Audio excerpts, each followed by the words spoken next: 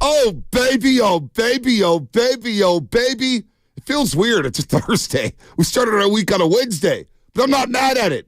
It's a payday Friday tomorrow. We'll get there. We got Rams and Niners to battle the backup quarterbacks.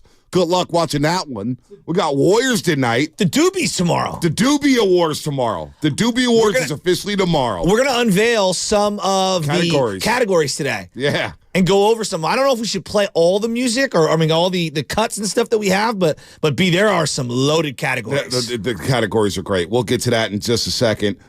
This is the Morning Roast. Good morning to everybody out there getting off the graveyard shift. If you're at work, what is happening? If you're on the roadways, what's happening? Drive safely, folks. Happy New Year. I guess today's officially the last day to say Happy New Year, or was it yesterday?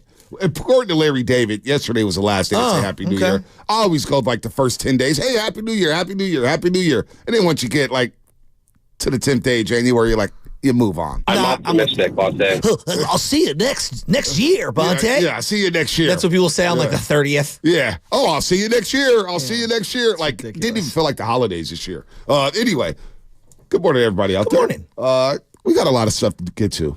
Steve Kerr joined Willard and Dibs yesterday. We got some Bob Myers sound. Oh, my goodness. Because the heat is ramping up. And I watched a lot of NBA yesterday, and I was kind of just browsing around, kind of, you know, because everybody's throwing trades out there. Trades. Who's going to be traded and what's going to be traded? And so you got to identify teams before we start trucking trades. Who's going to be the sellers? Who's going to be buyers? Now, we know the Lakers are struggling. They got destroyed by the Miami Heat last night. They're probably going to do some things. D'Lo not playing? Yeah. I mean, could he be moved?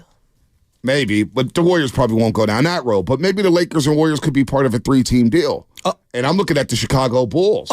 So was I. And I'm looking at the Chicago Bulls. And I'm not looking at Zach LaVine. No. I'm not looking at Caruso? DeRozan. I'm not even looking at Caruso. Caruso's redundant to pods right now, personally. Very. Yeah. I'm looking at Kobe White. Oh. 23 years old. Now that's a name I haven't heard in a long time. Kobe White. Now, if you look at Kobe White, shooting 38% from three. He's 6'5". He turns 24 in February. Another perimeter guy. Kobe. But how about this stat, though? I got a stat for you. I would love I got a stat for you. Watching broadcast. Kobe White is number 2 in the league when it comes to blow-bys. Oh, really? So what have we been talking about? Dribble drive penetration? Good morning breaking to all down defense? I'm not even going to say it. Yeah. I don't want to say it. This is how it was described in the broadcast. 17 points you know where I was going? 17 points a game. Nearly 5 assists. My posse's on Broadway. Nearly 4 rebounds. Kobe White, second in the league when it comes to blowing by a defender.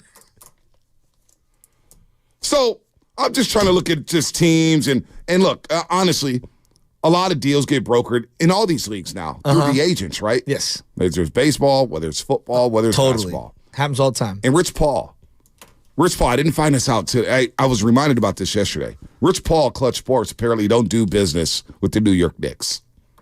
Apparently, they don't do business with the New York Knicks. It's a CAA run team. And so that's why the R.J. Barrett and then Woj. Angie Anunoby and Woj and all that stuff. And Woj basically came out and said, so if you're not on it, there's certain agencies that have affiliations with GMs, presidents, players, teams, etc.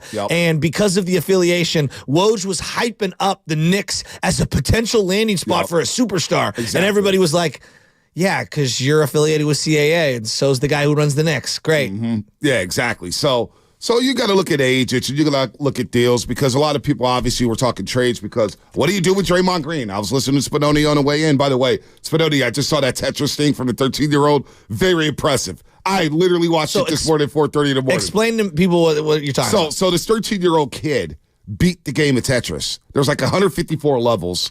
And I watched a video of him like playing through one of the last levels, and things are just flying down. The pieces are flying down. You all played Tetris before. That's one of my favorite games of all time. That's one of my favorite games ever. And things are just flying down. This kid is just like, he got the tie scored at 999999999. Oh, he broke the game. He broke the game. 13 years old, broke the game of Tetris. I didn't even know Tetris still existed. I haven't played it so long. My wife plays it on her phone. Wow, I need to play it. I need to download that bad boy. The women gamers, one of the large growing categories in all industries. Really? Women gamers? Yeah, absolutely. Really? Yeah, it's a very underserved and underutilized demographic. I don't know, Joe. I'm telling you, she loves Tetris.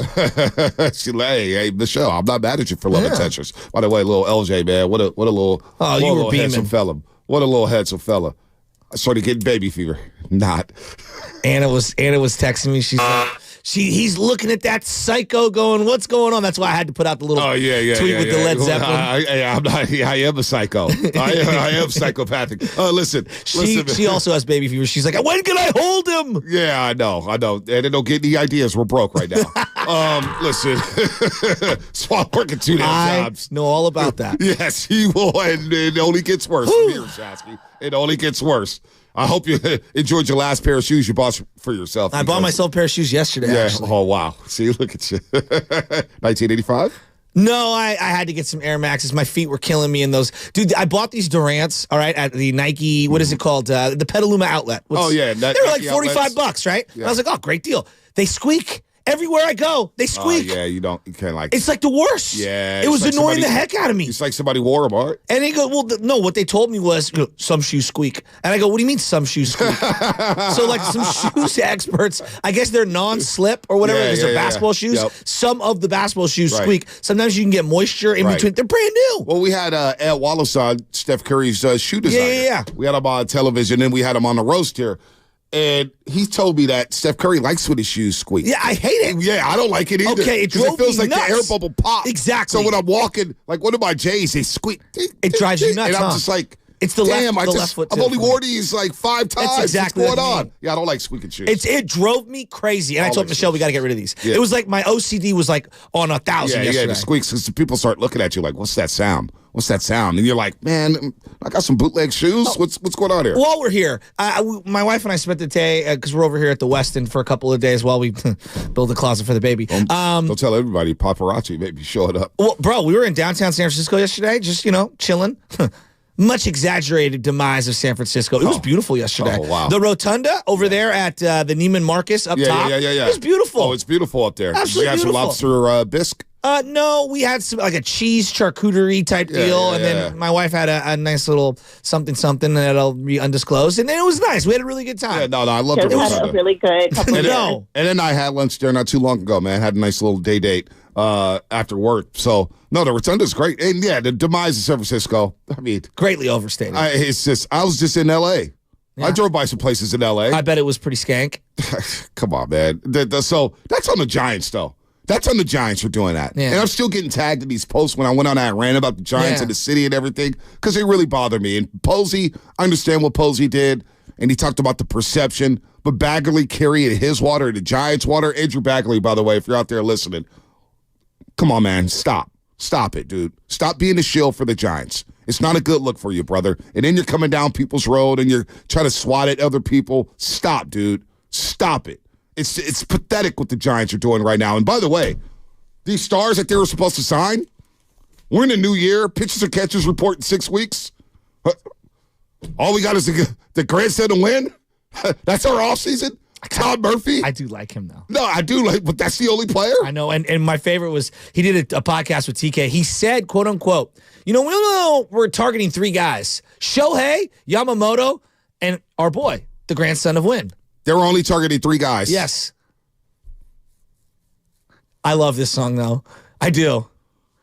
Dude, I'm feeling this. This is such a hitter. Hey, I mean, come on, man. Hey, Bonte. I mean, come on, dude. Do you want to laugh? Do you want to laugh? Yeah, I always love laughing. Okay. I was laughing watching the Kings game last night. Kyle Draper, my guy Kyle Draper, literally standing up in the last 10 seconds calling it. Really?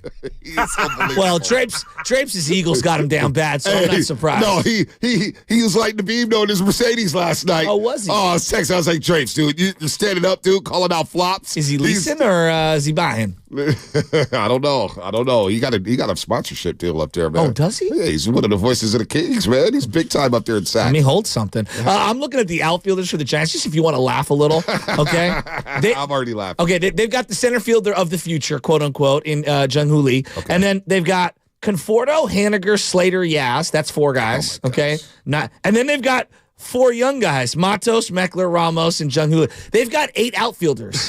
They have a pitching staff of outfielders. It's incredible.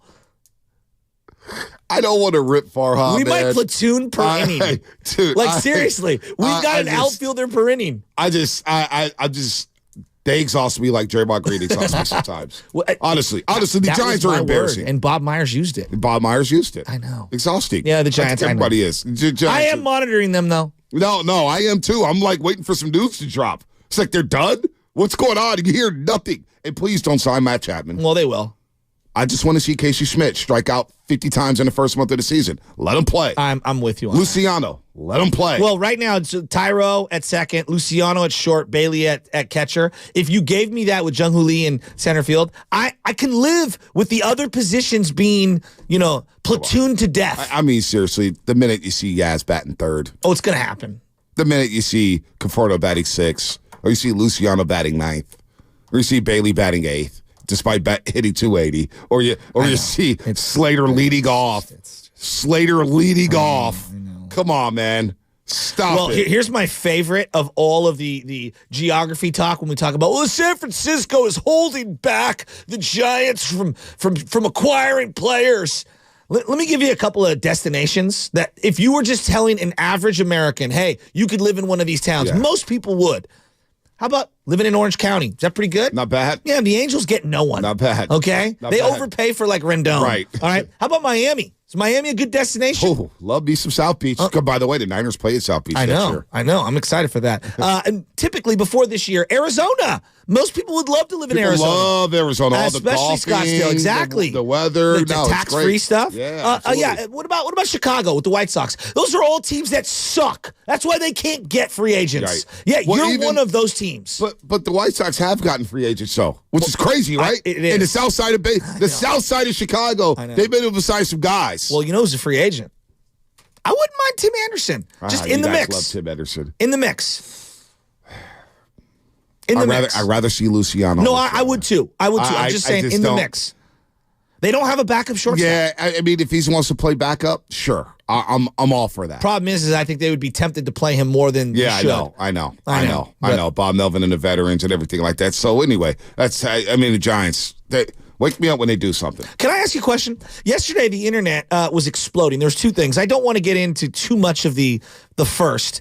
That's the Jeffrey Epstein files were unleaked, and all these different people were linked to being on the island. And it's just, the internet they've won the day. I left that alone. What? There was a lot of baby Chaz and puzzles yesterday. Yeah. Well, the other thing that was happening was the Cat Williams sit down with Shannon Sharp, which was excellent. And I couldn't get enough of any of it. If I were to give truth serum to one person, all right, and the files had to come out where the guy had to sit on the couch, or gal had to sit on the couch in sports, and they had to be as truthful, as candid as they possibly could. The guy you referenced earlier in this segment is the guy I think I would want to hear from. Bob Myers. Really? I want to find out with Bob Myers, at what point did you start to get the feeling it was time to go from the Warriors?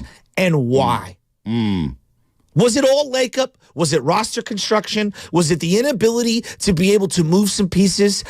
Was it too difficult of a work environment in general? I don't know if Bob Myers is ever going to reveal that. I don't think so either. That's why I want to hear from him. But I even in the potential 30 for 30 that we're because somebody's going to want the documentary rights to go to say 100%. No doubt. It's going to. I mean, like Ron Adams, I don't think would be as articulate as Bob would be. You know what? He's Bob. So I'm doing. And I'm not knocking Ron. I'm just saying, like, Bob's very.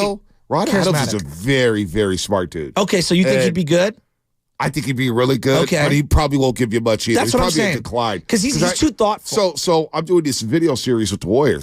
We're going to these Waybos. Oh, nice. And we're going to different neighborhoods. So it's the carless, the driverless cars. Yeah. So I did, my first one was with Rod Adams in Haight-Ashbury, raining cats and dogs out there. Nice. But Rod, very underrated sense of humor. Okay. Just talking to him off the cuff and off the record and whatnot. And we didn't really get into the basketball team, but if you ask Rod, you pressed him on some things, sure.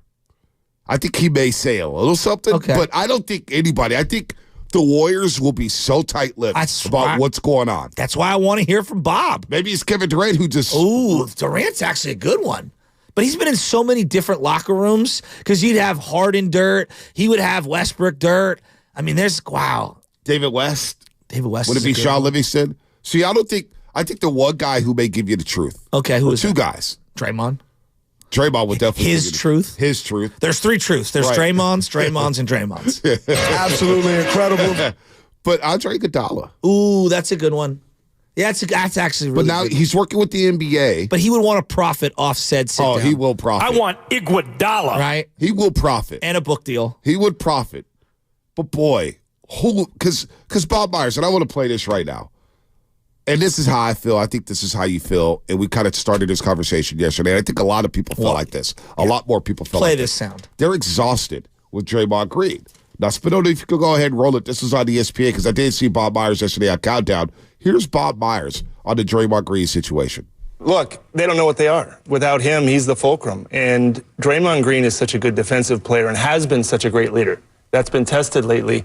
And there's a void. I mean, that's the truth. There's a void without him. 6-4, I don't think that's real. I think that's a little bit of a mirage. I don't think they think they're on to something without Draymond Green. He's good enough to make any team a good defensive team.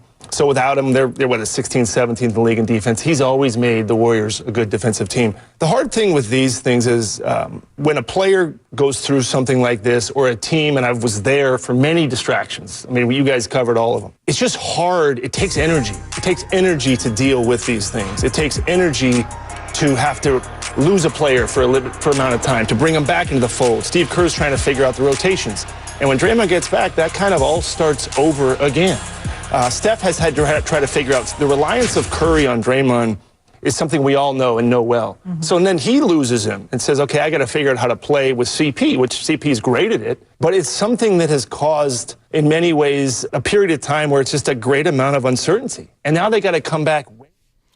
So he says a lot there. First of all, it's exhausting. The energy you have to spend dealing with the situation, and then the rotations that we always discuss here on the Morning Roast and all throughout 95.7 The Game is, what is the rotations going to look like? Now you have to reset the rotations. You have to start all the way back to zero, trying to figure out who gets what minutes, how you're going to sub this guy in, who's going to play with who, all the different combinations. It's a lot, and we're nearly halfway through the season. And Draymond's going to come back at some point, and you're going to have to reset the rotations. And the energy that takes, on top of just dealing with what you're dealing with in the most important season of his career, it's hard to disagree with Bob there, Shasky. Well, it's interesting you say that he should come back or will come back or whatever, because I actually wrote down this question, and I really want to hear this, because I guess Willard and Dibbs were talking yesterday about, like, is it over? Is the run with the dynasty over, these guys? I want to ask Warrior fans, do you want Draymond back? Yeah, that's a great question. Do you want to see him back? I don't know, man. Like, at different points in his career, it would be unanimous yes. It would be unanimous no. It would be something in between. I wonder where everyone's at now, today. Well, it's interesting. 888-957-9570. Do you want Draymond Green back on his roster? I want to hear from the fans. Yeah, the fans. Because I'll tell you what, the other night at the Gatehouse. What do you think? Those two fans who was wearing free Dre shirts. Free Draymond shirts. I was talking to Michelle yesterday. Yeah. How you feel about Draymond? She goes, it's her favorite I still player. like him. I don't know, Joe. I still like him. It's your favorite. She could not stand Kevin Durant. Right. And backed Draymond at every turn. Right. I'm not sure where I sit at. I like watching this roster. Like tonight, we're going to see the Denver Nuggets. I'm excited to see what TJD and Looney what they can try to do against Nikola Jokic. I'm excited to see Jonathan Kaminga continue to rise and continue to play and play better. He's a guy I don't want to go. I don't want to. Do not trade Jonathan Kaminga, for crying out loud. He does something on his team that nobody else does. But I'm excited to see what Pods does against the KCP and Jamal Murray. 888-957-9570. Anybody want Draymond Green back? Do you want to see Draymond Green back on his roster? I don't know what's going to happen. I don't know the rumblings. We can speculate all we want to. But at some point, the Warriors are going to have to make a decision. At some point, this suspension will get lifted. At some point, he may be back on his team. Do you want him back on his team? 888-957-9570. That is the question. That is the phone number. We're going to play some Steve Kerr sound from yesterday. It's Shasky, it's Bonte, and it's all sponsored by Fremont Bank. Full-service banking, no compromises. With heating bills...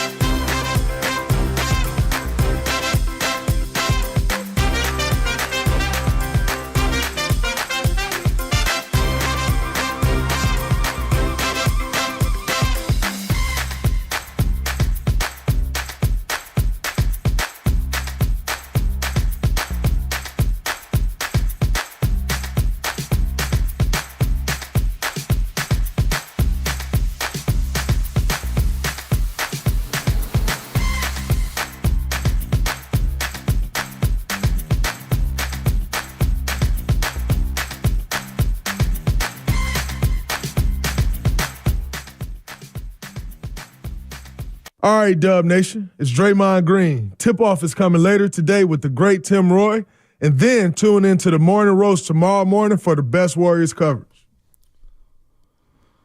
Draymond Green, do you want him back on this roster? Now, we know he's a 4-time champ. He's heading to the Hall of Fame. Defensive Player of the Year. For many seasons, the heart and soul of the Golden State Warriors. Was their defensive leader. But where are we at now as we head into 2024? Where are we at with Draymond Green, Warrior fans? 888-957-9570. I want to have a nice philosophical conversation about this roster and whether or not Draymond Green fits it or whether or not you just want to see the youngsters. It's simple. I mean, it's a complicated question because I get the attachment to Draymond Green, the emotional attachment, Shasky. But do you want him back after going through everything? Starting with last year, because last year was exhausting. And Draymond Green, another thing he said, it was tough for him to go to work last season. It was tough for him to go to work last season. And there's just so many things. I mean, this is the thing that I keep coming back to. This is year one of a 4-year extension. I know. And the end of the year, the end of this contract, he's got a player option. I mean, within this year, he's been suspended multiple times. It's unbelievable. It really is. He played 33 games. He's missed more than half of them. I mean, all because of himself. Yeah. Like, no one to blame but himself. And, people could say, like, oh, you're not a champion without him. I don't know if you're a champion with him. Like, I think you're damned if you do, damned if you don't. Yeah. Can we do something on this show? Pardon me. On this show. Because I was listening to Steiny and Koo yesterday. They're doing a great job covering the Warriors. Oh, Steiny's in his bag. A team demising, Steiny in his bag. It's so weird. It's like Peyton Manning. Team wins. Team like the Niners wins. It's like, I got no content. I got nothing. Oh, my God. A team loses. Oh, boy. We're in business. But they were discussing. They were like, are they a championship team with Draymond Green? I don't think so. No, they're not a championship team. Let's just take the championship off the table. Yeah. This is not about championships. But here's the problem. I agree with you, and I think you agree that they're not a championship team. But why they are assembled the way they're assembled, in part, is because they view themselves as a championship team. Absolutely. And that's where I have a big disconnect with just where they're at. I think that they're not being realistic. Yeah, I think internally, externally, etc. It's feeling very Giantsy. Yes, it is. They're in the Giantsy zone. That is such a good call. But when it comes to Draymond Green and all the events, we could chronicle them all. Right now, they're not a championship team. So if they're not a championship team, do you want to go through the Draymond Green experience? Because is he going to be a changed man? He told us he's not changing. Come on. Now, is the counseling helping? Where's he at with the counseling? I have no idea. We had Anthony Slater on yesterday. We have no clue. No clue what's going on. It's hard for me to see Draymond Green not being the Draymond Green that we all knew and grew to love. And the same guy that we were kind of growing to be like, you know what? We want you to stay away. It's very strange. I don't know. I don't know the answer to this one, Shasky. If you know people that have been doing something for 10 years, okay, anything, pick whatever it is. And Cat Williams has done different jokes about this over the years. But if you've been doing something for 10 years and then all of a sudden I see you for a couple of days and you say you're a changed person, that doesn't mean you're a changed person. No. You might be in that moment. But we judge true change no matter what it is. And I don't want to make correlations to addiction and things like that. Those are serious problems. Anger management's a serious problem. Something I've been dealing with. It is a minute-by-minute, day-to-day assessment, and you're working on it. So let's say, hypothetically, Draymond Green comes back, okay? And B, he's good for 2 or 3 games. And there's an incident, right, in Game 4 where he could do something, and all of a sudden he chooses not to or is in control of his emotions. Yay! That doesn't mean that, all of a sudden, a week from then, he doesn't do it again. Yeah. Because that's how it works. Right. That's how these things work. Whenever you're trying to change habits and break habits, you are constantly monitoring and assessing them. And that's why people have slips in rehab. Right. I mean, it happens all the time. Right. I got off the wagon. Now I got to get back on. You hear about this no matter what a person is trying to go through, whether it's a diet, whether it's breaking, a drinking problem, or a substance problem, or an anger management problem, or an emotional abuse, or swearing, or whatever it is. It's going to be very interesting if he does come back. And I don't know where the Warriors are at with it. Now, Steve Kerr did mention them yesterday. We'll play that sound, but let's get Junior Pacific on here. I would like to hear Junior, the question's simple today. 888-957-9570 as we get ready for the Denver Nuggets and the Warriors tonight at Chase Center. Where are you at with Draymond? Would you like him back on this roster? Hearing the question asked directly, my answer surprises me. The answer is yes. We have gone this far with Draymond, and I'm not a fan of all the junk that he's putting everybody through, including his own self. Look what he's doing to his legacy. But we have rode this far with him, and right now we couldn't get a dime on the dollar for his talents because he's on the edge with the league, right? So we got to bring him back. We got to see if Warriors culture is strong enough to reintegrate him, if he's strong enough to change. And then we get to the end of the season. And, yeah, the roster's too crowded with too many pretty good players, right? And only one truly great one at his level of play at the moment. I know Clay is a great player as well, but he's kind of up and down. So we get him back. I want to make a comment too about you guys working together. Shasky, you should listen to some of the cuts from when you went off, and clearly you didn't want everyone in your business. You just wanted to be off and do your thing, and I've been there. I know that time when you're expecting as a family. Bonte had your back so good, man. I mean, you give that a listen. You got a wartime consigliere with you, and stuff going on. I'm aware of that. Things are flying by, and he had your back. He made it sound like you were having the most fun in the world, yes, without ever hinting what you were doing. Hey, Junior. He flirted with those other people. Yes, man. Hey, Junior, I know how to sell water to a well, man. And let me tell you, you know what? To be quite frank, I can wear on people. Like Draymond Green, I can be the exhausting guy in the room. Junior, good call, Sometimes when you go away from someone, you appreciate all the little things of what makes them special. No, man, we all wear on a little people. time away. We all wear on people. We all wear on people. I know Ed can't wait for my next vacation. Steve Kerr was asked by Willard Dibs. It's a shame. It's embarrassing, really. Wait, is that World Series champion Bruce Bochy? Yeah, World Series champion. The guy we ran out of town? No. According to Andrew Bagley, they didn't run him out of town. Yeah. Even though Sabian went out with Larry Krueger said that's exactly what happened. So who do you believe? Farhan and Bagley or Brian Sabian? I'm going to roll with the Godfather, Brian Sabian. Steve Kerr asked why Draymond Green is away from the team. Here's what Steve Kerr said to Willard Dibs. The thinking when he got suspended was this was not a sprained ankle, right? This was not an injury. This is, I think without going into specifics, I think it was, it was generally understood that he needed to work on some things. And so I think when you look at it in that lens, it's understandable that work would be away from the team. And he's been working out, so he's still training and keeping himself in shape. But, we took this very seriously in terms of his, what's happened over the last year, the anger management stuff. Again, this is not just let's, ice your ankle every day until it gets better. It's a different deal. And I think, Draymond has needed the space to be away in order to work on that. Whenever I've had issues with individuals, my wife, family members, whatever, the thing that I have the toughest time doing is quantifying or measuring growth, improvement, right? Like in the relationship, in the trust, right? How do you measure those things? So let's say like right now, Draymond's doing, then Kerr said it, anger management stuff. All right, well, how do you quantify that he has changed? Like all of a sudden you put the lasagna in the oven and ding, the timer tells you it's been 35 minutes, pull it out, Draymond's ready to roll. Like, I think it's easy to say. Yeah. It's hard to actually measure on a day-to-day basis. You have to see him go through those experiences. Exactly. What happens when he gets a bad foul call? Exactly. And Gucci Man, James Williams is the referee. And Curtis Blair. Or those clowns that was in Sacramento last night. What happens in that situation? What happens when he gets into a little tussle? What happens when you go to Memphis and they're all screaming at you? Going to Minnesota playing Rudy Gobert again. That's a good point. What's going to happen? What is going to happen when you see Nurkic again? Sabonis. What's going to happen there? 888-957-9570. I want to play this one before the break because I want people to chew on this one, Chasky. Steve Kerr, here's $1 million question from Willard or Dibs. Is there any chance Draymond doesn't return to the roster this season?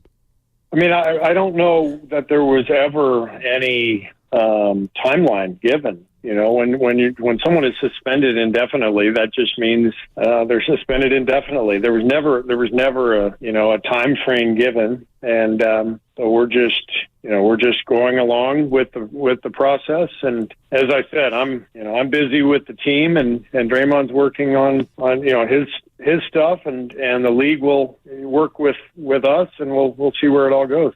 We'll see where it all goes. That's the most non-committal answer. I mean, if you wanted him back, yeah, we're going to get him back at some point. We don't know when, right? But he's coming back. He's coming back.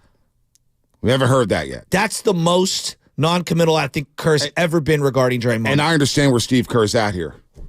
I got to coach the team on the floor. This guy, we gave him $100 million. He said it was the most important season of his career. We think we're a championship team with him. Yeah. And he's let us down. In the first 33 games of the season, he's missed more than half. How long have you been talking on the radio about Draymond and the Warriors? How long? A long time. Like 7 years, 8 years? Long time. Okay. Long time. Doesn't it feel like right now we're in that moment that we all knew was coming, which is the beginning of the end of the Draymond Green Warriors experience? I want to pick this up because there's something that happened on the Morning Roast when we first started with Nick Friedel that I want to get to because it's pretty funny that you bring that up. And I was thinking about this last night, watching basketball and thinking about Draymond Green. We'll pick that up on the other side. That'll be brought to you by Fremont Bank, full service banking, no compromises. Boxer and Gerson, Northern California's premier workers' compensation law.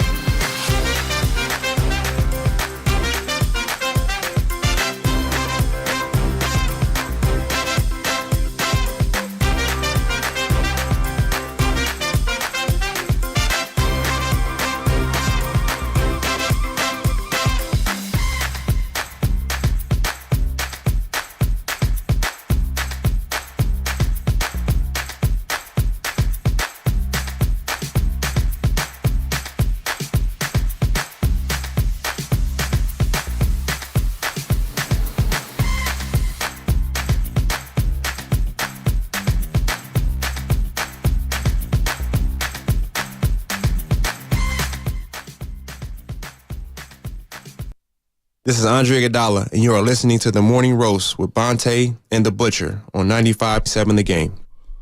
What up, Andre? This segment is sponsored by Golden State Lumber, serving the Bay Area for 3 generations. When you succeed, we succeed. Visit GoldenStateLumber.com. We got Spadoni, we got Loveman, we got Shasky. The whole band's back as we start the new year. It's been a lot of fun so far. Our first 2 days back here on a morning roast. We got a lot to talk about. The 49ers going to rest a lot of guys this Sunday. No Brock.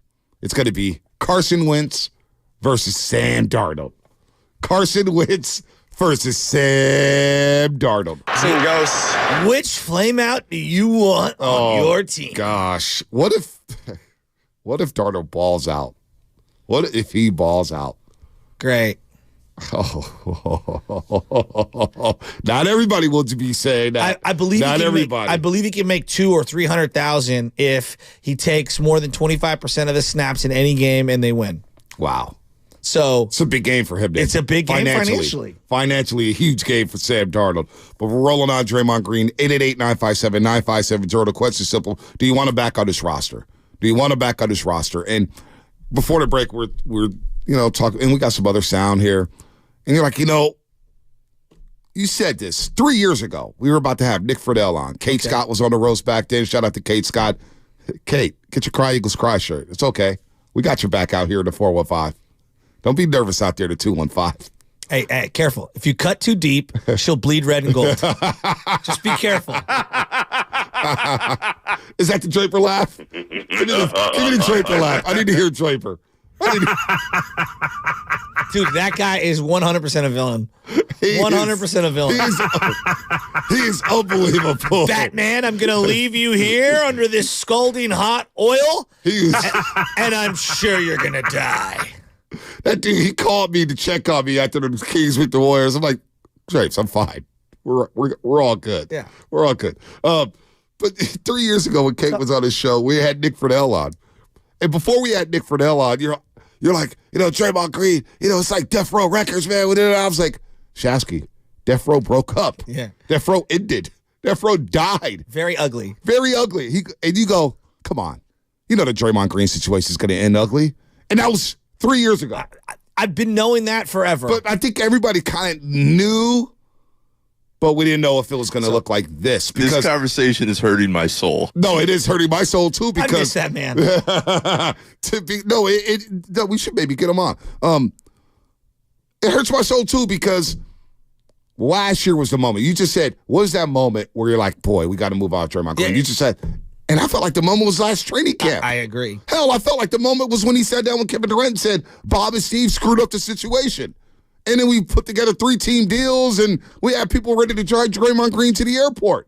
We've had those moments so many times in the last 3 years. You know, it's funny to me because I've tried to be. It's not funny, actually. It's kind of sad. It is sad. It's sad, but my point being is that I've tried to explain to you and the audience that, like, I'm a very flawed human being, and I freely admit those things. Flawed.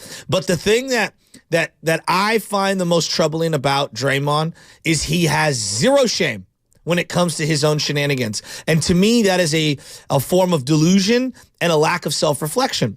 And I will go a little deeper on like myself, okay? I have struggled with anger management my whole life.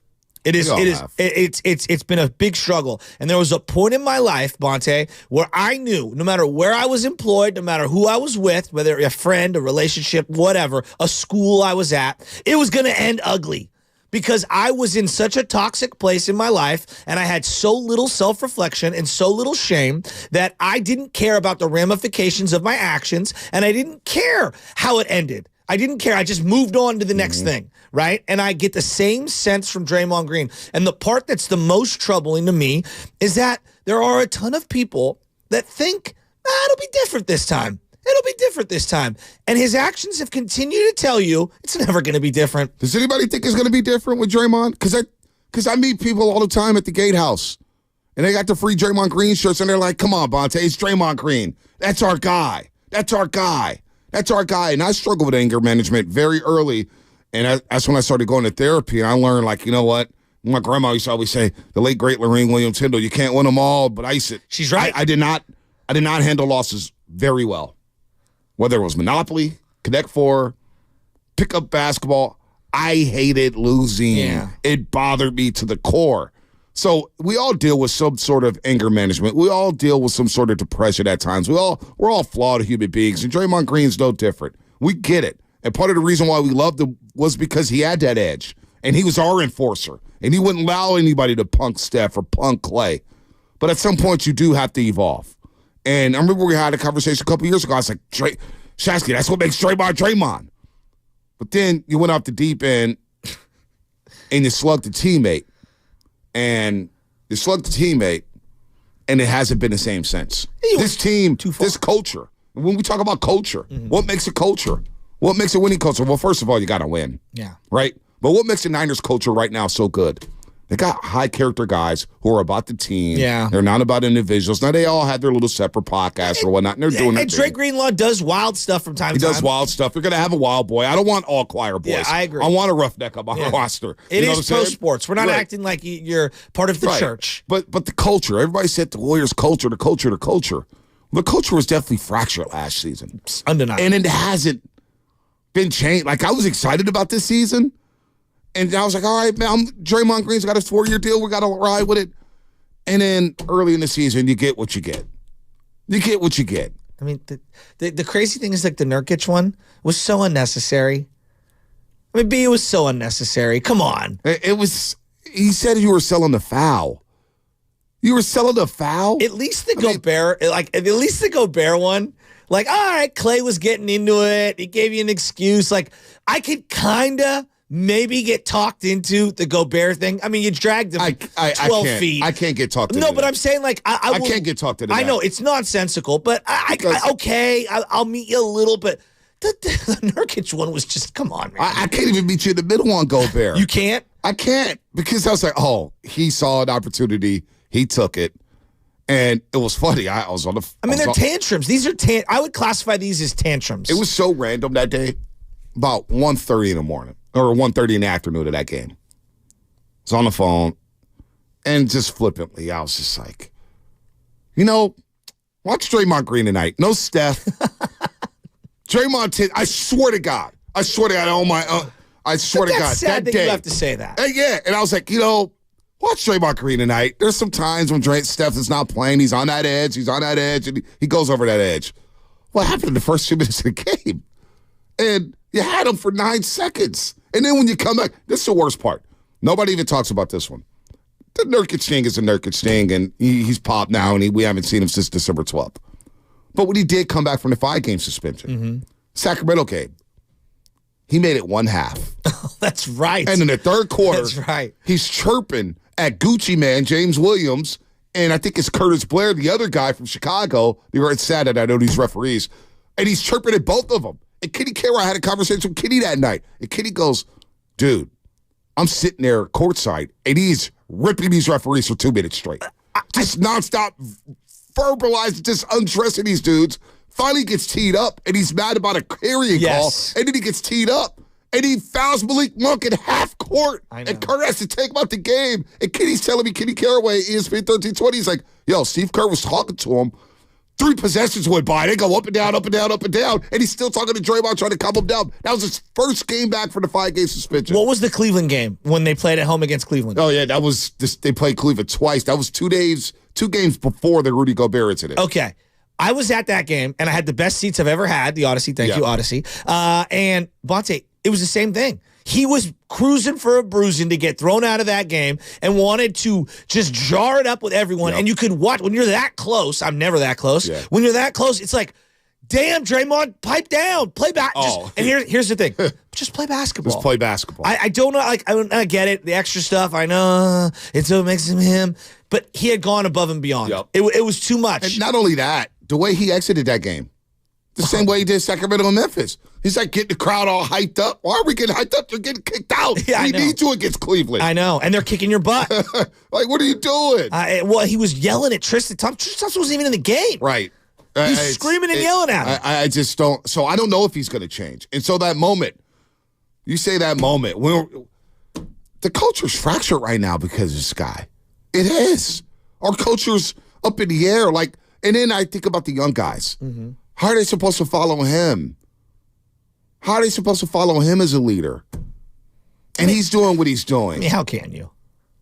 Seriously, and I love Day-Day. I do. I'm pulling for the guy, but damn, it's hard. Like when people say, you got to have compassion for Draymond Green. You got to have compassion for him. And then he comes back and says, well, I've been the same guy I've been for 12 years. I'm not changing. You remember Paulie in Goodfellas? Oh, yeah. Here, like at some point, after I've told you 10 times, here's the little bit amount of money that I have, and now I have to turn my back on you. And that's the way I feel with it when it comes to Draymond Green. Now, I've been exhausted. I know Bob Myers alluded to his exhaustion and the team's exhaustion and how much that can weigh on someone. But, Bonte, at the end of the day, this thing that they can't win without him, I watched the Warriors let Kevin Durant go, and they won a championship. Yeah.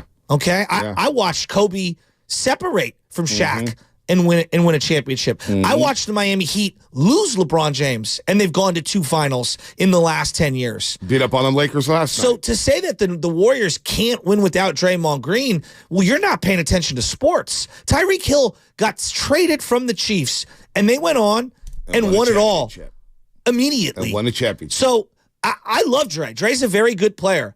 You could still win without Draymond Green. Now, at what level can you win at? That's a different question. But to say that they can only exclusively win with Draymond Green, to me, it insults my sports intelligence. Because the same thing we're talking about the Giants is like, we want to see the youngsters, we want to see the youngsters, we want to see the youngsters, but it's a little different. Draymond Green's such a polarizing figure, and we know he's a trusted agent. We know he's a champion. And you know what? He got benched in Game 4 in the fourth quarter, but he bounced back in Game 5 and Game 6 in a major way. In a major way. You don't win Game 6 without Draymond Green. No. He had a huge shot late in that game that would seal that championship.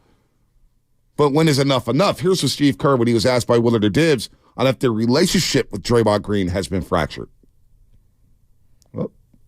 We have so much history. Draymond and I, this is 10 years for us since we've been together. And as far as the organization, with, Joe, Lacob, and Draymond have been together 12 years now. We've been through so much together, ups and downs, and we love Draymond, and it's a great relationship. Obviously, what's happened over the last year, it has been disappointing, and we are really counting on Draymond, to make some strides with this stuff, and we're confident that he will be able to, and that he'll be able to come back and play at a high level. Can I have one little umbrage with what Steve Kerr said there? And I don't know. I admit I don't know what's going on behind the scenes, so I don't know how they've held him accountable internally. But publicly, I've always felt that the Warriors have turned a blind eye to Draymond Green, and their actions have spoken to me, that they've enabled him. I kind of feel like, you're asking somebody to change who you've, fed all these Popeye steroid spinach powder to, and is worked him up into a frenzy, and you've never kept him in check. There's got to be boundaries, and you've never established proper boundaries, and so now you're mad because he's painting outside the boundaries. It's so I kind of feel do you get what I'm Yeah, like? No, I absolutely, and I understand their frustration. I think about when we had Lake of It Studio. We had Lake of It Studio here, and by the way, somebody left their Apple Watch in here. Oh, that's me. I'm that's charging. You? Oh, you're charging up. All right. Joe Lake, when he was in studio, and he mentioned, I asked him, was there at any point where you guys thought you were going to leave Draymond Green in the offseason? And he goes, well, yeah, sure. But, we came down to my house and we had dinner and we talked it out. And it's damn, he basically did a deal with the owner. That's what I thought right away. I was damn, what was really going on? Where did Mike Dunleavy feel like I don't know how Dunleavy feels about it. Maybe he wanted Draymond Green. And the thing that Steve Kerr said, and Steiny actually hit on this yesterday, is that when Kerr came out and said, look, man, we need Draymond Green back after the Lakers game, after they lost Game 6. And remember how that looked. Kaminga's going off. He's talking to the media. Jordan Poole's not. He's basically gone. It was dire. It was done. And immediately they go, well, we want Draymond Green back. We're not a championship team without him. So all of a sudden you put the pressure on yourself to bring him back. And you're basically telling everybody, yeah, we can't win without Draymond Green. Well, I would like to see, maybe not say that, and let's see what happens. Maybe you do move on from Draymond, but right then and there, you lost your leverage. If you get what I've said, you lost your leverage with Draymond Green by coming out basically saying, yeah, we can't win the championship without him. And all of a sudden, Draymond Green's you know what? I got my money now. I'm getting my 100. Well, at what point in his entire, Warrior life has he ever really been, disciplined by the team? Once. I mean, Kevin Durant. All the things Kevin Durant when he got suspended for one game. And that's where it's interesting here. They asked Kerr directly, and I know we have the cut in here, what's the timetable? And he's alluding to the league, and I want to get into it. Can we play that? Oh, yeah, that same get that up in a second. Yeah, the one where they asked him about the timetable, and he's alluding to how the league is the one taking over. And I find this interesting, and I want to respond to it after we play it. Mike Dunleavy is kind of handling that, and they're going through their process and protocol with Draymond and with Mike, so they're dealing with that. I'm coaching the team, so it's nothing to report at this point. It feels like to me, again, my sense is that the Warriors are kind of liking that the league, and I would too, is kind of taking control of this because I think it's gone too out of control. Well, I think the league had to step in. They had exactly because I'm sure the league watched the way they handled the Jordan Poole situation. Yeah, I didn't think of that, correlating those two. I should have. How did they handle that situation? We all agree that, and I can't. It's hard for me to look a pro sports franchise policing things in a way that we do in the real world. I don't expect that. I don't expect that at all. It's not. But it's a bad look. Oh, 100%. It's a bad look when a guy gets punched and nothing happens, basically. Like he steps away for practice or whatnot. Draymond Green knows the system. Does he, You have to be cognizant of your other employees, a.k.a. the other players on the roster, and the ramifications of that. And they see that. Absolutely. And that season last year was divided right away. It was two teams. It was the vets and it was the youngsters. And we were out here defending the youngsters, saying, play the youngsters. It's not fair to them. The veterans are blowing the games in the fourth quarter. And now here we are a year later, and everybody's saying, hey, play the youngsters, play the youngsters, play the youngsters. Should have been playing them last year. Anyway, you're listening to 95.7 The Game, KGMZ FM and Nation 1 San Francisco, always live on the free Odyssey app. Download the Odyssey app and favorite 95.7 The Game for the best and most up-to-date sports covers. Don't forget, you can also watch us every single day on our YouTube and Twitch streams. Just log out and search 95.7 The Game. Be sure to like and subscribe to the channel while you're there. Brought to you by First NorCal Credit Union, a smart choice for low auto loan rates and super simple online application process, as well as shout out to the Comcast Business Text Line. We see you. Let's go to Richie Rich in Livermore. Richie Rich, what's happening, my man? Good morning. Hey, Hey, my guys, welcome back, man. Welcome back to the roast. Thank you. Shafky, congratulations, Shafky, man. That's a beautiful thing. Thank you. So this is where I'm at, guys. Hear me out. So I'm going to say no on Draymond, and this is why. And I think it's the hardest decision ever as the team is having with it as well. It's because you fell in love with the Draymond that's been a bully, right? You walked into Oracle like, man, we got to deal with this team that's going to light us up, and we got this bully on defense and who dictates the team, who runs the floor. That's the Draymond we fell in love with, right? Well, that team's not as athletic as they used to be, and his tactics now are far from, they're gone. So with that being said, you're allowing right now the rookies and the youngsters to get playing time to see where you're at in the future. Because let's be real, right? Guru said yesterday, "Oh, we're going to get a changed Draymond. He's going to come back." No, what are you saying you want? Because a changed Draymond is not who you fell in love with, right? You fell in love with the bully. Now, last year you said it too, Bonte. After that punch incident, Draymond was like a tame pit bull. He wasn't the same. He was quiet. You could see something was going on. Now you do that now. That's not the Draymond we want, right? So I think at this point it's time to break away from it and move on. Because hey, even me, like, I got anger issues, like you said, Shafty, growing up, right? And I'm 40 years old. As a man, I still get approached with things day to day where I want to lose it, and you have to work on it, and you got to drill yourself back. And with that being said, he could just explode at any time, and I don't think Draymond got that self-control, guys, man. Thank you, guys. Have a blessed 2024. Great and call. let me know what you guys think. Yeah, Great call. Nah, it's hard to disagree with him. It's hard to disagree with him. I don't like if you do get a tame Draymond, because remember Draymond said he was walking around eggshells and he couldn't be the leader, couldn't be the guy, couldn't vocalize or whatnot. And how did it look last year? But again, that's, to me, that's him not being self-reflective and being aware of what his own actions were. I agree. Like, culpability is one of my favorite words because it forces you to look from within. And I don't think that at any point he's willing to accept any culpability. He's just not, B. Emotional intelligence is an underrated. How can he win you back over? Is there any way he can win you back over, Draymond Green? Me? Yeah. As a Warrior fan? Yeah, as a Warrior fan. Well, because any moment it's going to pop back up, and you know what I'm going to say? Here we go again. Because that's where it's at. The Nurkic thing happened, and I went, here we go again. I saw it coming a mile away. I guess what I'm trying to ask, is there anything he can do coming back where it's like, you know what, I'm going to give him a fair shake. I'm a clean slate. It's hard. It's been 12 years. It's been a lot of data. It's been I feel like Paulie and Goodfellas. I feel like I've got to give him his last $100 and say, I got to turn my back on you. But that's where I'm at. I don't expect everyone to be where I'm at. No. I'm just asking you and not everybody. But I honestly, because you're a diehard Warrior fan. You've been watching this team. Your wife, Michelle, loves Draymond Green. That's his favorite player. I wonder if. Because I do see the free Draymond shirts at Chase Center. I know. I do. They were chanting free Draymond the minute he got suspended. And I'm thinking to myself, boy, he still gets a lot of love out here. A lot of love. And I get it. He's going to have his jersey retired. He's a 4-time champ. It's hard for me because I love my interactions with Draymond Green. He's a very smart dude. He is.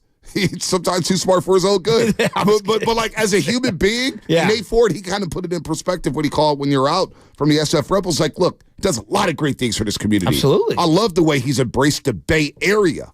But boy, I felt, and my word was, after the Nurkic situation with Spinoni, my word, we did this thing, Shaska, where we gave everybody a word. One word to describe Draymond Green or the situation with Draymond Green. And there was a lot of great words. And mine was just disappointment. I was just disappointed. Disappointed that we're at this again. Yeah, exhausted is the word. Exhausted, yep. But I've been there for a while. I mean, and that's why people are like, Joe, you've been a Draymond hater. No, we talk about him every day, and I watch the mental gymnastics people do to justify horrific behavior. It's hard. It's hard. Last year was maybe the hardest year of my professional. How many great athletes do you think you've watched in sports? Oh, many. It's in this market, right? Yeah. Right. Only one consistently does the shenanigans of the extra and justifies it under, that's how I got to play to be my best. And his name is Draymond. And to me, it feels a little ridiculous. I do want to get into last season and kind of the Draymond. And then Robin and Cameron, we're going to get to all you guys. Stay on hold. Everybody. 888-957-9570. 888-957-9570. 888-957-9570. Where you at with Draymond Green? Draymond Green. Because at some point he's going to have to come back. This suspension will end, and then what does it mean for the team? What does it mean for the rotations? What does it mean for playing time? We got decisions to make here with the Golden State Warriors. So are you in or out on Draymond Green? 888-957-9570. Your phone call's coming up next. We'll get to that coming up. Sponsored by Safeway. Shop Safeway this weekend.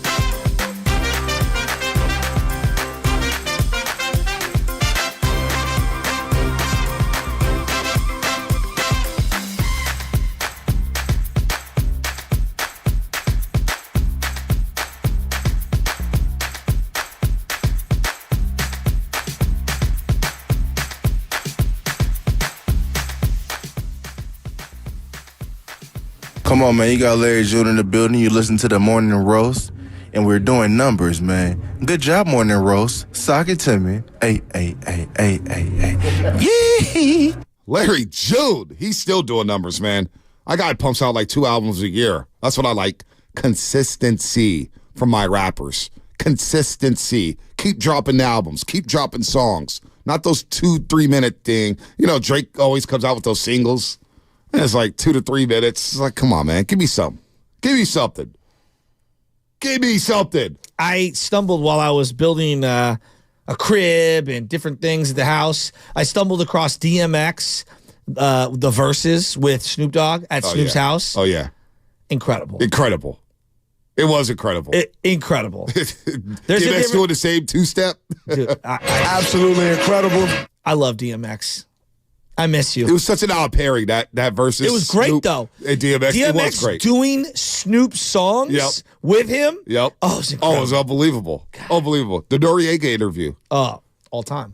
And then, who's the guy who said, DMX had his dog freestyling with him, ad-libbing. I'll let my dog get you. To the beat. DMX apparently took some dude's girl. He goes, if I would have known he was a virgin, no, I wouldn't have done anything. I didn't know.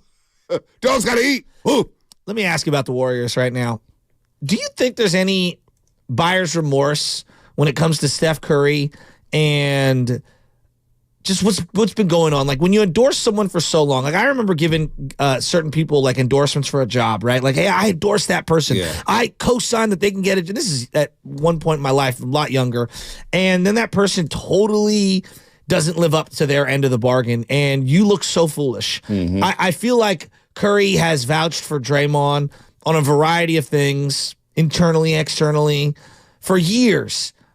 I get the feeling, and maybe I'm searching way too deep, but I get the feeling that he's exhausted.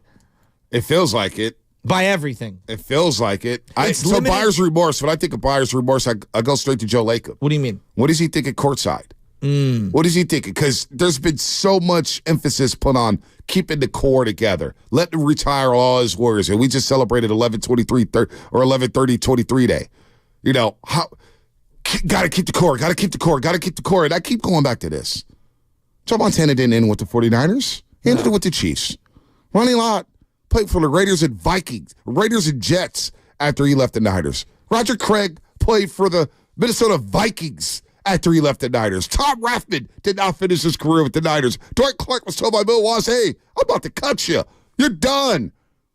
This doesn't, Tom Brady, for crying out loud, didn't end with the New England Patriots. So I think we got to shift our philosophy. Hell, Tony Parker didn't end with the Spurs. He ended with the Charlotte Hornets. Did anybody know that? Patrick Ewing didn't end with the Knicks. He ended in Orlando and Seattle. So I say all that to say, why are we so hell-bent on the core finishing their careers together? It's Steph, hopefully Clay. It'd be great if Draymond ended with the Warriors, but we don't, this is pro sports. This isn't some fairy tale story. Guys don't end with their teams that are drafted. I bet you the percentages are probably like 90% guys don't finish with their teams that originally drafted them. Probably even higher than that, Shasky. It would probably be very, very, very low. But I think that we thought this was different. And I think that we thought that, the Warrior team being together for 10 years, because look, the broadcasters talked a lot about Bob Fitzgerald last year. They were talking about it. Like, there's no 3 guys that have played 10 years together. Mm-hmm. This is different. What we're doing here is different. It is different. And I think the thing that we all forgot to acknowledge was that Curry is the outlier. Yes. LeBron James is the outlier. Mm-hmm. Tom Brady, that excellence for that long, and Jerry Rice, those are outliers. Most guys in their mid-30s show major depreciation. And, one of the things that I've thought about long and hard, I'm seeing it right now with Travis Kelce. And I'd be very interested on your thoughts on this. I think we've made a lot of Klay Thompson and where he's at. And I think it's harder for someone like Klay Thompson. Let's say if it's a video game, you're 99 overall, 95 overall. Mm-hmm. I think it's harder for the 95 overall player to go down to like 88, 85 than it is for the 85 player to go down to 78. Yeah, I can see what you're saying. Do you get what I'm going? Because, 85, they're still, you're not a superstar, but you're still good. But 78, there's some slight drop off, but you can still. You're more of a role player. You go from 95 to 88. That specialness. Exactly. That Gabe made you at 95 is now gone. I think psychologically, that might be more damning than anything in sports. To go from I am one of the elite all-time talents to just now I'm really good. And Clay's battle with that. Right, exactly. But I think Travis Kelce to a smaller degree this year has too. Yep. He's still a great player, right? But and maybe Clay's is more precipitous, the drop-off because of the injuries. But I'm talking about the mental hurdle.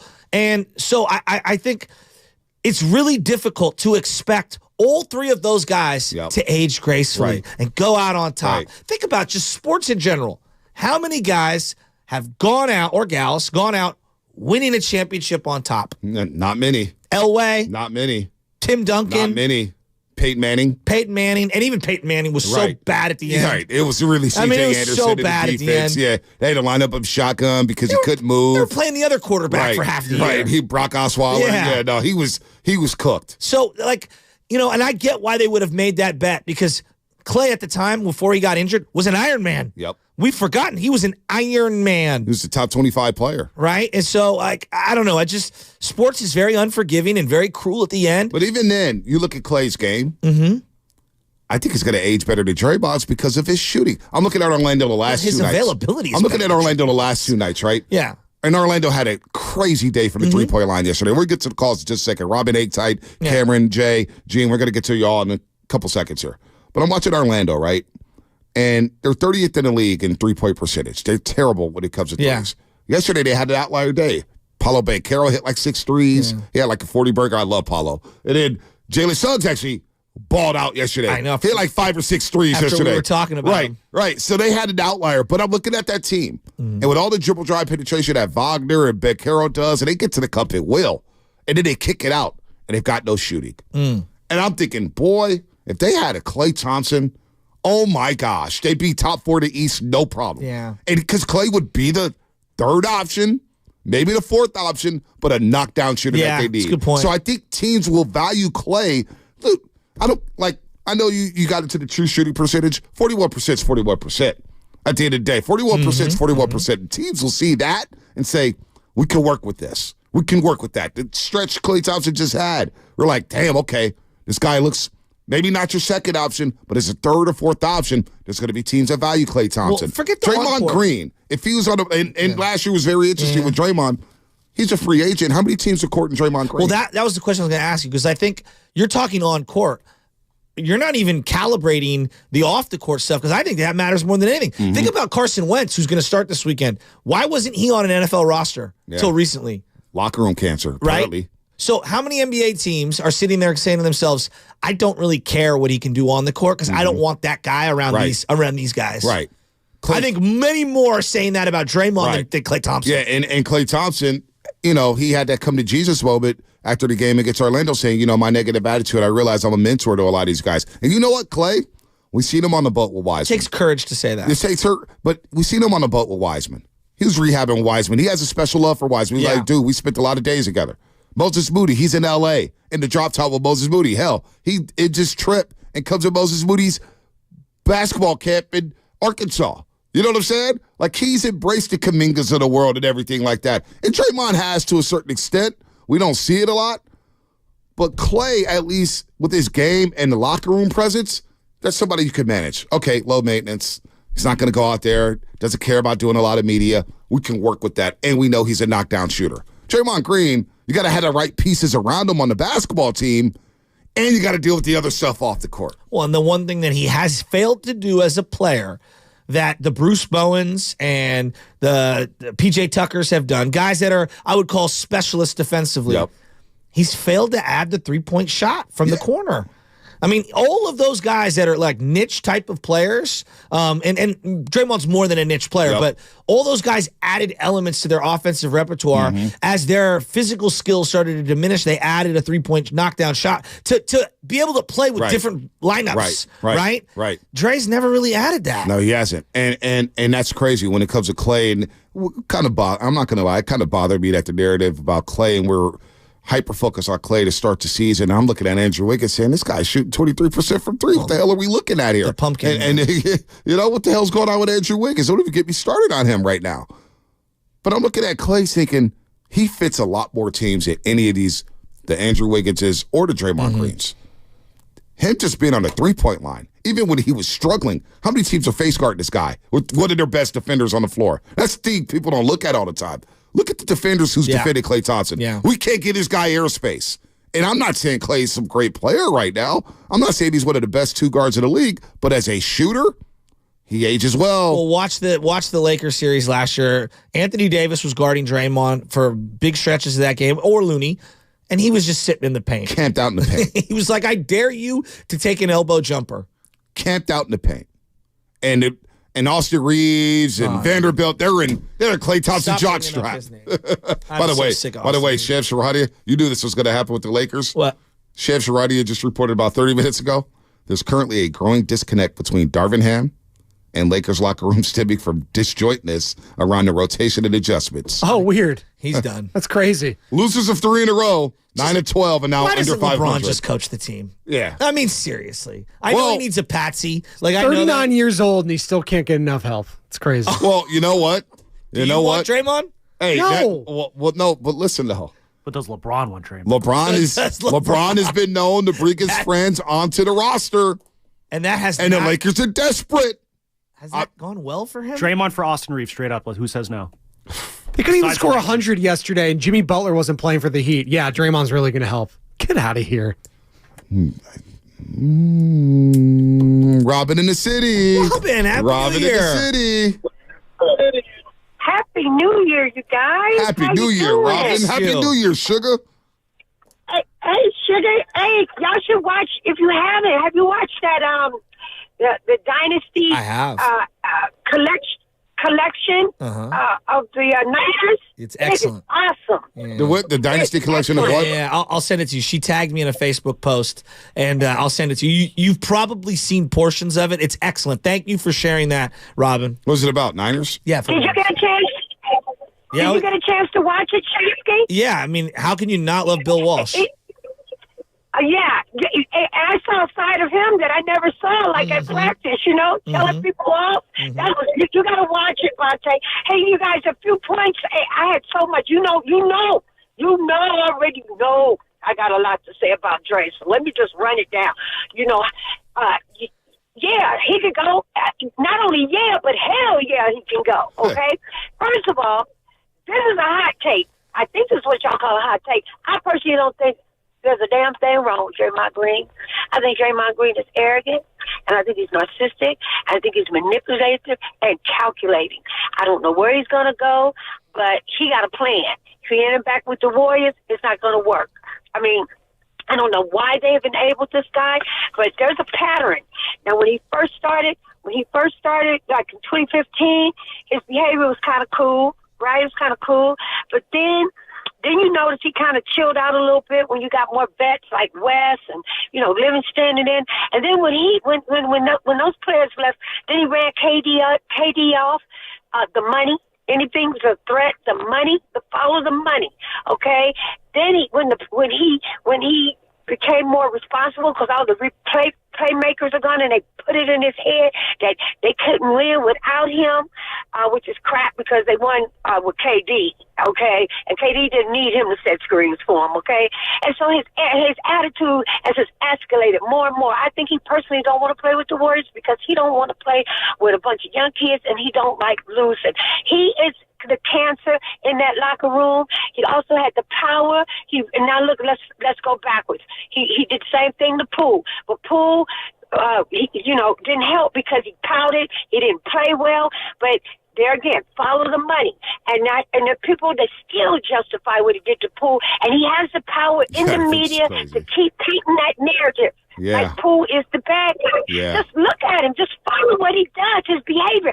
Draymond Green is shady as hell. And while y'all talking about counseling, he out there partying with LeBron. Peace out, guys. Wow. I love the new ding. It's like slamming the phone down. It's the mic drop. It reminds me of like Scarface. You want to go to war? And he's like fumbling the speakerphone. We know what she said at the end there about Poole, and it came to fruition, or everything was coming out when he obviously came to town December 22nd with the Wizards, and they can't win a game. They got beat by 39 yesterday by Cleveland, 140 to 101. I mean, damn, hey, that's a terrible basketball team. But Poole, that day, that week, it was very interesting to hear the narrative and hear the dialogue about Jordan Poole as he was coming back. And some people justifying, like, hell no, I'm not giving him a standing ovation. Screw Jordan Poole. And people trying to justify the punch, saying that he deserved it without knowing what the hell went down in training camp, without knowing what happened. It's like, really, did the guy deserve to get hit? Really, did he deserve to get hit? No. Like, and it was ironic because if people think that, Jordan Poole called Draymond the B word. Well, Draymond Green 3 years before that was saying how much he applauded Jordan Poole for talking best to the veterans. And Draymond Green has been known to use the B word. Ask Kevin Durant. Ask KD. That's the whole started the whole thing. It is interesting. We went into this year, CP3. Season started. Who have we talked the majority about? Draymond Green. Draymond Green. It's unbelievable. Again. The most important season of his career. Again. I keep going back to the most important season of his career. Since the week of the finals, I mean, if you really think about it, since that week of the finals where we get into Boston and it's all about Draymond Green in Boston. Think about it. Well, you know what? It's really been Dre. Up Boston. What? Remember we had Mama Green on? Yeah. Mary Babers Green. And she the told mother him, of Draymond shut Green. up and play basketball. This was like before Game 4, right? Yes. And she goes, I don't know what's going on with my son. This is different, the way he's yelling at referees. He needs to chill. Like, she was very, very truthful during that interview. Well, the Memphis series, he had lost his mind. He hit Clark, remember? Yeah. Remember where he, hit him up high and then tried to hold him and brace him from falling? I don't even know. I forgot all about that. And then he got suspended and he ran around like he was Hulk Hogan. Yeah, he got kicked out of the game. Yeah, you don't remember that? Yeah, no, I do And then now. he was, cupping his ears to the crowd. Wild. Let's go to By Cameron. the way, people forget Jordan Poole is excellent in that game. Oh, no doubt. Excellent. 31 points. Game. That's why I was listening to Willard. Excellent in that game. I hope Willard's listening, but I heard him a couple weeks ago when he was like, Jordan Poole wasn't that good in the playoffs. He was like, he averaged 17 a game and had 8 monster games. Anthony Slater joined us. Anthony Slater told Spinoni that. He's like, do people forget the 7-8 monster games he had during that playoff run? I was sitting up in the stands for Game 3 and Game 4. Dre was nearly unplayable until the final couple minutes of Game 4. Yeah. I mean, I'm dead serious. He was. Those are the facts. Cameron, Antioch, what's happening? Yo, how y'all doing this morning? Good, Cam. What's going on, Cam? Going cool. Yeah, man, with Draymond, the first thing I want to say is we definitely do not need Draymond to win no championship. As long as we got a healthy Steph Curry, it's only one person that can stop us, and that's Steve Kerr. This man has to go. If the only reason that I was happy that Draymond got suspended because Kerr was forced to have to play TJD. If Draymond was still playing, we probably still wouldn't have seen a rookie. For some reason, Kerr hates playing the rookies when they're showing so much promise, so much good things, showing that they can help us win games. Him benching TJD and Pods lost us the tournament. We could have had an in-season tournament, even though, feel me, not that big of a deal, but he cost us so many games with his crazy rotations. He started CP3 with Curry. He guard twos, Clay guard threes. If he just played a rotation with the players we have, we got a championship squad. Kerr needs to resign or they need to let him go. He doesn't have the wherewithal to do what he has to do. Well, you may get your wish. You may get your wish, Cameron, because he doesn't have a contract after the season. And I know Willard or Dibs asked him about the contract or whatnot. He goes, dude, it's just business. There's nothing new there. So we could be seeing Steve Kerr coach his last 40-plus games or 50-plus games with Golden State Warriors. But Steve Kerr's not. I understand of where all Steve the Kerr's problems. At. Steve Kerr's not the top problem. No. Not the second problem. Not the third problem. Don't get confused. Well, and it's a lot of this. We want Steph Curry to play iso ball. We want him to cook. Well, how's that working out? How did that work out against the LA Lakers? I mean, Steve Kerr's not the issue. Steve Kerr's a good coach. But I wish Steve Kerr would say less at times in terms of the rotations and Draymond and this and that. But that's what makes Steve Kerr because he is very forthcoming, right? He is very open to the media and to this fan base. Yeah. But at some point he is hamstrung. He's like, I have these veterans. They've won me a lot of games, and I've got these youngsters. How do I play these guys? How do I play these guys with all these? He's got 12 players he could play. You can't have a 12-man rotation in the NBA. You need to have a 9-man rotation, and then maybe you play the 10th or 11th guy. But you got to have a shortened rotation. It's impossible to have that with this roster. Well, and that goes back to roster construction, which to me is a GM front office issue more than it is a coaching issue. But the only thing I will take umbrage is, I don't know if you heard it yesterday, but during Willard and Dibbs, they were asked about Trayce Jackson-Davis. And you're talking about saying too much.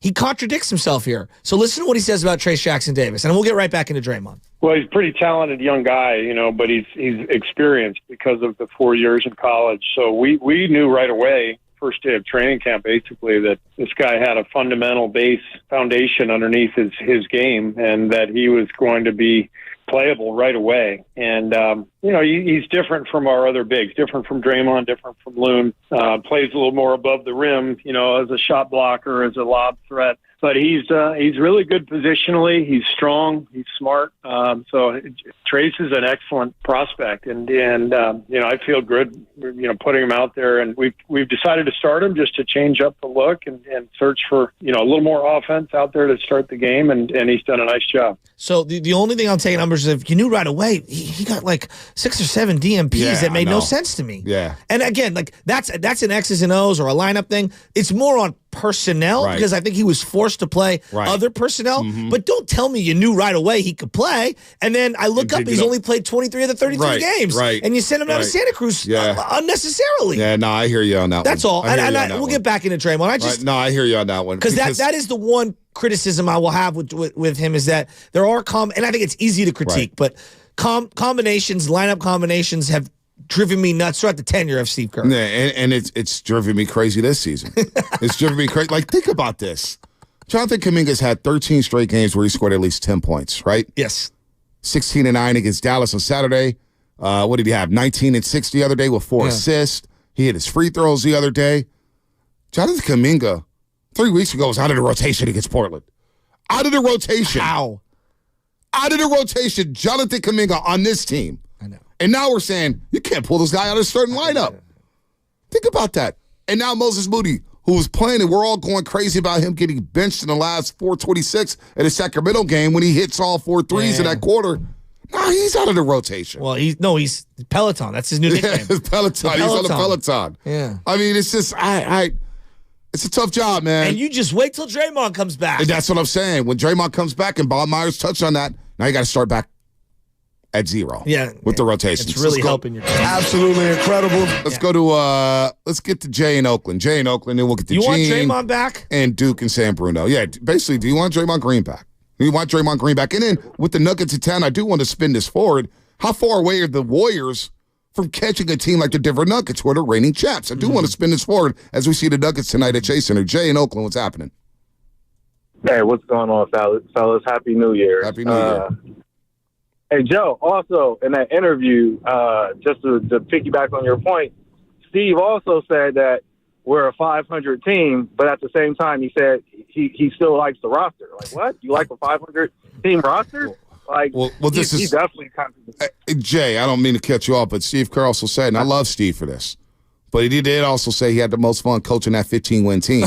There ain't nothing fun about winning 15 games. You know what I say? You know what I say? Real quick, I'll let you finish. You know what I say at Little League practice to all the guys? I go, guys, I love baseball, but I like winning at baseball a lot more than losing at baseball. Same thing in basketball when I'm coaching. I covered that entire season with Whitley Sandretto. It was not fun going to those games knowing that they're going to get beat by 30.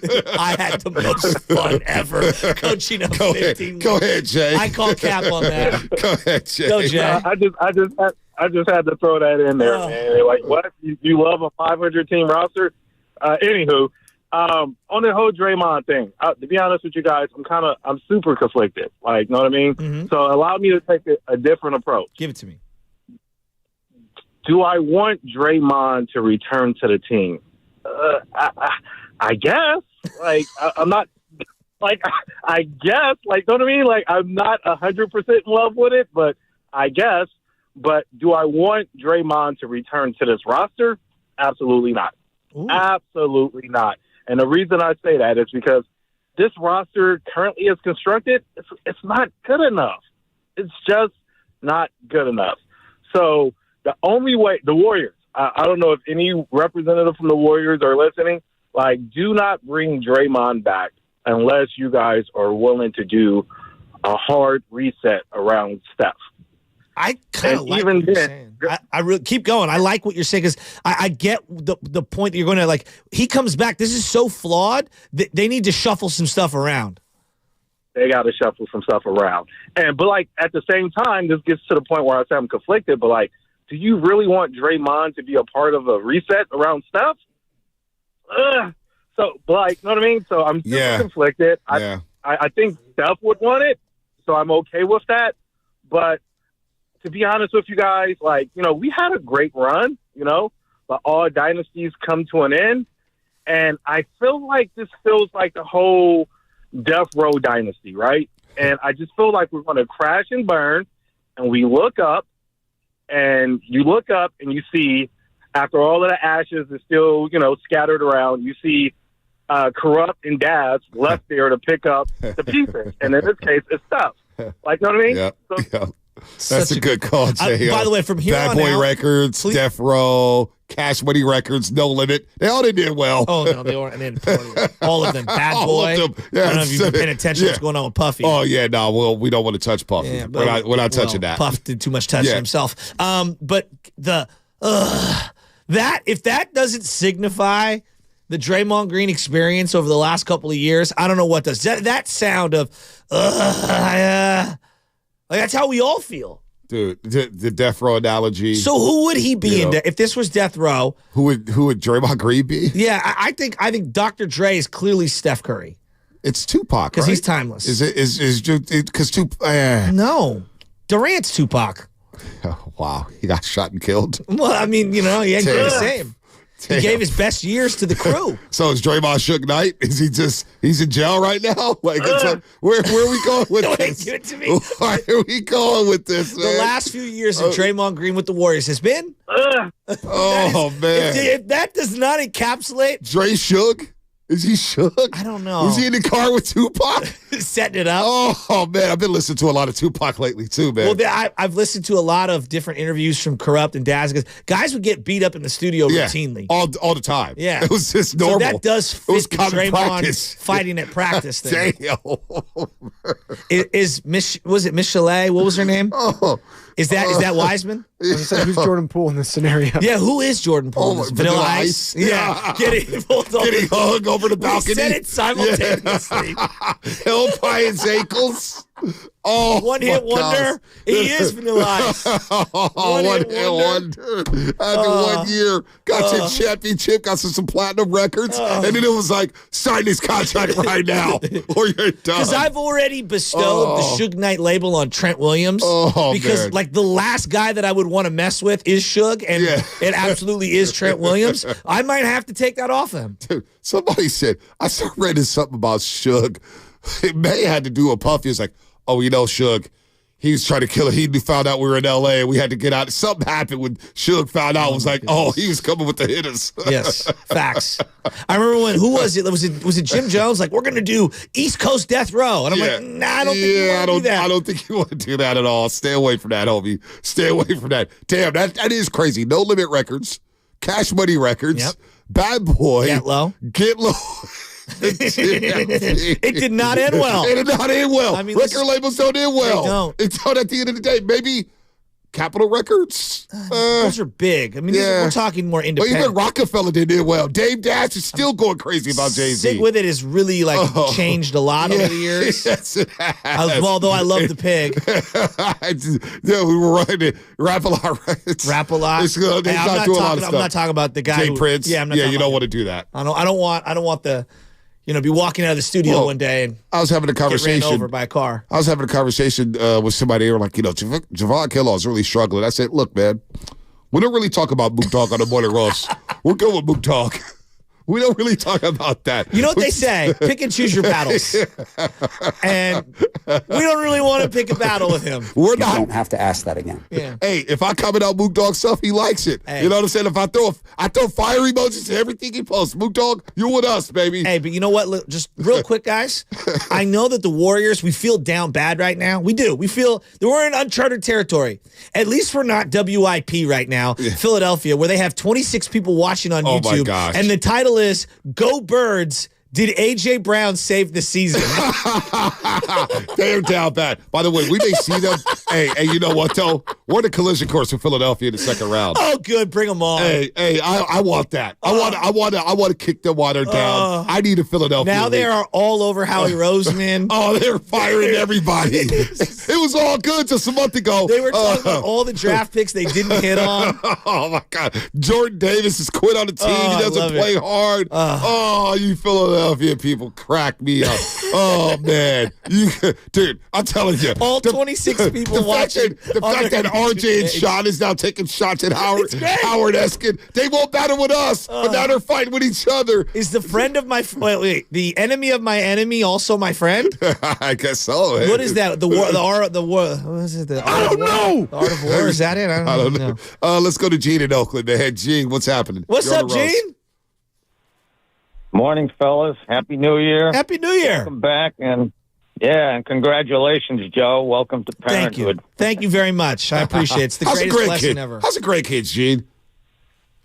The grandkids are great. They're great. Yeah, I'll bring them to another game. Nice. Oh, they came by, dude. Those guys. They're going to take our jobs one day. Chess. Good.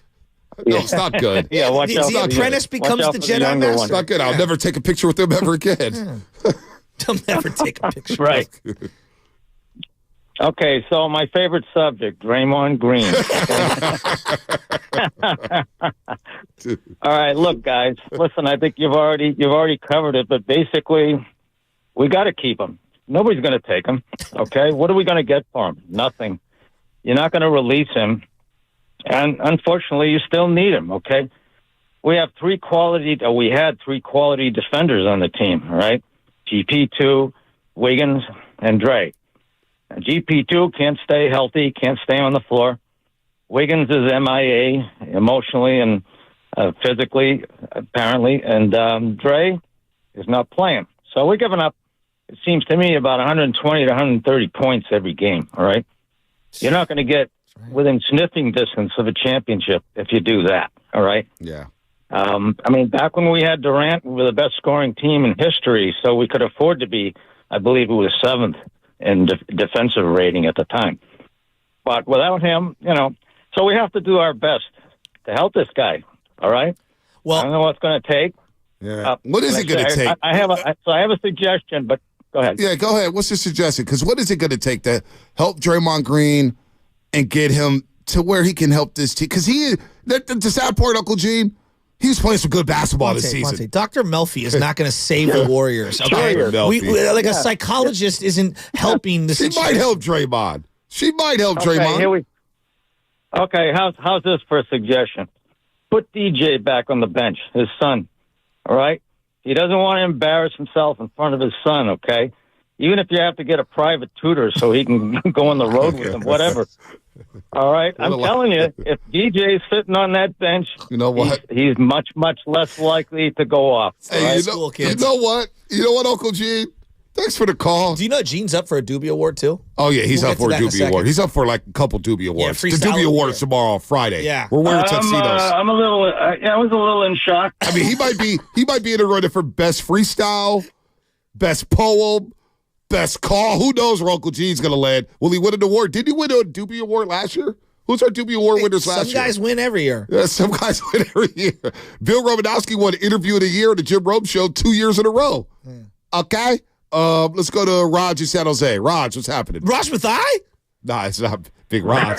Hey, not Raj Mathai. I get that all the time from you guys, but sorry. I was gonna say no worries. I'm gonna piggyback off Gene's point. We need to keep Draymond. He's turning 34 in 2 months. Realistically, we're not going to get the trade assets we need from him, and he's not, because one, he's on the court, he's been causing so many problems, but also he can't score the basketball. So we should keep Draymond, and a little trade I think we could possibly make sense on the trade machine is trade Wiggins, Moody, first-round pick for Lauri Markkanen. And the Jazz right now, it seems like they got to blow it up. They were in overtime with the Pistons yesterday. And it was a great game. I'm not going to lie. It was a good team. It was really good. That was, not really. I know. Kay Cunningham and Bogdanovich. Hey, Raj, good call.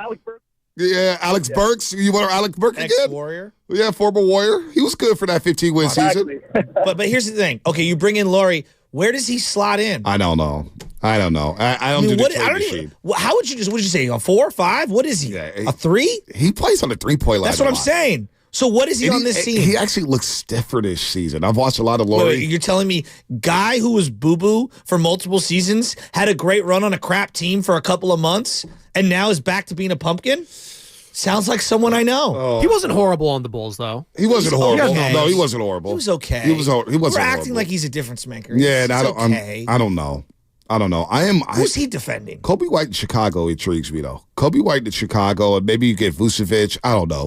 We'll get there when we get there when it comes to deals and players or whatnot. I do want to know, as we spin this forward here before the injury report, we're going to get the nickel and dime, Duke, Dave. Actually, let's squeeze in Duke instead, Bruno. He's been on hold for a while. Let's squeeze in Duke before the injury report. What up, Duke?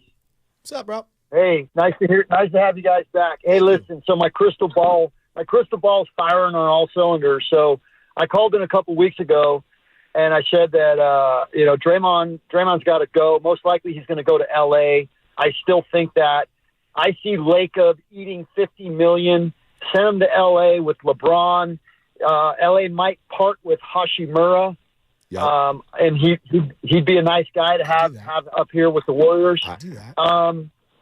Hey, and what we're seeing right now, 2 months ago, the drumbeat was, we can't win without Draymond. And now, overwhelmingly, you can see the relief on the floor and the coaching staff. We don't need Draymond anymore. Draymond's gone. I'm not a Draymond hater, but he's gone. He's going to L.A. You know, there are pieces, and there are some situations here, or some answers. Well, how could I put this? There could be a trade in place with the Lakers, Warriors, and Bulls, a 3-team deal. I would take Rory. Oh my God! And Harper. There's a framework for a deal between these 3 teams. Can I? I'm telling you, and the Draymond thing is not far fetched anymore because LeBron's getting desperate. Who's the most? They're finger pointing right now. Well, no. Before you, I don't mean to cut you off here, but because now I'm thinking really quickly. If Dre goes to the Lakers, I think he instantly goes into Jeff Kent status in terms of immediate hatred. No doubt. I mean, he goes and teams up with LeBron. I think a lot of Warrior fans, at least for the time being, that doesn't mean they don't appreciate everything he's done. I'm saying I think he goes right into a very big-time villain role. I mean, he's kind of already a villain with our whole fan base. But I hear what you're saying. You get what I'm going? I get where you're going. He goes to the Lakers. But look, teams up with LeBron, and they're buddy in a cop movie? Hey, listen. That could work. The parameters of a 3-team deal between the Bulls, Warriors, and Lakers. How quickly will LeBron trade him away? Well, it'd be tough because he has that contract, but you know what? LeBron come on. LeBron also has one more year. He's 39 years old. Yeah, he doesn't care. He'll sick the Lakers with anything. By the way, you see how he did the Cavaliers. Due to scheduling conflicts, Brian Baldinger will not be able to join the show this week. He will not be able to join the show this week, but Baldy will be back at Tuesday at 7:30 as usual. But due to scheduling conflicts, Baldy won't be able to join us, but it's okay. Got Shasky, got Spinoni, got Lubman, got the calls, we got the YouTube chat, we got the Comcast Business Text line, and now we have the injury report. Dre and LeBron would be hilarious. Ow! Yeah. Yeah, you knew it was serious when Gary Payton II limped straight off the floor. Well, Shams Charania reported yesterday that the hamstring strain that GP2 suffered in the win over the Orlando Magic Tuesday night will keep him out for at least several weeks. What does several weeks mean? It means he's going to be out for a long, long time. And he just came back. He just got back Saturday against Dallas, so really stinks for GP2. They're expected to release an official statement on GP2's status before the end of the week, so we'll be on the lookout for that. But GP2 is out. He's out, and he just got back. Left hamstring strain seems to be serious here. Injury report brought to you by Boxer & Gerson, Northern California's premier workers' compensation law firm, helping get your workers get their lives back for over 40 years. What's coming up on the game? Sponsored by Fremont Bank, full service banking. No compromises. Nickel and dime. Dave and Fresno. I want to ask a question whether or not, we can still continue on whether or not you want Draymond Green on his roster, but how wide is the gap between the Warriors and the Nuggets right now? We're going to see the Nuggets in town tonight. How wide is that gap between the Warriors and the Denver Nuggets? It's about as wide as the Dodgers and Giants. Ooh, I don't know if it's that wide, Chasky. I'll explain why on the other side. It's disgusting to watch. Thanks.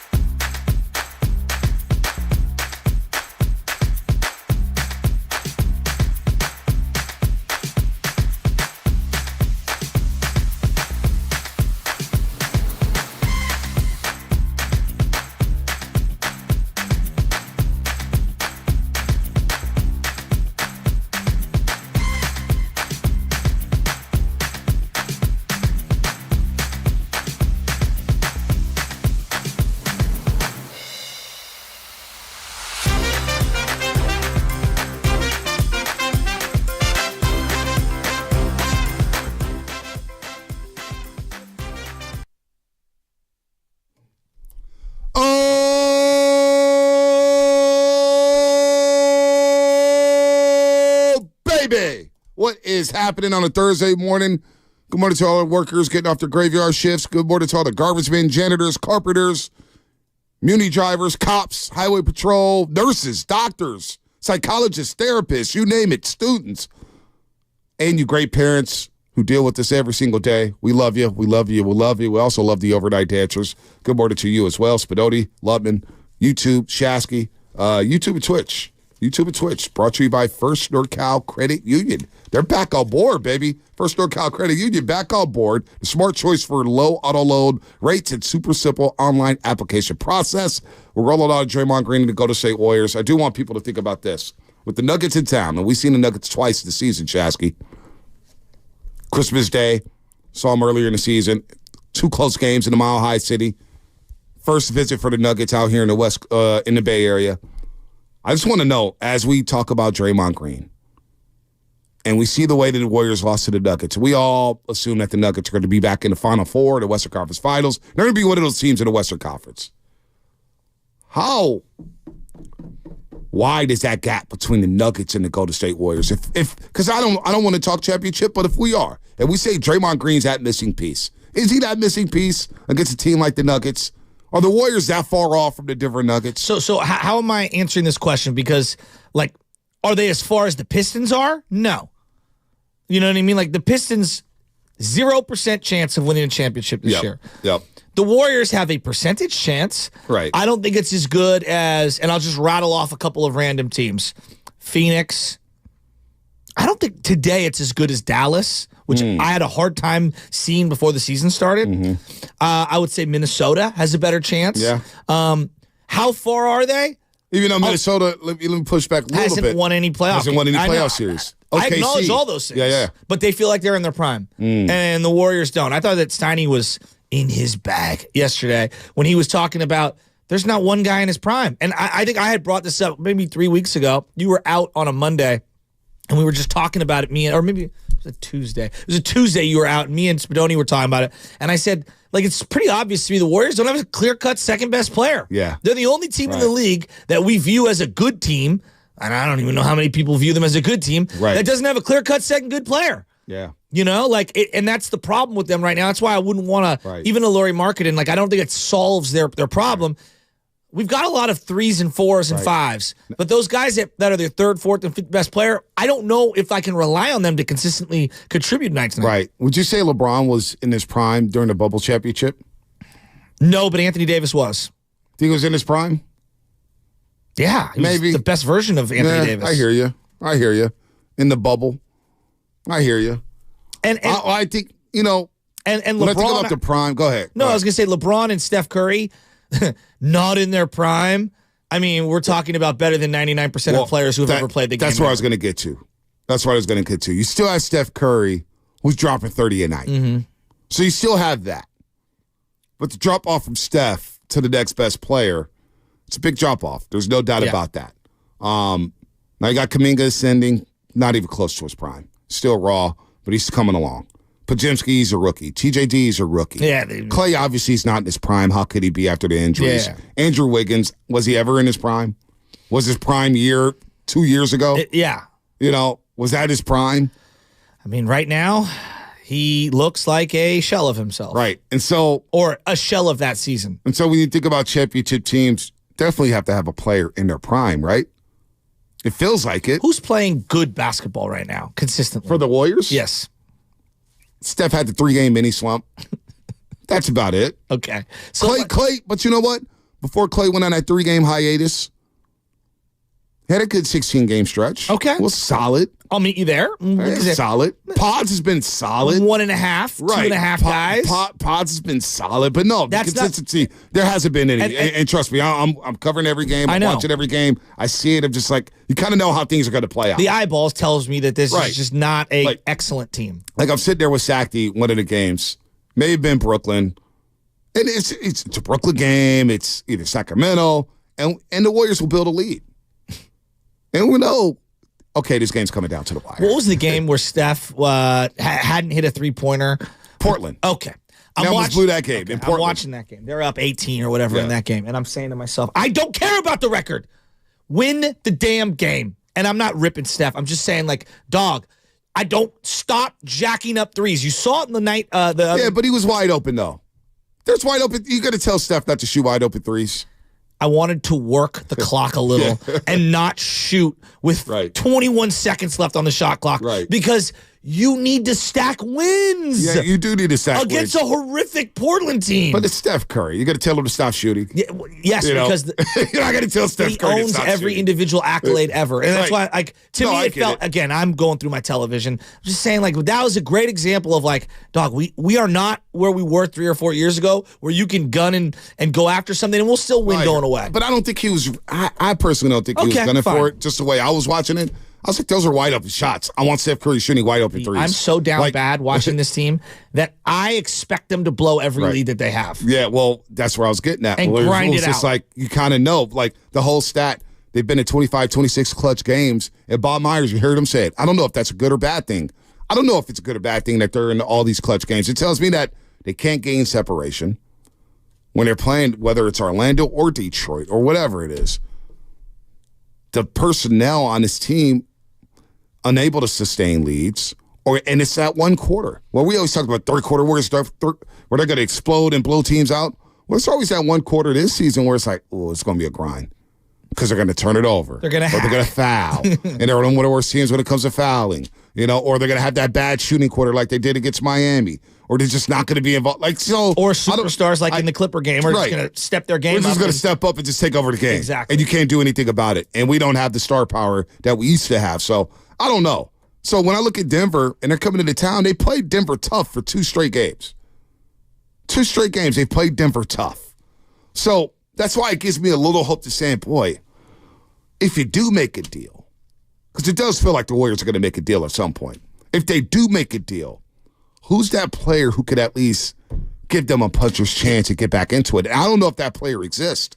If they do not make a deal, I think you run the risk of really having Steph Curry think long and hard about what's going on here. I just these about trading stuff. No. I'm saying that like you don't want to upset him, is what I'm saying. Oh, of course, right? And like I think you have to make a move here. Standing pat to me would be an admission of waving the white flag. I don't see that happening. You can't do that. You cannot waste years on Steph Curry's, back end of his career. Yeah. So to me, if they didn't make a deal, I would be extremely devastated. Extremely devastated. I think they're making a deal. They're making a deal. You have to. I mean, I think Andrew Wiggins may be on his way out. It just feels like he's feels on his like way Moody out. is. Moody's not even playing, so he'll probably be attached to something. Let's go to Nickel and Dime in the 510. Nickel and Dime. What's happening? Hey, what's going on, guys? Good morning. What's up? Hey, I just want to chime in on that Draymond fiasco going on, man. I just think that, he gave the Warriors some good years, and he played a heck of a career with them, but it's time to cut ties with him. It's more negative with him now, and just him showing that, being away from the team hasn't really made a difference for him as a personal individual, where he's just going about his days and not worrying about what's going on with the Warriors. I think that his mind's not there, his heart's not there anymore. It's time to cut ties. The Warriors need somebody to step in, and I think a trade it needs to happen. Maybe you go after Levine and Vucevic and trade off Wiggins and Draymond, and I think those 2 players will give you more now, and will help Curry and will help the defense, to contain those stronger teams. But I think Draymond Green, his days are numbered. I think I'll take it off the air. We'll see. Well, here's what Steve Kerr said about Draymond Green and whether or not or why Draymond Green is away from his team right now. The thinking when he got suspended was this was not a sprained ankle, right? This was not an injury. This is, I think without going into specifics, I think it was generally understood that he needed to work on some things. And so I think when you look at it in that lens, it's understandable that work would be away from the team. And he's been working out, so he's still training and keeping himself in shape. But we took this very seriously in terms of his, what's happened over the last year, the anger management stuff. Again, this is not just let's ice your ankle every day until it gets better. It's a different deal, and I think Draymond has needed the space to be away in order to work on that. So he's needed the space to work on that. And the optics, obviously, a lot of fans are going to point to Draymond Green being at LeBron James' birthday party. It doesn't look good. The optics don't look good. You're in L.A. I mean, he can do what he wants. I don't really care what these players do when they're off the court. You just be a good citizen. Like I don't get caught up in what they do. No, I don't. But it just when that hits the timeline on a Tuesday or a Wednesday, what it was, it hit the timeline yesterday, and you're like, wait, if I'm suspended, I'm going 0 dark 30. Can I ask you just peel it back? He didn't turn 40. He turned 39. Can I ask you guys this? Honest to God, when was the last time any of you went to somebody's 39th or 38th birthday party? Yeah. I'm going to be real with you, B. I love you, and I know you've already turned 40, but if you turned 39 and invited me to your birthday party, you know me, I'm probably not going to go. Who's having birthday parties for turning that age at that That's point? my Once point. you get to a certain, over 25, you stop after, there's milestones. It's 30, 40, 50, yeah. True story. What was I turning 39 or 38? But Anna, I sniffed it out. And she was trying to throw me a surprise party. Not that sniffing. Haven't done that yet. Harrison Bader, by the way, signed a 1-year, $10 million deal with the Mets. I wanted to get off that. Trying to get off that. It's disgusting to watch. It's disgusting to do. But look, 39, 38, I sniffed it out. And it was trying to throw me a surprise birthday party. And I was like, nope, cancel it. Cancel it right now. First of all, we're not spending the money for it. Number two, I don't want birthday parties. I don't want birthday parties. I don't. I'm turning 39. Hell, for my 40th, all I did was have my immediate family come over, and we'd say crab legs. That's all I want to do. Stay home, chill, reading crab legs. That's it. I'm not 39 is such a weird number to celebrate. You're LeBron James, so let's go have a big birthday party.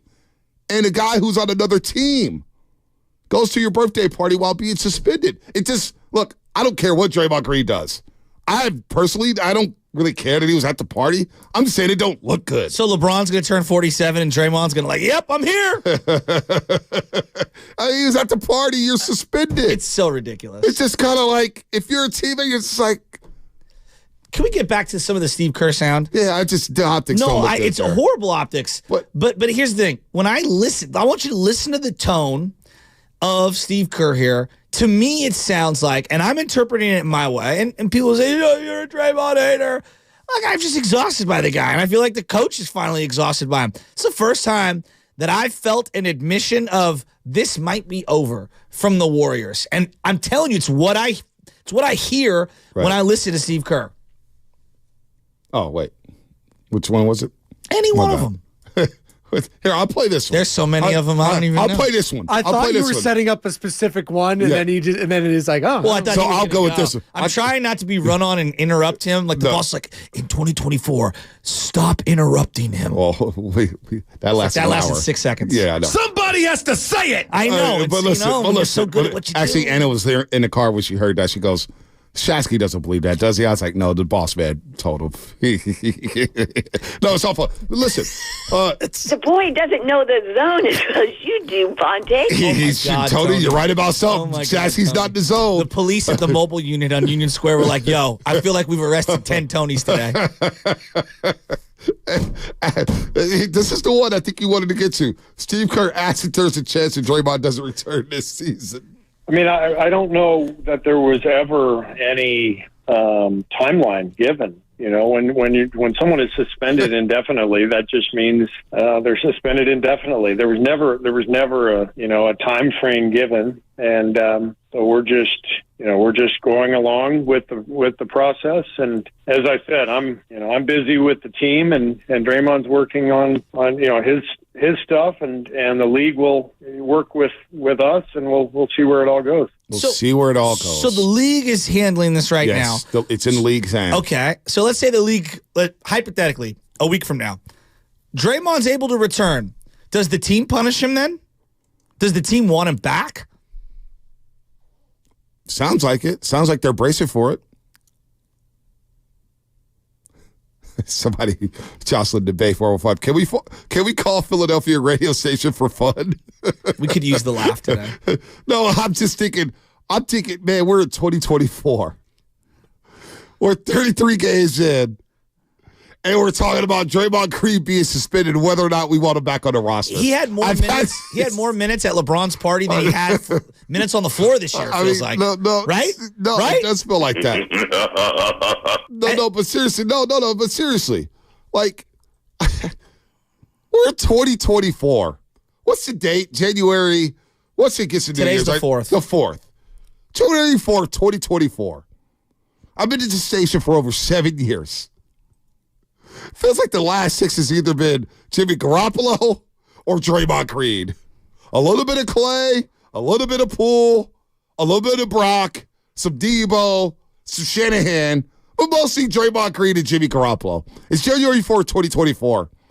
And we're asking the question whether or not we want Draymond Green on the roster. We're 12 years in. I'm optimistic. I'm like kind of with Uncle Gene. We're stuck with them. So what are we doing? The only way that Bonte's head could explode more is if Don Yee joins Clutch. Well, Don Yee just... no, your head would explode. I'm a Don Yee fan. By the way, you see him get Harbaugh? You are not a Don Yee fan. Don Yee's portfolio.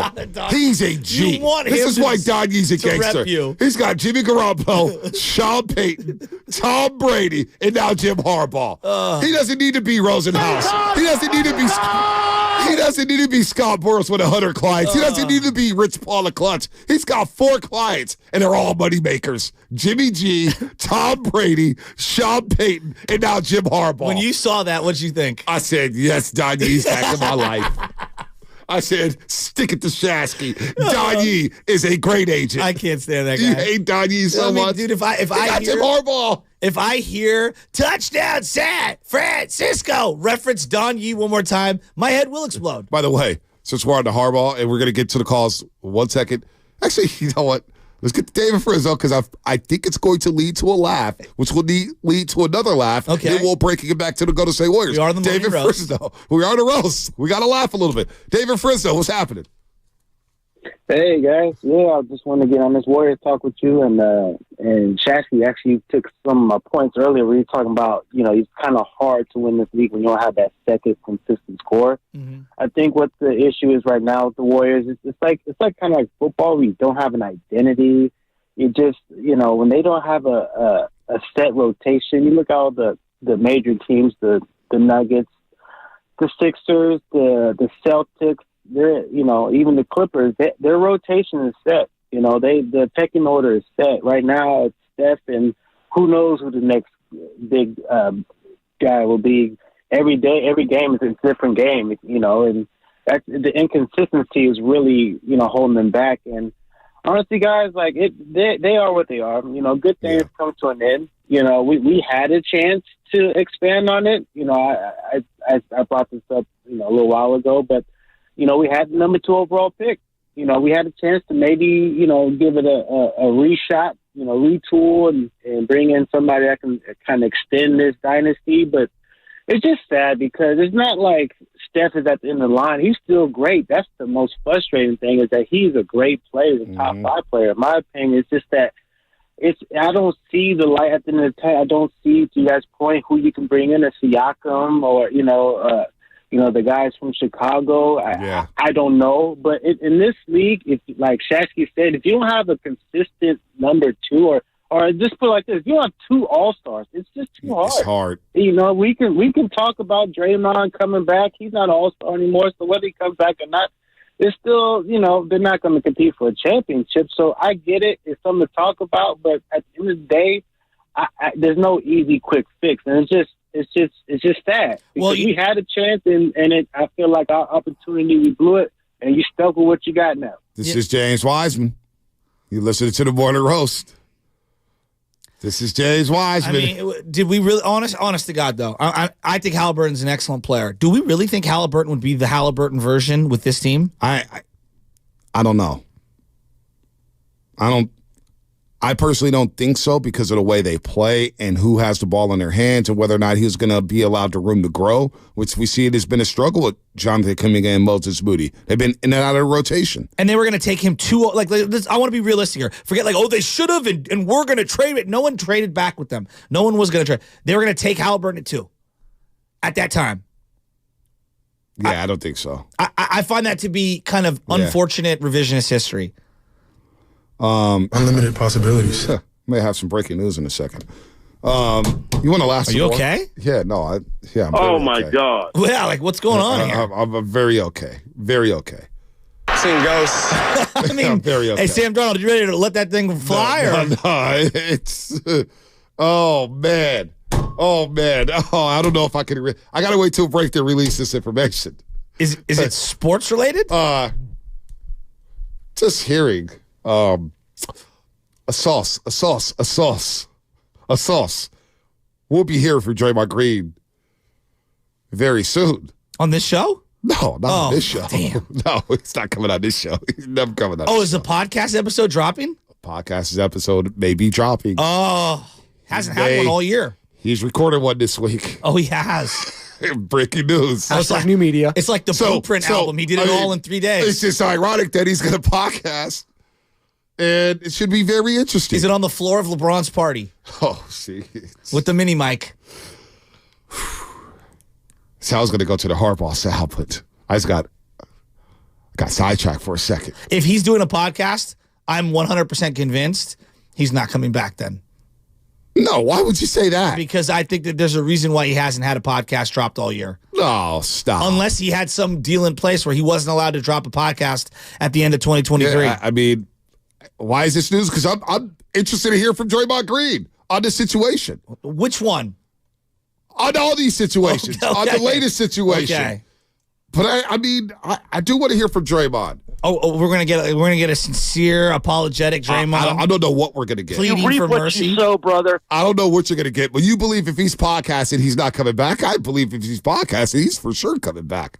I think he's coming back regardless. Whatever we think, whatever the discussion we have. He got Cat Williams on after Shannon. Shannon Sharp got Cat Williams on. Now he's got Cedric the Entertainer. All the guys that Cat Williams was destroying. I don't know how you come to that conclusion. If he's podcasting, he must be feeling good. He must be coming back soon. Okay, maybe I'm just all off the place. Well, Father Time, we're going to get to him. We're going to get to Marcus in Pacifica, not Marcus in Richmond. David Fremont. Marcus in Richmond, a Dubie Award finalist. Oh, I think he's coming away with the Dubie Award. I think that one is he's going to win that in a landslide. But we'll get to the categories a little bit later. We're going to get to your calls. Got some funny stuff coming up, but Sauce tells me that Draymond Green is recording a podcast. What excuse will he have on the Nurkic situation? See, I will be careful. Be careful. We may get ripped on that podcast. There was a fly in the arena, and I was swatting it. It's like, what? We may be getting ripped soon. You know what? It might boost my profile. It'll boost your profile. Maybe get me kicked off of television. Oh, that's what's coming up. Sponsored by Fremont Bank, full service banking, no compromises. Thank you, Bonte.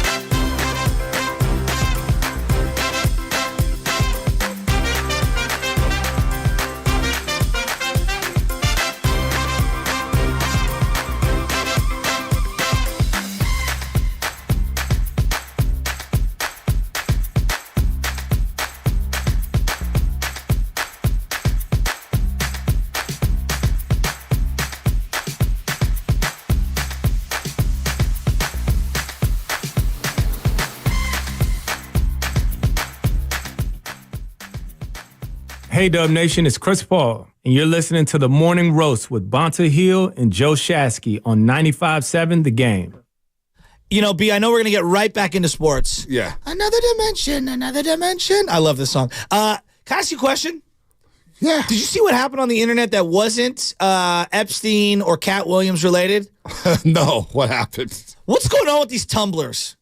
Tumblers? Oh, yeah. What? There's like tumblers, water tumblers or something? That are going for a lot of money. Someone needs to call in and explain to me what the hell is going on. Is it those like stainless steel mugs or whatever? Well, you clearly know more than I do. What's going on? I don't know. I think it's just like an incredibly durable like cup or something. And $200 for a cup.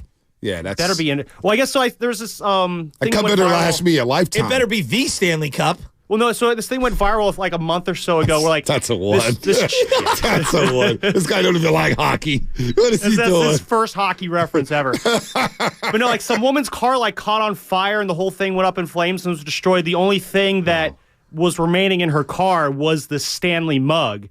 And she's like, hey, look how durable this is. And so Stanley like bought her a new car. Just get a Yeti.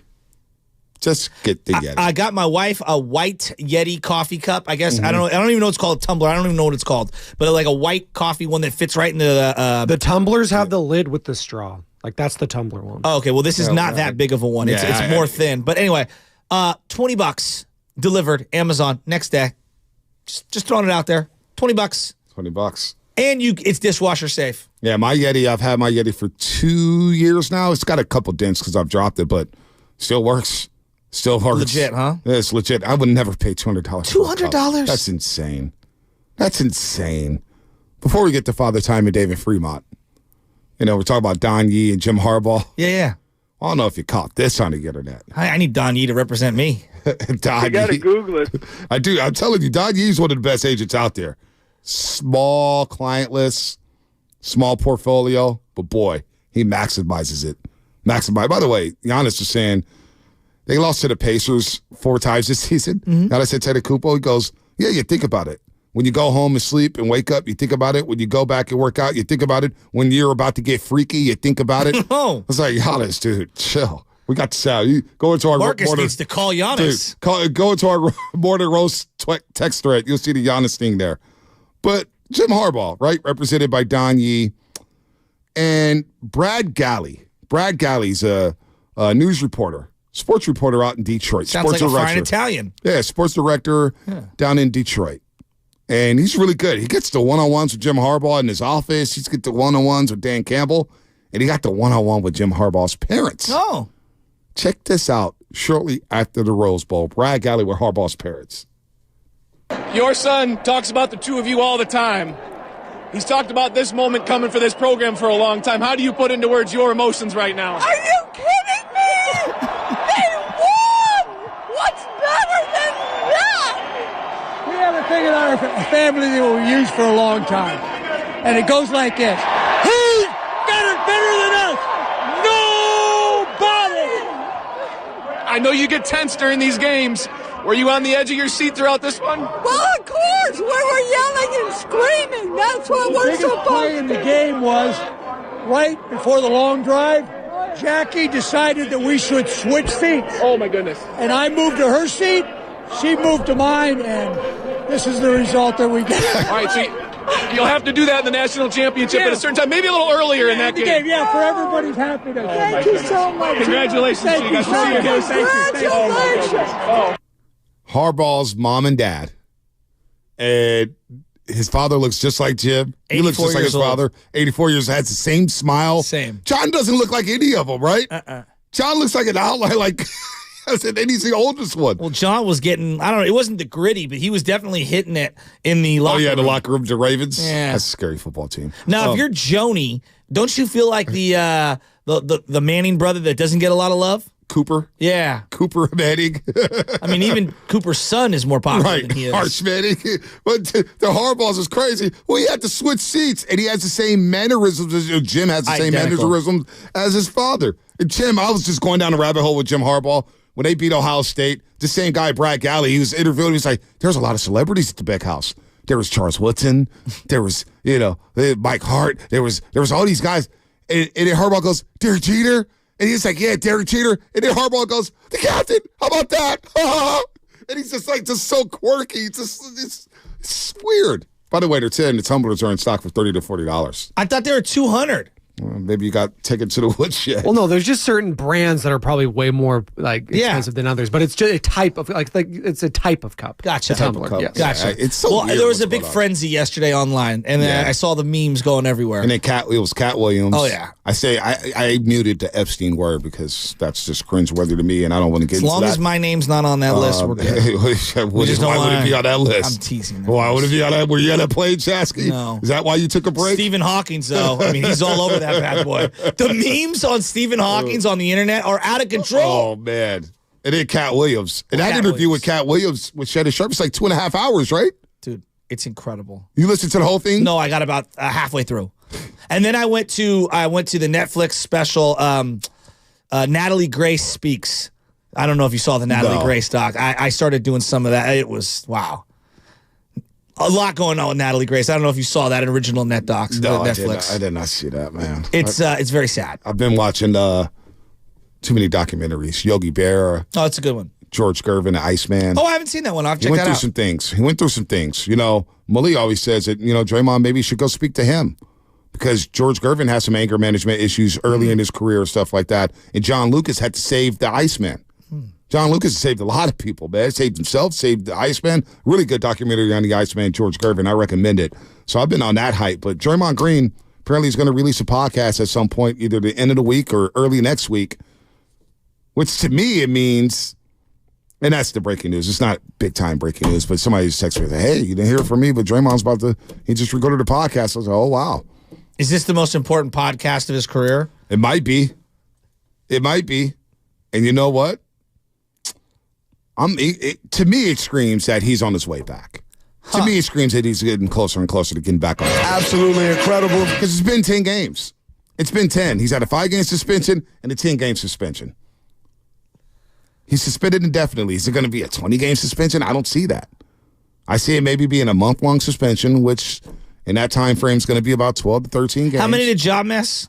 25. 25. Do you think that, there are clearly very different reasons for why they've been suspended, but Ja's been suspended multiple times, and it felt like the NBA was fed up with Ja, correct? Yes. Okay. And they view Ja in a pecking order of the league in terms of marketability, Ja significantly higher than Draymond. Yeah. I have a hard time thinking that Ja is going to get a smaller suspension than Draymond. You think Dre's going to be out for 25 games? I don't know. Dre's been a decade of kind of like in there, a crawl on their side. Yeah, I don't see Very it. different, though. I don't see it. I think he's on the way. I think he's going to be back within 5 games now. So that would be a total of how many games missed? 5 plus 15, that's 20. 20. 20 games. That's still a lot. Yeah, it's 20 of 82. It's a quarter of the season. It's 20 of 82. Not to mention that. Wow. That he was suspended, that he missed the first 2 games of the season with the ankle injury. He missed the first Denver Nuggets game with personal reasons.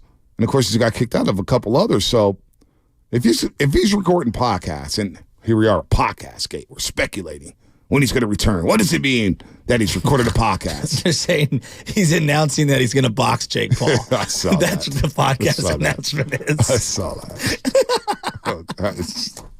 I don't know what it means, man, but, I get how fans think that a lot of them, they're out on Draymond Green. I don't know. I personally don't know how I feel about it. It does make it as a reporter or as like my position. I'm on the radio with you and we're talking to the fans and we're, that's the whole radio Bonte thing and TV Bonte thing. It is a different role for me on television because we technically are partners for the Warriors. And we're not going to go on there and say, hey, man, this guy sucks. This guy sucks. We're not going to rip the team like that. It's just bad You're business. way more diplomatic than that. But it does make it tough because it's awkward. And it's like, man, like just from a human element, some of the things he's done, you're like, damn, Dre, like why? Why? And it makes it a little difficult to cover. It does. I can see people walking on eggshells around him. So what's it gonna look like this time around? What's he gonna say in the podcast? Maybe he's just gonna rip at everybody at 95.7. I don't know. 5 games would be what, another week and a half? Yeah. I would find it hard after listening to Steve Kerr and the tone. I would find, and multiple press conferences now, I would find it very difficult to see that he's back in 5. Yeah. I'm guessing. Oh, wait. You know what? The Nelly Gracie thing is like a 5-part series or something like that. Yeah, and I was just watching it. It's insane. It's insane. Hey, I had to stop watching. And there's so many horrible people. Yeah, in no, I'm good off those. I watched like 5 minutes. I was like, yeah, I don't. It makes me angry. Yeah, I had to. Society failed her. Those people failed her. Yeah, that's too much. Well, now it's her side of the story, and she's talking. Yeah, I'm excellent. Yeah, I'm done with that. Father Time. Napa, then we'll get to David has Fremont. Good taste, though. She loves those shows. I know. Father Time, Napa, what's happening? Hey, guys. So many topics. All the things I wanted to talk about, you just derailed me with George Gervin. I had that poster, the Iceman, sitting on that throne with 2 silver basketballs. Nice. I didn't even know who George Gervin was. I just threw that up. I'm of a certain age. Did you see that? Did you see that documentary yet? It's pretty good. No, I did not. Like I said, there's so much to watch and to catch up on. I know you guys hit on Bill Walsh. We'll hit that in a second. I'm going to try not to rant. I've been calling you once in a while. My New Year's resolution was to keep it together, particularly as it relates. Oh, by the way, Shasta, congratulations. Welcome to the rest of your life. Good luck. Thank you. Yeah. They turned out all right. I got a couple of adult ones. Draymond, you know who wants Draymond to come back? 95.7 the game, the gift that never stops giving. Arbitron, is that a rating thing? I mean, it's Joe and Steve all over again in a different manner. I'm going to rewind the hits. You know, back when we won the championship, I shouldn't say that. That's ridiculous. Back when the championship was won, that whole question of who should we pay? And I said, you got to go Bill Walsh and cut bait, trade him, cut him, let him do whatever before their mileage gets too high. And of course we didn't do that. And that's emotional. I understand. You want to stick it out. You want to try to make it work. Then I said, hey, Draymond is again, I like my analogies. Please don't take this the wrong way. A recidivist. He's the guy at Panhandle playing pickup, right? I love the Panhandle part. The ball. Yeah, he kicks the ball and the game's over and everyone freaks out. You want him on your team because you know you're going to win. But it's also like, man, is he going to ruin things? The stuff he did with Poole is insane. It's sports. I know it's sports. I know it's different, but it's just bananas. So as someone who's got some people in the family with some, mental health issues and whatever, codependency is a mother scratcher. It is tough. Christmas Eve was tough. There was a cousin and a step sibling there who almost ruined it. They got technicals. They didn't get thrown out. But at some point, is Draymond Green the most penalized, thrown out technical person in the history of the NBA? No, he's still 10 behind Rasheed Wallace. Yeah, for ejections. 19 to 29. Yeah. Career. But he's right there. I mean, he has an opportunity to break the Hank Aaron record of ejections. What was your New Year's resolution again? To not get all upset about Draymond Green. Oh, yeah. All right, there it is. I can hear you getting upset as the call's going on. We're 4 days in, buddy. We got 361 left. I like the way you equated your family to getting officiated by, what's your boy, Gucci Man? Gucci Man. He just assessed a couple of technicals and he left. Gucci Man. The fact that Festus Ezeli one night, he goes, because I just, on the show, I was like, there's Gucci Man and Curtis Blair. I say it on air, right? And Fezzi goes, you think people know who Gucci Man is? And Sakti in our ear, our producer, John Sakti goes, oh, everybody knows who Gucci Man is. Yeah, if they've watched his show, they know who Gucci Man is. He's just missing the ice cream guy. Right, that's it. You love Gucci, huh? It's great. He's one of your favorite refs, huh? Of all time. He's always cool. He's always cool, calm, and collected. Although I did like the guy the other day who played in college. What's his name? Oh, hey. He's jacked. Fitz kept bringing him up. He played for the Richmond Spiders. Great hair. Yeah, he played. What is it? I got the box score somewhere. Nope, that's the wrong box score. Who cares? These referees. I mean, honestly, I want a referee pod. We've got enough pods. Forget the Players Tribune. I want the referee Tribune. I do want a referee pod. Let's go to David Fremont. And then I said, you know what? Screw it. I'm just throwing this guy out. David Fremont, what's happening? What's up, Jay? Hey, what's going on, fellas? Jasky? Congratulations, man. Thank you. Proud of you. Happy for you. Thank you. Very, very welcome.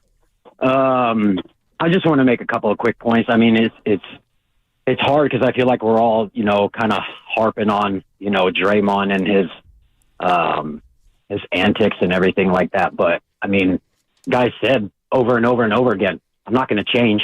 who I am. So honestly, for me personally, I don't really believe a word that's coming out of Kerr's mouth or anybody from the organization when it comes to the disciplinary aspect and all that, because it sounds like the same exact stuff they were saying last year after the whole pool incident. And where they failed Draymond was letting him participate in the ring ceremony. They had a chance to send him a message to let him know, hey, look, as much as we love you, as much as we respect everything that you've done for our organization, nothing means more to you than championships and celebrating championships. And what you did was not okay, regardless of the circumstances. And when they let him participate, it showed not only Jordan Poole, it showed the entire NBA and all the sporting world that it was just, oh, Draymond's being Draymond. He said he was going to go take some time away and everything's going to be okay. We're going to let him get his ring. And you know what? That was their moment to really send him a message. And I feel like they really failed him. And it's kind of sad that we are in, January, and we're talking about Draymond Green's podcast rather than what he's doing out on the basketball floor. Well, and that's the last thing I want to say. And you guys have a great day, okay? You too. Good call. And the reason why we're bringing up the podcast, I just received a text saying, hey, Draymond's just recorded a podcast. And that to me is interesting because we're going to get to hear from Draymond. I am intrigued. I like when things like this happen, and I know some people, they scoff at podium games or what people say, and I get it. We're tired of the words, right? We want to see the actions. The actions. What is he going to possibly say on that podcast that can win you over? Could he say anything on that podcast that can win you back over? You know, because there's a lot of people down on Draymond Green, but once he has a 5-game stretch where he's defending at a high level and he's scoring the ball a little bit and he's barking, people are going to be like, you know what? That's our guy. That's our guy again. Well, I don't know what he could possibly say to win some of you guys over. I don't. But Dave is right. It's January 4th of 2024. And we're talking about the same thing. The same thing. Speaking of talking, feels like a rerun. Speaking of talking about the same thing, could I interest you in a trade? NBA trade machine. Oh, did you just do a trade machine? Well, I'm just asking, would you like one? Because I've heard a lot of different names. Kobe White? I'm surprised we haven't heard this name. Would you trade Draymond Green for Ben Simmons again? I knew you'd laugh. I think there's a reason why we haven't heard that one in a while. Can I get the Draper laugh? I mean, Ben's due $37 million this year, $40 million next year, and then he's a free agent. So instead of 3 additional years, you get this year, next year, then you're out of it. Can you do me a favor? Google Ben Simmons. I'm looking at it right now. And see what the latest is going on with him. I think him and Lonnie Walker are about to return for the Brooklyn Nets soon. He's going to play? He's played in 6 games this year. You know, he's got them 6 field goal attempts per game. Yeah, 2.7 offensive rebounds. Yeah, Come on. Here's what it said. Come on. Ben Simmons to start court work when Brooklyn Nets return home. That has been a title for the last 4 years. I mean, come on, man. That was a joke. They throw Lonnie Walker in. Yeah, maybe I do that trade. Well, the Warriors would probably have to throw Moody in there to add salaries. I'd not say no. Now, what I would do, you give me Mikal Bridges, all right, and Ben Simmons. I'll give you Moody, Wiggins, Dre, and some future firsts. I'd do that in a heartbeat.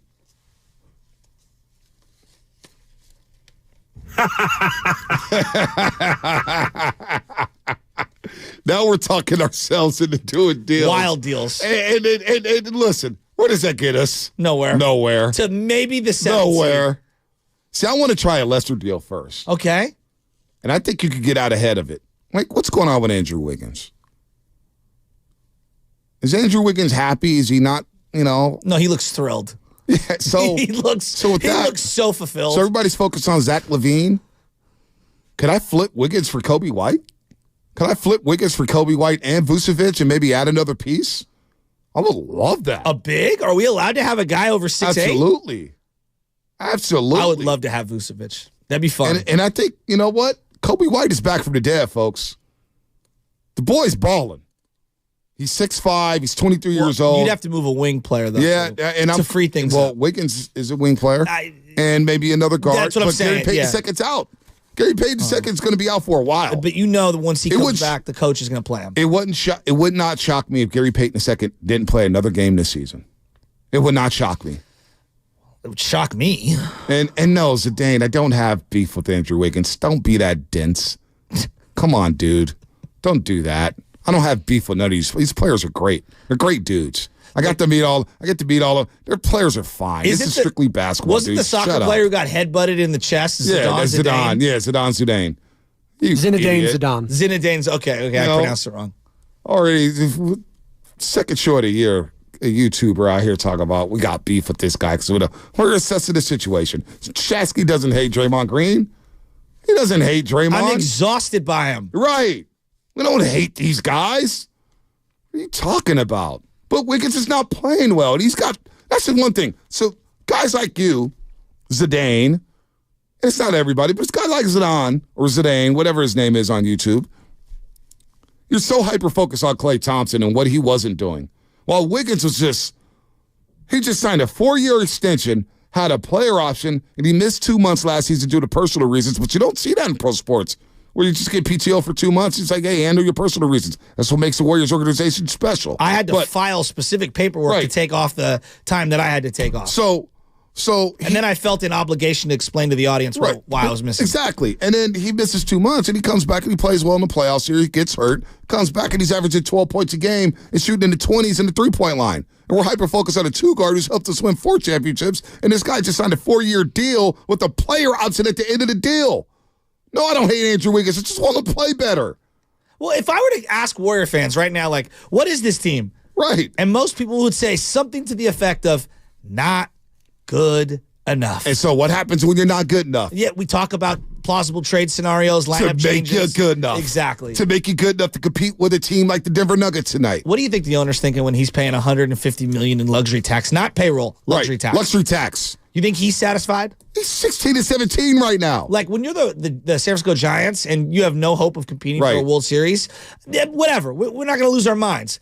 But when you're a team that has Steph Curry, an all-time legend, there's an obligation to try to field a team that's a champion year in, year out. Right. And they feel that. So nobody hates Andrew Wiggins. I just want him to play better. And to me, coming into the season, I said, he was the most important player for me because of his two-way ability. What he did in the finals, what he did when he came back last season. The people forget. The first 15, 16, whatever games it was to start the season, Andrew Wiggins was heading back to the All-Star game. He was excellent. Then he suffered the right adductor strain. And he hasn't been the same since. And so I'm looking at the deal saying, okay, Joe Lake was paying how much in luxury tax, Chasky? $150+ million. Based off all accounts. It depends on how the Draymond missed time affects the payroll. It could change the luxury tax hit.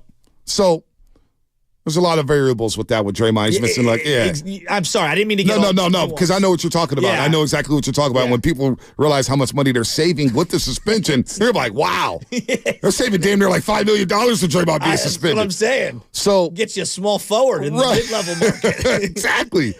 But I got Andrew Wiggins here. He also has 4 years left on his contract. I know. And he has a player option when he's 31 years old for $30 million. So I'm thinking, boy, if I have Jonathan Kaminga, who's in his third year, giving me more production than Andrew Wiggins and doing the things that I need from Andrew Wiggins, then why wouldn't I try to move off the money of Andrew Wiggins? That's business, folks. That's business. But I'm like, Klay's got an expiring contract. I could ride that out. Chris Paul, you got the team option. I could possibly ride that out. But nobody hates these players. Whether it's the Giants, whether it's the Niners or the Warriors, it's sports, folks. It does feel like Andrew Wiggins had a Cody Ross-like moment in the playoffs where he elevated his game to a level that was almost unsustainable, and now he's come back down to earth. And I think maybe I was really foolish for thinking it could sustain. And I know he was playing good before the injury and before the absence and everything, but that feels so far, so long ago. It feels like. And that, to me, the Wiggins decline has changed the calculation for the Warriors as a whole. So I think it's demanded more of Dre. It's demanded more of Clay. It's demanded more of Kaminga, of Kevon Looney. And I think that, to me, that has provided more strain on the situation than anything. Right. Wiggins' has declined. So what do? Do you stand pat? Do you make moves? What do you do? Like, I just... I don't know. I'm disappointed. We have a 16 to 17 basketball team right now. They're in 11th place. Right. They're not even in the play-in tournament. That's my favorite. Someone's like, well, they're playing better lately. Right. Wow. You went from 13 to 11. Right. You think the owner is like, yep, we're an 11 seed. They thought they could be top 6. We're in the box. Right. We're not in the box right now. We're out of the box. I thought 7 to 10. 7, 8. Oh, I get you're right. Yeah, you're right. We're not even in the box. Right. Yeah, you're right. We're battling with the Lakers to be in the box. Because the Lakers are in the box. We're not in the box. We're not in the box right now. What's in the box? Right. Not the Warriors. And that is disappointing. So when we talk about these players, and listen, it's tough for me to get on these airways and talk about trades because I realize these guys have families. You got to uproot your family. Your kids got to change schools, daycares, whatever it is. That's a lot. I underrated that growing up. It's a lot. Mm-hmm. That is a lot for these guys. But you know what? You got to make moves here. And at some point, Joe Lakers going to say, I can't pay the tax for a team that's not even 500. So what do I do? What do I do? Well, you guys want to talk trades? I'm looking at guys who are not producing, who are not performing, who are not on the floor. I mean, Wiggins played a much better effort game the other day. He did. A much better effort game. He played 20 minutes, scored 10 points. 21 minutes. I mean... And I'm ready to throw a parade for the guy. No, he played good. Damn. He played good. But that's how low the bar is. So, you know what? And if Kaminga doesn't box out properly, people are ready to throw their... Right. This guy's making $30 million a year, $26 million a year. So it's not hate on these players. We're exhausted. We're exhausted that Draymond's suspended in the most important season of his career. We're exhausted that Andrew Wiggins is now coming off the bench and you don't know what you're going to get on a game-by-game basis. We're exhausted from the blown leads. That's all. It's disgusting to watch. And so at some point, you can't continue to ride along this train. Like, I get it. The Warriors, with this core 3 and Steve Kerr, they've lost one series in the Western Conference. When that happened last season, it had already felt like, boy, you may have to make changes here. At some point, you got to evolve. The league is caught up. Oklahoma City, folks, is here. And people were laughing at OKC last year. SGA's a star, first team All-NBA. Yeah. Chet's a problem. He's excellent. All right? Chet might be better than Wemby. Might be better than Wemby. I know. Wemby's actually been, I mean, he's good. I'm not saying that, but like underwhelming to the hype. Yep. Compared to Chet, I think Chet has been better than I ever anticipated. So, and then Jalen Williams. And I'm a hoops junkie. I thought OKC was coming. Matt Higgins was like, man, you said this about Minnesota OKC 2 years ago. I was like, it's not about being right. It's just, oh boy. If they find the right pieces, they could be a problem. Minnesota's a problem. Right. No, whatever. It validates. It helps the credibility. No lie. Exactly. No lie. It helps the credibility. But I've been wrong about so much. Can I ask you, though, because you're comparing all these other teams, Denver, who they're going to be playing. Right. You don't think they're as far off? Because I look at the Giants were essentially the third best team in their own division. I look at the Warriors, and they're like the third, fourth, fifth best team in their own division in terms of the Pacific, which we don't look at it that way. Let's go to the West. They're like in that 8, 9, 10 category. Right. I mean, they're about the distance, equal distance, the Giants to the Dodgers as the Warriors are to the Nuggets, no? And we're ready to throw the Giants out the window. Yeah, it's tough. And it's tough admitting that with Steph Curry. Because you watched the Denver games, and they were in both those games. It came down to the wire in both games or whatnot. But Denver's starting 5 is legit. Like Jamal Murray and KCP and Gordon and Porter Jr. and Jokic, it fits. And it's and they're cohesive and they have the unity, they have the coach, and they play that style. They play that Warrior style where they're passing the ball around. It's 0.5 basketball at times, and then Jokic hits the ball and he does what he does. I don't know how wide the gap is between the Warriors and the Nuggets, but it's clear that the Nuggets are a championship contender and the Warriors are not. In their prime. And they can sustain it for 4 straight series. Here's what the analogy that I would use for the Warriors that I'm watching right now. This year's Warrior team feels a lot like the final year of Tom Brady in New England. Punchless around Tom Brady. That's tough. But But you know what? You see the where thing is though, with this team now, as much as we talk about the disappointment of some of the veteran players in Draymond and Wiggins, there is a light at the end of the tunnel. Like, we're finally seeing Kaminga play. Yeah, that's true. We're seeing Pods. Pods looks good. Trace Jackson-Davis. Looks really good. Damn, what do you know? Mike Dunleavy in his first ever draft looks like he knocked it out the park. Yeah. Podziemski and Trace Jackson-Davis? But are those those cornerstone players? That's I don't know. I don't know that. Do they fit around Steph? Absolutely. Yes. Can I build a team around those two guys? I know it's too early to tell. Yeah, that I would agree with both those. But now I get to see some of the young guys flourish, right? And I say, okay, there's some talent there. Pods, I didn't think he'd play this season. But you know what he's playing? He's playing well. The part that I worry about is that as these contracts come off the books, CP3, Klay Thompson, I mean, you get yourself into the Knicks zone where and I mean like the New York Knicks where, hey, we've got an open slot, but that still is like incumbent on someone wanting to go there. And because you have Steph, you're obviously higher than whatever the Knicks have been the last 20 years. Right. But you get where I'm going. Like, how many years have you heard the Knicks go, we've got an open slot? Right. Dallas for years, we've got an open slot. We're in on Bosh. We're in on Wade. We're in on LeBron. We're in on this guy. We're in on that guy. Like, who's available next year? Yeah, it's too far-fetched. I think you need to really clean up things around Steph Curry so that it's even more amicable for someone to want to line up here. Clean it up in-house before you go out of the house and try to do things. Exactly. Right? I mean, that's where we're at with the Golden State Warriors as you're listening to 95.7 The Game, KGMG FM and HD1 San Francisco, always live on the free Odyssey app. Download the Odyssey app and favorite 95.7 The Game for the best and most up-to-date sports coverage. Don't forget, you can also watch us on YouTube and Twitch every single day. Just log on and search 95.7 The Game and be sure to like and subscribe to the channel while you are there. Brought to you by First NorCal Credit Union, the smart choice for low auto loan rates and super simple online application process. Also, shout out to the Comcast Business Text line. And we're discussing the Golden State Warriors here. And Draymond Green is out. He's suspended indefinitely. Steve Kerr joined Willard Dibs. We'll play some more of the sound. We're just trying to figure out solutions, folks. That's all we're doing with the Golden State Warriors. Well, and I've got 5 things I learned from the 49ers this year. Oh, wow. You got that too? And we have Dubie Award categories. Yeah. Well, you tell me when you want my 49er 5 things I learned this year from my Niners. Did you learn that Debo's a boss? No. No, I'm kidding. I already knew that. I'm kidding. But he did shut me up. Draymond Green podcast getting released next week, so it'd be interesting to hear from Day Day. You know what? Let's run through the Dubie Award categories. You want to do that right now? Yeah, let's do it.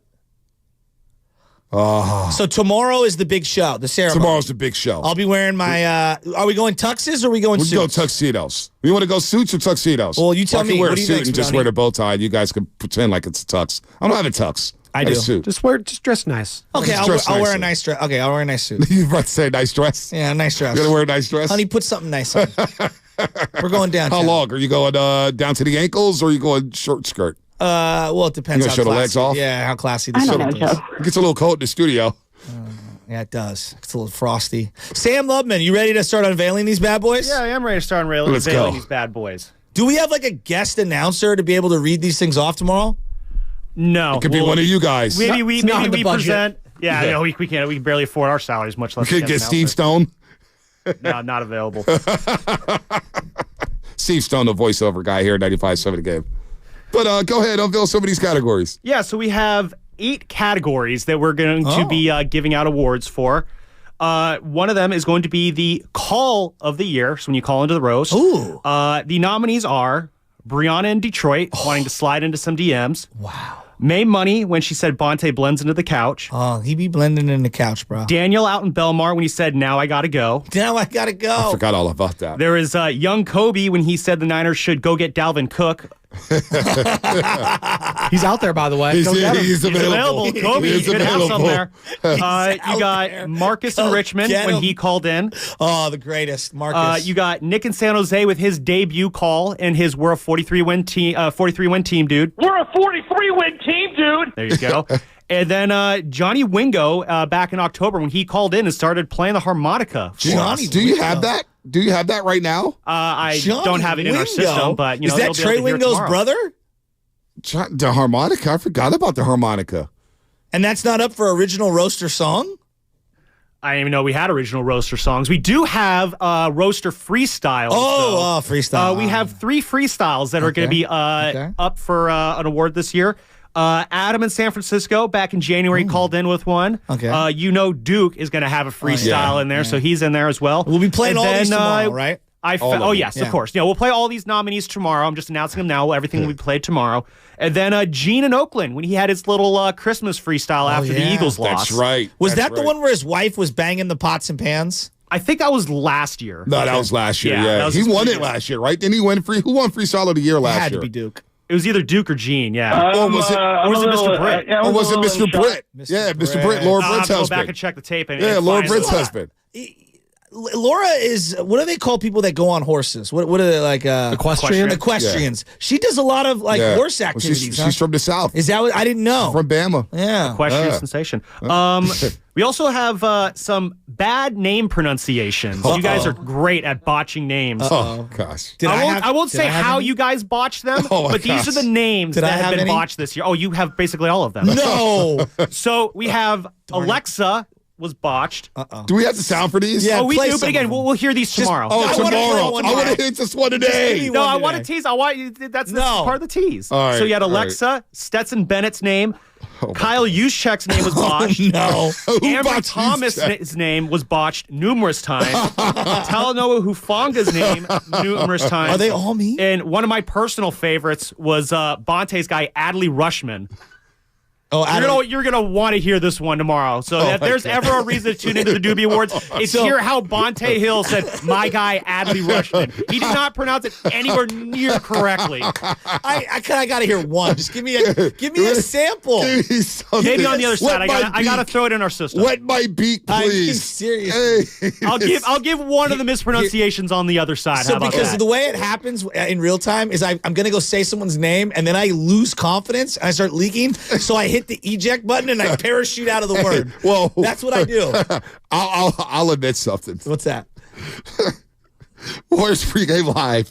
If we go starting five on the other team and I see a name, I don't even bring them up. I just focus on the star. All right. Going through here, so we got some, and the boys. Pull up Big Hero and his crew. I'm not even touching it. Oh, no. Oh, no. All right. Moving on. We have our best guest moment of the year. So there's Baldy talking about his Thanksgiving plans, how he likes to go all meat all the time. Carlos Ramirez with his devil and angel bit. Oh, my God. I forgot about that. Angelo Cataldi warning you guys about your trip to Philadelphia. Of course. Howard Eskin calling you guys nitwits. Shasky and Chuck Cooperstein's can't tell you back and forth. What was that about? That was about the Kyrie was doing a jersey exchange that went weird and Chuck completely missed it. And then there was also Shang Tao calling out John Fisher. Oh, the mayor. My gosh. Then we have our top roast moment of the year. There's when we sang "Cry Eagles Cry" after the Super Bowl. It's a classic. There was the laugh fest we had at the end of the Marcus and Richmond episode. I was in my bag. There was the time that Guru crashed the roast before the Cowboys game. There was our always memorable Matt Beattie trade reaction. Hold on. I don't even remember. The Matt Beattie. Oh, I remember what happened. What happened? Because I was doom and gloom about opening day. Giants at the Yankees. I said, guys, I'm just not fired up. And Lutman and Shasky's coming down my road. Bonte, you got to be positive, man. It's the first day of the game. And then Matt Beattie gets traded to the Giants. And this guy flipped me off and started ripping the Giants left around. I'm like, hold on. That's not fair. We gave it the old college try, Bonte. Another one that's on there, Bonte predicting that Sam Darnold will start for the Niners. Oh my that God. one came true. And then to be right. Hey, Darnold played more games this year than Jimmy G. And Trey Lance. Seen ghosts. And then one last roast moment. Shasky had a "Don't mess with the Warriors" rant back in April. That was pretty epic as well. Did they win that game? Or? Probably not. Yeah. And then last three categories here before we hit the break. This is gonna be a tough one here, guys. The roaster of the year. Oh my gosh. BPA, Gene in Oakland. Bonte's not letting BPA. Adam in San Francisco. Probably not. Duke in the city. Nick in Berkeley. Oh, wow. Rob in San Bruno. And RJ in Fairfield. Those are your roasters of the year. Win. Yeah, RJ's not winning. Then we also have our roaster rookie of the year. Oh, I like this. New roaster of the year? Newest roaster of the year. We got Can Opener Cal. Wow. Tony in Oakland. Oh. Clark the Shark. Oh. Alex in Atlanta. Oh. And Nick in San Jose. That's a loaded category. And then finally, our YouTuber of the year. We have Morali. We got Dublin Marge. We got Ernie Chavez. We we got Kyle Kelly, and we got Tyler Miller. Wow. So I already know who's winning YouTuber of the year. New roaster of the year is tough. That's tough. I could make a case for Can't Opener Cal because he doesn't just call. Wifey's on the line, too. Hey, boys, I'm watching. I mean, we know about their anniversary dinner. We know about his Golden Gloves career. And he got Clark the Shark, but Clark the Shark's fallen off. Matter of fact, I stayed one day, and Clark the Shark was on hold for Steiny and Guru. He was cheating? I picked up the phone and said, Clark the Shark, how dare you call this show? Automatically eliminates him. Alex in Atlanta, he's been around for a while. I need some mispronunciations on the other side. Oh, gosh. You don't want to miss that. That's coming up, brought to you by. I've heard some of them. This is a Warriors Game Day, brought to you by Xfinity G Network. Hufanga. I've heard you say that so many times I quit. Made for Street Life Sports. The boy doesn't know the zones.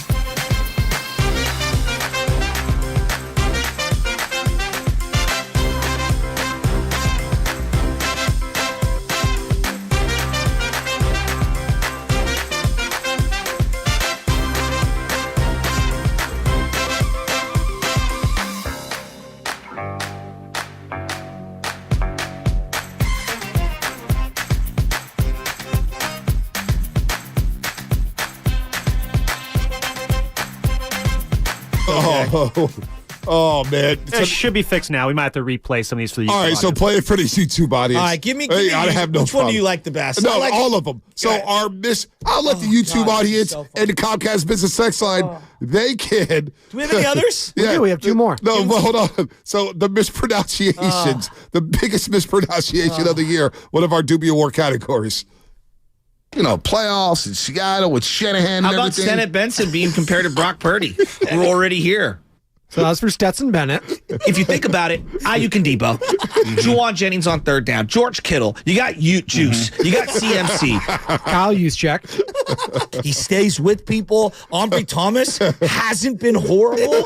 I think he's been really good. And Charvarius Ward Ambry Thomas. been horrible. What? Give him that last 2 months that Gunnar Henderson got with the Orioles last year. Audi Rushman, who we're going to see in the home run derby.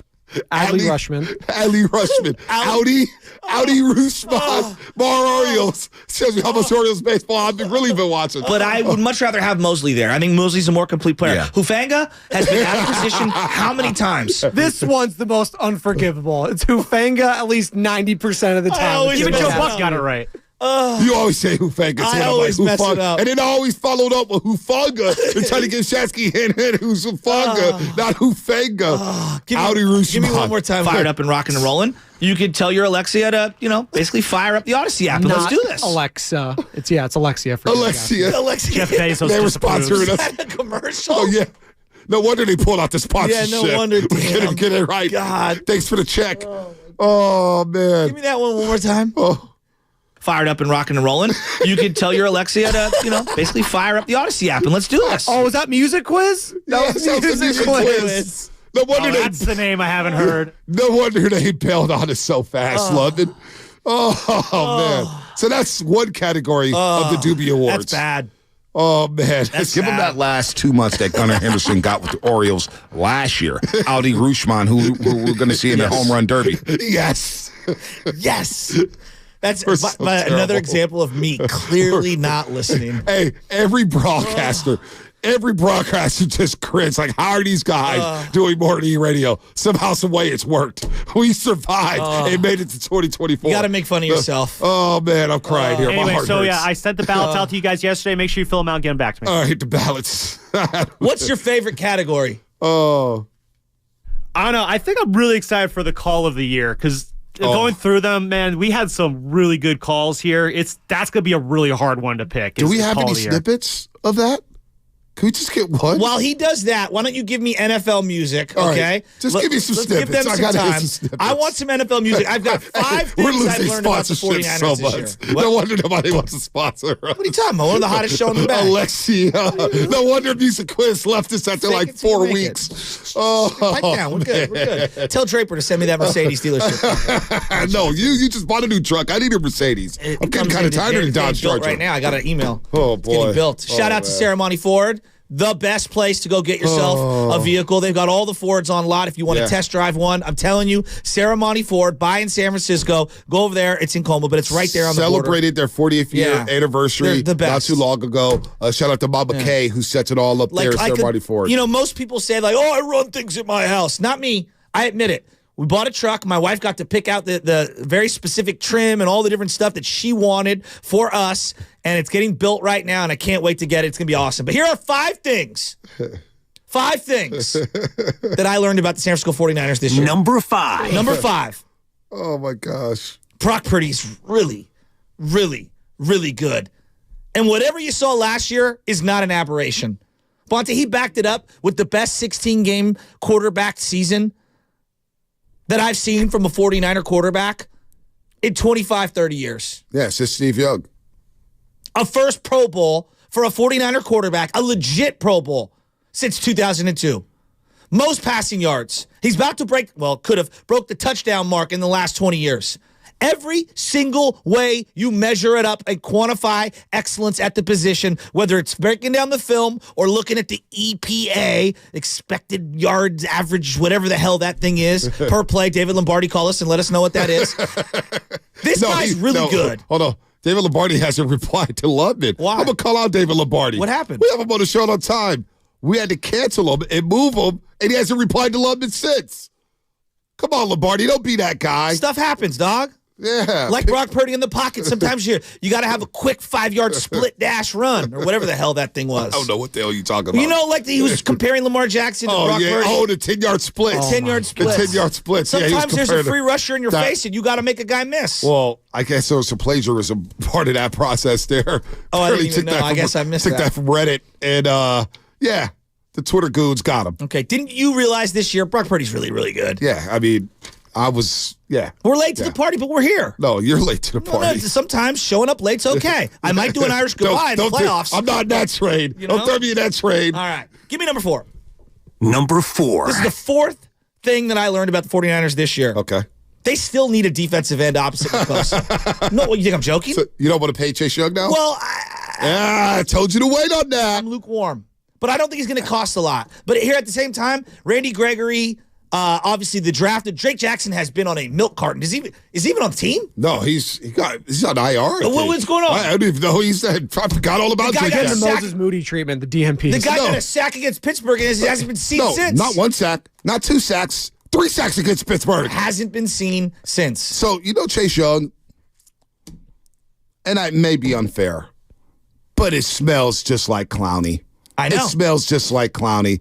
And Big Dog City and I, Big Dog City and I have been to some great games. Fiesta Bowl, when I'm watching them against Clips, and I'm like, boy, Chase Young didn't have an impact in this game. And then when I watch him at times, I'm like, sure, you see the flashes, but this is why I would pay Ayuk over Chase Young all day long, 7 days a week, twice on Sunday. We do need an opposite edge rusher. But here's what I would say. I'm holding out the hope that he can have a game in the playoffs. No doubt. Because that's how you salvage things. No doubt. Right? No doubt. But this year... It's been underwhelming, huh? Agreed. And this year, I think, to squeeze the bang on the buck for Nick Bosa, you got to find a D-end opposite him. Wouldn't you agree? Yeah, absolutely. Did Chase Young make the Pro Bowl? I was just about to chime in. He's now a 2-time Pro Bowler. Chase Young? How the hell? That's why the Pro Bowl, it's a popularity contest. And Dre Greenlaw didn't? And by the way, Antoine Winfield is probably the biggest snub, one of the best quarterbacks in the league. He's probably going to go all pro and not get a Pro Bowl. I think Ronnie Harrison did that way back when, too.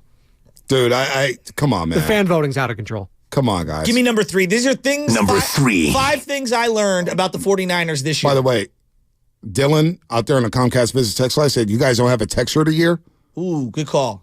Well, add that to the category. Well, how are we supposed to do that? We don't have names for these texters. So we identify them by their area. Hey, you 650-491. No, I'm just running Dylan always texts.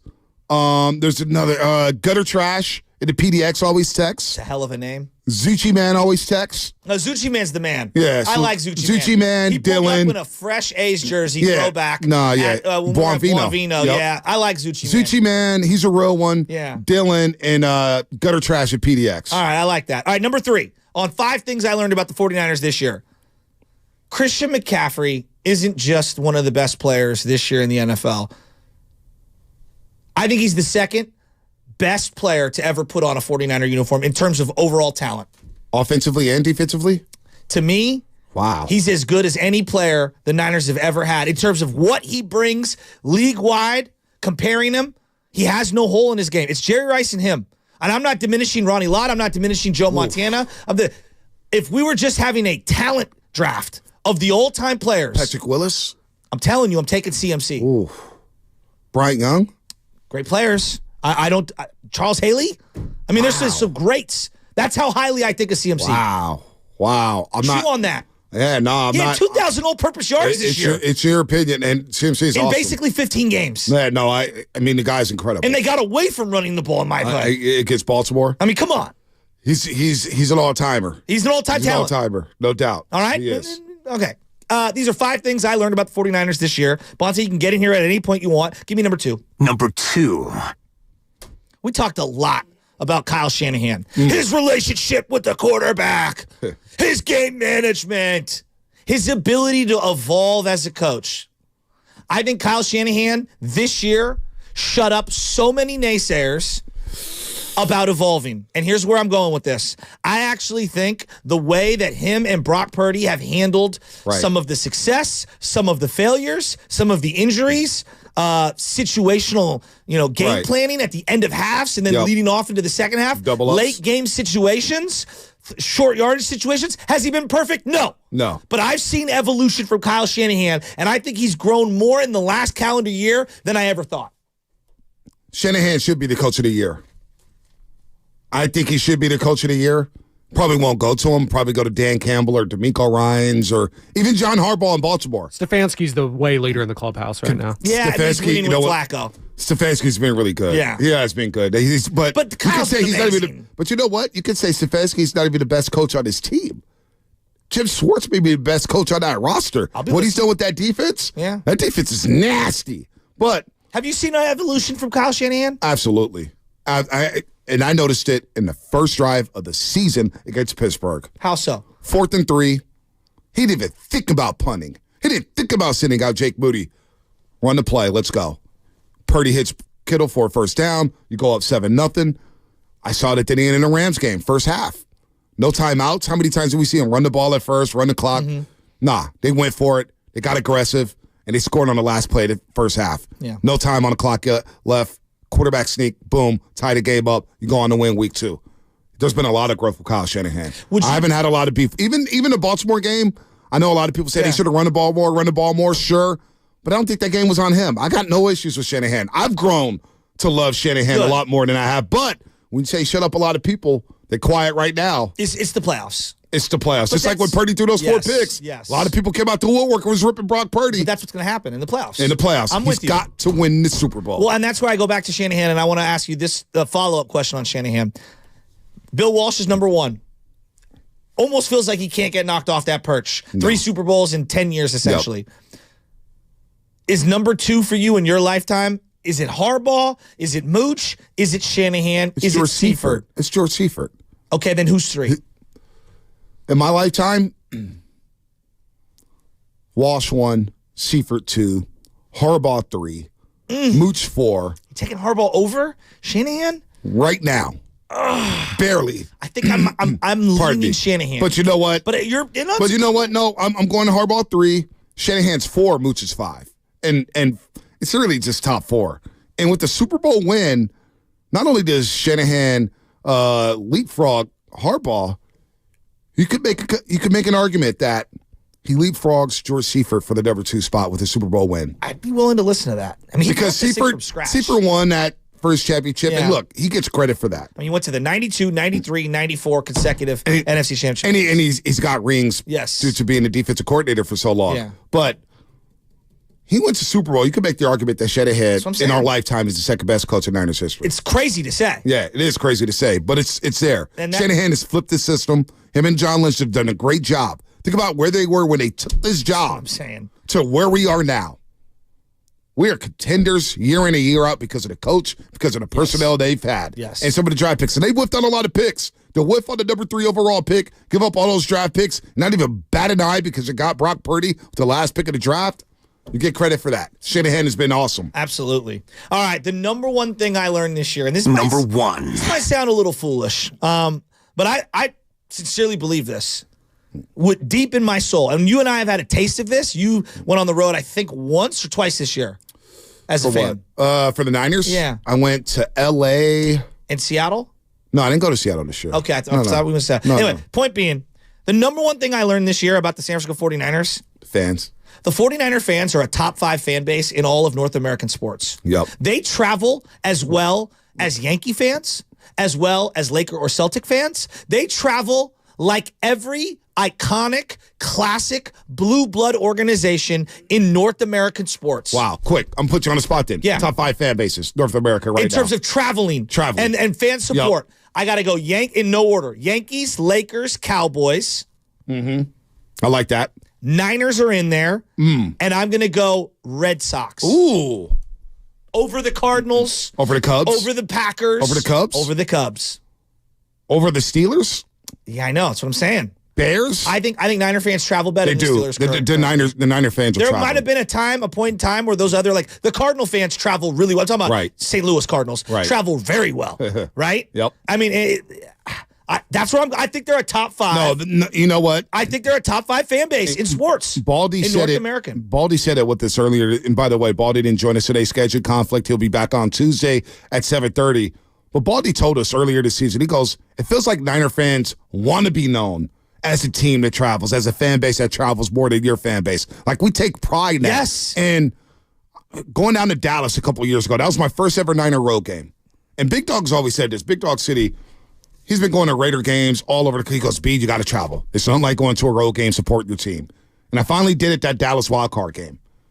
And I was like, oh, this is different. Yes. And there was nothing but Niner fans there. Then we went down to SoFi for the NFC title game. Incredible thing of all time. It was like a bowl game. Yes. It was 50-50, right? Maybe 55-45 Niner fans. Exactly. And then, we go up to Seattle last year for Thursday Night Football. Go to Chicago for the first week of the season, and there's nothing but red there. Niner fans do travel. And they will be deep in Vegas if they get there to the Super Bowl. Yes. They will be deep. Our fans, you got to... That's pride right there, man. That does, when you see that crowd in Washington, D.C., and you hear them. You hear them. Washington's it's 3rd down and 5. And you hear the crowd, Incredible. It's like, what is going on there? That's what I'm saying. It's the Niner fans making a lot of noise. I know. So, I mean, I'm sure at some point in time, Packers would be in there. Steelers, who you referenced, would be in there. I mean, I think we sleep on the Viking. Viking fans are deep. That's a traveling fan base we really sleep on. No, we sleep on the Broncos, too. Bronco fans travel. I would agree with you. But no, football tends to be a little different, right? Does. It does tend to be. That's why I put the Red Sox in there. Yep. But your point on the Cubs, well taken. I think they're definitely in the mix. Dodger fans are everywhere, too. Yeah, they are. They're everywhere, too. But I don't know if I necessarily see them the same way I see Niner fans legitimately take over stadiums. Right. Sixer fans have a good following. Sixers have a good following. Okay. Whenever the Sixers come to town, there's a lot of Sixer fans. There's always a lot of green Celtics jerseys. too, yeah. A lot of Celtic fans. They come deep. They roll deep. Laker fans, obviously, number one. How many of these fan bases do you think are traveling versus are just there? Because Sidonia, we're talking here in the back about Cowboys fans and Raiders fans.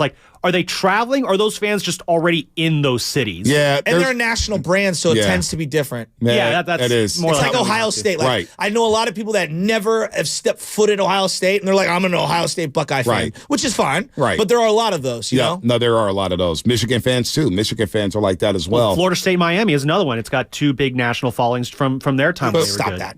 Joey, do you really do you think that I'm off base? Right, do you think I'm off base on the Niners being a top 5 traveling fan base? No. Whenever I watch any one of their games, it's always a sea of red, no matter what. Yeah, that's actually an underrated part about this whole Shanahan era, getting the fan base back on board, because it was empty as hell 100%. During Chip Kelly. You guys were there. They couldn't sell your tickets. Forget that. I was watching with little LJ over the break. The 49er 1980 game against Arch Manning and the 0-13 New Orleans Saints, who went up 32 to whatever it was on the 49ers. And Joe Montana came back. To say that there were 100 people in the stands might be an overstatement. There was no one at that game. Nobody. No one at that game. I remember. It doesn't even look like pro sports. The Levi Stadium days, the early days when Harbaugh left and it was Tom Sula and Chip. I remember dragging this guy down there. Yeah. And I was like, come on, dude, just go. Just go. That press box at Levi Stadium was so damn empty. I could have sat anywhere. It was like, well, I don't want to sit there. Maybe I can sit here. You could choose where you sat because nobody was going to the games. It's just like the 15-win season. Raymond Ritter, I remember one day Raymond Ritter, Vice President of Communications of the Golden State Warriors, He came in during the 15-win season. It was some cheery game. It's maybe, I don't know, Houston or somebody. And he goes, I see all you here. We know who the real ones are. I see all these media outlets not covering this no more. There's nothing but empty seats. Well, who were the media that was there? Because are any of them still in this market?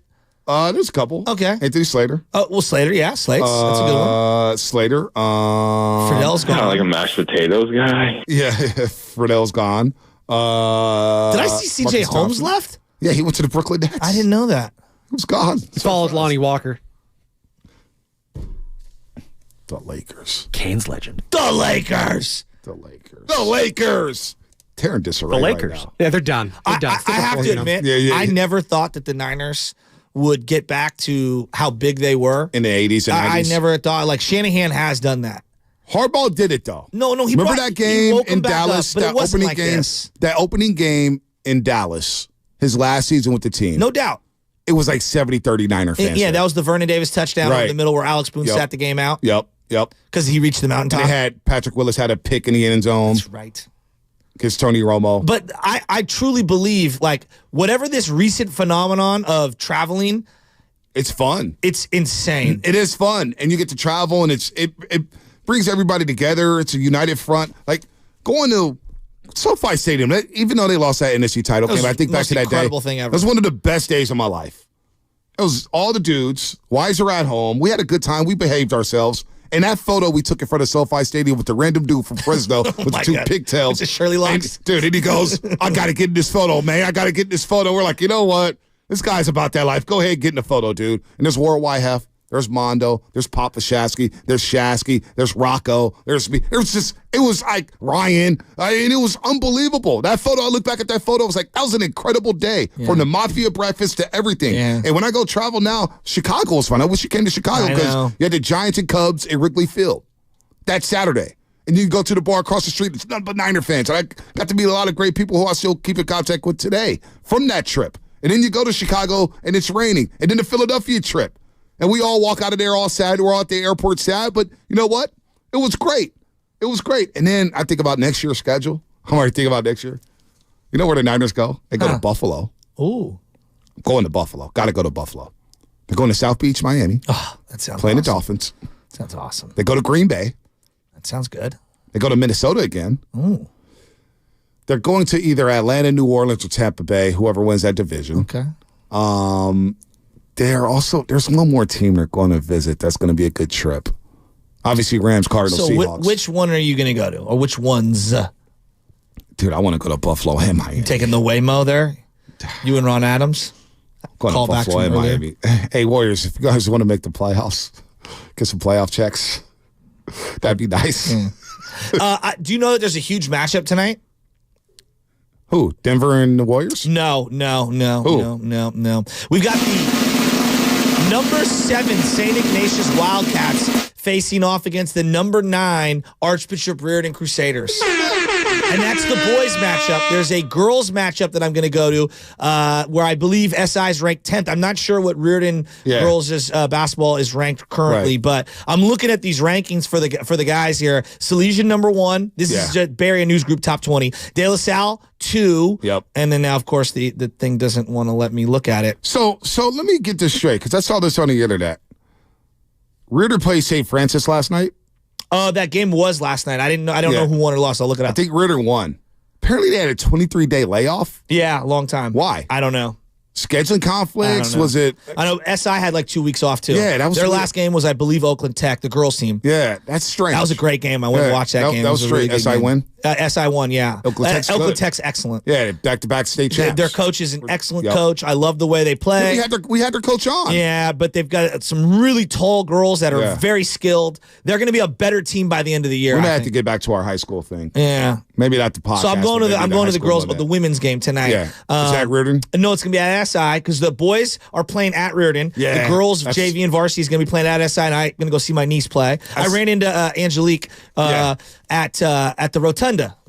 Great minds think alike. Oh, wow. You guys are at the Rotunda. Oh, y'all spending big dollars. She was getting it on and then having a good time. We were just chopping it up, and she's like, "What?" I was wearing my Reardon wrestling sweatshirt because my cousin is the varsity wrestling coach. Shout out Jack. And she's like, "What you wearing that Reardon stuff for? We played them tomorrow. I said, I'm the only person in San Francisco who can wear all 3 private school sweatshirts hey, and get away with it. listen, Coach Pat, I could actually... Yeah, I actually wore my Stuart. I knew that would piss you off. Hey, no, it won't piss me off because I was thinking, man, I had the Stuart Hall hoodie. I just saw it and almost gave it away. And I was like, no, I got to keep the Stuart Hall hoodie. Yeah. Shout out to Charlie and everybody, Adam and SF, pride of Stuart Hall.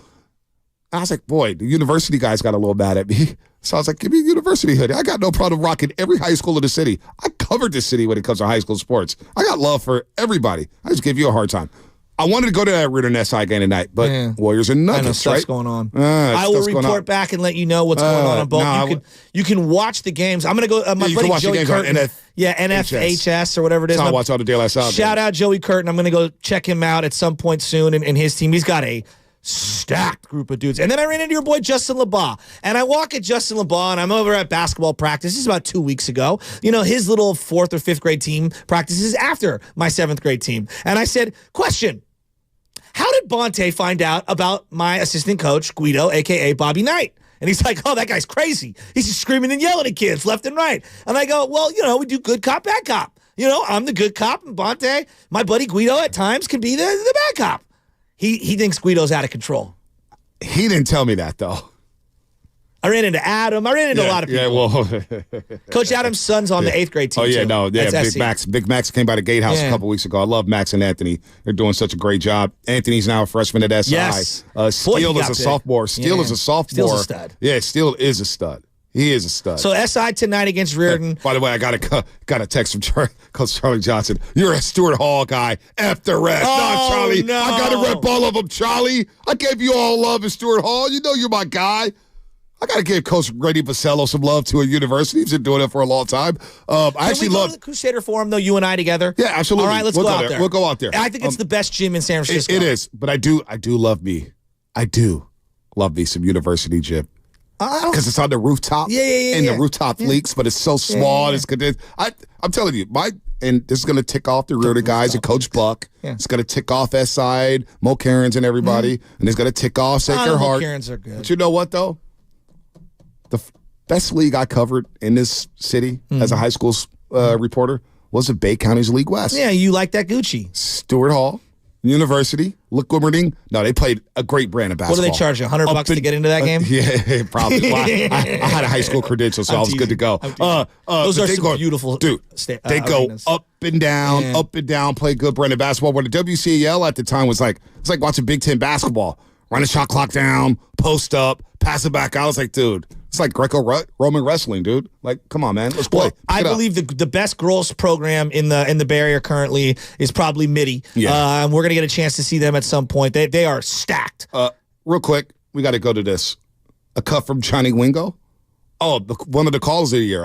Teaser. Yeah, so here's just a sampling of the call of the year category they'll be doing tomorrow. So yeah, this is the Johnny Wingo, a taste of his call as a setup for tomorrow. Oh, you want me to play? I mean, this one's hitting. Oh yeah, this is hitting hard. I don't have it on my board. Oh, my bad. I thought you were about to play it. I didn't see it on my board either. I'll grab it. Well, there it is. It's best. Miscommunication. All right, one more time. Johnny Wingo. Here it is. Can I get more of that? Johnny Wingo. Can I get some more of that? I mean, what was Hold on. You got to give me more than 3 seconds. Come on, give me some blues.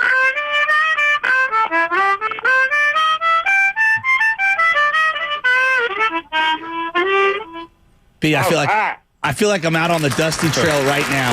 Bluegrass Festival was just last week, right? Damn, that guy Johnny Wingo. He needs to call him more often. Damn. I don't think he's called in since. Hey, you got to promote his album. Dude, that's a hell of a... You hear the chemistry, though? Dusty Trail Road, I bring up Bluegrass Festival. Yin and Yang. Yeah. Damn. Bonte, I do want to play some Waylon Jennings for you, dude. We're going to have to get you some Chris Stapleton. Get you all countryed out. Chill out. I saw Laura Britt. She shared a country singer yesterday. Who was it? Some black dude singing country. Really? Yeah, it was a black guy from Nashville or Alabama. He's good. He's good. I got love for country. Little wagon wheel? Ain't nothing like the wagon. All you single guys out there, because it's a lot of you single guys in the chat. And hell, even you single gals in the chat. Go to a country. Well, country music and rap are very similar. They both, the lyrics are around girlfriends, women, cars, and partying. And liquor. And sometimes your dog. And you know what? You know what, though? Country concerts, they hit. Oh, yeah. They hit hard. You know what else hits? Fast Five.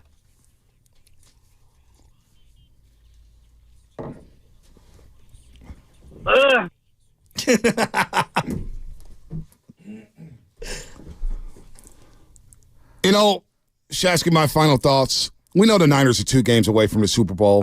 So I'm kind of like chilling off them, right? Sunday doesn't matter to me. The week after, we'll watch Wild Card Round. So we got a couple weeks to ramp up for the 49ers. My final thought is, what the hell are the Golden State Warriors going to do here? Specifically with Draymond Green. What is this going to look like? Now I'm getting anxious, right? What is it going to look like? Because you know, once this podcast drops, what are they going to do with them? The Warriors are on my mind right now, man. I can't help it. Because I know the Niners are chilling.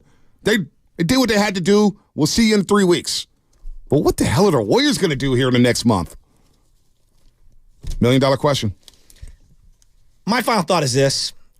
The Pro Bowl was announced, and I know it doesn't hit for everyone, but it hits for me still to this day. Even though the game doesn't, just like being a Pro Bowler, that matters to me. The Niners have their first Pro Bowl quarterback. Legitimate. Not like 7 guys bowed out and here's Mac Jones. You know what I mean? Like a legitimate Pro Bowl quarterback. Enjoy this. Just enjoy it. Enjoy it, Niner fans. What did they have, 9 Pro Bowlers, 8 Pro Bowlers? Yeah, it could have been 50. I know. Well, it was fan votes, right? Was it all fan vote? I don't know how it works. Because the Niners are so... Mispronounced a Pro Bowler, right? Well, he should be. He was a great I mean, they had everybody in the top 5. The fact that Chase Young's a Pro Bowler, that's kind of it's a little ridiculous. And Dre Greenlaw's not. Like, come on. Anyway. It's a little ridiculous. Spadoni, Lubman. Darvin Lakers. Darvin Ham. Oh, don't do it. I think it's safe to say the ham is cooked.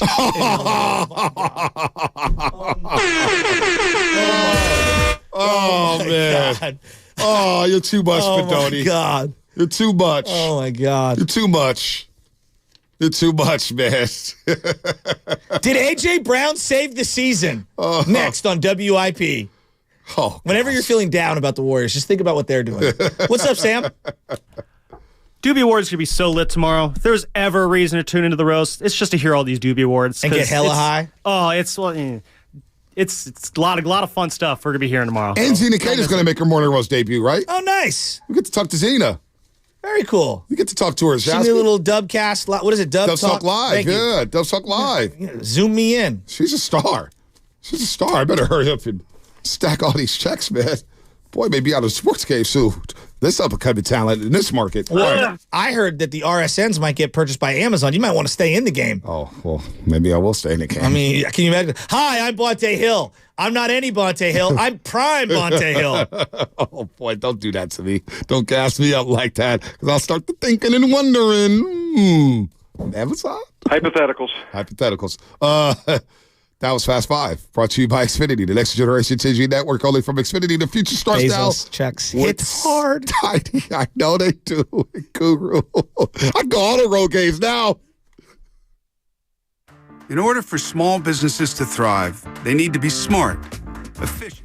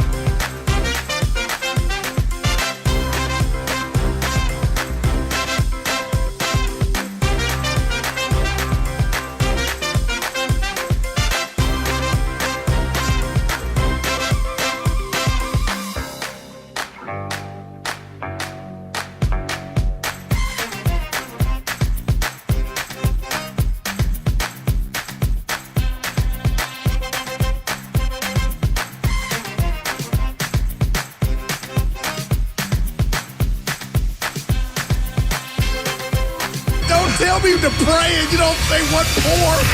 He brings the perspective. Yeah, I think they both have great points. Get off me, text line. He's truly one of a kind. That is wow. Oh, my God.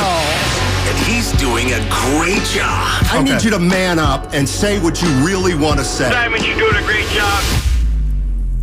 And together, There's Steiny and Guru. Yeah. On 95.7 The Game. Hey, what's going on? Little Fat Albert. Hey. Fat Albert, hey. Hey, what are you trying to say? Don't do that. I've never heard you mention Fat Albert. Oh, I know a lot about Fat Albert. He's from Philadelphia, for goodness sake. Hey. Yeah. How you doing, buddy? Fresh haircut. I'm trying to let it grow. Okay. Because you said you wanted me to grow a fro. Shout out Marky D and D&R Barbershop in the Union. But I come in here today and you look at it like you want it back low. It's just a little, usually looks a little shorter after you get but it. But I'm growing it. That's why it's going to be. It's going to be longer than this. Okay. All right. As you cut yours down. Yeah. Jim's like, why don't you pick it out? Dude, it's curls. You see, and I would legs. never, that phraseology I probably would stay away from. Fro? No. Pick it out. Yeah. I'd probably it's probably fine. Yeah. You know, but Aaron on the kind side of caution. You're weird. That kind of terminology, you know. What we got today, man? I'll tell you what we got today. Nuggets, TNT. Let me tell you something.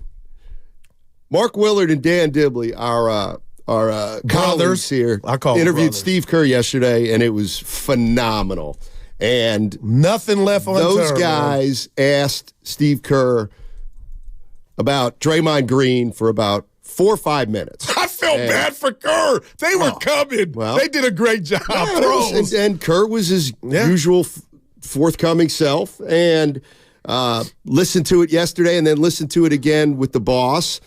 And we feel like it's got so much juice and info. We're going to play that for you in about 10 minutes. Right off the jump. All right. Right off the jump. It's a 20-minute interview. You can go to the Odyssey app to listen to the whole thing. This is only going to be about 4 minutes, and it's all about Draymond Green. And then once we listen to this, Goo, the question's going to be simple. What do you think? I mean, what do you think? So, obviously you're right about the Nuggets. They are in town tonight. TNT game. We get to hear what Barkley and the guys think. Shaq roots for Steph and the Warriors, but we're going to get wrong. We know what Barkley thinks. Bob, you left the got off the Titanic. Fried. Yeah, that's what he's going to say. They're cooked. If they can somehow win this game tonight and be 500, I'll just be feeling better coming in here tomorrow when I see you. That's fair. I was waiting for an over. I thought you were going to say, you get to 17-17, and then, we can win this thing. And I was going to say easy. But you said you get to 17-17, I come in tomorrow feeling better. Yeah. It's like, I could see that. Yeah. All right, so here's what happened. Yesterday, Willard and Dibbs were talking to Steve Kerr, and Draymond Green has 10 games into a suspension. No real news yet. It's an indefinite suspension. So, Steve, it starts off with a question from Mark Willard about Draymond Green. Take a listen, everybody. Coach, this will be no surprise to you. The pregame comments about Draymond Green getting some space from you guys and you guys getting some space from him have led to a lot of commentary and questions with the Warrior fan base and our listeners today. Can I start by asking, going into this whole thing, the thought process from the fan base, an assumption, which clearly was not right, what was that he was going to practice and be around the team. Can I ask why? Why is he not?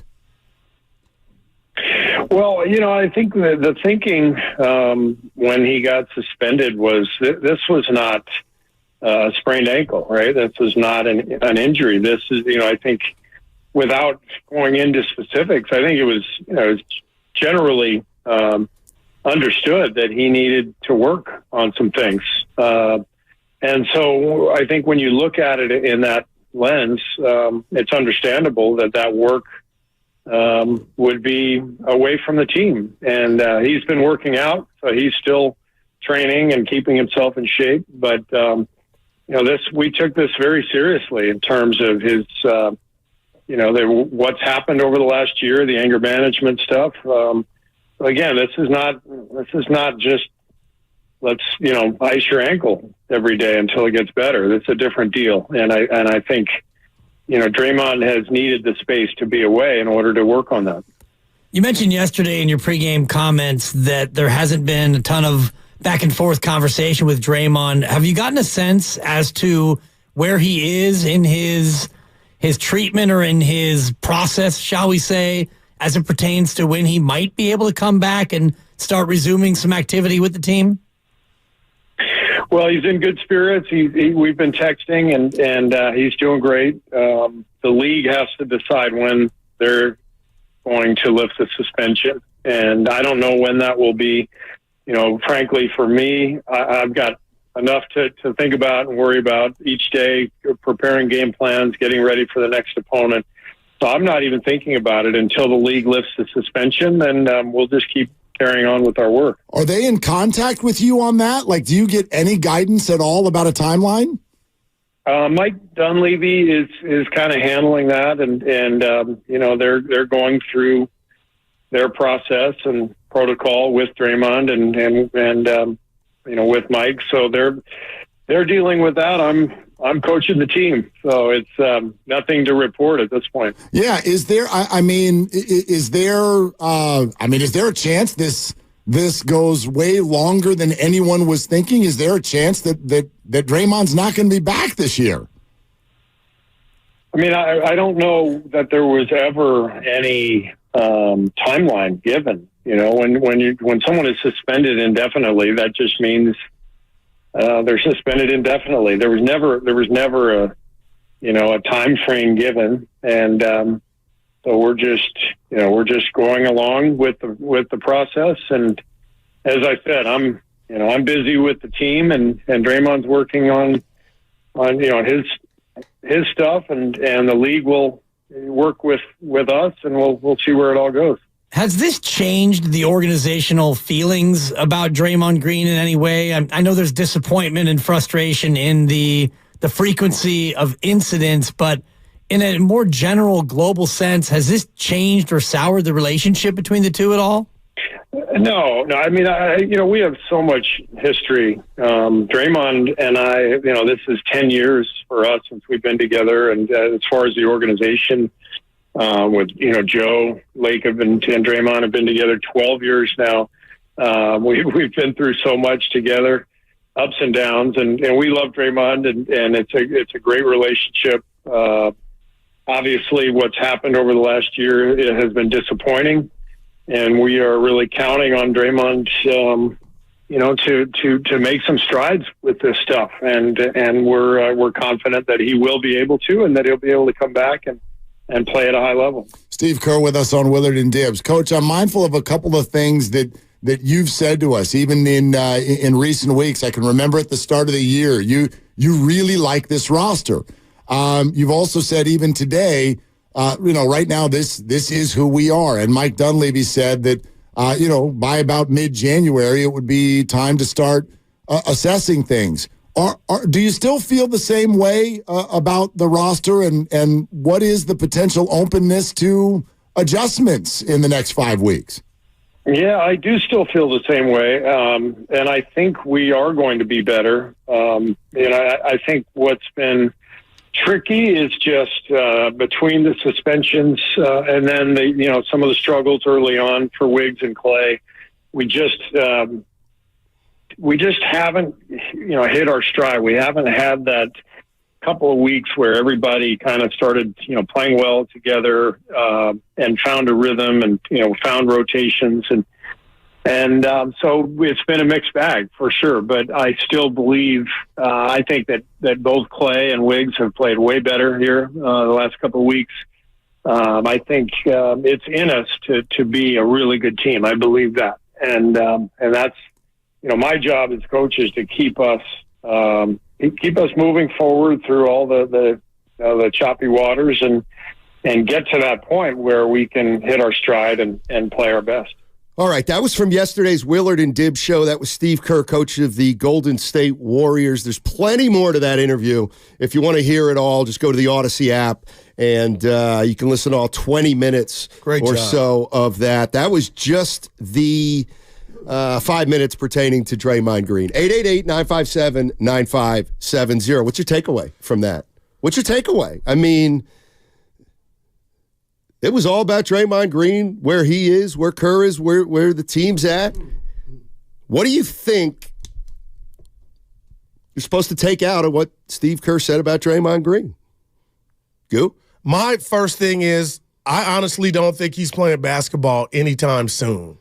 And I came in yesterday and I changed what I had initially thought about this because unless there's a trade, Draymond Green is needed for this team to reach the heights, make the playoffs, and make some noise. That's just how I feel, and make Steph Curry's job, which I used to just fight you ad nauseum about, that I hated that he got credit for making the game easier for Steph. But I see Steph working harder now, and I don't like it because he could wear down without Draymond. But the fact that at the end of that, he did say, Coach Kerr, hopefully Draymond will come back and be better for this, basically. So that tells me, you know what, Stoney, he won't be in another uniform before he's up out of here. I could be wrong, but that's what I took. And I do like the fact that there is distance right now, because a punishment should never be rosy. You know, he's not there. I don't think going to LeBron James, and you didn't ask, birthday party was a good look. Just me, even if I wanted to go, because I need to be working on myself and doing a checklist. That's neither here nor there. I was listening to Devontae and Shasky. There are reports that he's dropping a podcast maybe next week, early next week. I would just, and nobody's asking for this advice, I would tell Draymond just what we do on this show. Take a play off. There's nothing you could say, I believe, that will help you endure you from the fans. The fans are, dude, just kill them with silence right now. So my biggest takeaway, he's not coming back anytime soon. And to be honest, partner, I don't like that as the Warriors embark on tonight's game, one game under 500. Warriors are 16-17, defending NBA champions in town tonight, Denver Nuggets. Warriors, you know, they're in a little bit of disarray. There's just no doubt about it right now. And let me throw another date at Warrior fans. February 8th.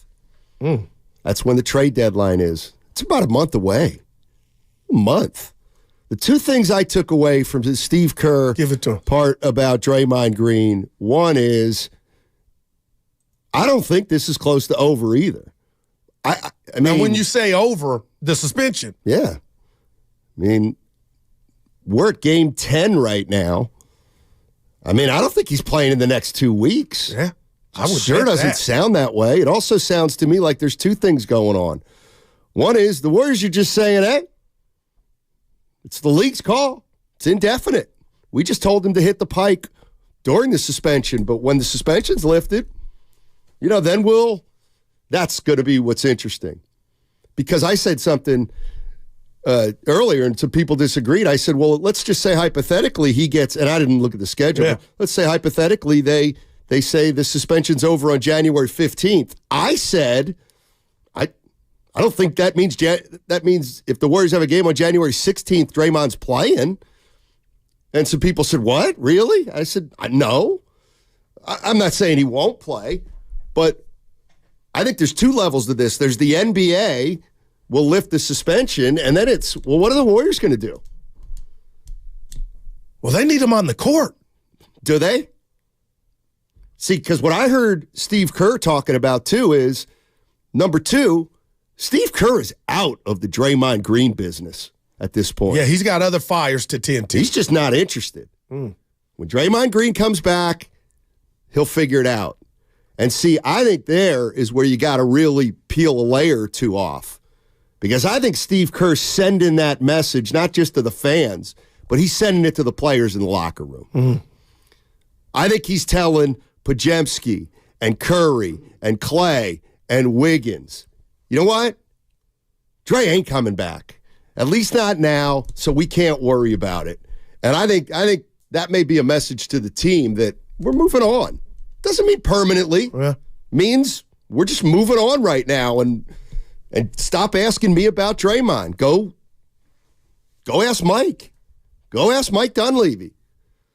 There's something with Steve Kerr where he's done with Draymond Green, at least for now, and having to answer to him, not to him, answer questions about. He's just so annoyed. You can tell. You know what? I appreciate that assessment, and it has me thinking, if I'm Mike Dunleavy, and we don't know Steve Kerr's future, right? Because it is technically right now up in the air.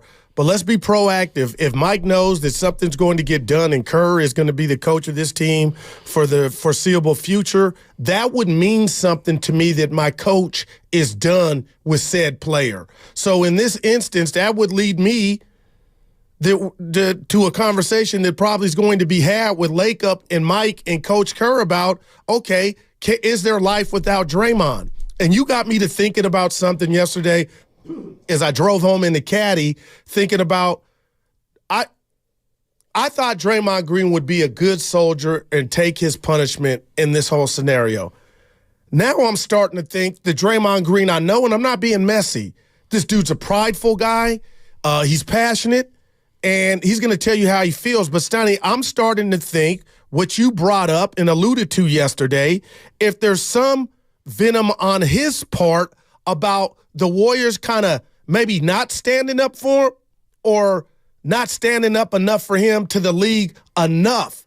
And if I'm Draymond, if I'm his barber, Brownie Blends, his friend, and I hear my coach say, we need a break from me, the way that Kerr was so honest yesterday, partner, I'm telling you that would rub me the wrong way. And we come in before we start our show, now he may talk in Draymond into a microphone next week, and I feel like the incentive, I could be totally wrong, but I feel like now he feels like, you know what, that wasn't cool. I have something to say, and I'm going to say it in the incoming days. I want like to say this. I don't care what Draymond has to say in a way. Yeah. But you know what everybody else does. What's he going to say? I'm pissed at the Warriors. They didn't have my back. He'll get laughed off the He'll get laughed off the NBA stage. But you can say things without saying them. Okay. You know what I mean? And Kerr may have done that. Maybe let's give him the opportunity to be contrite.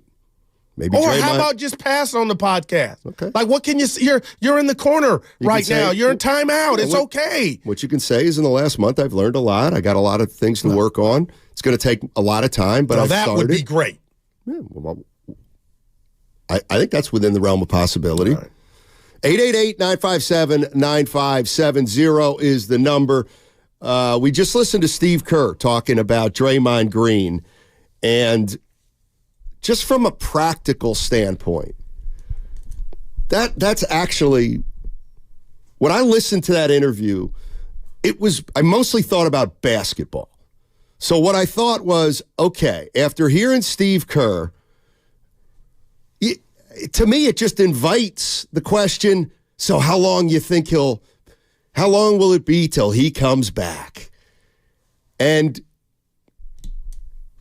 what do you guys think? Do you guys think Draymond Green could theoretically be back in a week? Evan, I'm going to put you on the spot. Could Draymond be back in a week? He's going to miss 3 more games. It'll be 13 total. He'll be back in a week or two. Week. No, week. No. 2 weeks. Potentially by the next homestand, but definitely not before this 4-game roadie they got coming up. Do you know offhand what date 2 weeks? Okay. Well, they're backing on to play the Lakers on the 27th. 27th. We're going to that's that a part of the one. homestand, but I think they have a couple home games before then, so it'd be like around the 20th. Okay. So that would essentially be another 3 weeks, which would make it a 6-week total. Like, I could see that. The problem is January 19th is the beginning of that homestand. Okay, so January 19th, let's say. 2 weeks. Like, to me, that's the fastest it's going to be. Do you think it could be faster? No, I don't know. I think we're all just guessing. I'm going longer. And I'm not, no doubt. This is, like Steve Kerr says, the league handles that. And it's quiet on the set right now. Well, as far as we know, we don't know. I mean, there may be action on the set. For all we know, Draymond Green is 85% finished with passing his test. But what if they gave him a number that they haven't shared the league and it's 25 games? Okay. Then how long? Now we're talking February, mid-February, or even after that. Yeah. So, I mean, and then you got the trading deadline before. Like, will he be back before the trading deadline? Exactly. That's what I was getting at. Boy, this is not an easy job for anybody. And I'm talking about Coach Kerr. Forget his personal situation with the contract. It's probably the last thing he's thinking about. Just the team itself. who do you trade? And who outside of Jonathan Kaminga, I mean this, can you actually trade, Steiny, and it fetch you something? Because Andrew Wiggins, I heard the guys in the morning kind of, talking about this. I sold a used car, and it was a lemon, but it wasn't a lemon.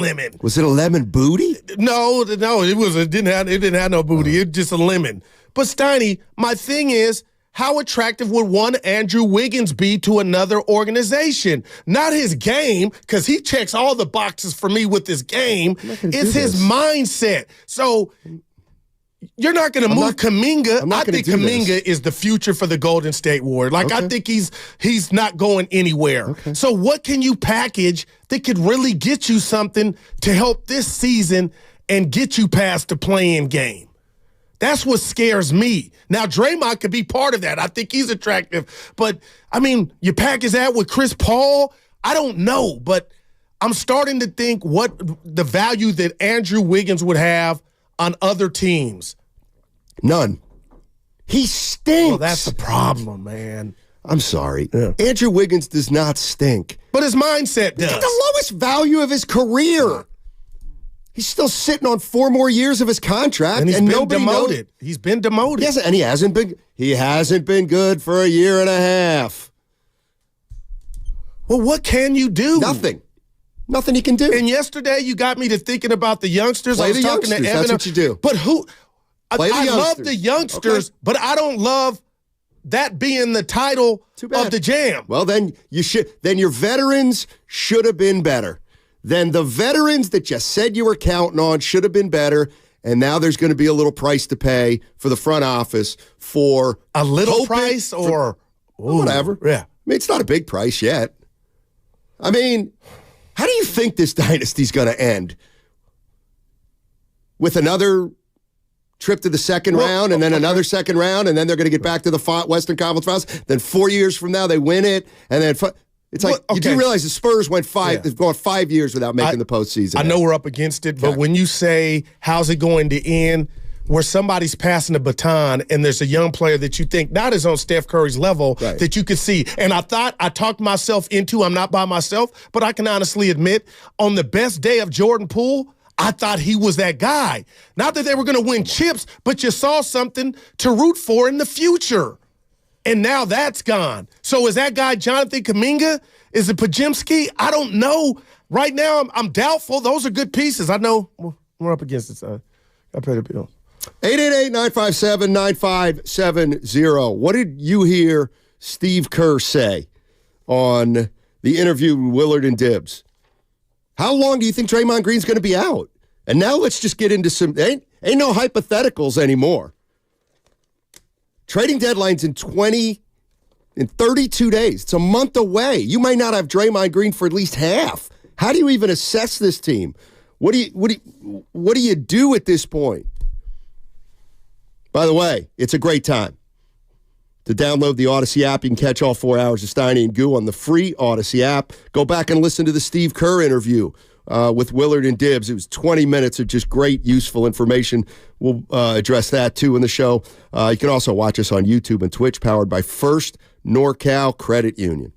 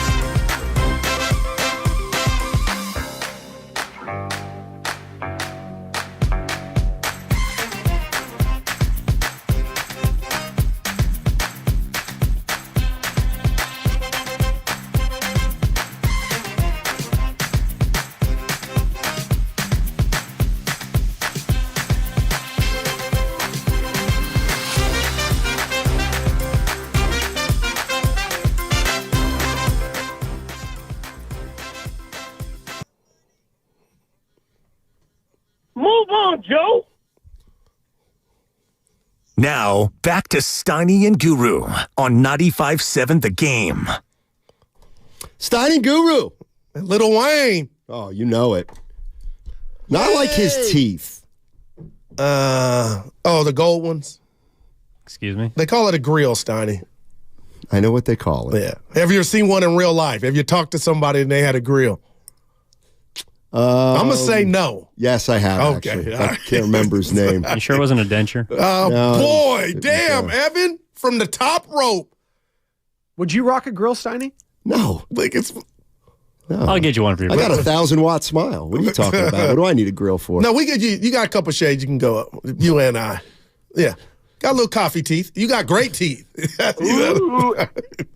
Hey, I got an assignment for you because you like games, and I'm going to be a better host. The Niners got 9 All-Pros. Don't cheat. Before we get out of here, can you name all 9? Okay. Let's do it now. All okay. Right, they got 9. No I'm shocked. cheating. No cheating. Evan gave, look, that underneath here I have the press release that I never looked at. We'll see how your year starts off. 9. Purdy. Get the ding ready. Yeah, I was waiting on it. Mark Purdy. Brock Purdy. You got it. Christian McCaffrey. Easy. George Kittle. Easy. Trent Williams. That's 4. Deebo Samuel. Oh, Steiny. Ayuk. Oh. I think they're alternates. Yeah. They should be. So they don't count yet. Wishnowski. Freddie Warner. Big Bang. Bosa. Okay. There's one I know you won't get. Da-da-da. Oh, it's, how many do I have? How many do I need? It's your best friend you're missing out. That's because there is only one fullback. You check? Yeah. What a joke. Hey, and the last one, this is the one I thought for sure you would get. No. Alternate. What do you mean alternate? Okay. Pro Bowl alternate. Oh, it's Gibson. Who? Gibson. No, this is a good one. I'm shocked. Oh, it's Mooney Ward. Yes, sorry. He is there. I apologize. Wishnowski. So did I get any wrong? And the worst part about it is I got the list in front of me. Is it Chase Young? We got Charvarius Ward, Trent Williams. My bad, Chase Young. Fred Warner. Yeah, you got them all. McCaffrey. But you missed 3. Look who's having a great You start. didn't have use check. I mean, that's his raw. You don't like him, but they respect him. I don't like him. Like you want him to do more. You just don't like fullbacks. We're going to have Low Deal call in. The new age fullback. It's something about him that bothers you. Yeah, I like fullbacks who touch the ball. Wishnowski was not one. Javon Hargrave was the ninth. Oh, Pro that's Bowler. the fix is in there. He did not have a Pro Bowl Hargrave, man. Big first season. I've studied a lot of interior line play. You think he's happy he left wanting that Titanic? Ask me at the end of the year. They look like there could be one. Ask me at the end of the year. Niners getting much-needed rest, man. They're living right. Noah's in San Francisco. What's going on, Noah? How you doing, man? Noah. What do you do? What do you do with this team? You don't even know if Draymond's coming back before the deadline. How do you evaluate? Do you try to make a trade? Do you just play it out because you have to? Noah, help me. Yeah. I had an idea. I mean, I'm sure it's been thrown around, but would he be open to coming off the bench? Draymond. Yeah. Yes, like, he would be. Like the sixth man or, and maybe, I mean, I've seen when he's done that, he's been super effective and agree. Like he can facilitate the offense, and lead the defense, obviously. I mean, I know it's like he's not making bench player money, but well, neither's Wiggins. Yeah, and I just think it is time for just new blood in the lineup. Me too. And personally, like, I know it doesn't show up in the stat line, but I love watching Moses Moody play. What's funny? He hasn't been playing here lately. Show up in the stat line. No, let me tell you. Good call. And I'll tell you. Here's the other thing. Draymond Green, if they want him to come off the bench, come off. Then you tell him come off the bench. What's he going to do? Get suspended? Well, that's a 2. I mean, seriously. Yeah, I got you. He has no leverage at all, man. I think there's a situation out there with he could theoretically come back, believe it or not, and get some DNPs. Well, nah. Why not? Because he's arguably your second best player when he's healthy. Well, when he got hurt, he was not going to healthy. I don't care how much he's working out; he's not going to be in game shape. And the bench has been the one of the brightest spots of this team. Let's be real. I got to tell you, I'm talking to more and more people that have moved on, it sounds like. They don't want Draymond Green back. They don't want him coming back in 3 weeks. And I get it, we're 500, but effing up the season again. God, could you imagine he comes back and they have to go backwards with if there's another issue? I mean, there won't be if he comes back, Steiny. Okay. Like I'm not here to entertain that crap anymore. I just like come on. You can hope and hope and hope. He'll get a technical, but I'm talking about it'll be a suspension then. The basketball season has stopped 2 years in a row because of something he's done. Did you feel schnookered? Did you feel like Draymond schnookered you? No, I just feel like the team as a whole schnookered me. And it just goes to Mike Dunleavy and the word that I just will not, until this dynasty's over, and I hope that's a long time, Mike Dunleavy looked us in the face and used the word connectivity. And for Steve Kerr to say what he said about guys and agendas, or what I perceived to be the word that he was using, agendas, they need to play the right way, and let me know you were correct. And I text you when you didn't text me back that, you know what, there's some stuff still festering within this locker room. Klay Thompson was honest. They asked Coach Kerr yesterday, Willard and Dibbs, about that conversation, and to his credit, he didn't want to get into it because he thought it was private. He understood why Klay said what he said about it. But, man, Steiny, I need to see some signs. And right now, is this team giving maximum effort? No doubt about it. But how do you look at this team and say that they can change who they are and what they're possibly going to be without this carrot? I don't know if you want to call it carrot, this zit, this acne, this wart that is Draymond Green in regard to— More than that. What would you call it? It's a huge rash. It's not just you could put some stuff on a rash. Simple thing. Yeah, no, you're but right. A rash, it's like it goes away too, though. You can does fix it? Yeah, if he comes back and he not Marza, that MRSA thing that pops up periodically, you usually get a hospital virus. Jock itch. No, it's not. It's called MRSA. Oh, it's a not shingles. Is it a MRSA? MRSA. MRSA. I was thinking of Marsha Brady. Yeah, Marsha. Yeah. The old nose episode. Remember that, Joe Namath? I do remember that. Yeah, they're like, this is a big deal. No, it's not. See, no, just kidding. Let's just say what's a big deal? You tell me. The big deal is you're not going to be able to find out who you are until he comes back. Right. And if you're not one of those, he's not coming back, then you got other stuff to attend to. So for Coach Kerr to say, hey, guys, Willard and Dibbs, I'm basically focused on the team right now. I totally get that. That's how it should be. But I guess I want to fast forward so Draymond can come back and they can re-implement them back into the system, and then they can be who they're going to be, hopefully in April. Can I ask Warrior fans if you're with Guru on this? You want Draymond Green back in a couple weeks, re-implement him into the season and see how good we can be, and then figure it out. You figure out maybe in the 2 or 3 weeks what you can do on February 8th. Let me tell you what. That's the last thing I want. All I can tell you is that's the last thing I want. Why? You know what? Just the idea that he's going to come back, like whatever may happen between now and the next 2 weeks, he's just going to come back, la-di-da, be reintegrated. It'll be January 25th. We'll have 2 weeks to go to the trade deadline. We'll be talking about how's he playing, how's the team playing, can we move this guy? It's not progress. To me, that is hamster wheel stuff. It's like I said it yesterday. I've been saying it for I don't need to see Draymond come back.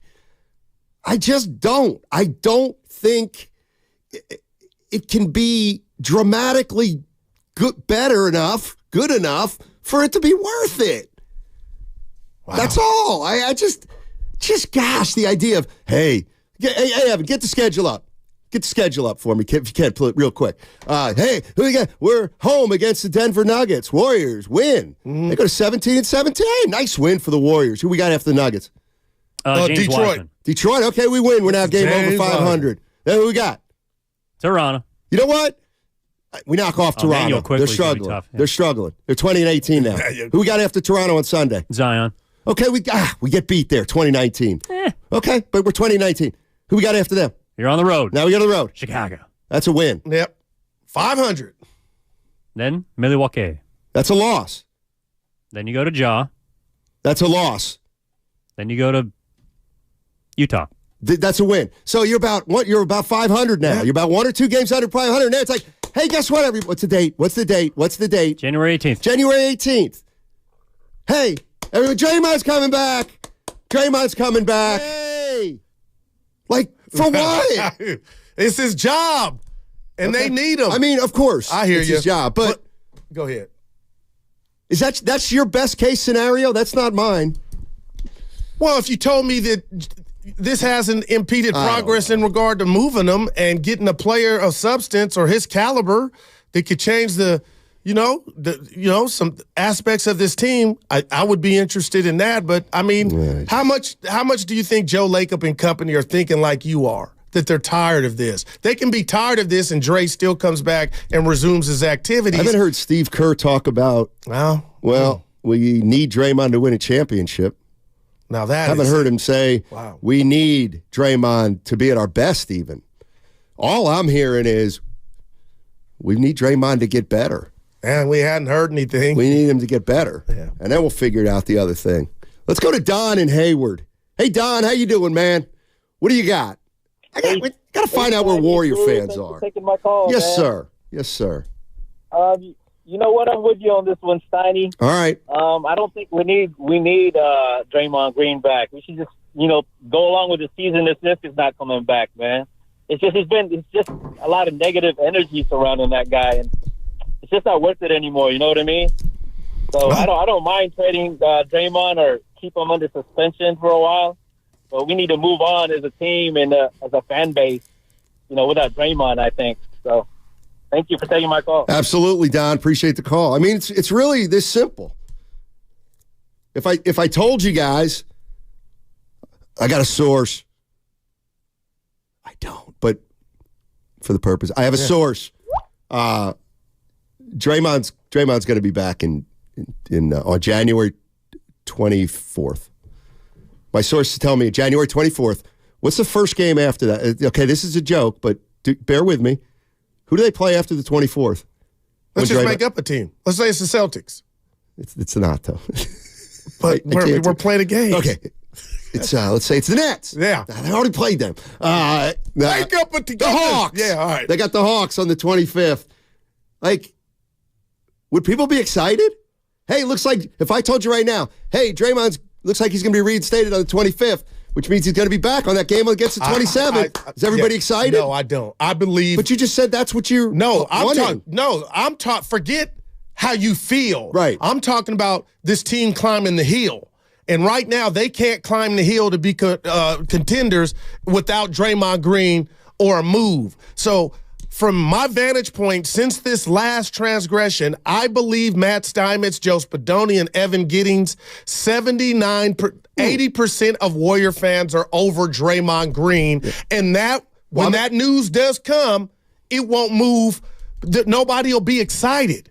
Isn't that? But what if they win 6 out of 7 and Dre is playing with reckless abandon and looks like Magic Johnson in the ball in his hand Curry is flourishing and he's old Dre and now what did we say? The best cologne is? I don't know. Making something up in your mind that makes winning. You feel better? If they start winning, we get away. I think we get away from this last incident. Like Draymond Green, if he comes back and they get hot, so you acknowledge, we would forget in 4 days. No, we wouldn't. I wouldn't. Nobody would. I think you're acknowledging you're in the minority. Well, I am a minority. I know, but you know what I mean. Like, that's what you want. Oh, right. Because what else do I have, Steiny? I'm looking at the chessboard. How about this? Let's maintain a healthy environment that we have right now without this guy. Okay, then we got to move him. Then you got to move him. Okay. I wonder if Joe Lacob is thinking that. But listening to Kerr, I'm not saying anybody's right or wrong on how they took his words and the questions peppered by Willard and Dibbs. Great questions, but we don't, that's the caveat, we don't know. I'm saying this. If I tell you today, Draymond Green is coming back on January 25th, okay? The suspension will be levied. You know what I say to that as a Warrior fan? Yuck. Ick. I say, okay, what are we going to do? And Steve Kerr goes, well, he's just going to be in the lineup. Ick. But, yuck. Okay. I think I speak for 3/4 of Warrior fans. But whoever they play that night, you got a better chance of winning that game. You can't say that. That's how I feel. Well, that's the numbers don't bear you out. They're 6-4 without him right now. The numbers don't bear you out. I'll give you the same team. Yeah. I will not give you any more that we know for sure that Draymond Green will help you win that first game. How many games this year? First of all, the games he doesn't play. I got you. He's a loser. He's a loser. Well, no, they're not. That's the point. They can win without him and have won without him this year. What I'm saying is, take those games out. Like, he stiffed the team there. Yeah. I mean, he's just not playing. Great work. Okay, now let's go to the games he has played. I'll bet you half he's helped and half he's hurt. So let's not assume when he comes back, he's going to give you a better chance. He hasn't given you a better chance consistently since when? Well, the whole thing is 95.7 The Game breaking news. Oh, speaking of Draymond Green, we do have an update from Adrian Wojnarowski of ESPN. Golden State's Draymond Green on, of course, his indefinite league suspension since December 13th is expected to return to the Warriors facility in the coming days to start ramping up to resume play again. Okay. Wow. In a way, there's absolutely no news there. He can go to the facility anytime he wants. Well, there's news because Kerr said they needed space. So now we thought that space might be weeks. You know, now it seems like he could be here in the 48 hours. Maybe. And now I feel like Steiny, he's closer to being back than he ever was. I guess so. I guess so. The thing that's interesting here, and I'm like, this is, he should be, most of the time you are practicing with the team. So when it says goal, I wish I had the exact wording, but it says indefinite league suspension is expected to return to the Warriors facility in the coming days to start ramping up to resume play again. Okay. So the resume play part is why I'm like, oh, okay. Well, of course, once he goes back, but So now I feel like it'll be 2 weeks. Like he will be back with the. I think 2 weeks. Yeah. How do you feel about that? Hey, looks like Draymond's going to be back in 2 weeks, guys. Evan, one word response. How you feeling? Draymond back in 2 weeks. It looks like. Cool. Spadone. Indifferent. Goo. It looks like Draymond's what's your going to be back in 2 weeks. Yay! Because when he goes up for a shot. How are you going to – you want that ball to go in. Whatever he does in the Warrior uniform, you're not going to let your disdain for who he is root against him or the team. I think so. That's naive. what I guess that's what I'm I think you're naive. I think there's a lot of Warrior fans that are kind of done with him. I don't know if they won't watch. But I'm not saying that. But when he's out there balling, he shoots a three. You want it to go in because you want them to win. Doesn't mean he helps you win. That's amazing. That report just came out, Steiny. MOC in San Francisco. What's up, MOC in San Francisco? Where do you work out here? Turn the radio down. Work for AT&T. Get him off! He is in a job interview. Yeah, I heard him. You got my money?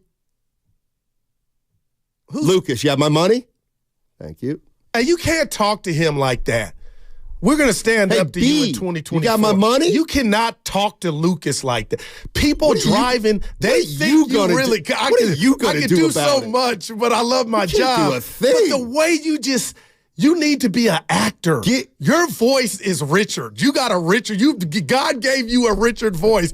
That sounded so bad. You got my money. Did you ever see the but scene? You're the nicest guy in the world. Did you ever see DiCaprio?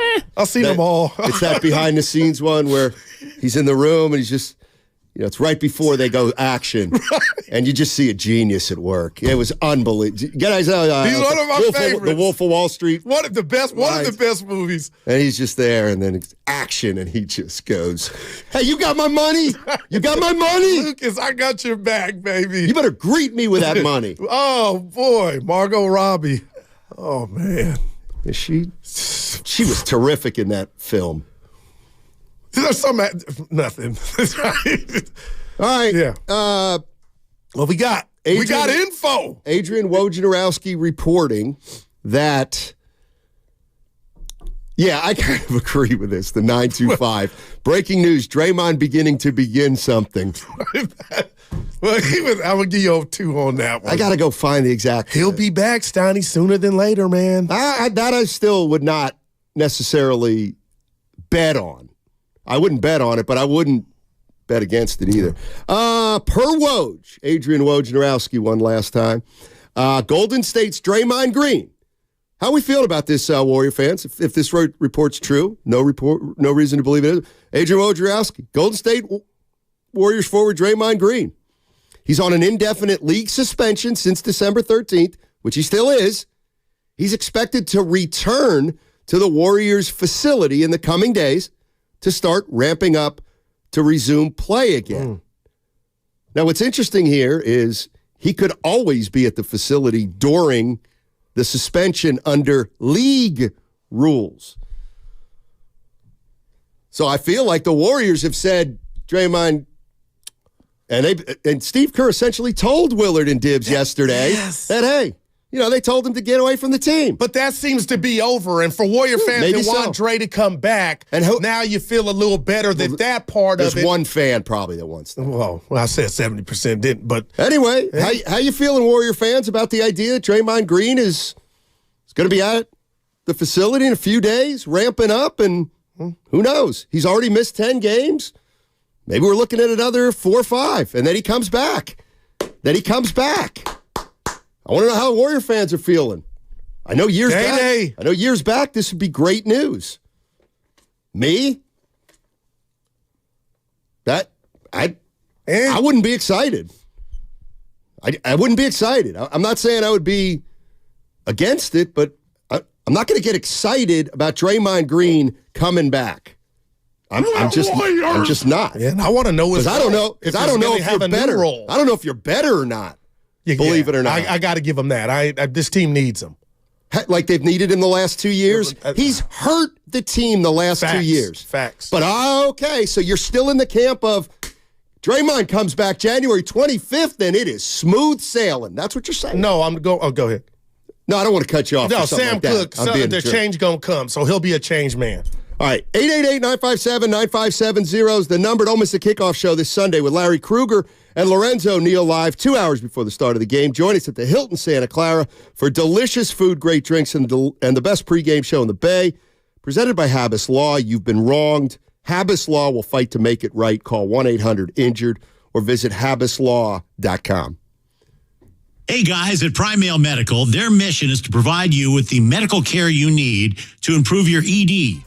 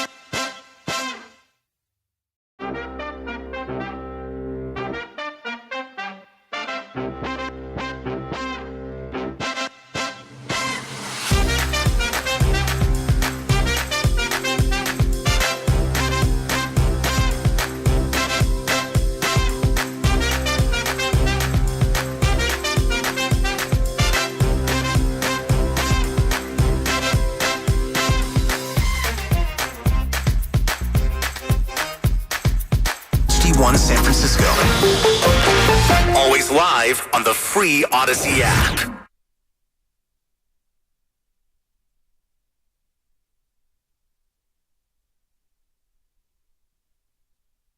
It's the Guru, Steiny, Guru, Steiny, Guru, Steiny show. Let's go. You know, all my life's a sacrifice. It really is, people. See what I did there? That's a song. That's this song. Okay, Adrian. No, it's Woj. Get with W-O-J, Woj, ESPN. Dude, reading your Woj voice.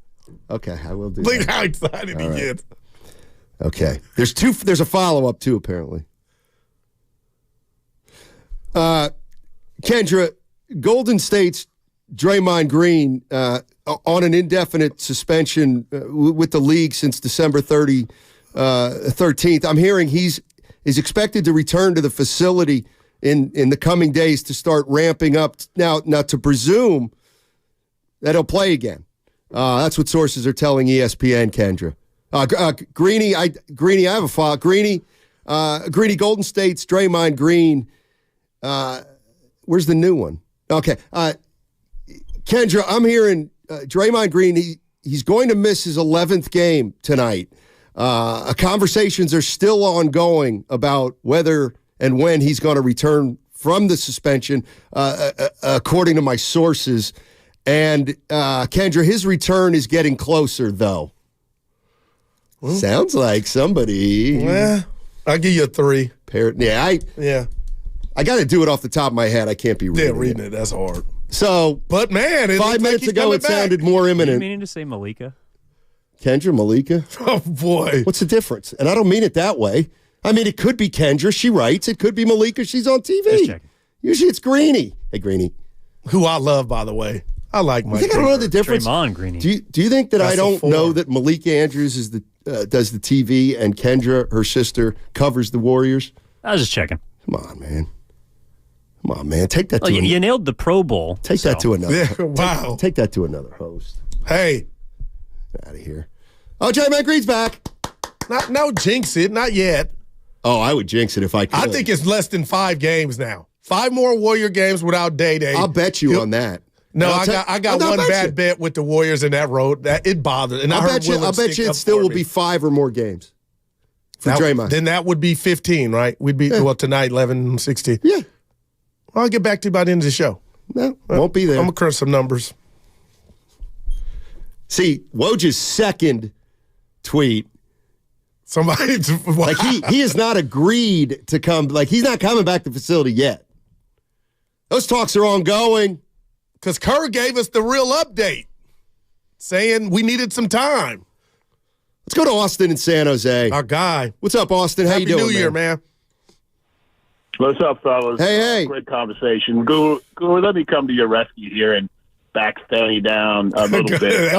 I don't. First of all, if I can, Steiny, there's no negativity here. It's really not much of a story. I mean, the guy's under contract. He works for the Warriors. He should be practicing. He should be in the facility. He should be preparing to play. Can he make the Warriors better? Absolutely. They're a sub-500 team now. So I don't know what all this negativity that Steiny keeps alluding to that he's going to bring to the team. They're not winning right now. So if you're telling me that bringing Dre into the facility and bringing him back on the court is going to hurt them, I don't get the logic in that. So I need to hear more about the issue. And Austin,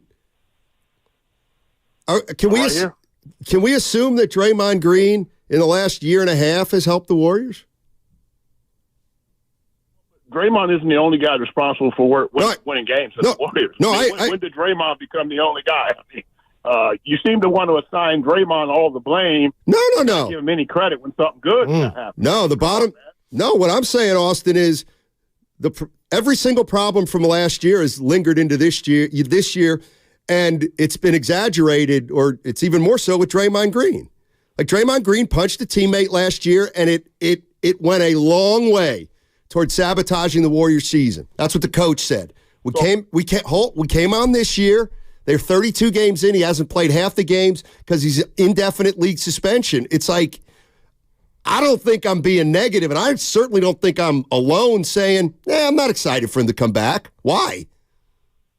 Well, there's other issues on the team beyond Draymond. And by the way, Coach Kerr is the coach. He owns the responsibility for getting the team going in the right direction. So why are we not going after Kerr more?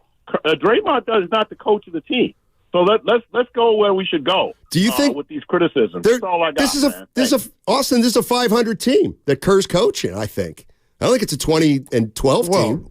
I say this, and I'm on record and video. I almost had a heart attack talking about the rotations. So, Austin, I'll stand up and take accountability for that. I have questioned, like a lot of people do on X or Twitter. I love Coach Kerr, but I could say, you know what, Stoney, I don't think he's had his best year just in regard to the rotations. Nobody on the team's having a good year. Steph's not having a good year. Kaminga's not having a good year. Clay's not having a good year. Draymond doesn't play. Wiggins is not having a good year. Looney's taking a step back. Pajemski's been a nice little surprise, and I'm forgetting somebody. I can't. Well, but Steiny, TJD. He's been. But Kaminga's had, he's been. If I told you don't look at any numbers, just the eye test, I think Jonathan Kaminga has more promise now of people being like, maybe he will pan out to be what I don't know than he ever has. That's fine. No doubt. He's taking advantage. What did I watch again? Tyler Hero? My guy Tyler Hero, he beat somebody last night again. The Lakers. Yeah, that's what our 23-year-old does in Miami. Role-playing 23-year-olds. Halliburton had 100 assists. 11. I think more people are with me than Austin. And that is... Well, Austin was saying just spread it around like a good piece of bread and you got some butter or peanut butter or I don't like mayonnaise. That's fine. But you know what I'm like? Of all the problems they've had in the last 2 years, clearly Draymond's the biggest. I can't argue that at all. Well, I won't. It's like, what are we talking about? And you're damn right. I'm going to push back on anybody that says, well, once Draymond comes back, they can be better. Well, they can be better. That's the hope. They can be worse. Yeah. He hasn't made them better consistently in a while. Right. But he possesses something during this run. Does he? That equates to winning. Wiggins possessed something 2 years ago. It doesn't equate anymore. Just doesn't. He's not a champion. Well, we're going to find out. Because I don't think... what are we finding out? He's better, Draymond. Wiggins or Draymond? Draymond. Okay. That mentally he's in a better place coming back. Like he must know. You know what I'm saying? It's one of those, hey, Dre, read the room. But this is why I appreciate people like Austin and Steiny. It's what I'm doing. Do I think Draymond Green has gotten over with this suspension and yada, yada, yada? Yes. But at the end of the day, I'm a Warrior fan. So I can look at you and say, even though I don't agree with everything Draymond Green has done, the Warriors need his services. They are light in the tail. He will put somebody on their ass coming to the paint. Not every time, but they need him. Well, that's all. Right, I'm pushing back on you because I think more people right now are going to say, we don't need him. When you say we need him, You're capitulating to all this crap. But when you're 16 and 17 and your season's in the balance and you're the 11th seed. So you'll give up your integrity for a few wins. I love you for that, but I'm going to tell you, what if I think they've already done that? Okay. When you didn't suspend them for hitting Jordan Poole. Okay. Well, then what if I said that was great? We're way past that. Okay, well then. So why turn around now? Okay, so can't let him get away with more. At some point, enough is enough, and that's where I'm at. But I think we're past that, Steiny. They have blown past that. So they'd bring him back even if they thought he was a detriment. No, I don't think they think he's a detriment. That's what I'm telling you. Let me tell you something. I think a lot more fans are like me in terms of tired of it. Yes. But he still got it. Still got to what? But I'm not only tired of it. He's got a jersey. That's great. But I'm not only tired of it. I no longer subscribe to we can't win a championship with him or without him. You ain't winning a championship with or without him. Yeah. And B, this assumption that, well, Draymond makes us better. He can, but just like other players, he can make you worse. And he hasn't made you better consistently for the last 2 years. And you know what? I actually am going to surprise. To me, when he did the Nurkic, believe it or not, I thought it was an accident. I thought it was a complete and utter accident. But you know what? They got him for 12 games. So I'll tell you what else. I think he's going to have another accident. I really do. And that's the other problem with this. Whether there is another incident and whether it's within his control, a bad break, he lost it it's over again. Yeah. Somebody just wrote Post Malone. Yeah, enough is enough. But I'll tell you what, does his return mean I'm going to see more of Jackson Davis? Yes. Then I'm out. Oh, now you're out. Yeah, but I'm not out because I'm in. But I'm in because, Steiny, this dude means something to this front. We're not just talking about some scrub. Right? What's the whole thing? Right, for marriage vows. We're for not better talking, or worse. Right, but we're not talking about a star either. We ain't talking about a star. Not anymore. Can he make the game easier for Steph Curry? Which he can, he does. and he can make the team worse because he's also a disruptive force. But haven't we seen so much of that he has sense enough now to know he's got to be a good soldier? I don't know. You going to bank on that? No, I'm take not. That to the I'm bank? hoping, man. Well, I'm hoping too. But I also know that even if he comes back and he's okay, he's still old. He still can't play consistently. This is unreal. I mean, it's not unreal. I mean, to me, it's just unreal that, like... I love the integrity part. I just wouldn't... I'm not saying... If I'm a Warrior fan, I'm not sitting here saying, I don't want Draymond back under any circumstances. But I'm also saying, don't ask me to get excited about this guy coming back. And Austin was especially when other guys are going to get less time. Steiny, real quick before you grab the calls. What? Austin was saying, which was true, he ain't your only problem. Draymond. No, but did you solve? Maybe your problem got solved in the last 2 weeks, and maybe it's coming back. Suzette in Oakland. Hey. What's up, Suzette? You too. Missed you guys. So anyway, I'm going to do a goo here, okay? All right. So the team was doing a Terry McMillan. They were waiting to exhale. My heart just quivered. Good job. Okay, because you know what? I think everybody took a deep breath, and it's like their shoulders they untightened, their mind just kind of like just chilling, and everybody's just trying to get some kind of chemistry.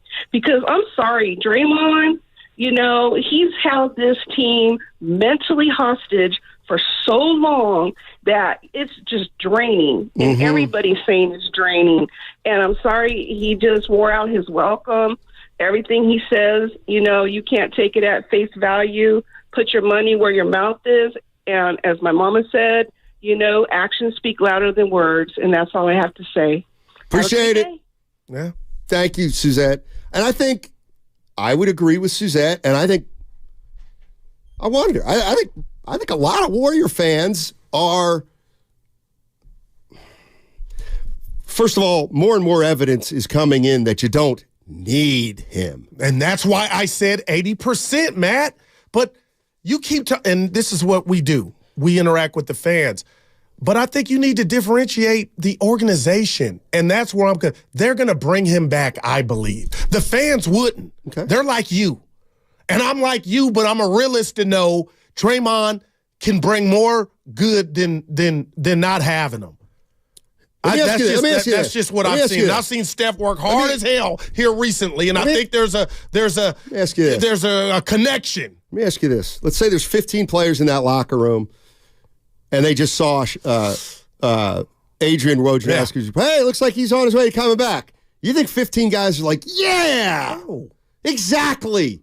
No, not at so all. when he comes back, there's a dynamic that begins to take effect, and the idea that, it's just going to be good, I don't get it. I've never... What about Kerr? What about when the post-game presser where he mentioned guys without Draymond, they got to play for each other. Like that, you can't blame that on Draymond. No, that's why this team's not gone. This team has so many problems. Draymond coming back may add to it. It may not add to it, but it's not going to change the overall direction of this team, which is you're a 500 team right now. Until I see evidence that you're not, but that evidence is going to have to take place over 8, 10-game, 12-game stretch. So, yeah, you know what? We do have a problem with Wiggins, and we got a problem with Clay and his contract. What's the number one priority? Let me ask you this. If Joe Lacob called, you were Mike Dunleavy, let's just say it all blew up right now, and I'm just talking about Lacob woke up, he just woke up and is fuming. Yeah. And he goes to Mike Dunleavy and he goes, do something. Just do something. And he walks out. Yeah. Okay, so you're Mike Dunleavy. You got to make a list of priorities of stuff to do something about. Who's won? Draymond Green. Okay. So now. That's a great scenario, but Stanley, I don't think it's realistic. I don't think they're doing that. Like, that's not how it's going. I do. Because I saw Mike Dunleavy as a player. And I think what's in Mike Dunleavy's heart of hearts would be to do nothing. Would be to let it play out. And when I mean play out, I mean, hey, if Draymond comes back in 3 weeks, come back in 3 weeks, put him into Steve, use him, trade deadline, we'll assess. Like Mike Dunleavy, if they win 39 and 43, I think he'd be like, well, at least I know where we're at now. I heard Bonte he told the fans, and it kind of hit me, him and Shasky, we don't hate any of these players. We don't. No way. We talk about the news at hand. And unfortunately, Draymond Green is putting himself forefront to where we keep going down this hole. But Steiny, if I were to ask you, and I'm saying this, and I'm not being disrespectful, if you thought Draymond Green was toxic, how would you answer? Yes. Like the fact that why do we ask this stuff? How about this? Is Draymond Green a great teammate? I would say no. But I think Steph, Clay, and others would say not all of them. Well, if you're a bad teammate, you're toxic. Well, if he was toxic, why did he get a new? Yeah, no doubt. Why did he get a new 400? Ask Mike Dunleavy that. 888-957. Let's go to Nate in San Francisco. What's up, Nate? How you doing, man? Hey guys. Hey. I've been listening since the BS&G. Oh man, Vegas. This show. There you go. You got the real ones, for real. Thank you, man. Stein, you're on point pretty much all the time with your knowledge of the game, but I gotta push back a little because I don't know if you guys saw Curry catch one in the jaw the other night. I did. Okay, we did. Yeah. Well, you saw what happened after, and my personal opinion is, Draymond's kind of like the armor for this team. You go to war 5-on-8 kind of every night. I know some of the fans out there can agree with me on that, but Draymond, he's a little bit of a padding, I think, sometimes. And when you're playing at a high level, I think some of that, kind of gets ignored because, you got a lot of highlight reel shots from Steph, but I think he wants those fouls. I think Draymond's there to stick up for him sometimes, and sometimes Draymond's there to absorb some of the fouls that the other kids aren't getting. Anyway, that was it. Thanks, Nate. Comments off the air. Thanks, Nate. Appreciate it. Yeah, they're in hockey, they're called goons. Yeah, that's good. Just a protector. Yeah. They usually have no skill. But you can't be absent. You can't do things over and over to leave your guys hanging. Draymond. Oh, but he's going to come. Like I always thought there was a method to his madness. Don't worry about it. You don't think it's happening again. Why? Don't dwell on the past. Well, you think when he's coming back, he will be changed. So do they. Okay. I'm not talking about the organization. It's they. Okay. That's all we got. Well, we don't know that yet. We just know the league may lift the suspension. What if the Warriors say, go pound sand, we don't want you? I don't think they would. Neither do I. But I don't know why. I don't know why they feel like they're still beholden to this guy. That's the $1 million question. Let's go to John. John is in Dublin. What's up, John? How you doing, man? Hey, I just wanted to give my 2 cents on Draymond. I mean, I feel like I'm excited for him to come back. I really am. And I'm definitely one of those guys that was trying to defend him for as long as I could, and the last incident kind of boiled it over. But at the same time, I feel like at the end of the day, the possibility of him making the team better, it's there. It's possible. Is it going to happen? Is it likely to happen? I don't know. But the fact that it's a possibility, as a Warriors fan with a struggling team, I think that's a really exciting prospect. And I think that's all it is. So I'm looking forward to it. Appreciate the call. That's all I can ask. Yeah, it's just interesting when it'll happen. And what's funny is Evan broke that news from Woj right after we did the calendar game. And then Woj backed off. Yeah, he did. I'll take that. Yeah, little Deion Sanders backpedal. But still, it's going to happen at some juncture, Steiny. We'll see. I do not necessarily think, I would not take off the table he's played his last game with the Warriors. No. Again, listen to what I'm saying. I'm not saying I would bet on him never playing again, but I still don't think it's a lock. He'll be back in 2 weeks. It's not uncommon for Woj to clarify a tweet, and if I'm taking this too far, let me know. But do you think that news was news to the Warriors? Because it's a league suspension. That's great. So, and Woj works with the league. Do you think that the Warriors knew that, they ran it by them before he put that out? I think it's probably through Clutch, I would think. And Rich Paul probably told Woj, he's gonna start working out at the facility. That's probably all it was. And then Woj said he's gonna go start working out at the facility, and then maybe the Warriors are like, well, we don't know that yet. Although the Warriors could also say we don't care, because we told him already he can come work out at the facility, just not when we're there. You know what I mean? Yeah, McCurr said 2 days ago that there's been no contact in Warrior. He hasn't been in the facility, and now all of a sudden he's coming back to the facility. Right. So Woj probably, somebody got to Woj. Email, text, hey, what's going on here? And he had to, what do they call that when you revise or addendum?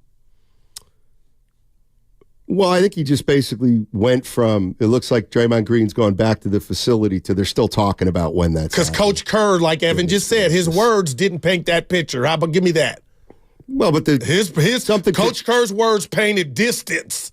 Right, but if the league woke up today and, Kerr's not necessarily a liar. If the league says we're lifting the suspension in a week, maybe they didn't know. What chance you give him tonight against Denver? None. Very little. I told you why I don't like it is because of what happened after Christmas when Kerr went to the refs post-game and said about Jokic and the free throw calling, and it's gross. And I just think Jokic and the Nuggets, and the Warriors may beat them, but they're going to have they're going to be on their A game tonight. And I know there's no, what's our guy? Got bit by the dog. Aaron Gordon. Yeah. 707 from the Comcast Business text line. Wasn't Draymond supposed to be practicing with the team during the suspension? Yeah, that's the whole thing. And I didn't like when it you're suspended, you can practice with your team. And that's why, obviously, the Warriors said, we don't want you to practice with the team. We want you to get away from the team. Yeah. And so they told Draymond, if you want to work out while you're suspended, which you can, because it's a league rule, you can. Just do it when we're not here. We don't want you near the team. The league, or either the Warriors told Draymond Green, you know what, take some space, or Draymond doesn't want to be at the facility. Doesn't matter. He's not there. But I told you there's no way he's mad, right? Why would you say that? I don't know, because I think... Why would you say... Because if I were in Draymond's shoes, I would be sleeping out in front of the facility. I would be yearning to be around my teammates. I wouldn't go to a party where he already knows what it is. He don't care. I get it. Where it looks like I got this infinity for LeBron James. I'm leaving my comrades to go to battle without my services. The last thing I want to do is go be seen that I'm having a good time with another guy. That's just me. So I'm wondering, is Dre like, you know what? I ain't going to the facility, honey. Like, it ain't too far-fetched. This dude beats to his own drum. And I'm sitting there thinking he's like, oh, I really messed up. So you... Talk to me. So let's get him back here in 2 weeks and bang our heads against the wall again. 400. Freaking joke is what it is. Joke. Segment was brought to you by Fremont Bank. Full service banking. No compromises. It's been a magical...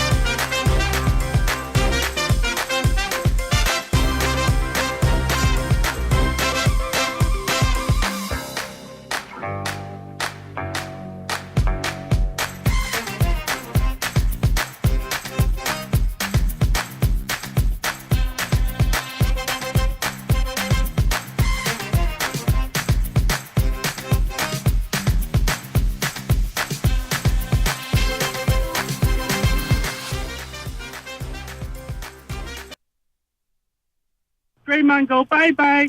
That's on me. Now, back to Steiny and Guru on 95.7 The Game. All right, Matt Steinmetz, the Guru Johnson with you, 95.7 The Game. We're talking about Draymond Green. Why are we talking about Draymond Green?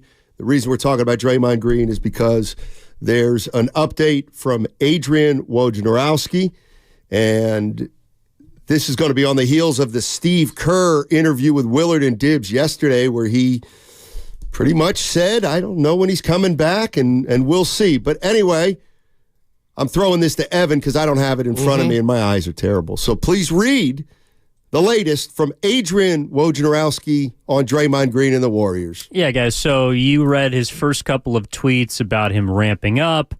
He's been out for 10 games, going to miss his 11th tonight, and then he kind of backpedaled a little bit. But in Woj's story on ESPN, I thought there was kind of an interesting nugget having to do with the commissioner, in which he writes, Adam Silver has the final say on the reinstatement timeline, but it's believed that Draymond Green will have satisfied the league's requirements to return once he is deemed properly ramped up to play. That's from sources. So I don't know if you guys take that as he's going to be good to go per the league once the Warriors sign off on him being able to ramp up. Does it depend on him being physically capable to play? Does it mean he's checking boxes, with his anger management courses? That's my answer. Well, no, it feels like that's over. Yeah. It seems to me like the Warriors have final say. Right, but it feels to me like the course may have been completed. That's interesting. I feel like and now he's going to start to get the process of physical, of getting back. Because the counseling part to me is over. Oh my gosh. Yeah, because I don't think the Warriors got say-so over what? Like the league says, hey, wink, wink, behind closed doors, you can bring Steiny back if you want to, and they're gonna be like, you know what, we it's 5 more games. I think it works more like the NBA will say, I tell you what, we're gonna lift the suspension after 15 games, but you don't have to reinstate him. He can still go through more of your team protocol if you want. But that would be bad PR for the Warriors. Why? Just for Draymond if that got out. Well, what would also be bad is just Steve Kerr spent 90% of yesterday's conversation talking about how serious this is and that the team's taking it seriously this time. And it's not just an icing of an ankle. And so he comes back on a Tuesday and he's playing 28 minutes on a Wednesday. It sounds to me like that's more business as usual than, no, this is serious. Let's go to Tom in Redwood City. Tommy. Hey, Tom, what's up, man? Tom, Redwood City. What's going on, Tom? You guys hear me? Yes, Hello? now we can. Yeah, you're good now, Tom. What's up? Hey, yeah. Thanks for taking my call. Love the show. Oh, thanks. I got to agree with Steiny on this, though.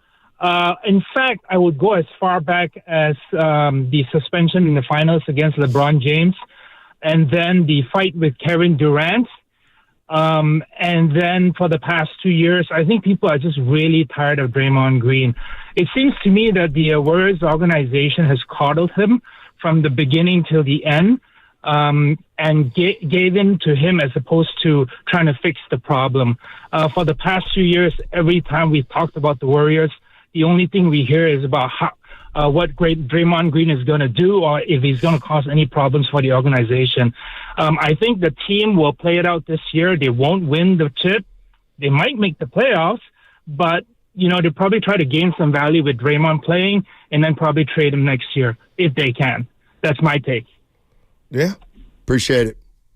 And like I said, I'm not blind. I'm baffled at how he's gotten over what I perceive to be how lenient the team has been, especially when this is all said and done, the Draymond Green experience, Steiny, is over. The non-suspension from the Warriors of the Jordan Poole punch will never be forgotten by me. Move on, Goo. But all I'm saying, I go way back before that. I go to the threatening Steve Kerr in the locker room. I got you. That's worse to me almost. But didn't you kind of forget about it during the good times? Never.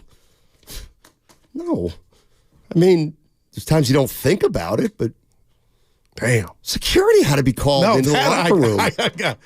But why do you suppose why do you think they've dealt with them this way? Let's be real. They made a mistake. No, but they got caught up in the cost of winning. More to it than You're that. asking me why? He's got to be showing up. He's got to be a good guy behind all this. Of course he is. No doubt. He's not an ogre. Okay. So that's what I'm like. That and I know that. But damn what? You got to be a great guy to be getting this pass or these passes from the org. He's a better player than Guy. He's getting the pass because he's a great player. Please, Goo. It's just like anything else. That's why he got a pass, because they did believe, and they might have been right, they couldn't win without him. Well, the reason I bring that up is you got the contract. That's A to B. What did we say? How would you divvy up what percentage he got that contract for? What you done for me in the past, or what you're going to do for me in the future? Because to me, it was a majority. 70% of it is what you done for me in the past. Steve Kerr said the minute the season ended last year, we can't win a title without Draymond Green. Boom, signed. $100 million over 4 years. I love you for that. Now, He'll be back in 2 weeks. What? He'll be back. Just you reminded me of that. This man will be back in 2 weeks. What does one have to do with the other? Because Steve Kerr, like that ain't gone away. That he feels like it's about the league. But I think Woj is telling us like that's going to be up here soon. Like I don't see a scenario. We just talked about it to where the league says he can come back. You know what? However they do it, we'll finesse it to where he could stay away a little longer. I think the minute he could come back, Steiny, Steve Kerr who made that comment still knows it's about winning, man. We need him, and it's about he can help us, and it's winning. We're going to play Bob Myers' comments too last night. I think you got those. Steve Kerr really wants Draymond back? I got to say yes. How do you explain those comments on what you said after the coach year? Speak. To me, the answer is no, he doesn't want him back. Of course he doesn't. Why would he? It's so hard to manage. Holly's in San Jose. Hey. What's going on, Holly? How you doing? Guys, how are you? Hey, how are you? Happy New Year. I'm good. Happy New Year, guys. Same to you. I feel like I've got spicy Steiny back this morning. Spice. Hey, I want to play. Listen, you know what? Here's real funny, Holly, because people ask, "Hey, you're so negative." You know what? No, I'm not negative. In fact, all I need to do is change the way I say it. Here's the way I'll say it. You know what? You're not negative, Steiny. You're spicy. I know the flashlight's on my phone. I hate that. You know what? Here it is. I just don't want. You know what? I don't want Draymond Green taking any of the young guys' minutes anymore. I don't want him taking Trace Jackson Davis's. I don't want him taking Kaminga's. Period. I get it. You know what? I feel like this season is a wash, as much as it pains me to say that. And I feel like these new guys, these young kids, I have to agree with you. I feel like they need to be on the court as much as possible. And we need to start thinking about next season. What are we going to do? The Warriors have some really tough choices that they're going to have to start facing. And I'm not really sure that we've been ready to face that before now. But this whole thing with Draymond, here's the deal. Draymond comes back, it's not all well and good. Draymond comes back, and I guarantee you that every single team we go up against, everything their coach is talking about is baiting him. Mm-hmm. Bait Draymond, get him tossed from the game. That is the quickest, easiest way for any team to approach defense right now. So I don't know that him coming back is going to help us, Goo. I really don't. Well, because I really think that every other team has our number now. Holly, I'm not wrong, but I just want to tell you this. What you're talking about in regard to next year may happen by February 8th. If you are correct and Steiny is correct where they're just tired, I mean, there could be a deal done to where Draymond Green is moved somewhere else. I think it's highly unlikely. This latest suspension doesn't blow my head off because other things have happened in the past. And you know what, Holly? He's gotten a pass and he's come back, and I think that's going to happen, and we're watching it right now.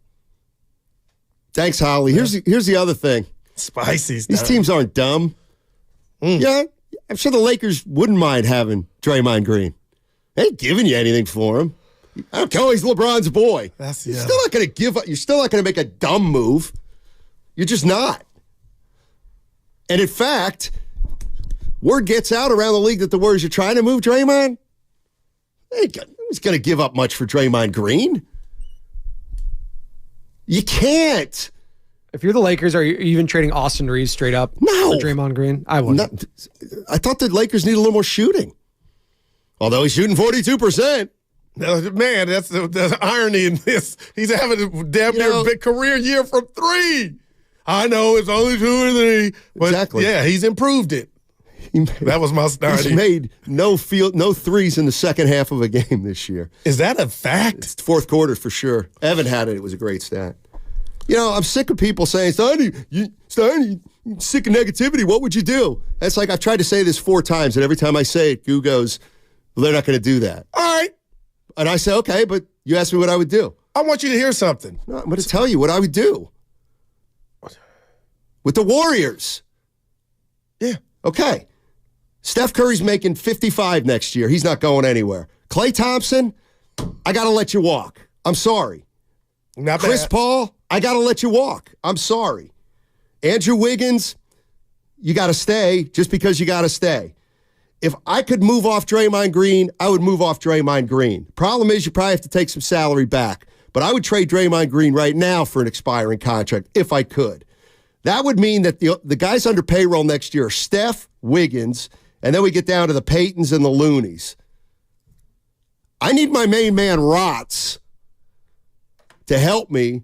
But I think if you do stuff like that, you might be able to go get a free agent. Yay! That's what I would do. Something like that. So the dynasty's over. Yeah, what's been over? You don't have to ask that again. You can stop asking that question. Does anybody just... I mean, yeah, I guess if Klay would take a team-friendly contract, but... Well, he didn't. But if all reports are true, the 2 for 48. Well, I wouldn't have taken that either. Oscar in Stockton, what are we going to do about Draymond? Forget about the Warriors. They don't matter. Draymond's more important. What do we do about Draymond? How's Draymond going to be okay? Okay. Happy New Year. Hey. My whole thing is this, man. You know, I'm a Warrior fan. I'm a Draymond fan, but I'm a Warrior fan first. My whole thing with Draymond is this. I understand, Steiny, what you are saying. But with Joe Lacob running the organization, remember, Dre, Klay, and Steph is his boys. So if we can talk all we want to talk, Draymond Green is going to get a second, third, fourth chance to come back and play. But it's on Steve Kerr. You know what I'm saying? I understand exactly what you're saying. I'm watching the game going crazy. I got my podcast. I go crazy. But I'm calming down. I'm going to stop missing all my money to watch the games because I can no longer take this. But what Steve Kerr has to do is what he's doing now. Even when he come back, he has to coach the team, man. He got to coach. And if Dre got to come off the bench, he has to come off the bench. And now the Warrior is empowered. They got to use their power they got right now to coach the team, man. Straight up. And if they don't do that, you know, trades are going to come, and then the team going to be in the race. That means Draymond runs the team. Steve Kerr got his team back. Now you got to coach the team. And I don't care if Dre come back right now. He got to do what he's doing now. He got to sit the veterans on the bench when they're not playing good. It doesn't matter. If he messed up, they got to suspend him. I understand Draymond. Draymond he's a smart young individual. I'm pretty sure he had a lot of pressure. He was going on the outside, but that's no longer an excuse no more. He had to take care of his business. He's a grown man. I'm pretty sure he's going to stick to the rules, man. Appreciate it, Oscar. Yeah. I just don't know how, Steiny, this is the last straw for you with Draymond and him hit Nurkic or whatever he did. No, it is. He hit Nurkic. Yeah. Again, I thought it was intentional. You don't. I get it. But at the end of the day, like, he hit a teammate and they did nothing. And I hate that we're doing this, Draymond again, but he makes it go round. And now this is the last straw for the organization because he hit Nurkic. Like, I don't buy that. If he was able to come back and not get get suspended from hitting your own teammate, and now that you traded that guy, he's coming back. Well, the team's not going to suspend him for choking Gobert. That's gotcha. No, that one, I thought that was the one where he was okay. Nor can the NBA, I guess they could if they wanted, but when a teammate punches a teammate, that's got to be handled by the Warriors. They didn't do anything. And that was an indictment of everything to a lot of people. I'm not just by myself. But as far as you saying... So you doing this, Goo, you going back and saying, and now, like, realizing how egregious it was that he punched the guy and that they didn't do it. Okay. This is just like you'll do this for 10 minutes, and then you'll say, but we're better with him, so let's just bring him back. And all I'm saying, and that's fine. All I'm saying is, I'm sick of. I'm done with it. No, he's not good enough anymore. He doesn't play enough anymore. Love it. I don't believe it's not going to happen again. Okay. I believe there are factions in that locker room that are sick of him. Yeah. I don't believe he's worth it anymore. But go put bring my him back. name next to everything. My initials, DJ. No, yours is. But you still want to bring him back because you still have a sliver of hope, and I don't. No, it's not hope. I got a sliver of follow what the organization who is in control of making those decisions, what they've done and what they're going to continue to do. Yeah. That's what everything said, I feel. And I want you to hear this sound. This is what I was teasing. What's Bob Myers thinking? Steiny, I do believe on a good day, Draymond Green makes you better. Let's hear if we can, Spadoni. And on a Bob bad game, Myers he makes last you worse. night talk about Draymond Green and what he brings. And this is why you didn't want to hear this. Let's go. Look, they don't know what they are. Without him, he's the fulcrum. And Draymond Green is such a good defensive player and has been such a great leader. That's been tested lately. And there's a void. I mean, that's the truth. There's a void without him. 6-4, I don't think that's real. I think that's a little bit of a mirage. I don't think they think they're onto something without Draymond Green. He's good enough to make any team a good defensive team. So without him, they're 16th, 17th in the league in defense. He's always made the Warriors a good defensive team. The hard thing with these things is when a player goes through something like this, or a team, and I was there for many distractions. I mean, you guys covered all of them. It's just hard. It takes energy. It takes energy to deal with these things. It takes energy to have to lose a player for an amount of time, to bring him back into the fold. Steve Kerr's trying to figure out the rotations. And when Draymond gets back, that kind of all starts over again. Steph has had to try to figure out the reliance of Curry on Draymond is something we all know and know well. Mm-hmm. So and then he loses him and says, okay, I got to figure out how to play with CP, which CP's great at it. But it's something that has caused, in many ways, a period of time where it's just a great amount of uncertainty. And now they got to come back when he comes back, when that is, and figure it out again. And it's just exhausting. That's the hard part of it. A lot of time left. They've been in a ton of games, 25 clutch games. I don't know if that's good or bad. Not where they want to be. Steve Kerr's still trying to get it right. Steph Curry's still, I believe, probably the best leader in sports. So he's going to keep him on the path. But you just got to get Draymond back as soon as you can and then plug him in and see what you can do.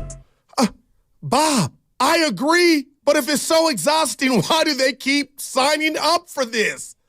Why do the Warriors, I believe everything he said, why do they continue to sign up for the Draymond Green experience? So you think I'm over here looking at it wrong. I'm telling you, Steiny, you're right. But I'm realistic enough to know the team down the street that plays at Chase, they just let this dude do what he wants. Okay. So do you continue to just do that? Or do you try to set some barriers? They're trying to set some barriers. I mean, what just because Draymond Green has used the organization like a bar of soap for the last 8 years, and you're sick of it, you're like, well, we let him use us for 8 years. All we can do is let him continue to use us? That's what you're saying. Well, it's more. And I'm out. I'm out. He ain't worth it anymore on the court. It's the way I feel. By the way, let me say this. A lot of people are saying, Draymond hate. You personal.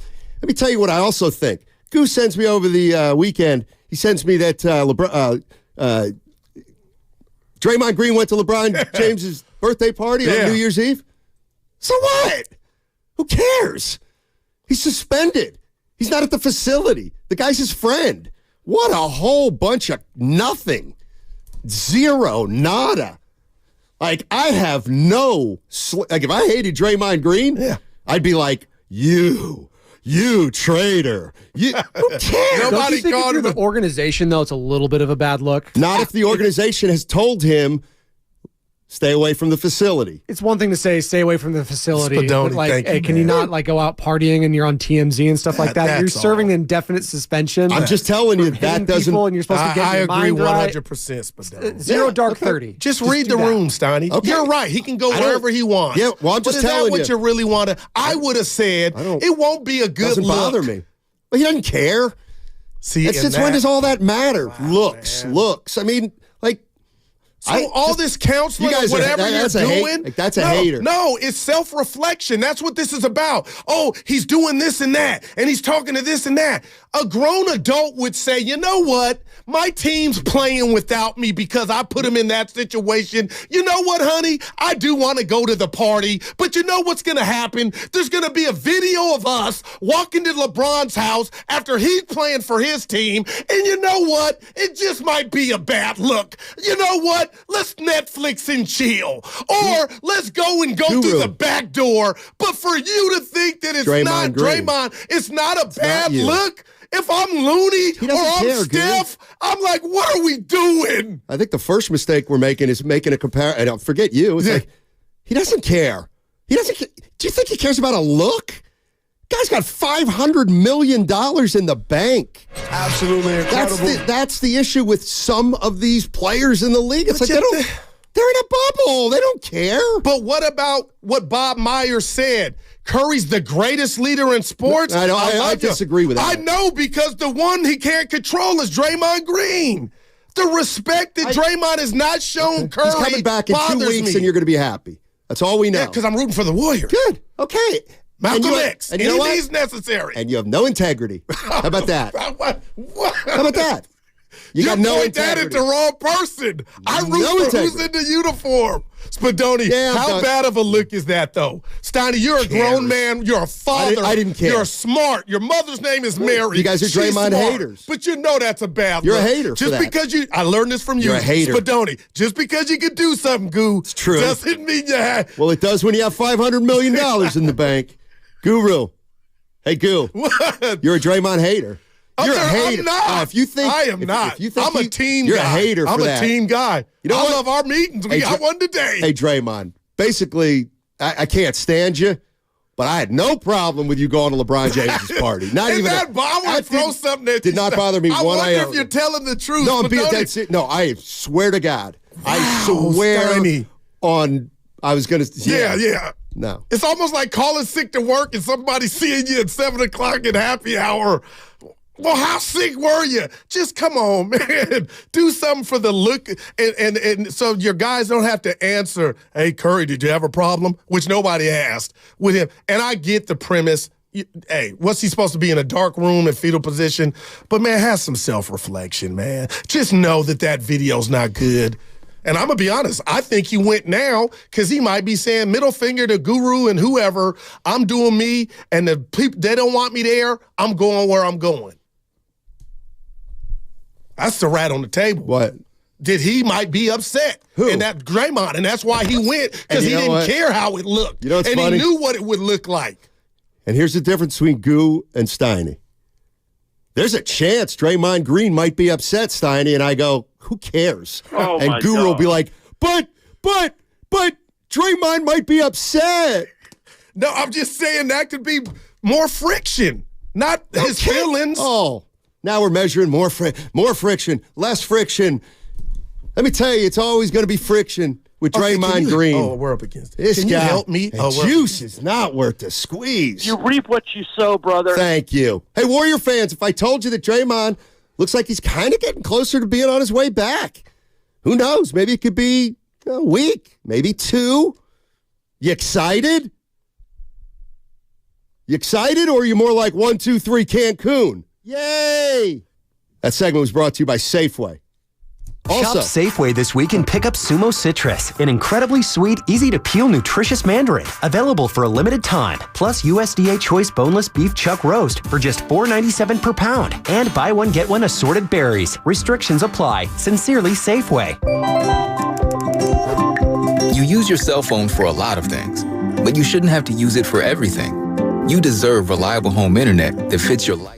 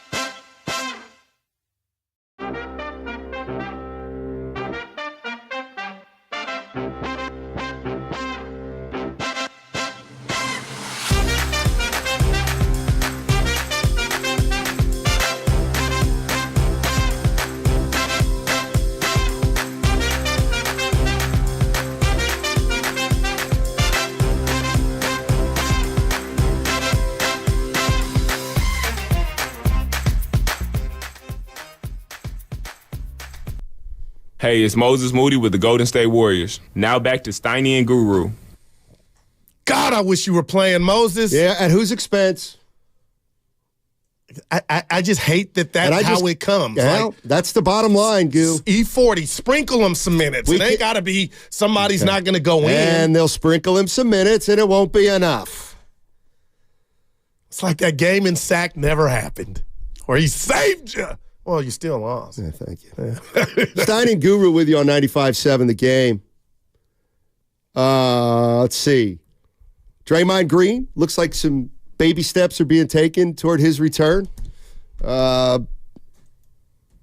don't know. Yeah. Couple weeks, maybe, let's just say. And I'm gonna stay positive. You don't want him back. I don't know. Forget that. Okay. I won't be that strong. Right. I don't want him taking any of the young guys' minutes. That's what I don't want. Yeah, and I don't want him taking any of the young guys' minutes. That's why we work well together. Yeah. You need to get prepared for that to happen, because that will be the byproduct. And then I will continue to chuckle and to laugh about how this team and this organization is holding on to something that is a flat-out mirage. Man. I hope you're wrong. How long do you allow a franchise? How long? Let me ask you this. How many seasons of 500 basketball do you have to go through in a row before you might say, yeah, we're not going to win another title? Is it one? Now, when you say not win another title, for how long? Forever. With Steph Curry. Wow. I want to say 3, but I think 2. 3. Yeah. Okay. So in other words, we're year 2, and we don't know what is around the corner. Yes. You know what? And here's where I'm not talking about, Goo. And this is where I guess I'm not negative, but history's important to me. And I did it yesterday, and I'm doing it. I'm going to do it again today. Last year we talked about all the issues. 4 biggies. They're all happening again this year. I just want to rip the mic out. I hate it. Well, I thought you were so blind and wrong. Why? Because Mike Dunleavy told us connectivity was something they were going to work on as an organization. Chris Paul was coming in here with his encyclopedia of how to run a locker room and how to unlock everybody, and now you're telling me this stuff is still there? Let's go to Dave. Dave's in San Jose. What's up, Dave? How you doing? If I told you Draymond Green, I'm doing great. You excited about Draymond coming back in the near future? No. Why? I mean, here's the deal. Let's be realistic here. He is the rift between the vets and the youngsters. No, none of those youngsters have any problem with Steph.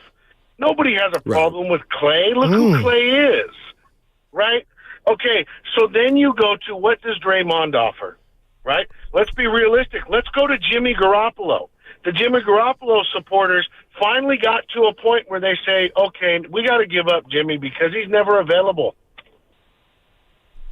Right? Yes, that was part of it. Same thing with Draymond. He's never available, right? So bottom line for me is I'm not going to get excited unless Adrian wants to come out and say he's coming into the office because Mike Dunleavy is telling him where he's getting shipped off to.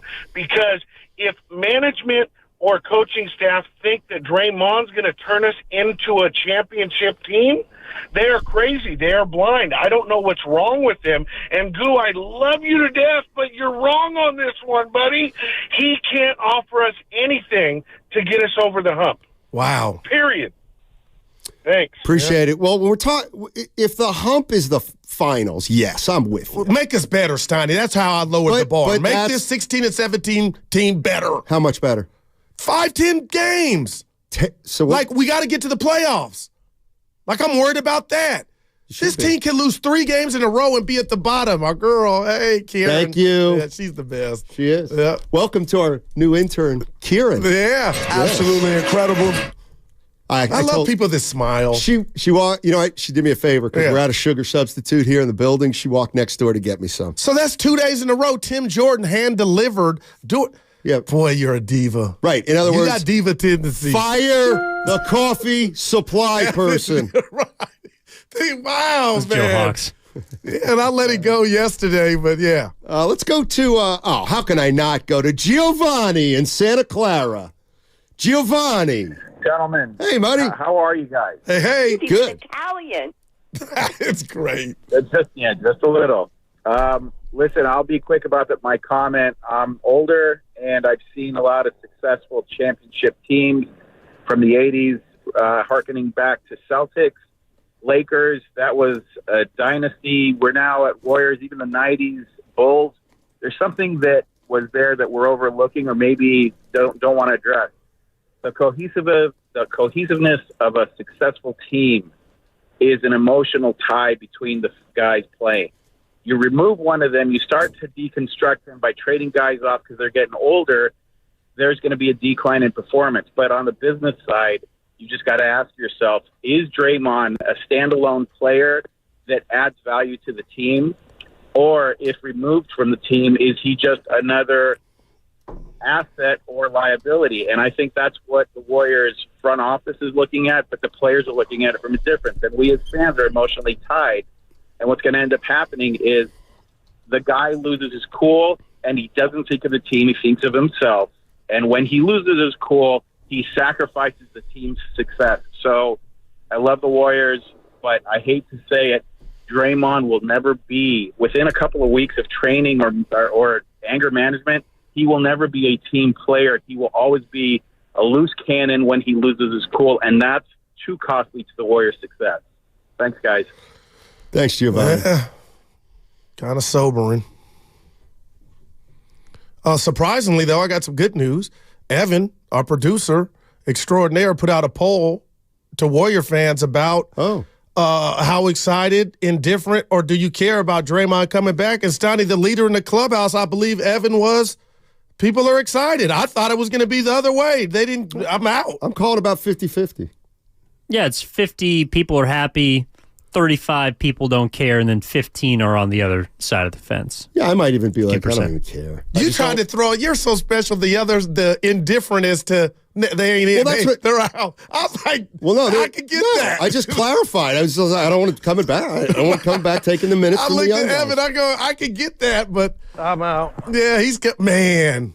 Stoney, man, I'm telling you. Don't stop saying it. See, I'm going to, like, this is where. You lose 3 or 4, this thing could go. Did. No, they already did lose 3. But I'm talking about from 16 and 17, and now we're 16 and 21. Oh my God! Every time what's you he say coming back to then? You don't need him. I'm sorry. That's where I differ from you. Every time you say, Steiny, Warriors need Dre. No, they don't. They don't need Dre. Need him what? For what? Be more specific. They need him. Like Bob what does Myers that mean? A better defensive team. Okay. Then what? How good? Does he make you a better team to a championship team? Does he make you a Western Conference? No. That's my answer. No. Does he maybe take you from a play-in team to a 6 seed? Yeah, you know what? That's not worth it to me. Well, Kerr, you pointed out, and I know it was last year, any dreams or hopes of winning the championship cannot be had without Draymond Green. Okay. Those words came out. I got you. So just think about that when you say, then Steiny, why'd they give him $100 million? It's because the head coach said they couldn't win without him. And he gave Draymond all the leverage in the negotiation. Let's go to Phil. Phil's in San Francisco. Hey, Phil, what's going on, man? How's it going, Steiny? Hey, I want to see more of. I want to make more. I see more of Trace Jackson Davis and Kaminga. Yep.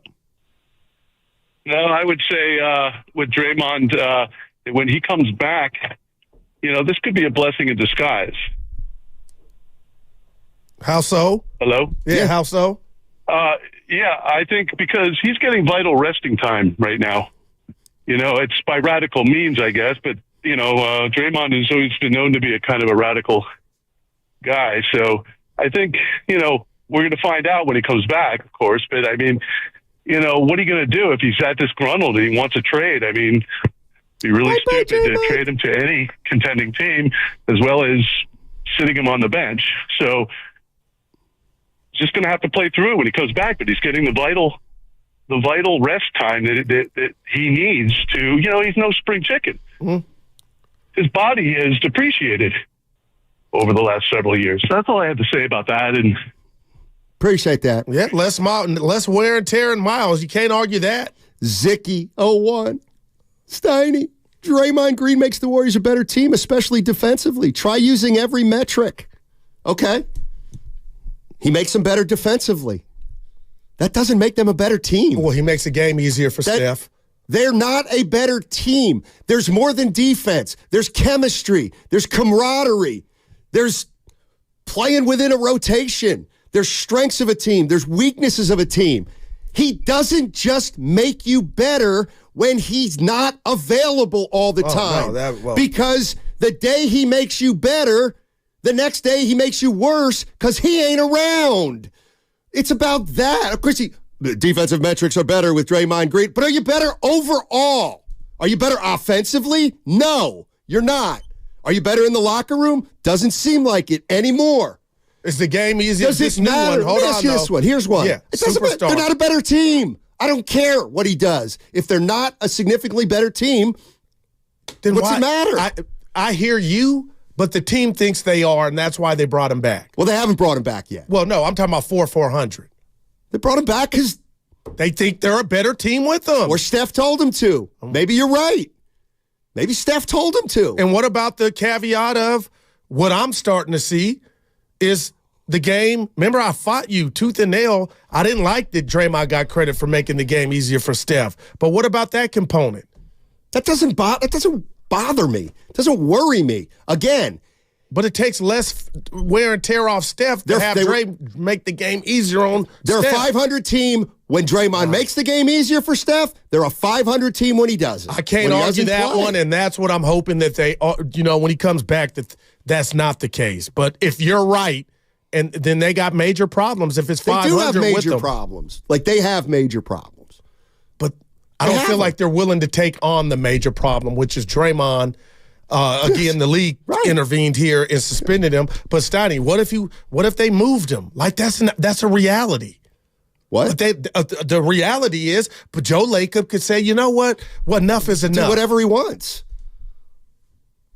If they announced a trade for Draymond Green tomorrow, I'm not sure people would be upset.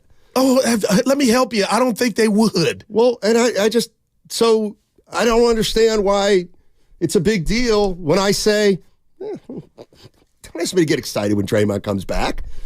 How's that going to help? And here's the other thing, and this is it. Draymond will be available going forward. He knows his last chance. And I get somebody. Go ahead. Don't you get it? It doesn't matter anymore if what happened was intentional, was not intentional, was an accident, was heat of the moment, was a mistake. It doesn't matter. Even if he's on his best behavior, he still may make a mistake. And what about the cold, hard reality that we all know, which is the league is tacking on more and more and more punishment every time this happens. So what about thinking, you know what? Draymond could be terrific, but the minute he makes a mistake, just a mistake, he's going to miss 18 games again. Now, how does that help you? Well, he's not. Those mistakes are not verbal. Those are putting your hand around Gobert's neck and hit Nurkic on accident. Those are knuckle sandwiches. No, if Nurkic was a mistake, what happens next time he makes a mistake? See, and that's why I agree with the YouTuber. Like, I don't think he. What if it was a mistake? What if we just all know it was a mistake? It was just a mistake. Steiny, there could be a fight in the arena, and I think he'll have the know-how to, I just can't do it. I cannot. Verbal, he's going to do that, Steiny, but I'm talking about physical. Okay, well, the verbal is going to get him technicals, which is going to get him points, which is going to get. Hey, What happens if Draymond gets thrown out of a game? Hey, he's back January 27th. Draymond Green plays. 2 technical fouls. Then what happens? Then he's suspended for a game. Then he's suspended another game. Yeah. So every time he gets thrown out, if he gets thrown out, it's at least one more game. Yeah, he's in the system. Let's get him back in here. Get that continuity back. Let's get the continuity back with Draymond. Well, it's coming. Said nobody. Don in San Francisco. Hey, Happy New Year. Hey. Hey, man, I want to, drop something on the Draymond. You know what? He's getting a little bit too old, man, and, he can't keep up with them players, right? Exactly. So he lashes out, and he wants to hit you in the mouth. You know what I mean? It's time for him. It's time for the Warriors to get up off him. And with that $100 million they'll save getting rid of him, I'm sure they can find a defensive player. You feel me? Go Niners, baby. Yeah, Niners. Hey, Happy New Year. Bye-bye. Don. The playoffs I just hate this game means nothing this week for the Niners and a lot of other teams. Kind of anticlimactic. Wentz against who? Your boy, Darnold. Are you listening to anything I'm saying? I thought Sam Darnold looked good in his 4 snaps. Oh, he threw a pick. It wasn't his fault. I'm ready to go. Okay. Molly is in the city by the bay. Hey, women coming out today. The ladies. Mally. Oh. Now we can jelly men and goons fine. I'm gonna keep it kind of real. Only hear me online. I'm a 957 point understanding in the bay. Keep it kind of real. I hear you talking about Dre. My Green, I know what you mean. You acting like a clown. I keep it real. I'll be laying it down. Ain't writing right now. I'm gonna tell you it's a blessing to hear the commentary working. I know we can keep a man, that's for certain.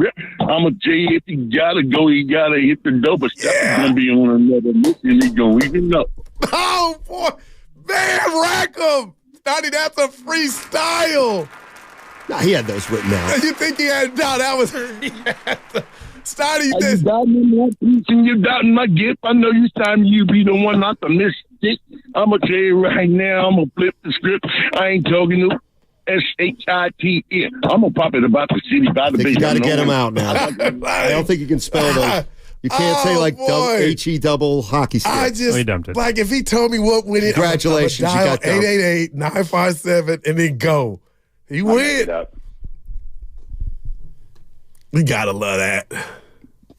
I mean, you can love it. You don't have to. But no, it sounded great. Hey man. I'll just tell you this, partner. You want it both ways? No. The way you want it ain't happening. Oh, and really? That's you don't know that. You don't know that. Well, you kind of. First of all, the way I'm explaining it, it's the way it is. But history would lead you to believe that I'm going to be right. About what? You're not right about anything. They're going to say, "Welcome back. Here you go." I'm not saying that's not going to happen. Well, I'm going to say. In fact, I think it probably will happen.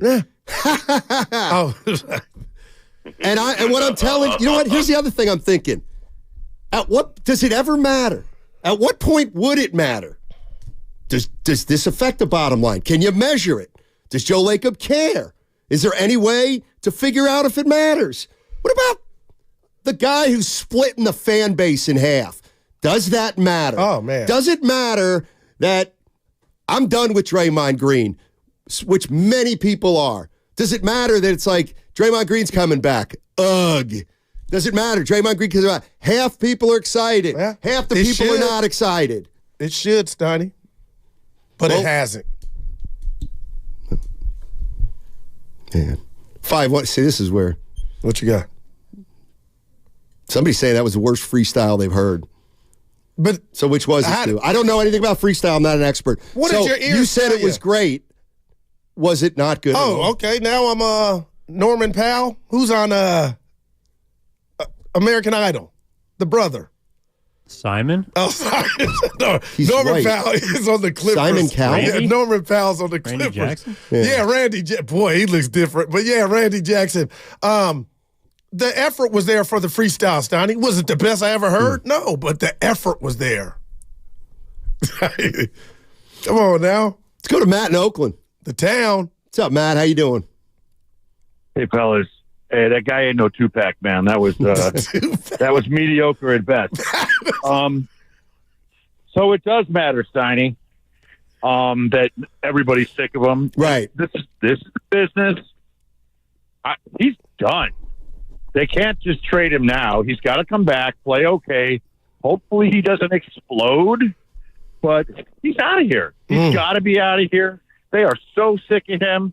I'm sick of him. This business with LeBron is just, he just has no clue. He's all about himself. So he's going to play halfway decently because he needs to. And then they're going to trade him when it is, the best time for them to trade him. So I hope he comes back. He comes off the bench. He doesn't get into too much trouble. Well, and, maybe he can be LeBron's valet. We can get rid of him. But I'm so over him. Everybody's over him. It does matter what the fans think.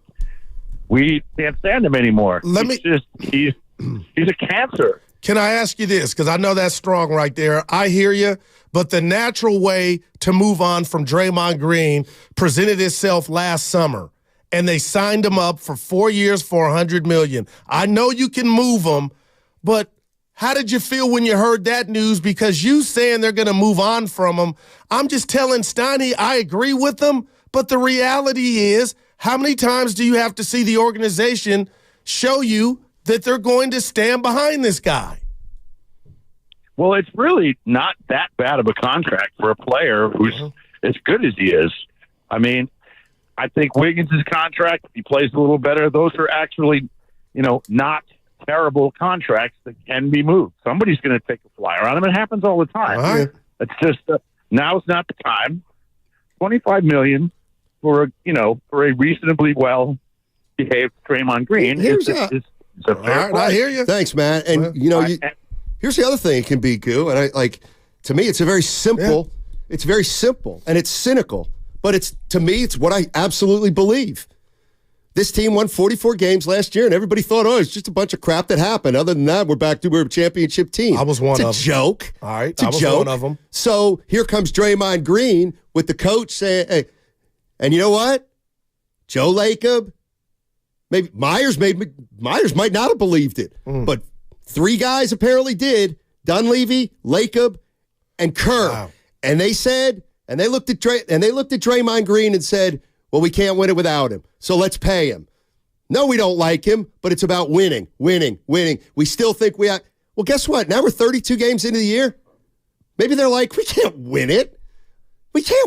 So now it's time to move off his ass. Yeah. I'll add a fourth person to that. I think it's very possible All right. I'll add a fourth person to that, your three, Curry. And I'll just say this, and I mean this. This is where I'm at. I'm in denial city. Shout out Thrive City.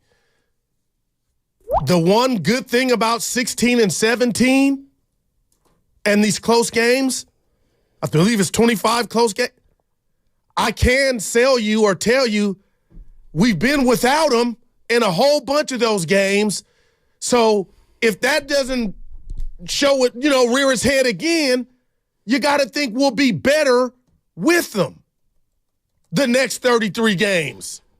Okay, and all like that's where I'm at. Like Steiny, you know what I mean? 16 and 17. The one caveat is he's been absent for a majority of them, and he's earned that. But I can sell you on if he's on his A game. So he's played 15 games. Oh boy, they're 6 and 7. Their record in close games with him is no different than their record in close games without him. They're a game under 500 essentially with him. They're a game under 500 without him. But it's seasonal, Steiny. The season is seasonal. Now it's getting closer to. He's already went through this. I won't call it shame, suspension. Okay. He knows he had this. There's no 10th life. He's going to be on his best behavior. Everything. You know what the argument is here? And I swear to God, I think this is what's boiled down to. I'm thinking more of the Warriors than Draymond Green. You think more of the Draymond Green than the Warriors. Honest to God, I feel that way. It's like, to me, it's time. This guy has become too detrimental too frequently. So if we bring him back one more time. Yeah. But who controls that? The team that you said? I'm saying they shouldn't do it. And I'm saying half the fan base or more's with me. Like, don't ask Warrior fans to get excited because they think Draymond Green's coming back in 2 or 3 weeks. Because I think most Warrior fans aren't excited. Some are. And I think most smart Warrior fans are now thinking, well, how much better does he really make us? And at whose expense? I'll tell you whose expense. The guys you want to see play. Kaminga, Moody, TJD. That segment was brought to you by Safeway. Also, don't miss the kickoff show this Sunday with Larry Krueger and Lorenzo Neal, live 2 hours before the start of the game. Join us at the Hilton Santa Clara for delicious food, great drinks, and the best pregame show in the Bay Area. Presented by Habas Law. You've been wronged. Habas Law will fight to make it right. Call 1-800-INJURED or visit habaslaw.com. It's been a magical season for the Niners.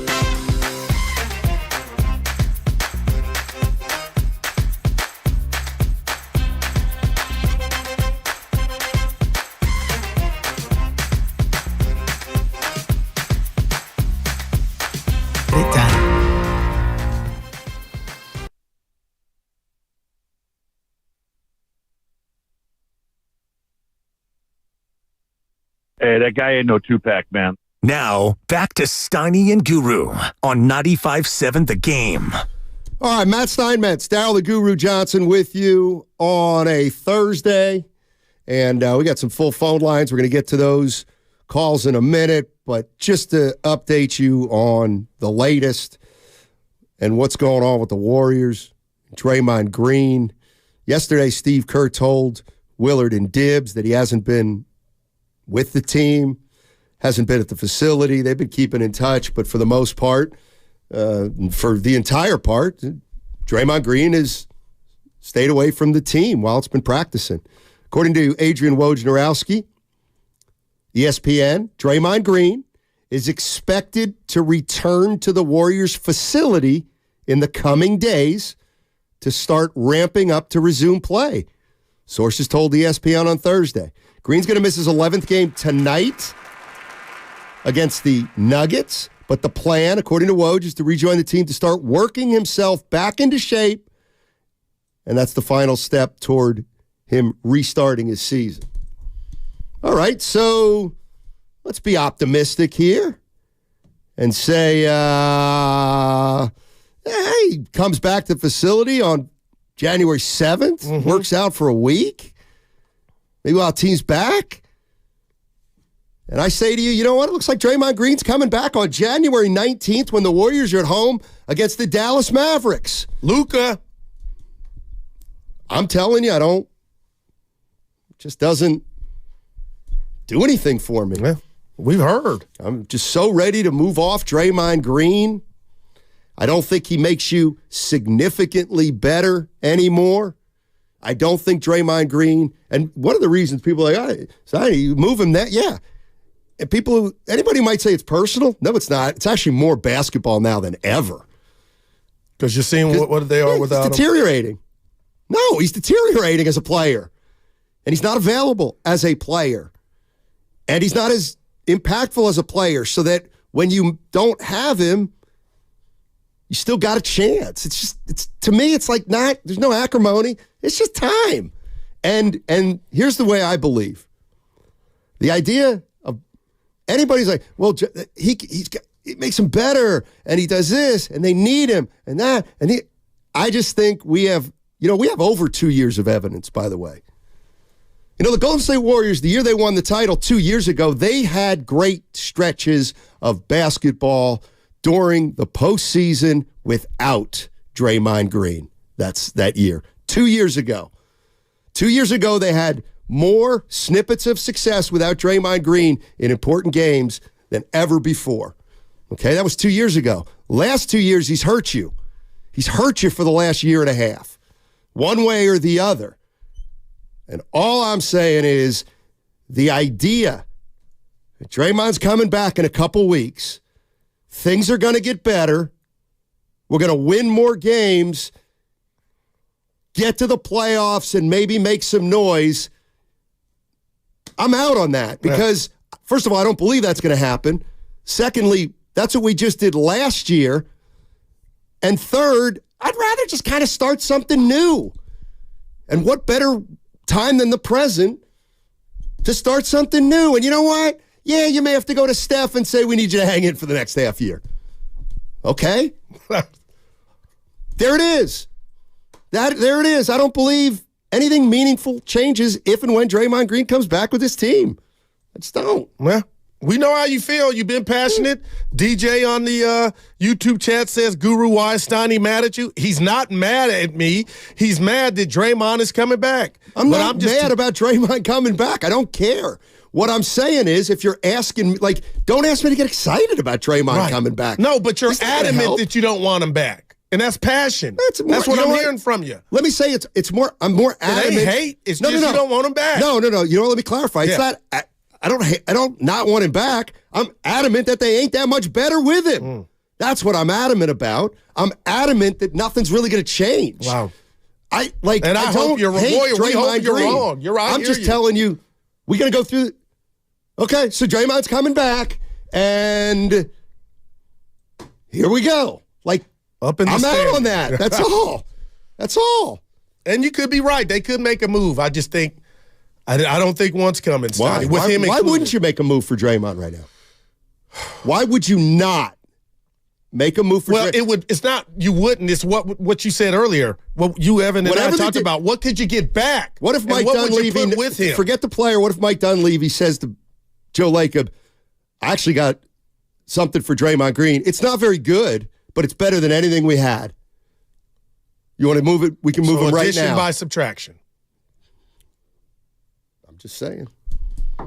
Yeah, I'm geared up for him to be in uniform, man. So we'll see. Let's go to Dan in Alameda. Hey, Dan, what's going on, man? Donnie, I appreciate the opportunity to say hello. I actually met your sister back when you were on the beat with the Warriors back in the 80s or 90s on a flight to Hawaii. Nice. Thank you.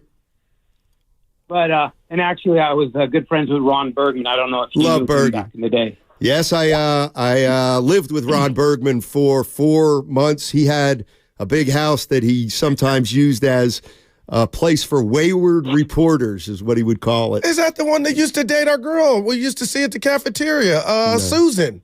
Oh, yeah. Yeah. Yeah, that was she used to date. Yeah. She said they were just friends. Okay, my bad. I'm just kidding. Yeah, I know. He had his place up in the Oakland Hills. He was a good man. Great man. Wow. But, great man. But just, I enjoy your show. But so I have a family member, and I can't really say who he is, but he's pretty high up in Major League Baseball. He's worked with the Padres. He's with the Giants right now. Oh, yeah, AJ. Say hi to AJ for me. AJ Pro. Yeah, he wasn't a big fan of AJ's, but he was basically his second in command. But anyway, make a long story short, he's with the Giants now. But anyway, so I was talking to him about the Warriors organization, and I go way back to the 80s when most of the people at the Warriors game were like ballers, and there was only 5,000 people there, and not many people. They weren't really fans; they were more ballers. The NBA didn't have a good reputation, so. Right. I'm talking with my nephew, who, like I said, who's fairly high up in Major League Baseball, and I said, what's going on with the Warriors? And he just brought up a point, which is the product. And the product of the NBA, the product of golf, and the product of Major League Baseball. And it's all about money. The people at the top aren't necessarily the sharpest, the smartest. And what I got from him was from a macro perspective. And I know that you guys, I love your show, and you go into the micro details of Draymond and this and that. But what I see, being a fan for all these years and actually being a player, is that the Warriors as an organization, their product has really gone downhill the last few years. And I'm in complete agreement with you, Matt, which is Draymond is terrible for the team. The product they're putting out these days is terrible. The other night, like when I watch the games, I go back and forth from rooting for the Warriors to rooting against them. And I bought the NBA League Pass, and I watched the Phoenix game. And what I recognized was there's so many other teams out in the NBA that actually have a really good product. And I think what most fans don't recognize is that the product that the Warriors are putting out these days is really dysfunctional, and their organization is sort of dysfunctional because they really should have got rid of Draymond a year ago when he punched Poole. And it's just unfortunate, but that's kind of my take. I'm just wondering what you think about that, Matt. No, thank you. That's one of the you, because I was about to get into when you're done. Go ahead. That's the one thing that I kind of feel like we broached is, does it matter that some of the fan base is becoming disillusioned because they're down on Draymond and they're not crazy about having him back either? Does it matter that some fans are just not crazy about having this guy on the team? I don't know. I'm not Joe Lacob. Yeah. I don't know what the bottom line is that way, but I'll take suggestions. But Stoney, I think to me, appreciate the phone call. The macro of that was he sounded spoiled. Like, what other NBA team wouldn't want the last decade that the Warriors have 6 trips to the NBA Finals, and now we're at the end of something, And I get what he's talking about, his disdain for watching Draymond Green. But when you talk about the product and Steph Curry in the building after you've won 4 championships, come on, man. I would just tell that guy, and if he goes back to how far he just said he goes back, have some perspective. It has been great here this decade with the Golden State Warriors. But to call and say, I'd rather be watching Phoenix or something, come on, man. Now, the Draymond Green, I give that to the caller all day, every day. But damn, you talk about, come on, Steiny, 6 years of went 4 of them, you won, and 2 you had a great season to go to. One of those seasons you won 73 games. I'm just telling him, have some perspective. Because he said product.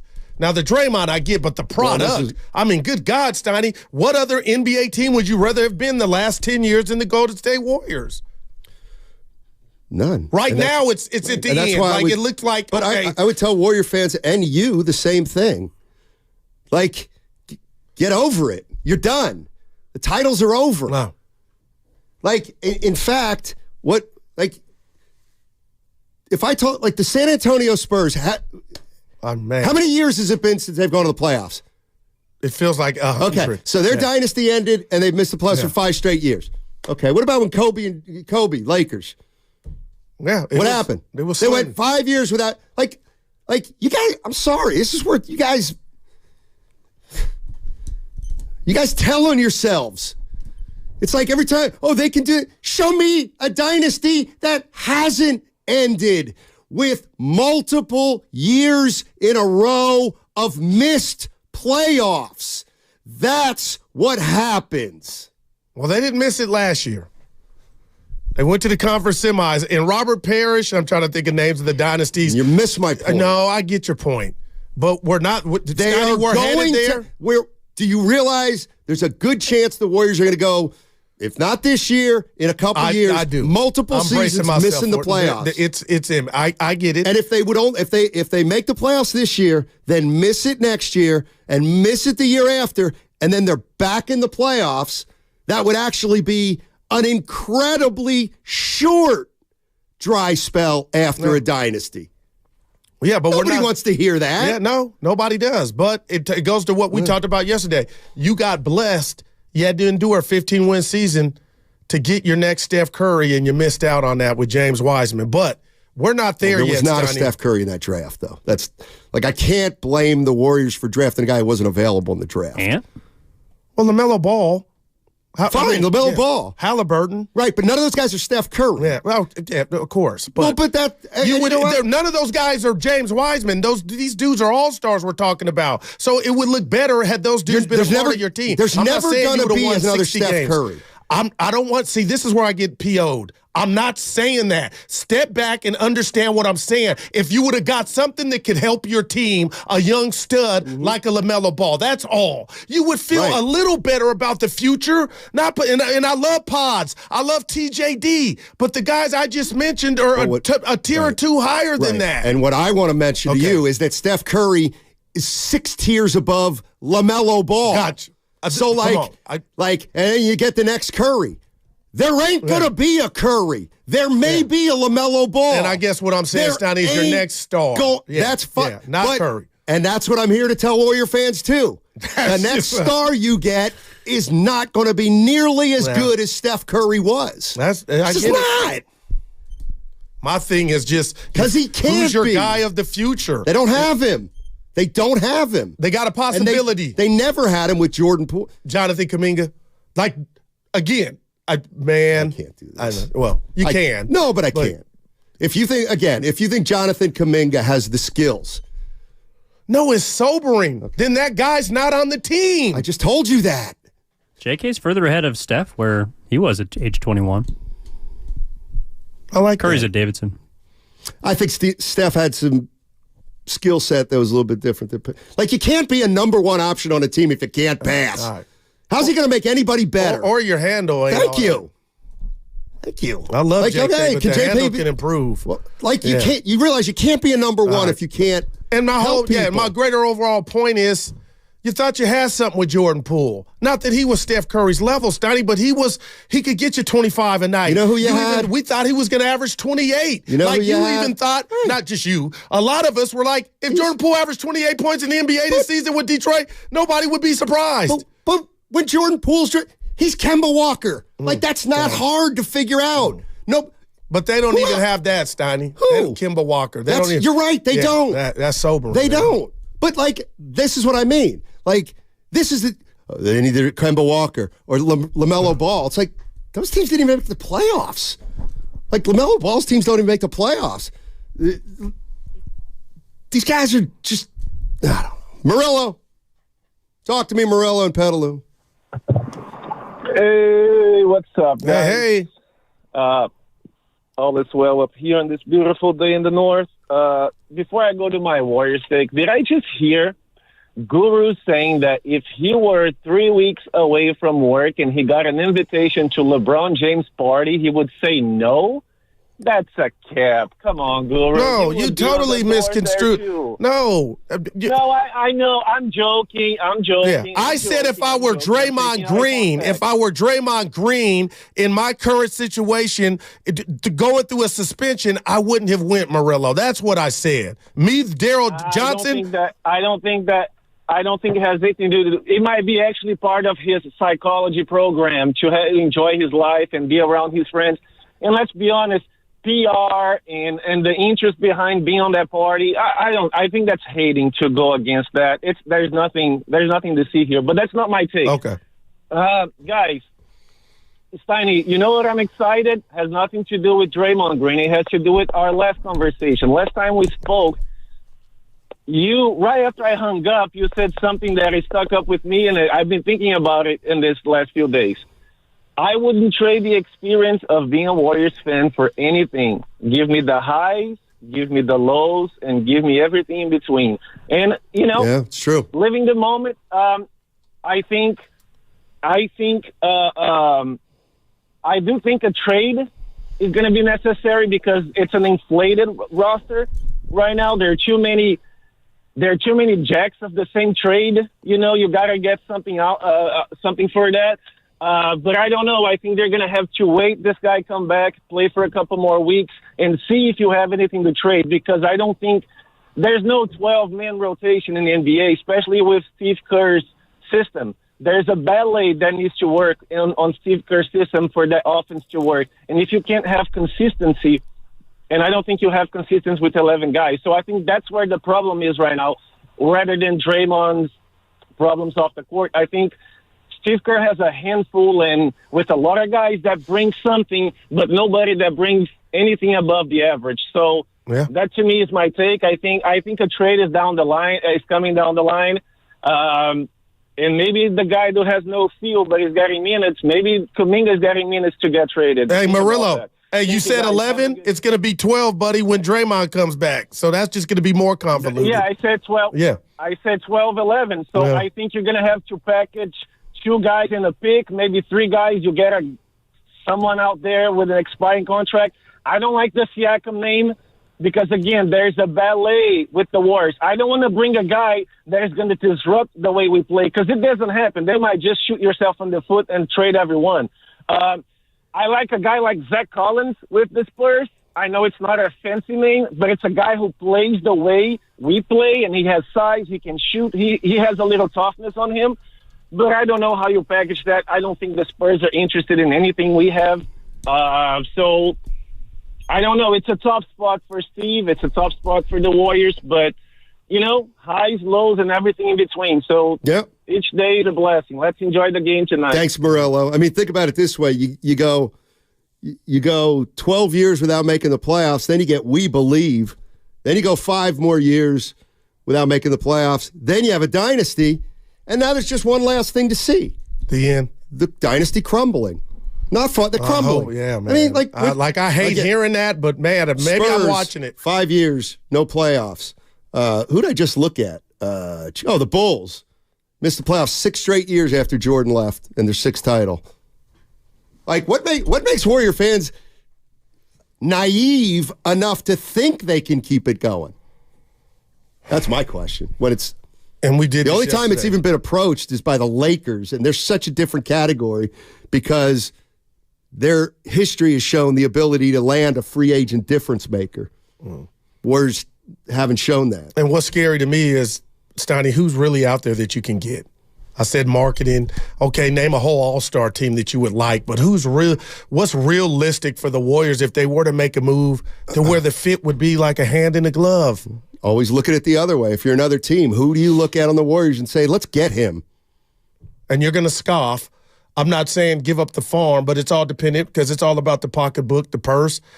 You don't think Moses Moody would be coveted to a degree to where you could package him with somebody, with a Draymond and a CP3 to where he's a young just a young piece, but it's got to start with him, Stein. He's getting no run. I believe he's shown enough to where some other team, not he's our LeBron James, but he can help us in the future. He's young, he's cheap. Then why are you trading him? You're the reason, oldest team in the league. Why do you want to move Moses Moody? Because our coach currently, just for whatever reason, can't find minutes for him. He's a bump on a pickle. Well, he's finding minutes for the Podziemski kid. Yeah. So it sounds to me like Podziemski's better. I'm just saying. Well, then it would be a team that didn't have a Podziemski that was ahead of Moody. You know? But I would like to hear from people.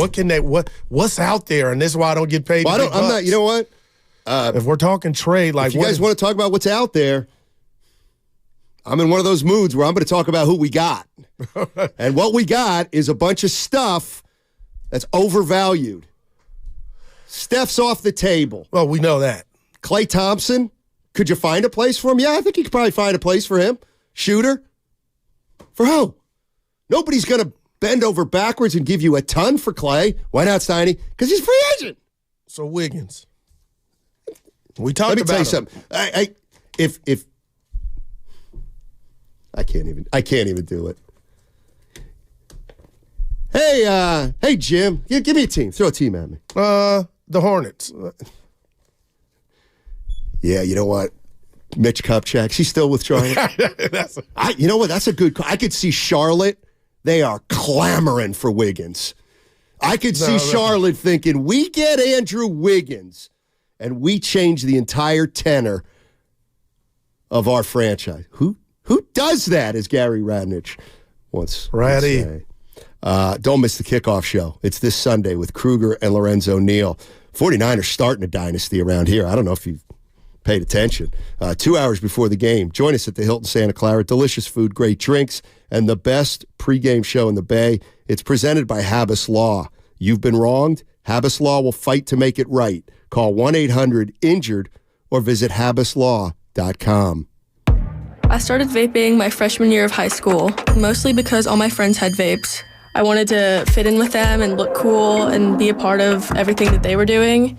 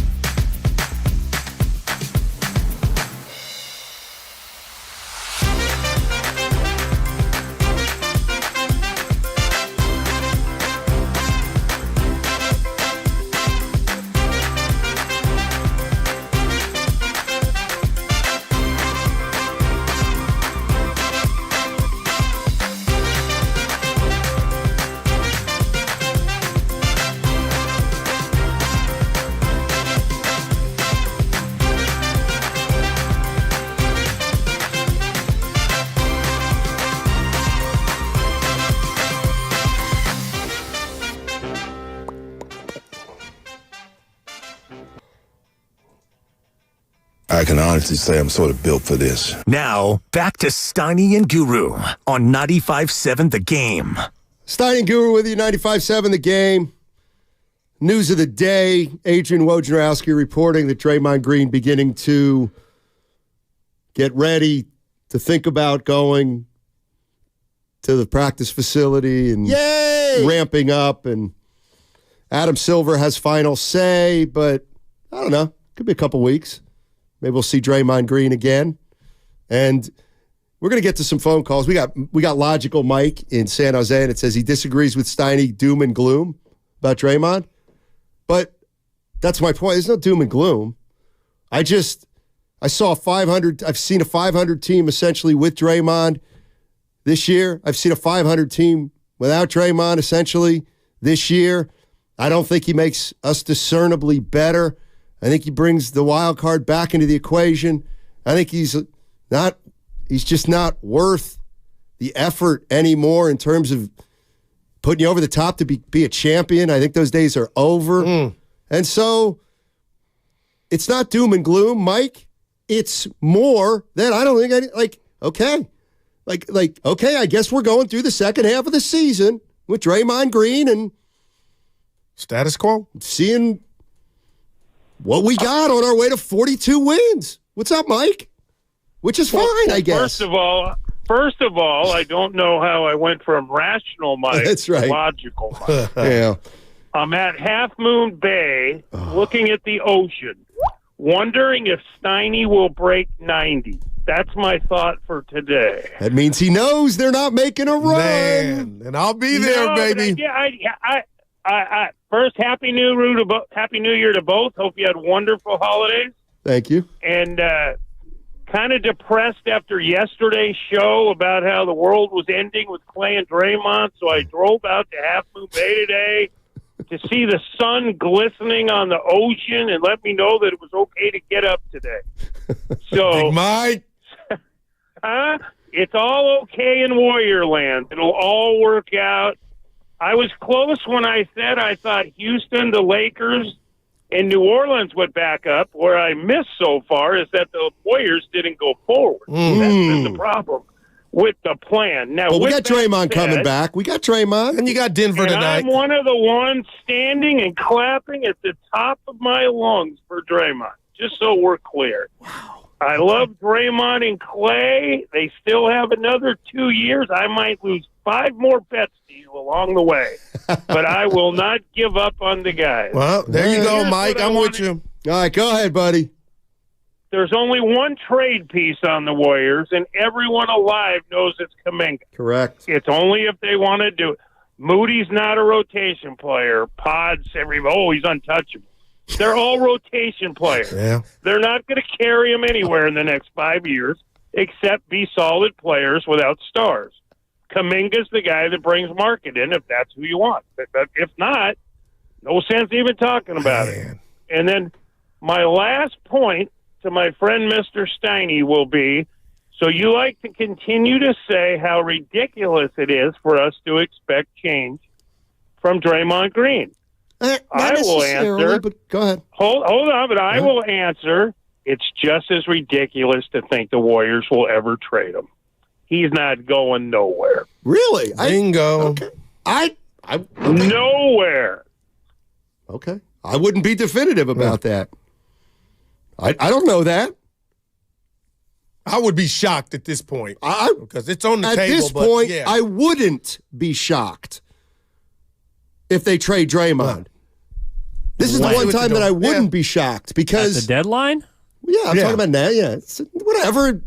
Like when I say move a guy, I don't mean like in 3 seconds. I mean, over the next month, at the end of the season. And see, that's where I think Mike Dunleavy's very patient. Like, you got to understand how Dunleavy was as a player, man. You want to talk about a guy who let the game come to him?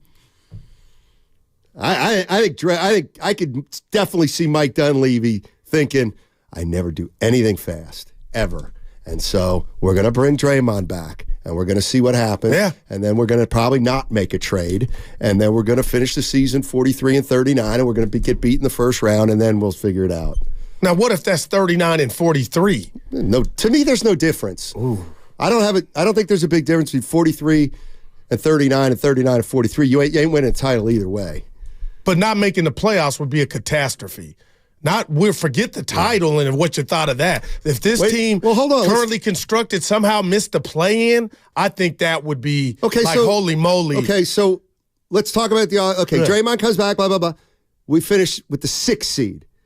We finished 6th. Okay. We go 45-37. Okay. 6th seed. But we another scenario, you go 40-42, and maybe you're the 9th team of the play-in and you miss the playoffs. Like, what are you going to say after you, as a 6th seed, lose in the first round?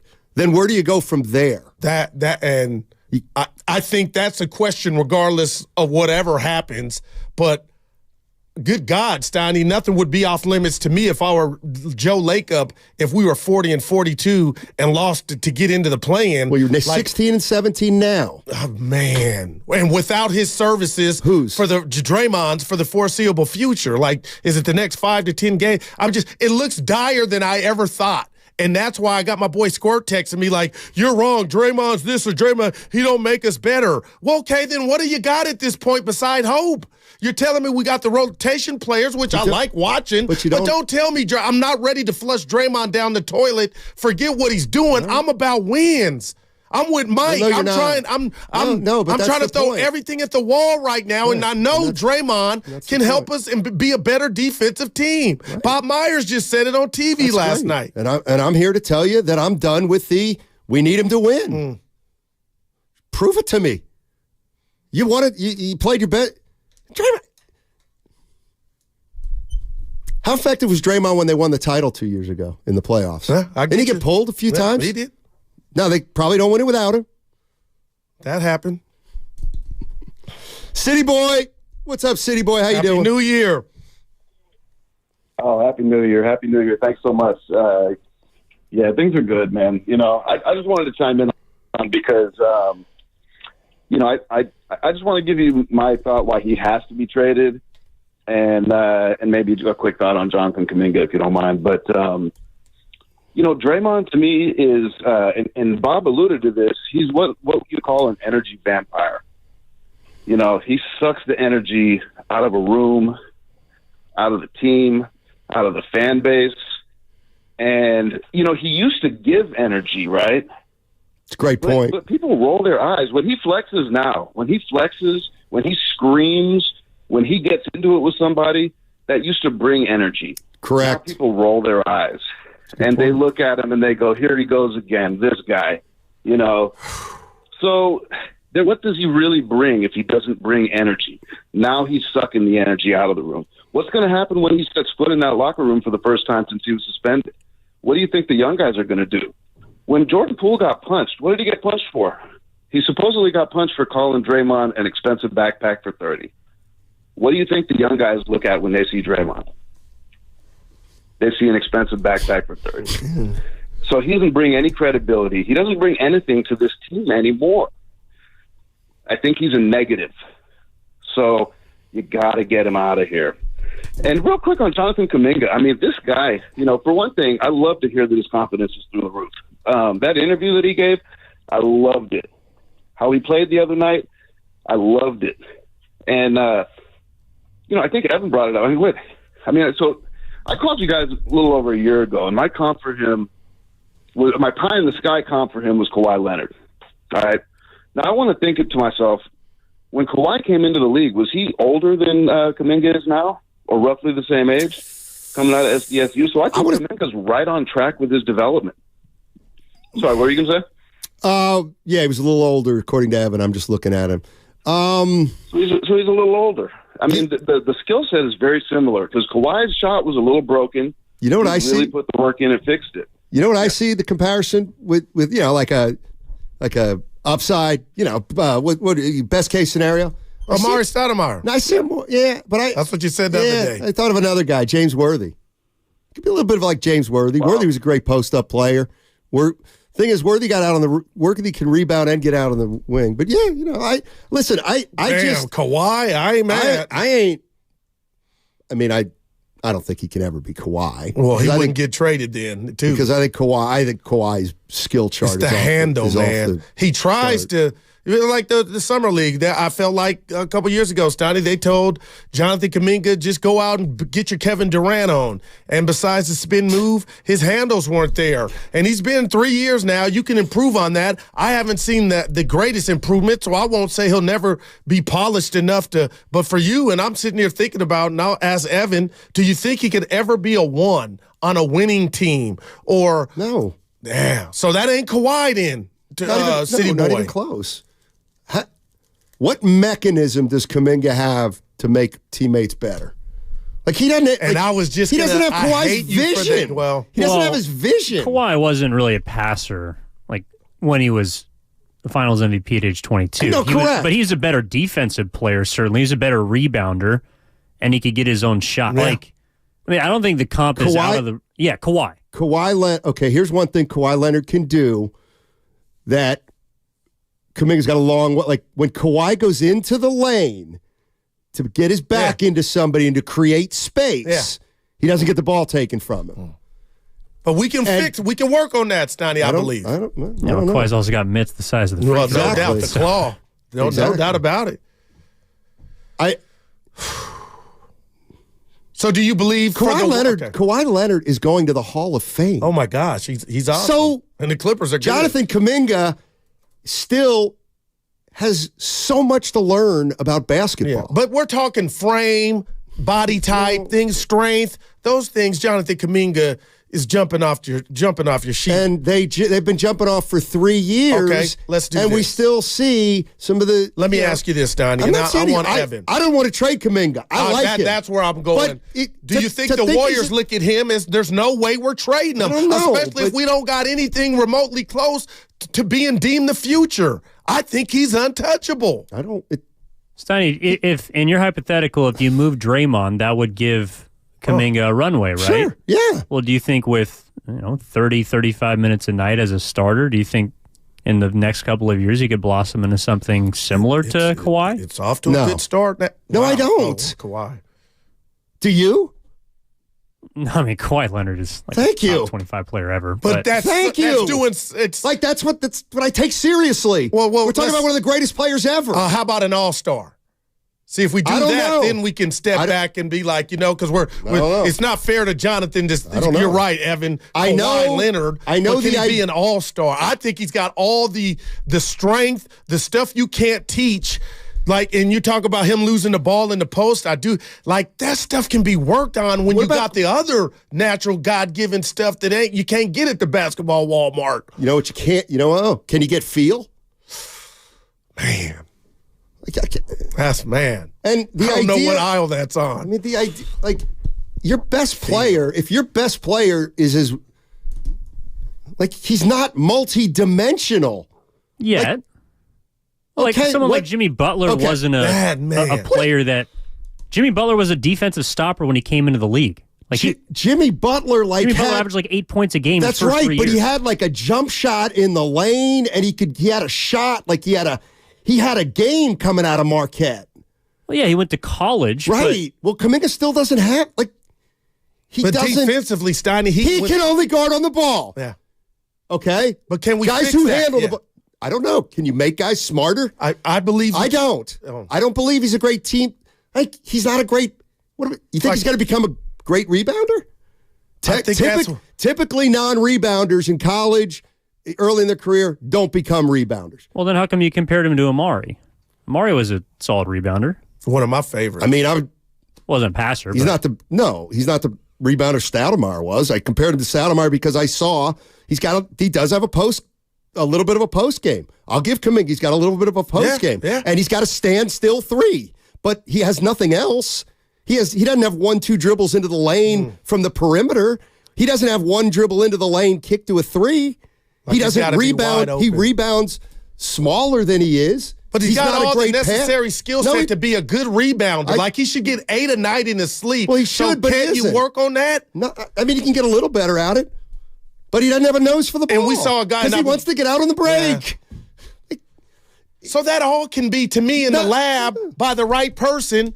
If somebody told him, why you're not rebounding is you're so thirsty to go down on the break. But there's not I guess what I'm saying, Steiny, is athletically. So you got to teach him to play better defense on the ball and off the ball. You have to teach him to shoot, be better with the 3-point shot. You have to. By the way, we need you to shoot better free throws. If you're going to get fouled a lot, we need you to get passing. You're not a very good. Of course. Can he work on that? Yeah, he needs to work on every aspect of his game. And to Evan's point, I think Jimmy Butler and Kawhi were not what they were in their prime right when they came. Jimmy Butler's basketball IQ coming into the league was off the charts. His IQ is better than Kaminga's. Well, I give you that. Okay. Yeah, and that's how much smarter do players get over the years? And that's what I'm talking about with feel. Let me tell you something. Jonathan Kaminga's your best player. You're the 72-73 Sixers. If he's your best player, all right, can't be your best player. Shout out Billy at Atco. I'm about to put a rat on the table. Do you think Jonathan Kaminga, because I saw this on their uniform last night as they took on the Lakers, would be a better overall basketball player if he was under Spoelstra in Miami? Yes, of course. Because he came onto a team that won 4 titles. And that's why, and he doesn't know how to play basketball. The teaching, though, the teaching component to where whoever puts on a Heat uniform, most often it seems like they figure it out. That's right, because they have priorities down there that are different than the Warriors for the last 12 years. The Miami Heat want to get better every year. They want to. The Warriors right now are just about being as good as we can right now. the vision that the Heat have for their franchise has been cultivated over decades. The vision the Warriors have right now is over 1 decade, and they're figuring out how to keep it going longer. But the reality of the situation is Miami's have further evolved in their existence. Like, they just are. So it just comes down to what we just all talked about in City Boy. He's big on JK. Do the Warriors think Jonathan can grow in and get those tools that he needs to explode? That's what it is. And I think he's so electric and woo that Steiny, what do you got? A bird in the hand is like, what do you have? You need to find players better than Kaminga. Yeah, because if you're hoping Jonathan Kaminga turns into your best player, don't you see all his limitations? I don't think anybody's saying he's a surefire number one, though. I think people are just arguing he can become a quality player. He absolutely. Yeah. The question was whether he's Finals MVP by the time he's 25. The question was whether he was a 1. What would happen if he's your best player? I think you'd stink. Does that mean I still wouldn't trade? He could be a third best player down the line on a championship team. Maybe. But the first best player, I haven't seen anything to indicate that. The Kawhi thing is interesting though, because Kawhi was the best player in a final series, but he wasn't the best player the whole year on that team. No. But that's kind of, I think what Goose and maybe getting at is like, I believe he could be the best player in a series. Okay, I just, when I look at Kaminga, I see a roboticness about him that I don't like. Wow. I don't see when I think the best player on a team, they can score and they can pass by themselves. I don't think he can do either. So that's why I threw the Paul George at you. Paul George, and that's he's where I'm like slippery. He's slippery. Okay, right. Kaminga ain't as slippery as Paul. To me, Kaminga is not even in the same league as Paul George. And that's what I would. Is Matt Steinmetz crazy? What do you think about that? Like when you say robotic, Paul George is like a 10-time All-Star. Yeah. Paul George can shoot a 3 off a dribble. Paul George can get into the lane and kick. My God. Then what's this kid's upside? His upside is he could be a scorer.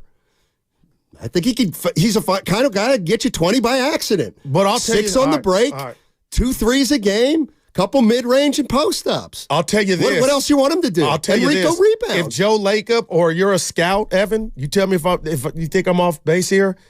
If what you say ends up being true, Steiny, you would move Kaminga then for the right deal if it could get you lower marketing. Not at all. It sounds like it. No, because when I'm putting together a championship team, I could say, you know what? My third best. Yeah. I'm more convinced Kaminga could be the third best player on a team than the first best player on a team. Let's go to May in Florida. What's up, May? How you doing? What's going on? Hi. Hey. How you all doing today? All right. Talk to us. I've been laughing at you all. Y'all really have given me a lot of joy talking about this thing with Draymond and coming back. And I'm saying, I need to send y'all some medicine or something. Y'all just send it to Draymond. I'm a Warriors fan, and I love our team, and Steph Curry is my number one player. And I hear what you all are saying about Draymond. And I want to just share a little bit. Draymond, we're tired of the things that he does. And he has some issues that needs to be challenged with a lot of going and whatever thing. And he does help his team to go. But I hear what you're saying. I don't want it back if he got to start all that drama. He's an asset and he's a liability. And I understand all of that and things. But I think Steve Kerr, if he comes back and he's okay, that he needs to be on the bench and not put him in that position where they are trying to get chemistry started. I think that will be the best thing for the team and stuff, because Jonathan, Kaminga, and Moody, and especially Moody. Moody have not been given too much of a chance. I don't know what Steve Kerr problem with these 2 games that he got. This young man is sitting out and he's talented, and you are hindering that young man to go forward. It's just like Kaminga. He's in a maze and wondering, what am I supposed to do? What am I trying to do? What if I do something wrong? I've watched that. And a lot of that is Steve Kerr has to learn to say, okay, I need to break down and let these young men play. That's what he needs to do. Yeah. That's what he truly needs to do. I'm just speaking that, but we don't want the drama from Draymond. But, you know, the thing about Draymond has a target on his back because he put that on himself years ago. And everybody now, if he goes out to serious and he comes back, he gets on the floor or he makes a hand gesture or something, those refs are out for him and they're going to do everything they could to get him out. And that's why that target is on his back. And it's just the truth. If he's trying to change, and he's going to change, but he's being challenged all the time from team players against him or whatever. He gets on the floor, he got to hear all this stuff. And that's going to cause a lot for him to probably rise up and want to do something wrong because he's trying to overcome it. But they're going to have to give him a chance to overcome. And it's not going to be easy for him. Yeah. Thank you, May. The question is, when does it start? May, thank you so much for listening and calling in. She said we bring her joy. A reminder that you can catch all 4 hours of Steiny and Guru on the free Odyssey app. Plus, watch us on YouTube and Twitch, powered by First NorCal Credit Union. I like May. May downloaded the Odyssey app. Yeah. Yay! This is incredible because it's the beautiful thing about sports. You think you know what a guy's going to be or do, or a team for that matter, and then they show you, they do something else and shock you. But this Jonathan Kaminga thing is, again, Steiny, to me, he possesses a lot, and there's some things he needs to improve on. But I've always been, this is my guy. What's he best at? What's his number one asset? Putting pressure on the rim. I don't know what that means. With handles that are 6 or 7. What does that mean, putting pressure on the rim? Going to the rack. Okay, and you foul him. Well, okay. You didn't say that after you foul. To me, he doesn't have one thing he does well. You could say he can jump. And that's correct. There you go. There it is. But and you know what? I knew he was like, that wasn't going to suffice. What does he do well? Here's the only thing. Here's what I'll give him. He has the ability to defend one-on-one well. It doesn't mean he does it well now or consistently. Can he get better? He better, and he's going to get more consistent. And it depends on who he's around, to get him better. Let me just ask you this, and I get it. Nobody's lit. Did you ever see Jonathan Kaminga being a good three-point shooter? I don't. Okay. Did you ever see him being a real knockdown mid-range? He's been hitting some little fatal. I'm going to say yes to that. Is he facing the basket? No, he's not. No, he's not. No, he's posting up. Yeah. Okay. So how does he get a face up? Okay, we got to go. I got a question for you. That segment was brought to you by Fremont Bank. Full service banking, no compromises. Can't sleep with this cold. Honey. Honey?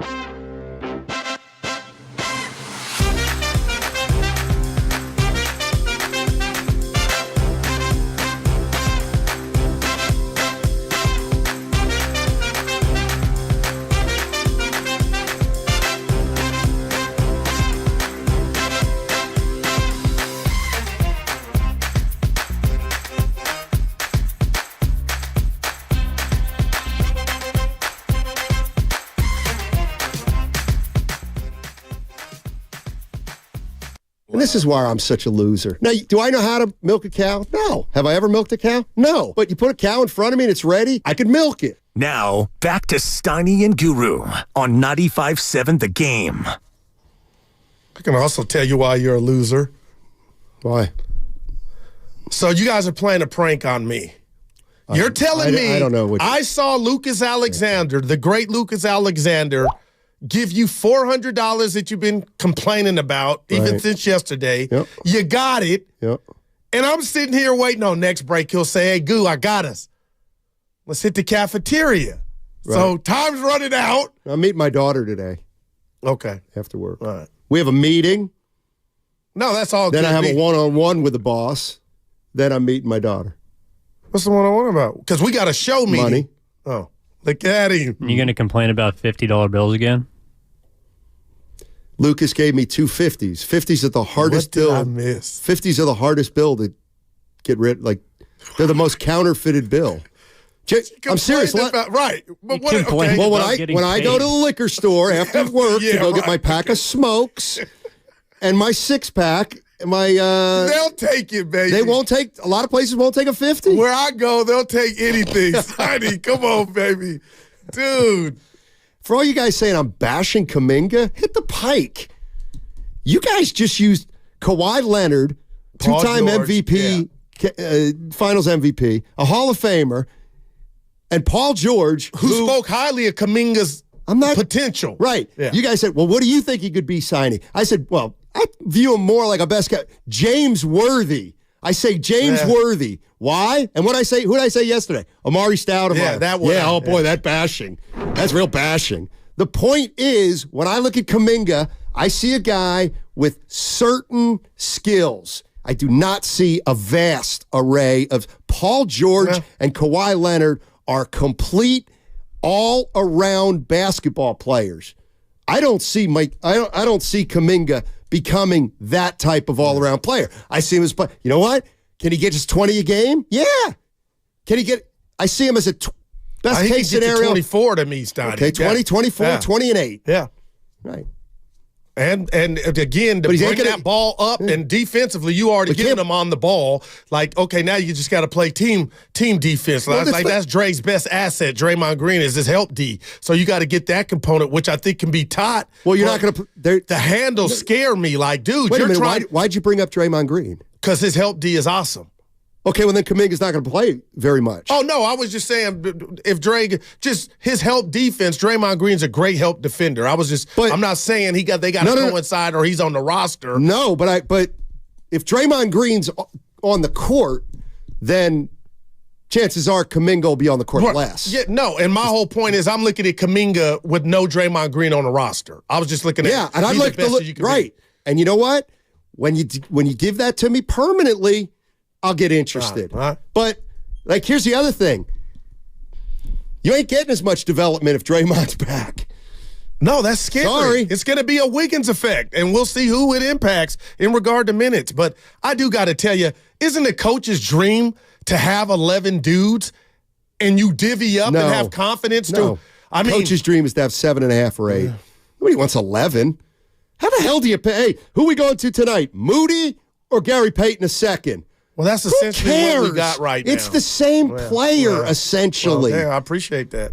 But that's what it is right now. And we're not, you know what's so bad about Draymond doing this and getting suspended? We're not talking about tonight's game. It's on TNT. The Warriors went 15 rounds, my version of 15, on Christmas Day. It would just be nice to come in here tomorrow and watch the Warriors win their second in a row over the defending champs without Aaron Gordon. Like, that would be, we can't rob this team of, until Dre gets back, they still got to go to work, and somehow they could win tonight.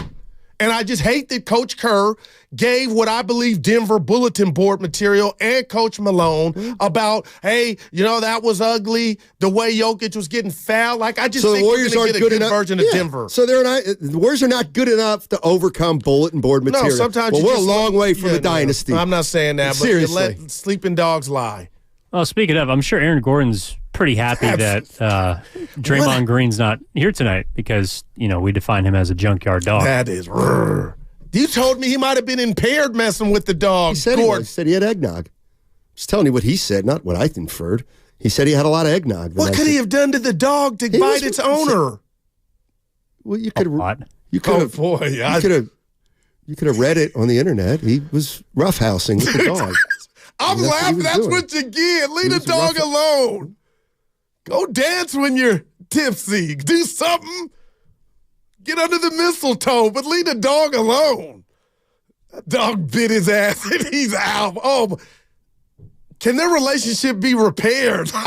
He's got to look at that dog like, he put me on the DL. Well, it's not as serious as what Spreewell's dog did to that was his daughter, no his 4-year-old daughter. Steiny, please read this. All right, I will, 415. I'm so tired of everybody attacking Steve Kerr as if he doesn't know what he's doing. 9 rings. He's played with the greatest player in the world. He's hit clutch shots. Steph Curry loves him. He's the reason why Curry... Exactly. It's clown show, 415. Clown show. But you've defended Kerr all year. That's what I'm saying. On Twitter and X. Yeah. Well, same thing. The problems are so far beyond Steve Kerr, it's not even funny. But Moses Moody, I will question why he can't get consistent. Because he doesn't make an impact. Because you know what? I saw a game where he made it. One game. That's great. No, 32 games in. It's been more than one game. Goo, Pajemski. Okay. Who's made more of an impact this year, Pajemski or Moody? Who's got no? I got their answer. Because he makes more of an impact. Okay, but who's had an opportunity to make more of an impact? Some will say, why does Pod get 5 chances to throw the ball away? Where Moody and Kaminga, they throw the ball away. Your ass is coming out. It feels like I'm in high school watching Little Girl, and we're comparing to me and the missus of everybody else's kid who gets longer rope. That's all. No shaded Pod. Moody got more opportunity than Pajemski. That's true. Moody, well, you just asked me. Well, you just said, why does Pajemski get more opportunity? My point is you're not good enough to say, Moses Moody, you can't help this cast of characters. That's how I'm watching this Warrior team. Don't you ever think that Kerr could watch Moses Moody and say, he doesn't do enough to help us? At least Pajemski, when he plays well, he wants to put his positive imprint in a game. Like, I don't think everybody's got I'm not telling you Moses Moody is Andrew Toney. Do you think everybody's got Moses Moody wrong? That they watch this team on a nightly basis and just wonder why he can't get off the bench some I don't nights. know why. Ask Kerr, but I'm trying to tell you that I've watched Moses Moody for 3 years now, or whatever, how long it's been, and for my taste, I don't think he makes a big impact. I think he waits for the game to come to him because he's a smart player. He plays with Hall of Famers. He doesn't try to do his own thing. He stays in his own lane. And I think now, you know what? We ain't good enough for you to play like you played in the championship year, which is by doing nothing and just fitting in and attacking the glass and hitting an open shot. It's like, that's not good enough anymore. We need somebody who do something. What if I say I think Moody just floats? Well, he didn't float when they called upon him 2 years ago in the Western Conference Finals against Dallas. He showed up again. We're up against this time. We gotta go. Shop savings on seafood cravings at Whole Foods Market. Save on sustainable.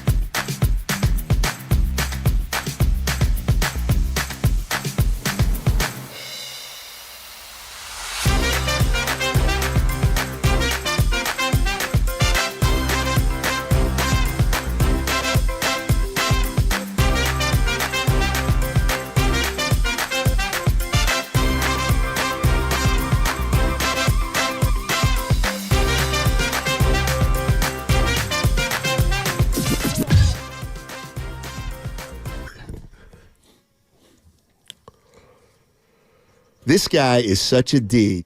222. Now, back to Steiny and Guru on 95.7 The Game. So I want to say that in my life, I've had an experience or two where I've had a $50 bill. Yeah.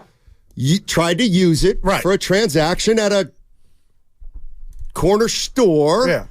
And they're like, yeah, no, not a 50. Sorry. And my understanding was that after I followed up at the time, even though I don't remember specifically, people were saying, yeah, 50s are easy to counterfeit. Well, so a lot of places don't take them.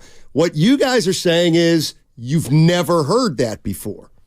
So, I don't know. Me being the brother, I don't want to profile here. They look up every time I give them a 20. Hey, look at the 10. I get it. Okay. My point to you was you ripped Lucas Alexander, and we're not going for it in 2024. Yes, sir. He goes, I want cash. You didn't specify don't bring in a 50. So my guy brings you a couple 50s, and you got a problem with the 50s. Did you get when you didn't 50s? tell him? No, I got two. Actually, and he's mad. Three hundos and 250s? Correct. Okay. But this is where you need to be a man of nuance, Goo, and be. I'm not mad at Lucas. I'm not upset at Lucas. I'm just passing along. You're upset at the United States government for making 50s. The mint. Yeah. Here's the other thing. When they're not accepted on the at all Comcast places. business It's kinda text line, the will be like, Discover card of cash. has anybody else heard of that with a 50 before? I've never heard of that. Okay. And I have one at home right now, so I really want to good luck trying to get rid of that thing. Yeah. And Goo, they don't really pull the 20 up and look at it. Oh, my boy. My book's coming out. The 10, they'll look. Come on. It comes with it. Come on, man. Yeah, they all have the thing. Yeah. They got the I don't know if spotting the or 10 whatever. has the I thing. think it does. And I'm like, did you really have to do that in front of you? It's a $20 bill. I think it's hard out here, Diaz. I'm sorry, and I'm not trying to question your authenticity. I thought maybe that was material. No, okay, it's real. It's insulting. Dude. But Big time. we got some scammers out here though. So we got a 5. Yeah, but you're scamming for a 20. Yeah, it's happened. Times and are you tough. gotta just laugh it off. I feel Does the terrible. 5 have it?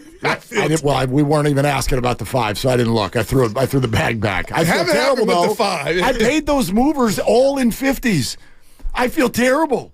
I went to the ATM because they wanted cash, and the ATM gives you the options of do you want it in 20s or 50s? Yeah. I'm like, well, obviously, let's make this less thick. Let's do 50s. I paid them in all 50s. Wow. I hope they're okay. They're okay. I hope they don't feel scammed. Okay, a couple here. 415. There are signs it varies. We don't accept bills larger than 20. Yes, that's different.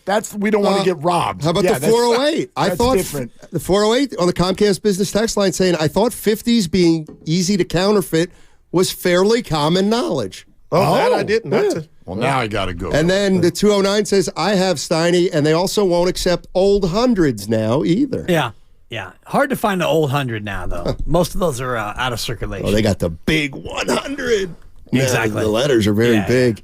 So here's one thing we were throwing around today is Draymond. Woj seems to be reporting that Draymond's getting closer to thinking about coming back to the facility if everybody wants it. So, okay. Well, the phrase was days away, right? Days away from going back to the facility. In the coming days. He will report to the facility in the coming days, which, if you really want to get technical about it, was obvious. Because all of the days that are left are coming. They're all coming. Until they're no longer coming. 2026. It's coming. It feels to me like... Until it's over. Like, whether it's 5, 10, or even a little more, it does feel like, I guess he's going to start the process of coming back. Ramping up. And I'm just like, it's too bad. See, it's too bad. I would have rather be using this time as a way to embark on something different. We still don't know, Steiny. But this to me is my question today. Yes. And I think you speak for a lot of fans with the tone that you've struck today. And so let me start by asking you guys this. Do you agree to this premise? Just basketball. Forget locker room chemistry and all this stuff. Just basketball. Do you believe the Warriors are better with Draymond? At times. I don't.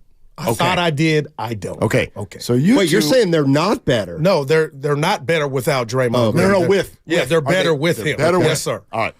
So if we then take that premise, anyone who just answered yes, that they're better with Draymond, and then we skip to the next, which is, why do so many of you sound like Steiny? If you know that they're better with Draymond Green, why was there a collective? Because they're both better and worse with Draymond Green. That's why. But they're better and they're also worse. How are they worse? They're worse because Draymond Green puts you in a situation where the refs are out to get you. We're playing 5-on-8, like the caller you had earlier. We're always playing 5-on-8. And Draymond Green makes you worse because you're not going anywhere this year anyway. And so TJD now doesn't get to play. And, other guys who you may want to have develop don't get to play because Draymond's out there getting, at least one tee a night in 34 minutes, and you're still not going anywhere. So for me, it's the. But you went big picture. But for me, it's you went big picture. How do you small and big? Well, how do you balance the fact that I guarantee you look at the stats from last year? It's like, boy, when Draymond's at every defensive metric, we're just better. Okay, you're better, but he punched the guy in the start of the season. Mm-hmm. Yeah. So that didn't make you better. Or how does that factor in? Mm-hmm. How does him sabotaging last season factor in? Or the percentage he had on last season factor in? It's like, it's weird because, does he make you better? Yeah, on paper and on the stats, he makes you better. Defensively, for sure. But how do you measure the impact the punch had or the constant draining of his energy has on a team? You can't, which is why he is, A, talked about so much, and B, so exhausting. Because your mind never gets a break. And I think that's what Bob Myers used that word, said. exhausted. That's what Steve Kerr said it on our show 3 weeks ago. It is worn, and you fans, we all know it. You're worn out. I think that's what it is. The collective response to Woj's tweet today was, here we go. And in theory, the Warriors got better. But that response is because you're worn out. You're worn the bleep out. But it's fascinating to me on a couple of levels because in theory, so many people have said, if you go, why are you so mad at Draymond? Well, it's because he has not been able to stay available. No, man, no doubt. Well, if you want him available, then by definition, today's news should be good because he is about to become available. Yeah. Well, their record with and without is identical. About the same. So, yep. But it's kind of short. Which is that 6-4 is kind of like Bob mentioned. No. I mean, the whole year. Oh. Look at his. I'm sorry, first suspension, and then look at his second suspension. And if you look at all the games they've played, he's only played in about half the games, a little bit less than half. The record with and the record without are almost identical. If the Niners don't play a game soon, we are going to do the show of which suspension was your favorite. Which Draymond suspension has been your favorite? 888-957-95. If we do a Mount Flagrant more, there's a debate. But here's the thing. If you look at Basketball Reference, it'll say something like, it'll be like ejected, then it'll be like not with team. Totally. Then it'll be like suspended. Yeah. And then it'll be like, and I'll always just, how many games has he missed? Yep. Because that number's different than how many times. He's the Willie Mays of games incredible. Missed. He's 5 tools. And then how do we talk about the 6 games he's been ejected in? And that should be, he's laughing, but I've spent 3 hours of taking fastballs from him, and he doesn't even know it in the sense that I'm a realist. The team had a natural out. You hit a teammate, we'll suspend you, send a message, and then we can say, you know what, we're not going to re-up you, bye-bye. And nobody would have, I believe in Dub Nation, said a damn thing because everybody was supposed to be exhausted. What did they do? They didn't suspend him. Right. They reward him with a new contract, and then he comes and pays you back, no pun intended, with suspension left and right. So now you're taking on this season, and he's unavailable. So Matt Steinmetz, he doesn't even know the word is disdain because Draymond's going to come back. And he looks at me because now I'm dealing in reality that they're going to say, come back, here you go again, nothing's going to change. So now I've accepted what I believe the team is going to do again. But Matt's like, how is this possible? I don't know how it's possible and what he's done. I told you but how Mark it's possible. Willard and Dan Dibbley, I told you how it's possible. I'm judging everything I told you how by it's what possible. the Warriors have done, and it's wash, repeat again, rinse, repeat again. I told you how it's possible. It's possible that at the end of last year, what they were saying they believed, and that is we still can win another title, but we have to have Draymond. And it's possible that right now they no longer believe it. That's on the table. How it's possible. But it's also possible that they still believe it. Correct. And I think that's more Absolutely. possible, honestly, Matt. I agree. And I say, I'm not saying. No, I think that's more possible, and I don't know if that's the right course, but I do believe that's what they believe, that it's more possible that they win a title with Draymond, even though he's won, and I disagreed with your notion of that being an accident with Yusuf Nurkic. Because when you're Draymond Green, there are no accidents. Well, I mean, we can go back. We can go back. But my point is, we can go back and forth on that all day. Yeah. The way the league is, even if something happens and we all acknowledge he had the best intentions, he getting hit. And that's a basketball reality. Like we may have to realize that he may get unfairly punished again. Yeah, poor guy. Poor Warriors. Poor Warriors. No, poor Warriors. They signed up for this. No, but I mean, I know what you're saying.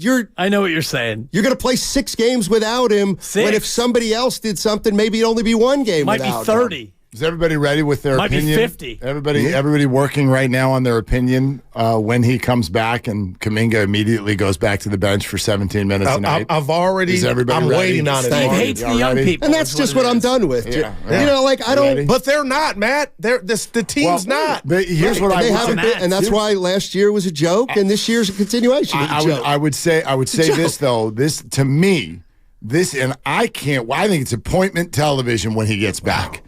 And so I look at today's news with excitement, and it's not even about when he gets back. It's until he gets back.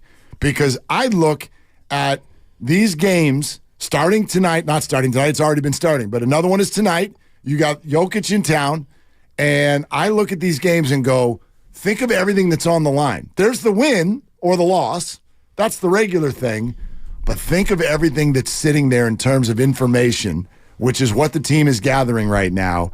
Every night on Wiggins, Thompson. Right. If I'm Kaminga, I'm taking Woj's tweet and I'm posting it in my locker because I've got about 6 games. You got to return the slippers. To show this team that I should not be demoted when Draymond Green gets back. Okay. These games, what they do, what is his role when he is activated? These next 6, 7, 8 games determine that because they're in the standings. They're in a situation where they can't mess around. They've got to put their best group on the floor at all times, and if that group is Draymond or is not, that gets determined over the next, 2 weeks, right? Hold on. You got it? Oh, no. What's the problem? Can you do it? That's the wrong one. Want to all do it together? You're listening to 95.7 The Game, KGNZ FM at HD1 San Francisco. An Odyssey station. Amen. You can also check us out on Twitch and YouTube. Yeah. Man, father, son. That doesn't have to be formal. Yeah, illegal. Speaking of which, can name the last station to be fined, by the way, for not doing the legal.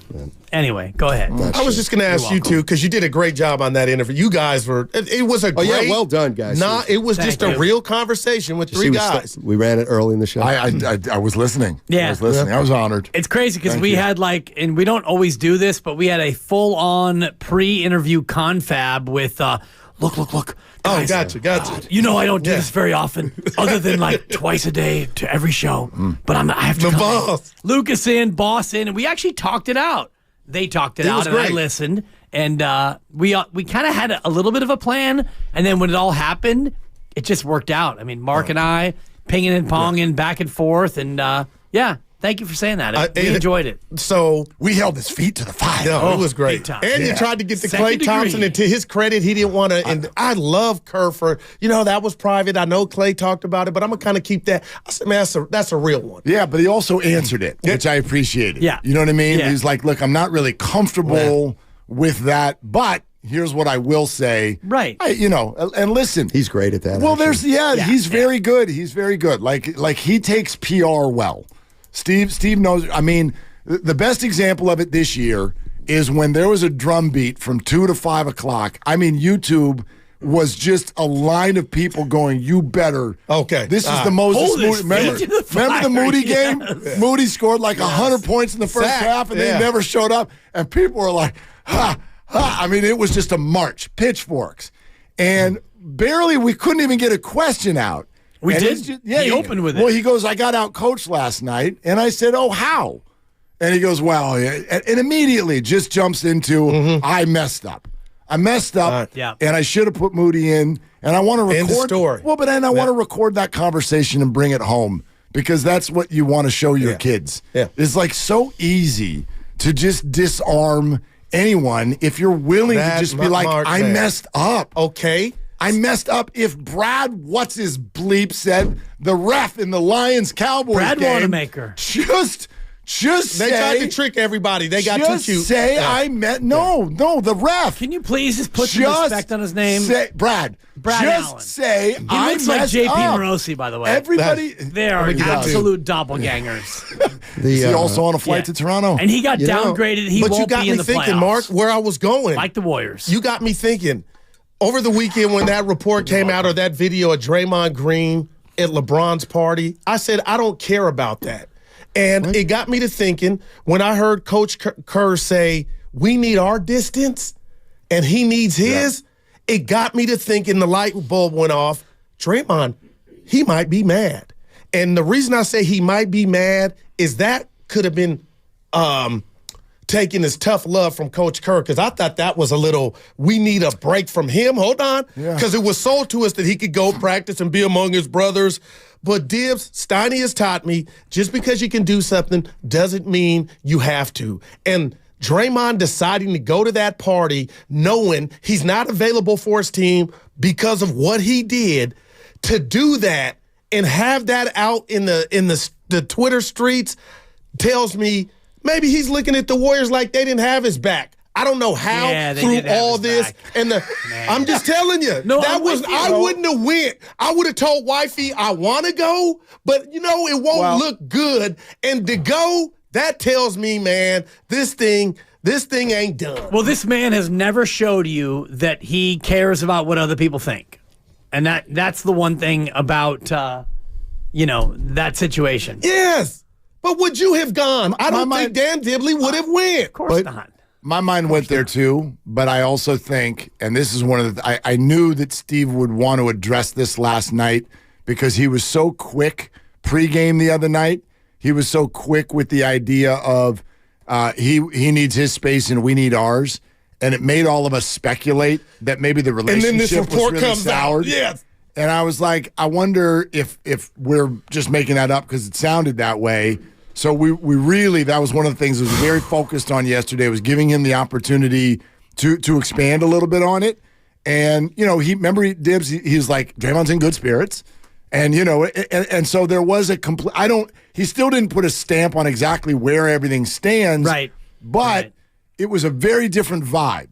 He totally removed the idea that Draymond and the Warriors are like all ticked off at each other. Yeah. Because that's what it sounded like 2 days ago. No, it would have been cool if Steve said, in the coming days, Draymond will be back with us. Instead, it goes, through Woj. And not his news to break. Right. Not his news to break. It's not Woj's news to break either. Well, it is because someone gave it to him. Right. It's the Warriors' news to break. In terms of whose news it is to break. It's the NBA's news to break. Well, the NBA didn't say anything. Right. So the NBA could come out today and say, whoa, everybody. Woj. Woj, exactly. Well, I think which they want. To me, what I think maybe happened too is Woj got through the league that they're gonna, suspension's coming to an end. Of course. And so then they talked to Clutch, and then Draymond got to come back. But I think the Warriors were like, wait a minute, we didn't say he could come back yet. Don't you think the word indefinite is a whole PR spin anyway? They knew exactly about what they were going to do the second they did it, but it needs to look to everybody like, you know what, Draymond, go bye-bye.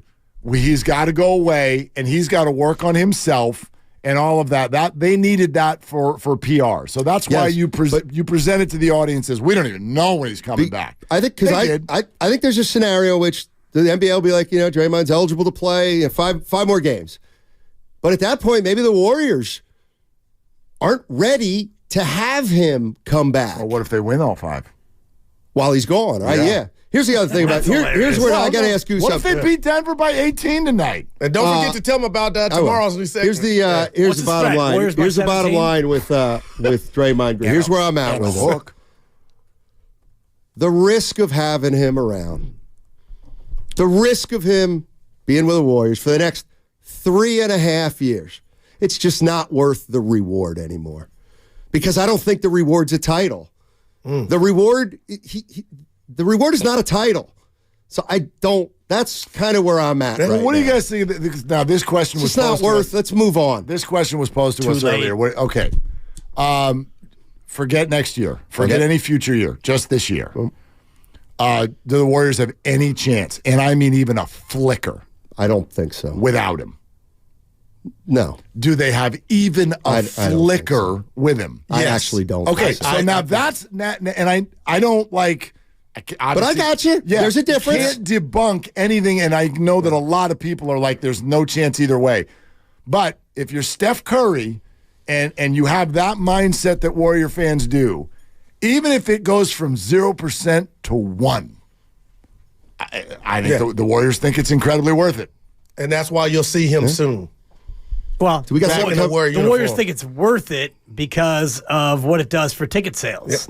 Having him and the big 3 does more for the ticket sales than just having 2 of the big 3. Yeah, we got special news, breaking news, Stoney. Tell them tomorrow, Friday, that. Why don't you do it, Goo? Okay, we got a new segment tomorrow. What's bugging you? Brought to you by Atco on Fridays. So tomorrow this time, it'll be brought to you by Atco Pest Control. and it cannot be all 4 of us saying Draymond, right? We can't just say Draymond. I'm tired. Yeah, We are everybody not is. talking about tonight's game, which I'm nervous that Coach Kerr said it was disgusting about Jokic's 18 free throw game. I think Denver is going to be the best version of Denver because they're hanging on to those comments. You could call me crazy. I don't like that for tonight. Guru's worried about bulletin board material. No, remember when we Kerr just was hung adamant about championship that. banner? That was bad basketball. What did he call it? Gross. 4-time champion. Oh, they're going to beat us because of the bulletin board. Did you take that as a rip of Denver? I took that as a rip of the way the game is officiated. More like the league. But if I'm Denver and Malone, I think they took it like you only won because the refs kept calling these cockamamie fans. I'm kind of with Guru. When he brought this up yesterday, I was like, you know what? You may have something there. Not that he denigrated Jokic, but come on, man. He also was just like, "Is the way it's gonna." So Jokic, I could see tonight being like, "Okay, my goodness." Now I try to score 50 without going to the line one time." You know what I mean? Yeah. 3.5. Oh, wow. 3.5. Who's favored? Who do you think's favored? Denver. That's correct. No, Aaron Gordon got rough with his dog. He did? Yeah. He was off the liquor. He got rough with the dog, and the dog bit him. The dog bit him. His own dog. 21. Why he's hurt? I thought he got 21. I thought you were saying he got suspended for conduct detrimental to dogs. The dog he was roughhousing the dog. He got bit by his dog? What kind of dog? It had to be a pit. I said a pit I don't bull. actually think it was. That makes it worse than what were you doing to it? He acknowledged, he laughed, and he acknowledged he had some eggnog. Let's just put it that way. Nog, yeah. And then he was just nogging the dog. Throwing the dog around? He was roughhousing with the dog. For the dog to bite its owner? Dude, I've roughhoused with your dog, and I've been licked repeatedly by your dog. See, there's a difference. His dog growled at me. The famous Latrell Sprewell story. His dog is, yeah. The dog attacked the 4-year-old daughter and bit her ear off. That's terrible. What Aaron Gordon was saying was he got home after a bunch of eggnog, was really wrestling around and roughhousing with the dog, and it went overboard. And he's out. And the dog snapped at him. I've had the same thing with my cat, Cliffy. He got me with a 2-piece. Occasionally I would get rough with Cliffy, and you mess him a little too much, and then he gets you with that. He gets you with that 2-piece. It's like, all right, Cliffy, score this one for you. I'm like, can that relationship be repaired between the dog and Aaron Gordon? It's a Rottweiler. I bet. It's a Rottweiler. Not a pit. No Yorkie's Not a pit. doing Rottweiler, that. yeah. No Yorkie. Yeah, come on. No shit, but he's doing that. But Aaron did say he's a good boy. He is a good boy. He's a good dog. Welcome back, Randy. Very sweet, very strong, great dog. He's great. Boy. He's a great Great dog. The guy from Mitty got a little piece of the biddy from the dog. We'll see what the dog says when it comes to the podium. All right. You guys have a good one. Dog's going to get that dog a little Warrior jersey. They're longtime friends. Let me tell you something real quick about Dibs that I'm sure not everybody knows. And first-time partners. Hang in there, big guy. There'll be brighter days ahead. Now, these two homegrown Bay Area boys finally come together to take over sports talk. Get the hell off of my doorstep. Major League Baseball, you stink. It's Willard and Dibs on 95.7 The Game. All right, so what about that premise? Like, everything we can do to eliminate all of the extraneous stuff that Draymond Green brings. Are they a better basketball team when he's on the floor? Sometimes, yeah. Not always. Well, I mean, that's true about anyone, right? Well, Steph Curry, no. So he set him aside. Well, so it's like Steph Curry is 100%. They're better when he plays versus when he doesn't play. Draymond Green used to be 95%, and now it's probably 60-40. Because Draymond Green now, what he does and what he brings is not always positive. And, you've got other power forwards playing in his spot, TJD and Kaminga, guys who are contributing in ways that he normally does. And, Draymond Green brings a lot of negative, unfortunately. Okay. I bet, I'll buy everything you're saying, but even though you said 60-40, which I would argue by definition means the answer is yes. If I made you just say yes or no, are they a better basketball team with him on the floor? All right. Sure. All right, so 888-957-9570, why did everybody gasp or groan when Adrian Wojnarowski tweeted out earlier today he's coming back? Because the fan experience is not better when he is around versus when he's not around. Are you sure about that? I'm pretty sure. I mean, I'm pretty sure. My pretty interesting guy. As a fan, as a broadcaster on the flagship station talking about the Warriors for, 20 hours a week. Oh, yeah, I need Draymond. I need Draymond because he brings controversy and he makes my job easier because he gives me something to talk about. But as a fan watching the game, no, I don't like the way he plays. I don't like his constant ref haranguing, his complaining, the fact that he doesn't really score. His defense is not what it used to be. To me, being a fan of the Warriors is less about Draymond than it ever was before. Yeah, I still think that most fans, though, even though, there's nothing you're going to say there with that answer that I'm going to disagree with. Yeah, it's just me as a fan. Right, but it's and also, me, I've never been a huge Draymond guy. Right, but that said, you're also bringing up stuff that we all know to be true. We all know the complicated nature of everything that is Draymond Green. But with all that said, don't you think that the majority of fans, when you ask them what they're looking for out of Warrior basketball, it's winning. Now, I would argue the only other word that you could even stick in there is entertainment, but most people attach those two words. Winning is more entertaining than losing. Yeah. Now, there is a way to be interesting even when you're not a great team. We can look around and find examples of that. There's sort of three things in sports that we look at. And what you don't want to be is what the San Francisco Giants are right now. Because they're not terrible. What? They're not awful, but they're boring. So I'd rather be bad. I'd rather be bad than boring because you're in an entertainment world. But most fans are looking for winning. So again, if we go through the process here, if we make this like a belt, and these are little notches on the belt, are they a better team with him? Yes. Are you more interested or entertained when he's on the floor versus off? I think most people would say yes. Or even just the idea of if they're better, are you more entertained because they're more likely to win? Yes. Okay, if we keep getting affirmatives, why do so many of you not want him back? Because these are not full notches. And if you look at this team in terms of winning, they're not going to go from a 41-41 team without him to a 55-27 team with him.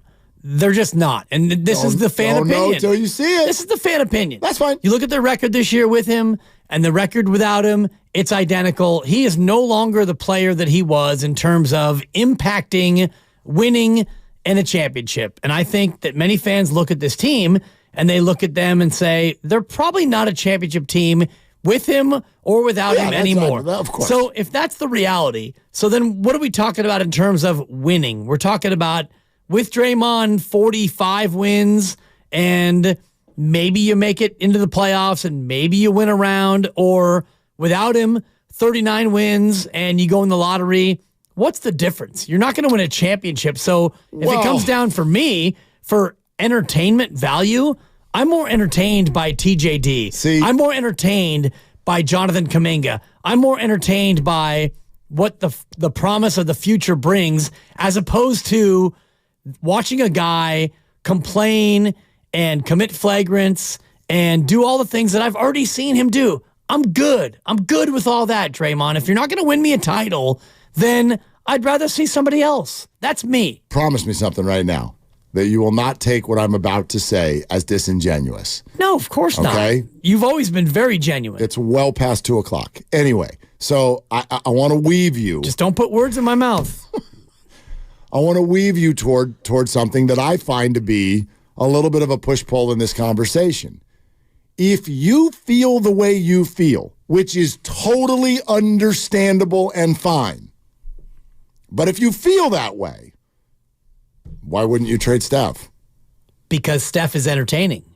And Steph is somebody who has never made me feel, as a fan, like I don't want to watch. Let me ask it a different way. Steph makes me want to watch this team. Steph makes me want to go to the game. Steph makes me want to watch them play Miami, even though he went 3 for 15 and he stunk and they stunk. I went there thinking, you know what? Steph is playing and it's not a good year and they're not going to win a championship, but this guy, I want to watch him play. Fair answer. How about if I ask it a different way?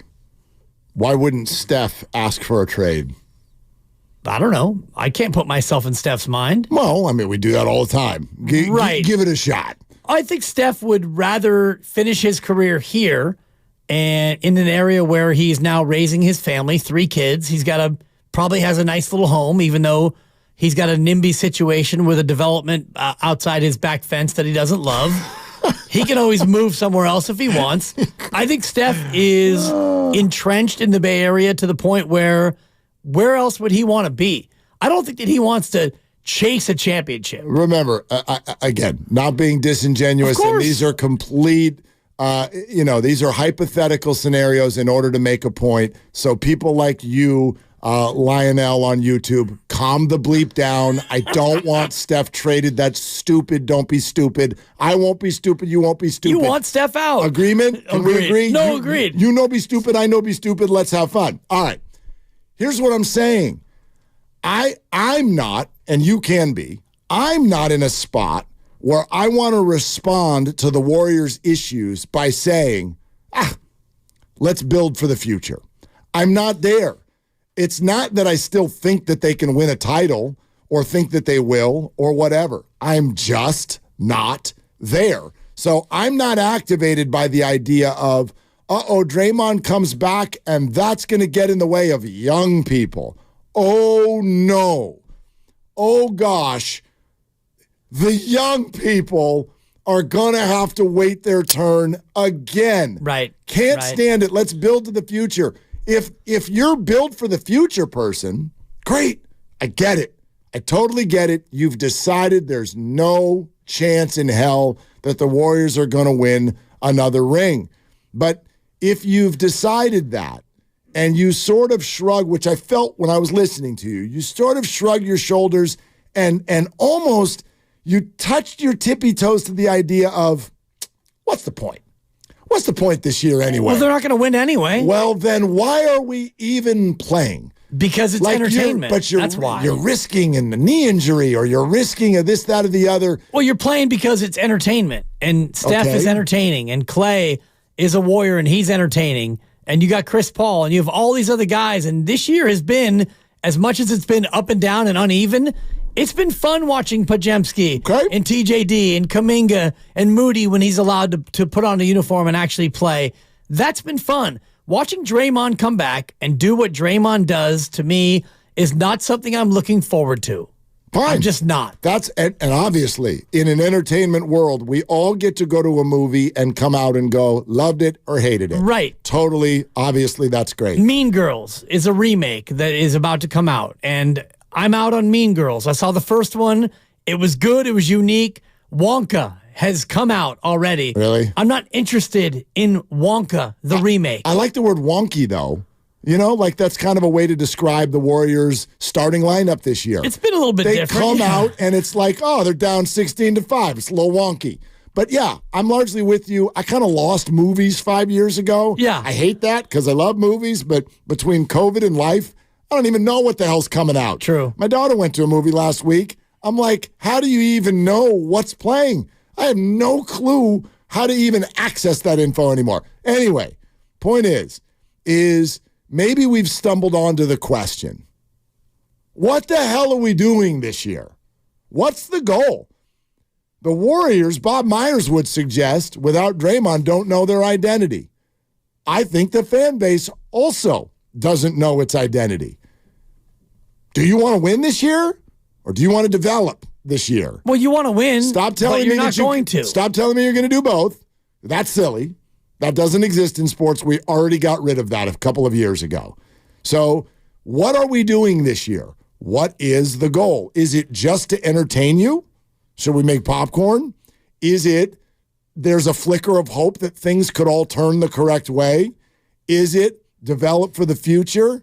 And do we all acknowledge that all of the different people in the building are collectively in a locker room and all of those interests don't match? Right. The goal is to win. Okay. And then Draymond comes back and starts. Of course he does. Okay. But it doesn't mean that I, as a fan, want that. And it doesn't mean that I, as a fan, am excited about that. And that was your ultimate question in terms of, Draymond coming back. How does it make you feel? Because I don't think that if Draymond comes back and you make no moves and everybody is still a Warriors that was a Warriors, I don't think that you're a championship team. I don't think that you get out of the second round. You might win a round, although I doubt that you win a round. You might not even make it out of the play-in. You might not even make it into the play-in. So what are we doing? Is that what we're doing?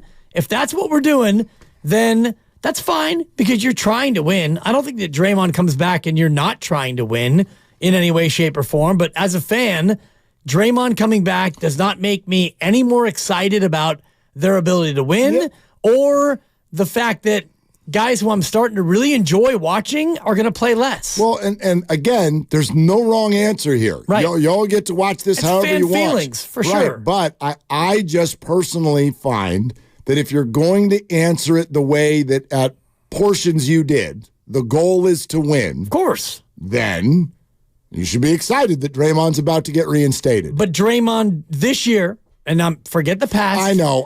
This year's Draymond, this Draymond does not help you win any more than without Draymond. That is an opinion. My opinion. I disagree with it. I know there's small sample data. I would give you Bob Myers, Steve Kerr, and everybody who matters, Steph Curry as well, with the Warriors organization that disagrees. Basing it on his past. Disagrees with your point. Right. They're not going to come out and say, though, well, we could do better without Draymond than with Draymond. If they felt like that, then they would slow play the hell out of this. And the only sample that I would lean on would be the sample of the entirety of this year, where you've now played like 40% of the year. And in 40% of the year, you've been the exact same with and without him. Shout out you two, with or without you. But you know the holes in play. I mean, who did they play? Of course. They were very heavy on the road with Draymond early. They've been very heavy on the home schedule without him. I mean, they're beat Boston without him. Yes, lost to Denver without him. I'm not saying that they are like markedly crazy different, but come on, veteran better than pups for winning. That's the way it works in pro sports. Yeah, usually. Yeah. Not so far this year. All right, 888-957-9570. Let's talk it out. Steve Kerr had all kinds of stuff today. We've referenced the Bob Myers sound a couple of times. I bet you'd like it if we let you hear what he said, because it was really interesting, and it was late in the day yesterday, so we'll have that next as well. We're streaming live on Twitch and YouTube. You go to twitch.tv/957thegame or youtube.com/957thegame. You watch us live. If anyone swears, you get to hear it. Dibs, new hoodie? Old hoodie? New hoodie? Old It's a new hoodie. New hoodie. Yeah. Okay. Oh, yeah. Get to YouTube. Got a new hoodie on. Like and subscribe for all the 95.7 The Game content. Powered by First NorCal Credit Union. It's Willard and Dibs.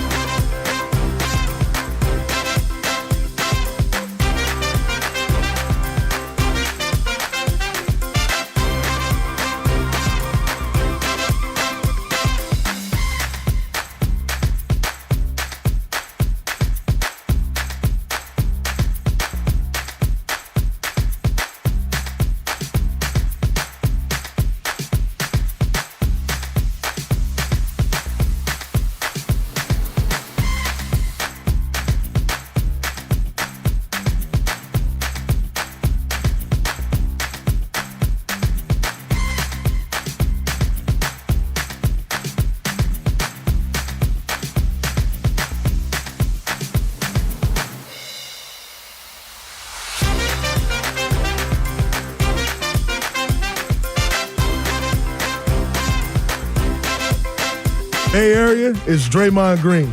And you're listening to Willard and Dibbs on 95.7 The Game. That's perfect, Randy. Like, just the sound of his voice. What's that do to you? What's it do? Give me the emotion right now. Hey, Bay Area, this is Draymond Green. Oh, God. Bay Area, it's Draymond Green. There you go. And you're listening to Willard and Dibbs on 95.7 The Game. It makes me feel like it's been a nice break. You know, I needed my space from him, and he needed his space from me. And you know what? How was LeBron's birthday party? Because it sure looked like you had a good time. Oh, you're not one of these people, No, are you? I am. Why? Why does it make people angry when people live their lives? Why are you judging me? And I'm not angry. I didn't judge you. I asked you a question. And the answer is it's bad optics. You can't bother yourself to come to your own facility and be a part of your team. You don't know that. And work on your game with your team. We know that he hasn't been there with Steve and the boys. Team. I don't even know if he was invited. He was invited to LeBron's. Sure. And so he went. It's bad optics. Know. It's bad optics. I have a hard time every time an athlete is like not supposed to be at the game. It's like Odell Beckham on the boat. Oh, you should be practicing right now.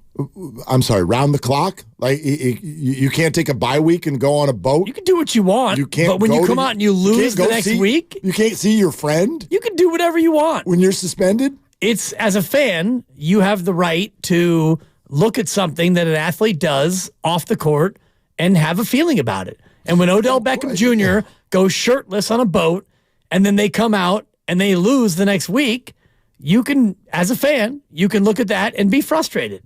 You're allowed to do whatever you want as a fan. Exactly. I would offer to that fan this question. What evidence do you have that being on a boat 10 days prior has anything to do with the result of a forthcoming football game? It has nothing to do with evidence. It has only to do with feeling. And my feeling as a fan is, interesting. If you weren't on a boat shirtless, if you were, behind the scenes in a weight room or, I don't know, with your laptop going over the game plan, if you were working on your hands in a jugs machine, if I had saw video of that, of you at, it's 2 a.m. and Odell Beckham Jr. is on the jugs machine and he's catching balls, and then you go out and you lose, as a fan, I'd be like, you know what? You did all you could. You put in the work, OBJ, you did what you could, and darn it, you came up on the losing end. It's optics. It's ironic that it's optics. When this conversation started, you said, don't judge me. It's ironic. You could judge me all you want. That's what we do as fans. I don't let the Niners know. Hey, Niners, no playing around these next 2 weeks. Don't you? Oh, no, it's all judgment as a fan. Don't you go out. I don't even want to see you at the grocery store. I want you at home with a book and glasses and jugs machines. Right. So that's it. If Brock Purdy comes out and he doesn't play this weekend, and then he has a bye, and then he comes out in the playoff game and he looks bad and they lose, are we not allowed to look at Kyle Shanahan and say, you know what, Kyle, maybe you should have played him a little bit? That's completely different than what we're talking about. It's exactly the same. No, it's judgment. No, the comp would be Brock went to Mexico next week and was on the beach with his lady and then comes out and throws an interception and we go, well, it's because he went to Mexico and was on the beach. Sure. That's just odd to me. That's very funny to me. It's almost like the way we look at fantasy football. You know what I mean? Like, do you think that I take from winning this league this year that I did something? You think I did that? You even pointed it out. I ended up having the top waiver priority when Puka Nacua introduced himself to the world, and so I got him, and so I won. That's called luck. It hasn't. Did you put in a claim for Puka Nacua? Yes, I did. So you did something. Because I also put in a claim for Puka Nacua. I'd like to pat myself on the back then. Right, but why did I get him?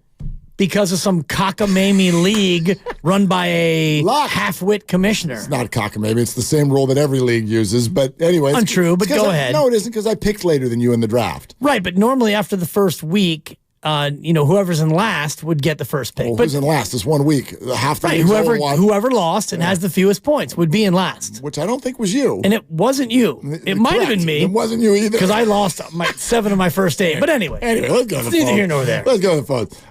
Let's go to Brian in Gilroy. It's Willard and Dibbs. Glad you're with us. Obviously, you know what, Brian, stand by, because I promised the Bob Myers sound, and I don't want anybody to arrive at their destination and be like, that freaking Willard said he was going to play the Bob Myers, and now I got to go inside. I got a doctor appointment. No. Here's the Bob Myers. Look, they don't know what they are. Without him, he's the fulcroom. And Draymond Green is such a good defensive player and has been such a great leader. That's been tested lately.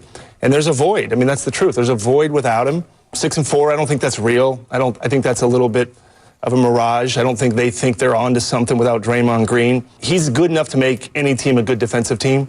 So without him, they're 16th, 17th in the league in defense. He's always made the Warriors a good defensive team. The hard thing with these things is when a player goes through something like this, or a team, and I was there for many distractions. I mean, you guys covered all of them. It's just hard. It takes energy. It takes energy to deal with these things. It takes energy to have to lose a player for an amount of time, to bring him back into the fold. Steve Kerr's trying to figure out the rotations. And when Draymond gets back, that kind of all starts over again. Steph has had to try to figure out the reliance of Curry on Draymond is something we all know and know well. Mm-hmm. So and then he loses him and says, okay, I got to figure out how to play with CP, which CP's great at it. But it's something that has caused, in many ways, a period of time where it's just a great amount of uncertainty. And now they got to come back when he comes back, when that is, and figure it out again. And it's just exhausting. That's the hard part of it. A lot of time left. They've been in a ton of games, 25 clutch games. I don't know if that's good or bad.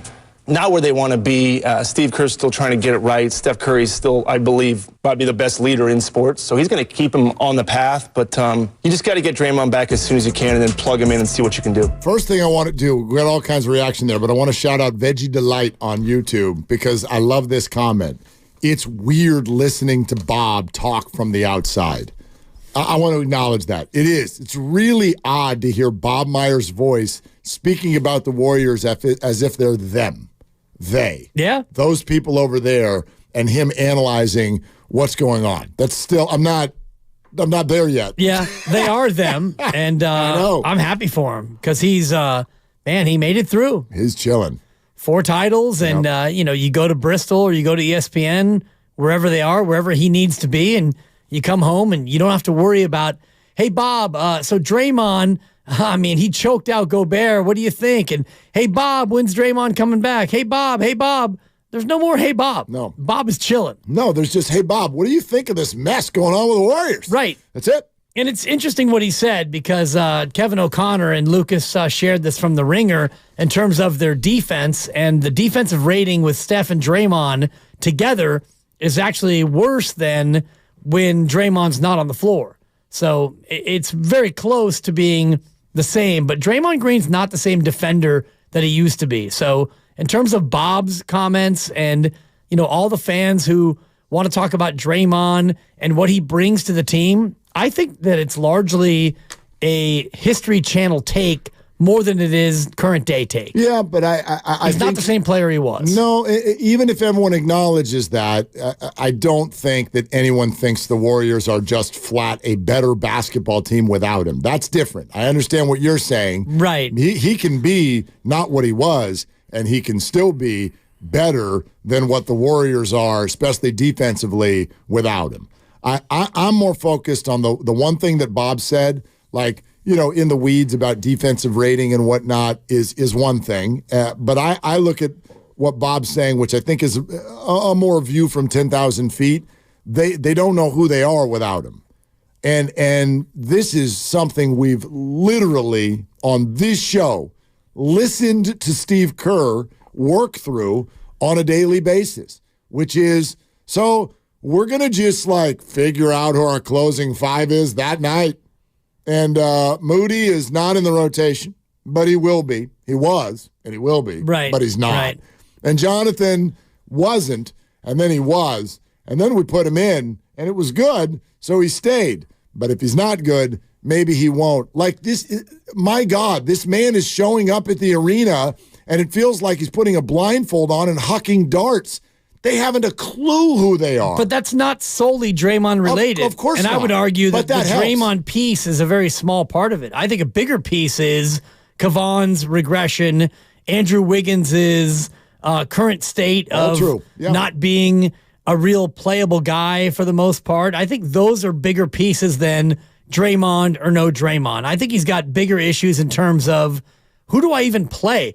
GP2, he'd love to play. He's hurt. Draymond's unavailable. Wiggins is not very good. And Kevon Looney, it looks like he's turned into a 47-year-old overnight. I mean, he's always looked like a 47-year-old. No, but he's now playing moving like it, yeah. I know. What is going on there? Statuesque. Okay, we promised Brian, and so now let's do it. Let's do it. Hi, Brian and Gilroy. How you doing? What's up?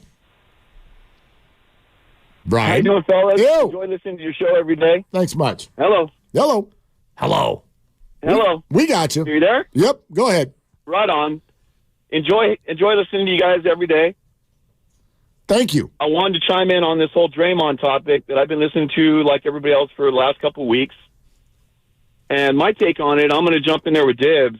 And my attraction to watching the Warriors, because of the Draymond distraction, I can say as a lifelong Warriors fan, is diminished to the point where the minute I see him step on the court, the clock begins to tick to when the next technical or distraction is going to occur because of Draymond's focus on himself as opposed to the team and the game, to where I think it's become hard for the younger players to look at Draymond for any kind of advice or direction, because I feel like his distraction and his potential distraction coming back has become an overriding focus or potential, where these younger players, I think, are probably more looking away than looking at him. Okay, this is interesting. Brian, what if we asked you this? What's your goal for the Warriors this year? You know, I thought about it while you guys had on the break, and I would go back to what I used to hear Gary Radnich say on a daily basis, which is covers a lot of topics, which is when people rely on these athletes, these highly paid athletes, for anything other than entertainment, you're putting them in a position that, one, they're not deserving of, two, they were not put in that position for. They were put in that position to play a sport, which in turn creates entertainment. So what I've tried to do, along with that statement that I, heavily put value in, is I don't care or put value in what they do off the court, because they're being paid for what they do on the court or the field or the racetrack or wherever their venue is. And if they don't perform in that arena, that's where, to me, the value for a fan comes into play, where the fan's allowed to judge, which in most areas you're not, I don't think, should judge. But I think when they step on the court or step on the field and they're getting paid huge amounts of money, they also, along with that amount of money, put themselves in the public eye to be judged. Okay, that's an interesting answer. But Brian, do you care if they win? Oh, I immensely care if they win. That's why I watch. Okay, so that, to me, and that's where I'm sort of targeting today, is that's the rub. The rub is, again, we're all allowed to answer this question however we want. It's like being in kindergarten when they go, what's your favorite color? There's no wrong answer here. And the entertainment side of it, the judgment side of it, the money, I get all of that, and I thought that was very well stated. But what is at odds right now, to me, is the fact that I think the Warriors are more likely to win games when Draymond is on the court as opposed to not. And if you also buy into that premise, then you should want him there. Unless you want to go into a much more sort of complex environment, which maybe you do. And if you think that your desire for them to win is outweighed by the development of the future and the relationship with Trace Jackson Davis and Brandon Podziemski and Poughkeepsie Kid and all of the players that are on the team now, if you want to do that, that's fine. But if you just dumb it down for a second and go, Warriors better with, yes, okay.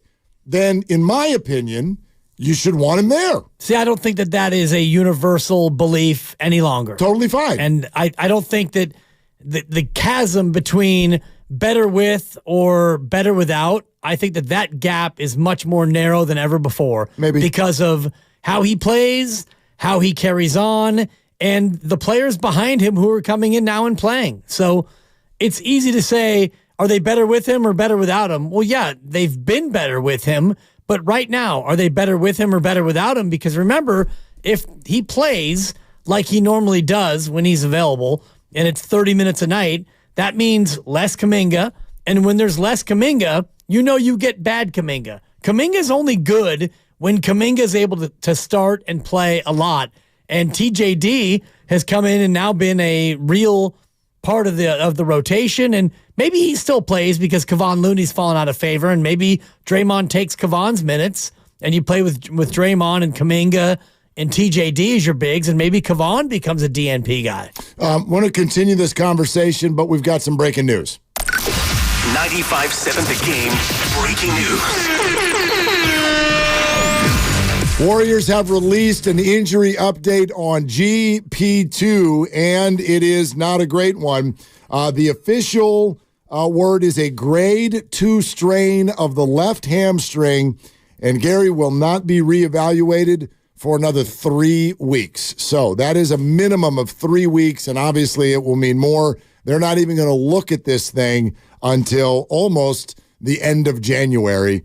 GP2, grade 2 strain, left hamstring, reevaluation in 3 weeks. Yeah, and this is our fear. This is what Doc Pandia said yesterday. UCSF cleared to play, and our segment we do every week.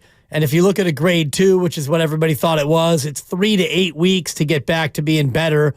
And that's for a normal person, like 3 to 8 weeks. Okay, yeah, you can go back and you don't have to walk with crutches. But if you're an NBA player and you've already had another injury, if you look at that 8-week mark as the outlier or as the outsized part of what it could be, that is March. So you look at March and now you're looking at only 6 more weeks of the year left for GP2 to possibly play. 2 things. One is that if you collectively also go, okay, last year and even the playoffs the year before that, and I know that was unfortunate and not his, well, none of this is his fault, but you know what I mean. Like, I'm not going to blame that on his body. But start in the playoff run where the Warriors win the title and go till now, my God. Jimmy Garoppolo thinks GP2 can't stay healthy. Like, good Lord. Seriously, right? I mean, this is fair play. This is fair play. This is especially when you're talking about injuries like this, where it's like, dude, you're just running, right? You're just doing your normal basketball movements, and these muscles keep going sideways on GP2. He can't stay healthy. Can't stay healthy yet. And this is, I think, maybe the most hilarious part of this conversation. He's played more games than Draymond Green this year. Yes, I'm going to go ahead and leave that there. Yes, he has. The score is 16-15. GP2, 16 games. Draymond Green, 15 games. GP2 injuries, 7 or 8. Draymond Green injuries, just the 1. Right. Yeah. Here's the other takeaway for me on this. And I love the bright side. Yeah, always. I love when the cup is half full. That's why you and I have become such a great tandem. Because to me, there is no cup. It's just a pile of glass and some liquid spread around it. Well, I would venture to guess that all of you, and I don't want to act like I'm not one of them because I like that dude too because he does yoga, but all of you moody people, well, you're going to get his minutes now. We do yoga. That's right. Better do some yoga because we need you to stay healthy, Moses, because you're back in. Well, you know what kind of minutes those are, right? Steve said to us that he was going to work his way back into the rotation. Those are showcase minutes. Maybe. He's on the move. Maybe. Moody on the move. And you can mark the tape, Grandy. Willard already marked the tape on the fact that the NFC seeds would hold through the first weekend of the playoffs. I don't even know who they are. No, but you I'm called over it. Here making predictions You called your shot. about games that don't even exist yet. You're a big fan of shoot your shot. It's all you got. That's and right. You shot. And I did. Your shot. I did. So you can mark the tape on this. Moses Moody will not be a Warriors 5 weeks from today. Baker Mayfield at Levi's Stadium, January 21st. Yep. And you say Moses Moody is a Blazer. He's a something else. I think that Moody's getting dealt. I think that when you look at a situation on the roster, what has Steve Kerr said to us time and time again, Mark? He said, we've got 12 guys. I mean, we've got 13 guys. We've got more guys than we have minutes for. And GP2 is gone for 3 to 8 weeks, probably 4 to 8. GP2 is probably gone until at least after the All-Star break, which is 6 weeks from now. Sounds like it. We can safely say that, I think, without having to. I mean, that's adding another month. But he's not being reevaluated for a month. 3 weeks. 3 weeks. Okay, I thought it was 4 weeks. Yeah. So 3 weeks. That puts it at January 25th. Okay, fine. Yeah. So in 3 weeks, he gets reevaluated, and oh boy, miracle, grade 2, you're back. You know what that would be? That'd be a reevaluation sensation. Thank you. And I'll take the buck. And it's one of my favorite parts about this program is that very phrase. You know what that is, right? So GP2's gone. So now we're down to what, 11 guys for 9 spots, and Draymond comes back, and it's more of a minute squeeze. And I just think that when you look at changes that need to be made, Moses Moody to me is a guy who's an odd man out. He's getting dealt. Our friend Jason Dumas tweeted an hour ago, source, Warriors general manager Mike Dunleavy Jr. has been directly asked about the organization's plan for Moses Moody with the intention of finding him a more consistent role. The third-year wing has fallen out of the rotation with 2 straight DNPs. So my first thought when I saw that tweet was, well, I'd like to, who asked Mike? And what was his answer? Thank you. Yeah. Was it Moses? Was it Moses' agent? Was it Moses' mom? Or was it Portland's GM? I mean, any of these could be on the table, and that would be interesting information. But it's I can't wait to see this tonight. This is what I'm talking about with these games right now. There's tons of information that we're getting out of every game. And while Mike Dunleavy's being asked about Moses' role, GP2 is out for at least a month. And so his role may have just reappeared right in the middle of this for an odd reason. Okay, we're presented by Fremont Bank, full service banking, no compromises. Whoa, look at this. Okay, so it's Larry and Kevin and Daniel and Leroy and Mike. Here we go. Kevin Dana? Yeah, he's on the phone. Nice. He would like to make a point about Gucci. Look at us. Dibs one. Danny nothing. Okay, we'll get to your phone calls next on Willard and Dibs. Hey, it's Willard for Safeway. Safeway.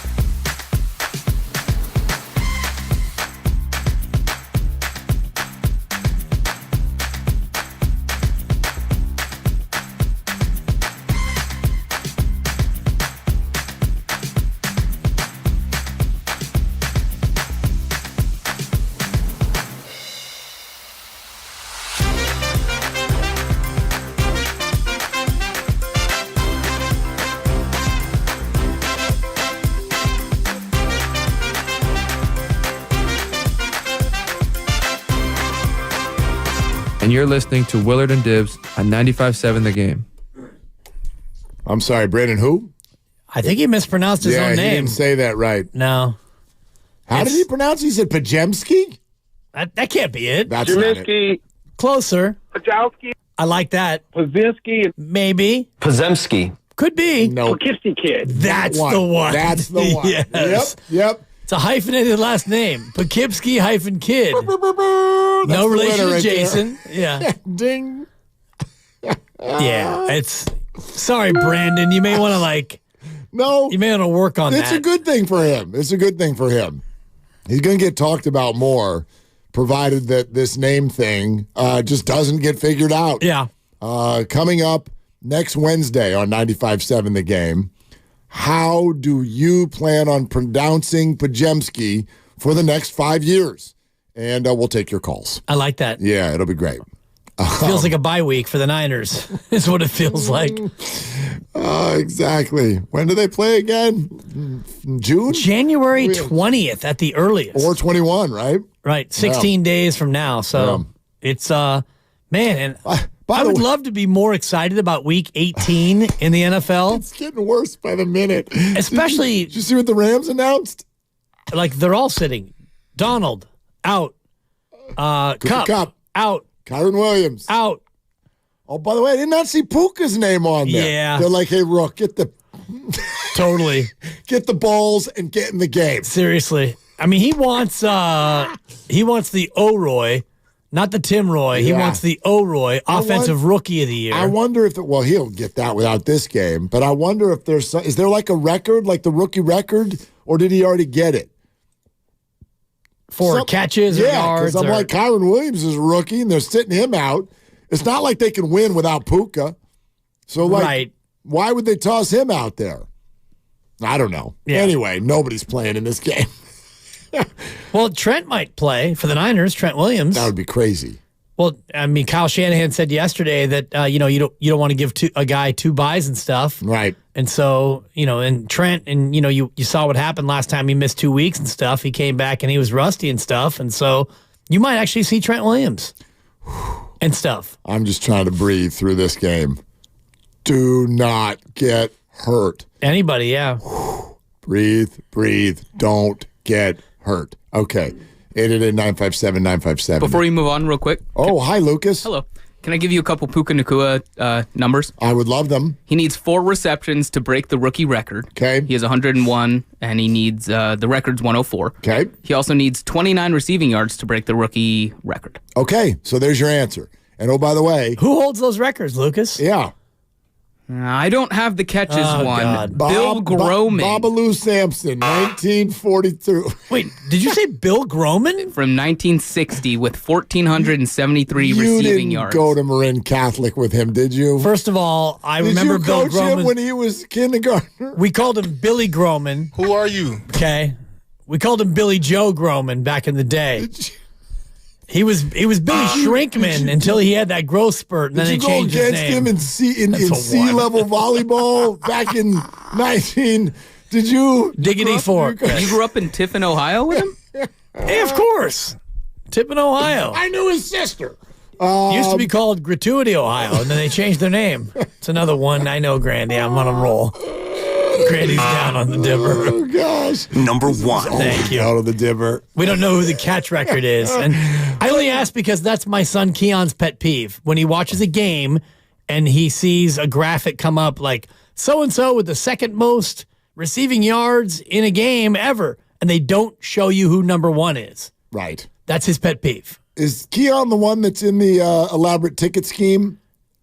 Or is that...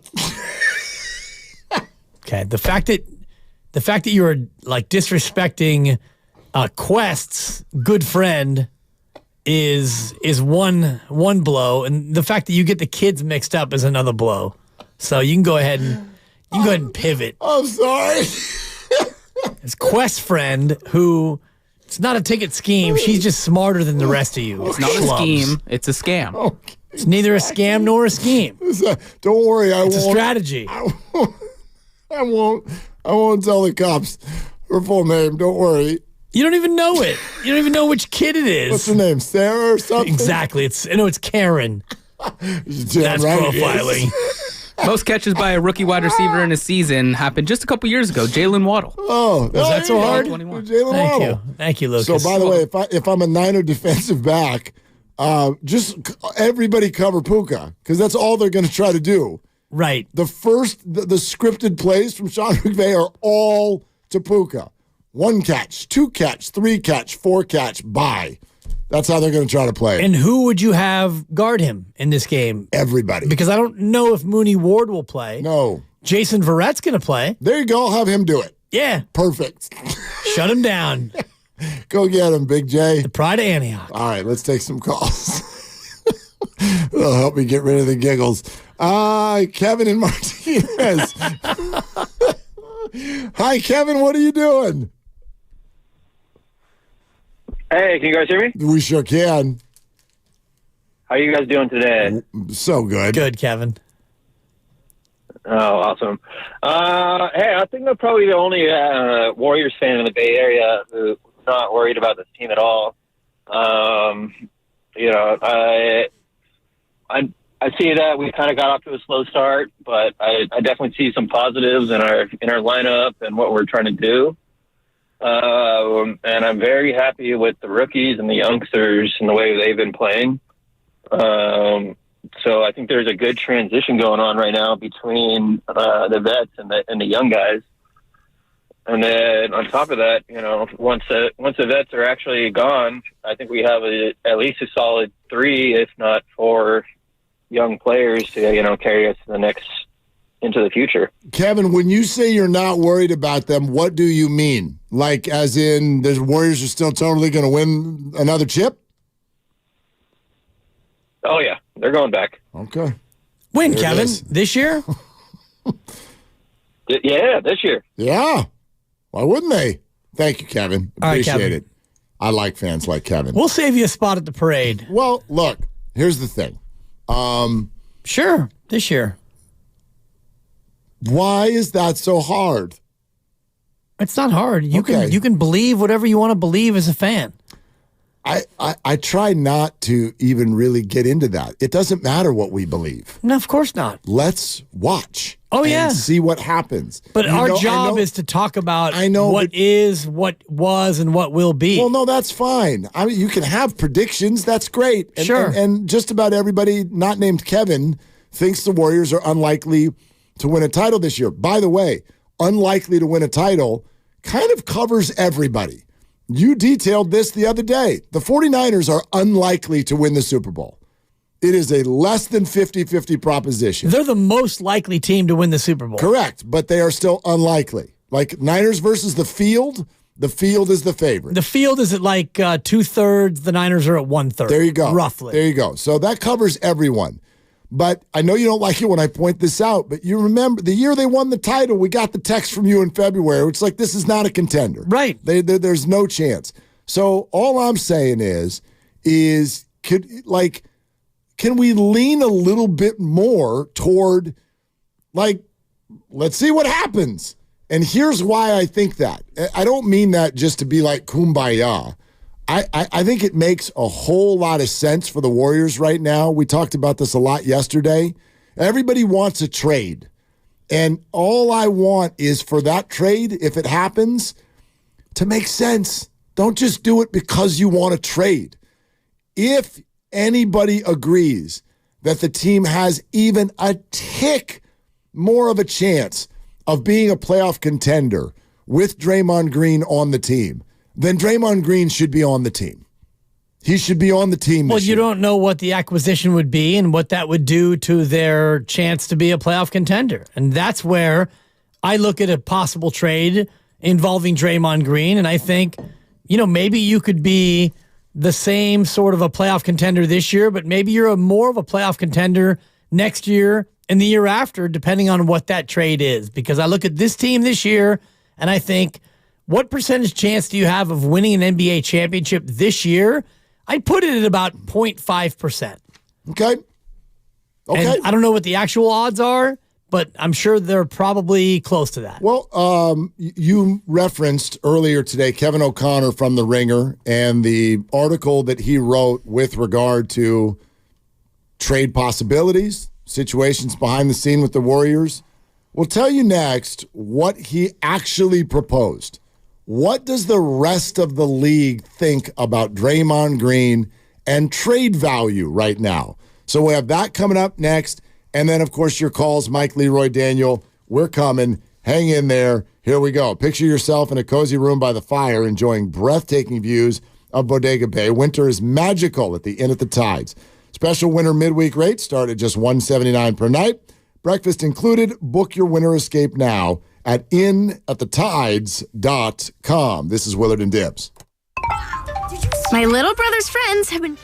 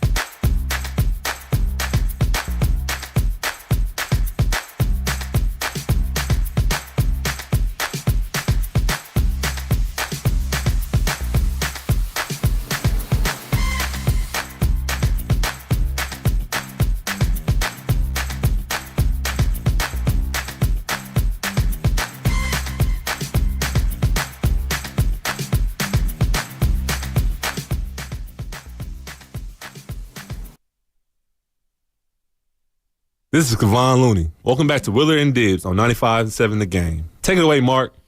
It was Dibs who called you old. Come on. That wasn't me. Yeah, just looks old.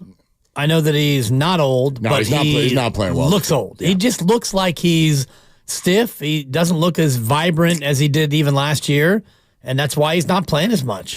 Dalvin Cook to the Ravens. That do anything for you? Yeah, does a lot for me. I mean, they are a team that needs additional running backs. I don't know how much Dalvin Cook can help them, but he's a piece. He's a piece for a team that loves to run the football, and he's a guy who can run it a little bit still. Yeah. He's got a little bit left in him. It's interesting that they need more running backs. Well, only because of the way they do it. I don't know what it is about the Ravens, but boy, they are not on board with fantasy football because they are maddening. They are Belichick-level maddening in terms of who gets the ball and how much and when. Yeah, they lost Keaton Mitchell. They still got Hill. They still got Gus Edwards. Well, they lost that other guy, too, early in the year. Right. Dobbins. Thank you. Yeah. That other guy. J.K. Rowling. Yeah. Dobbins. He gets hurt a lot. No, but they're on to like their fifth running back, and yet still signing more running backs. Right, and they run it as well, if not better than any team in football. And in fact, they're one of only, and I want to make sure I get this right, I think it's, it is a grand total of 4 teams who run it more than they pass it.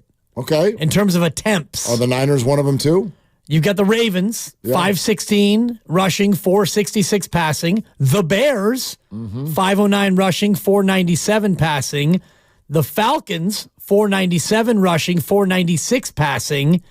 And the Niners. The 49ers. 470 rushing, 465 passing. There you go. So also 4 only teams. 5, yeah. 4 teams. Yeah, including the 2 1 seeds. That's interesting. Imagine that. It's interesting. And then the Bears, but that's because they have a quarterback who they'd rather not have throw the ball. Well, and then Atlanta is always Atlanta just doesn't have a QB. Right. They don't have a QB. I think a couple of them, but not one they like. They run the ball a lot, but not with their first-round draft pick on certain weeks. Nope, not mad at all. You still won the league. Quit your crying. Whatever, Arthur. How'd you do in your other leagues, by the way? You got one title, and I got a first place. I got a second place. I got a 4th place, and a 6th place. The 4th and the 6th do not pay anything. You got second in the family league. Yeah. Who beat you? Abe. Yeah. Your son. Yeah. Your oldest. He had the best team. The one who was like crying all year. God. Yeah. About this isn't fair, and I'm getting screwed. And And then he won. He won the whole thing. It's like, oh, God. And he beat Daddy in the final? Yeah. Thank God you beat Steiny. I mean, otherwise. I was rooting against myself in that one, though. Like, I did just, I don't want to deal. You know what I mean? I mean, I'm sure it wasn't $900 to the winner. No, it was a couple bucks, and it's like, my God, dude, if I lose, it's 4 more months of you moping around the house. The Lions that one time. It's just like, good God, will you just eat some chips and let's go? You know what I mean? Like, stop. Anyway, I was just curious. It just hit me. Yeah, let's go to Leroy in Oakland. Hey, Leroy, you're on Willard and Dibs. What's up? Hey, what's up, brother? I'm just sitting on my last break, getting ready to get off work. And, as a Golden State Warrior fan, I just kind of been sitting here this season and kind of going, boy, this is kind of the way I thought it would go this season. And coming in, I just was down on the season. I thought that we would make the 8th seed. I thought we would make the playoffs as a 7th or 8th seed. And that's with Draymond, and that's what I wanted to say. You know, I was big on, getting rid of Draymond and keeping Jordan Poole and all that stuff. And then I started thinking, and I started looking at some stats and stuff, especially the Warriors against good teams. And Draymond is especially vital to the Warriors against good teams. I mean, I look at when they played against the Denver Nuggets on Christmas Day. I mean, we had 23 assists as a team, and the highest assists, man, was B-Pod. I'm going to start calling him B-Pod. There you go. People there, whatever. Instead of iPod, B-Pod. But he had the most assists that game with 6 assists. So Draymond allows you to move the ball. He gets our assist numbers up the rebounds are up. I don't think nobody was in double-digit rebounds in that game on Christmas Day against the Nuggets. So this is what Draymond Green does. Hey, we're 8th seed, 7th seed in the playoffs with him this season. Without him, we're 11th or 12th. So I'm eating a little crow because I wanted him traded, but he is important to this team, and he does make us better. Leroy, thanks. And again, the premise for me, without telling anybody how to fan or who you like, it does not matter. We're all allowed to answer that one. But it caught me today, not by surprise. It's just something I noticed with both social media and listening to our station, and whether it be callers, the other hosts, everybody.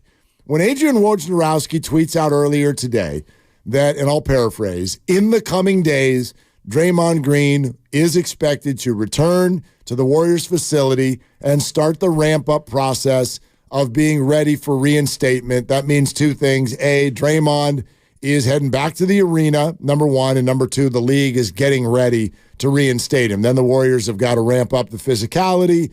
By reports, this was also Jason Dumas. Draymond has been working out largely in L.A., but has been working out and staying in shape. So how long's the ramp up? We'll see. But here's the thing that caught me. Okay, Draymond's coming back, and I hear Warrior fan angst every day. Here we are, right? Gotta win for Steph. Gotta this, gotta that. We gotta find a way to get back on a winning track. And if you feel that way, and you think the Warriors are even a tiny bit better with Draymond Green, why was today's announcement met with a collective eye roll and a moan? Oh, yeah. Draymond's coming back.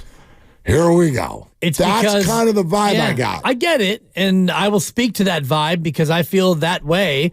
If they are a tiny bit better when he gets back, and they should be a lot better when he gets back, but let's just say, based on what you said, a tiny bit better when he gets back, that tiny bit better is not good enough to make them better enough for it to matter. Because right now you are a 500 level team fighting to survive in a Western Conference where there are 4 to 8 to maybe 10 teams that are better than you. So if you're a tiny bit better, do you go from the 11 seed to the 3 seed and a real threat? Probably not. Don't know. You go from this is the opinion for those of us who don't think that him coming back is anything other than an eye roll, than a shrug, because you're 7-8 with him and you're 9-9 without him. But is there anyone? Like, here's where my mind goes when I hear that kind of an opinion, which is, okay, if the Warriors are that far away, then why is everyone clamoring for a trade? What the hell does that do?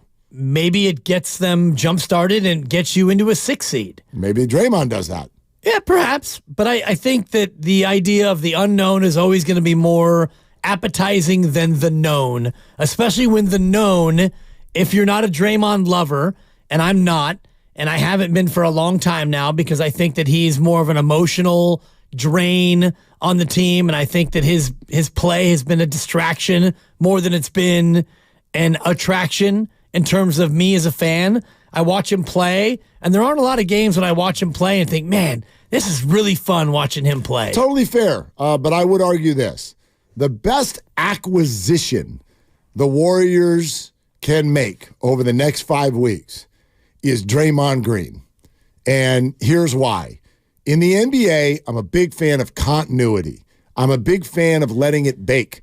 You have to have a group that's been together for more than a minute in order to effectively win the whole thing or do some things in the playoffs.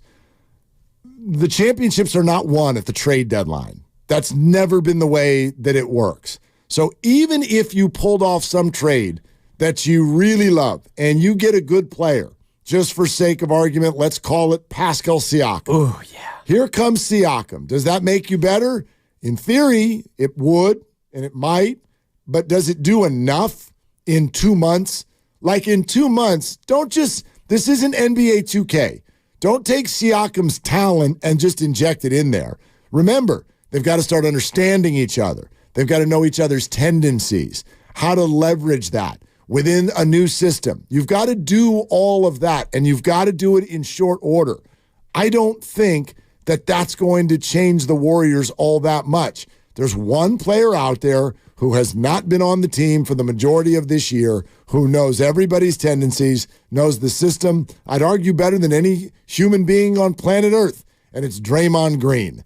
And so if you want to talk about someone having a shot to come in and change the team, I'd argue it's him, more likely than anyone else.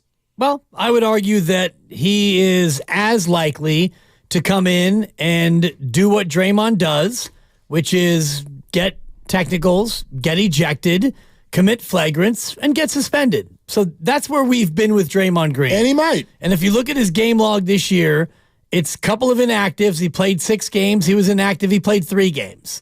Then he was suspended for 5. He played 6, and he's been suspended ever since. So over the course of their last 21 games, he's been suspended for 15 of them.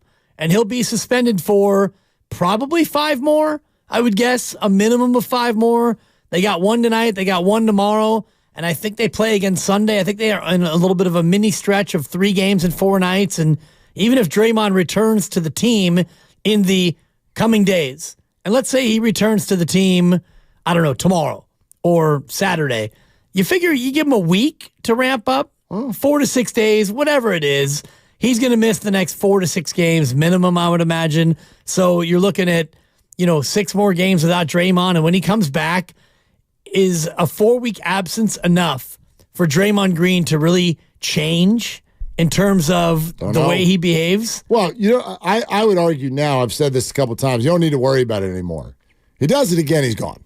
But that's why you do have to worry about it, Mark, in my opinion. You don't have to worry about it because we're already at a spot, and by the way, an acquiring team knows that too, which means it'd be very, very difficult to find someone to give you something that matters for him. We promised what Kevin O'Connor said about his trade value. Here it is. This is what he wrote. Even though Green's reputation has lost some of its luster, if he were made available, there'd be a small group of teams viewing him as their final piece. A motivated Draymond with something to prove on a new team is appealing. Right? Question mark. If picks or valuable young players were acquired in return, those assets could be packaged with Golden State's existing assets to acquire another proven presence to pair with Steph, Markkanen and Walker Kessler, Claxton and Dorian Finney-Smith, Siakam, or Jakob. So these are the names. Those are the names. And he's not saying that you can get any of them for Draymond. He's saying you might be able to get them for things that you get for Draymond. Right. So if you trade Draymond, it's for little pieces. It's for little future assets that you could then flip for another player. But that player is not going to be a star.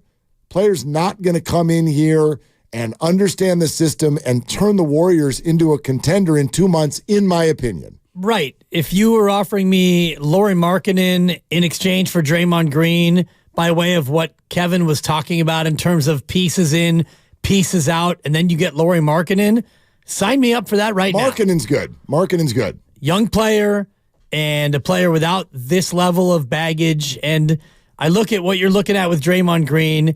You've got 3.5 more years of Draymond Green. And like you said, Mark, he's in a spot where from now until the end of his career, any misdeed will be punished tenfold of what it normally would be. What he did to Yusuf Nurkic, if it were any other player, it's a flagrant 2, and maybe you get a game on top of it if it was deemed to be a real aggressive act. But Draymond Green got suspended indefinitely. An indefinite suspension. And his own head coach came out and said, yeah, I could see it. Makes sense. And, we're giving him his space, and he's given us ours. And now it's been 23 days since the infraction, and he's coming back in the coming days. And we're going to expect him to suddenly have seen the light or suddenly not have another transgression like that. I think that's foolish to think. I don't expect that. I don't expect anything. Here's what I expect. I expect Steph Curry to look better because he always does. Plays better with Draymond Green because there's no human being on earth that knows Steph's tendencies and needs more than Draymond Green. And if you think that there's anything in the world more important than that to the Warriors organization, then I got issue with your opinion. Well, I'll tell you what I expect. I expect Draymond Green to come back and get a technical foul within the first maybe 2 games. I give him a game grace. That'd be funny. I think an opening possession, if I'm Draymond Green and I'm thinking like Draymond in terms of I'm going to be the way I'm going to be. And he said that, right?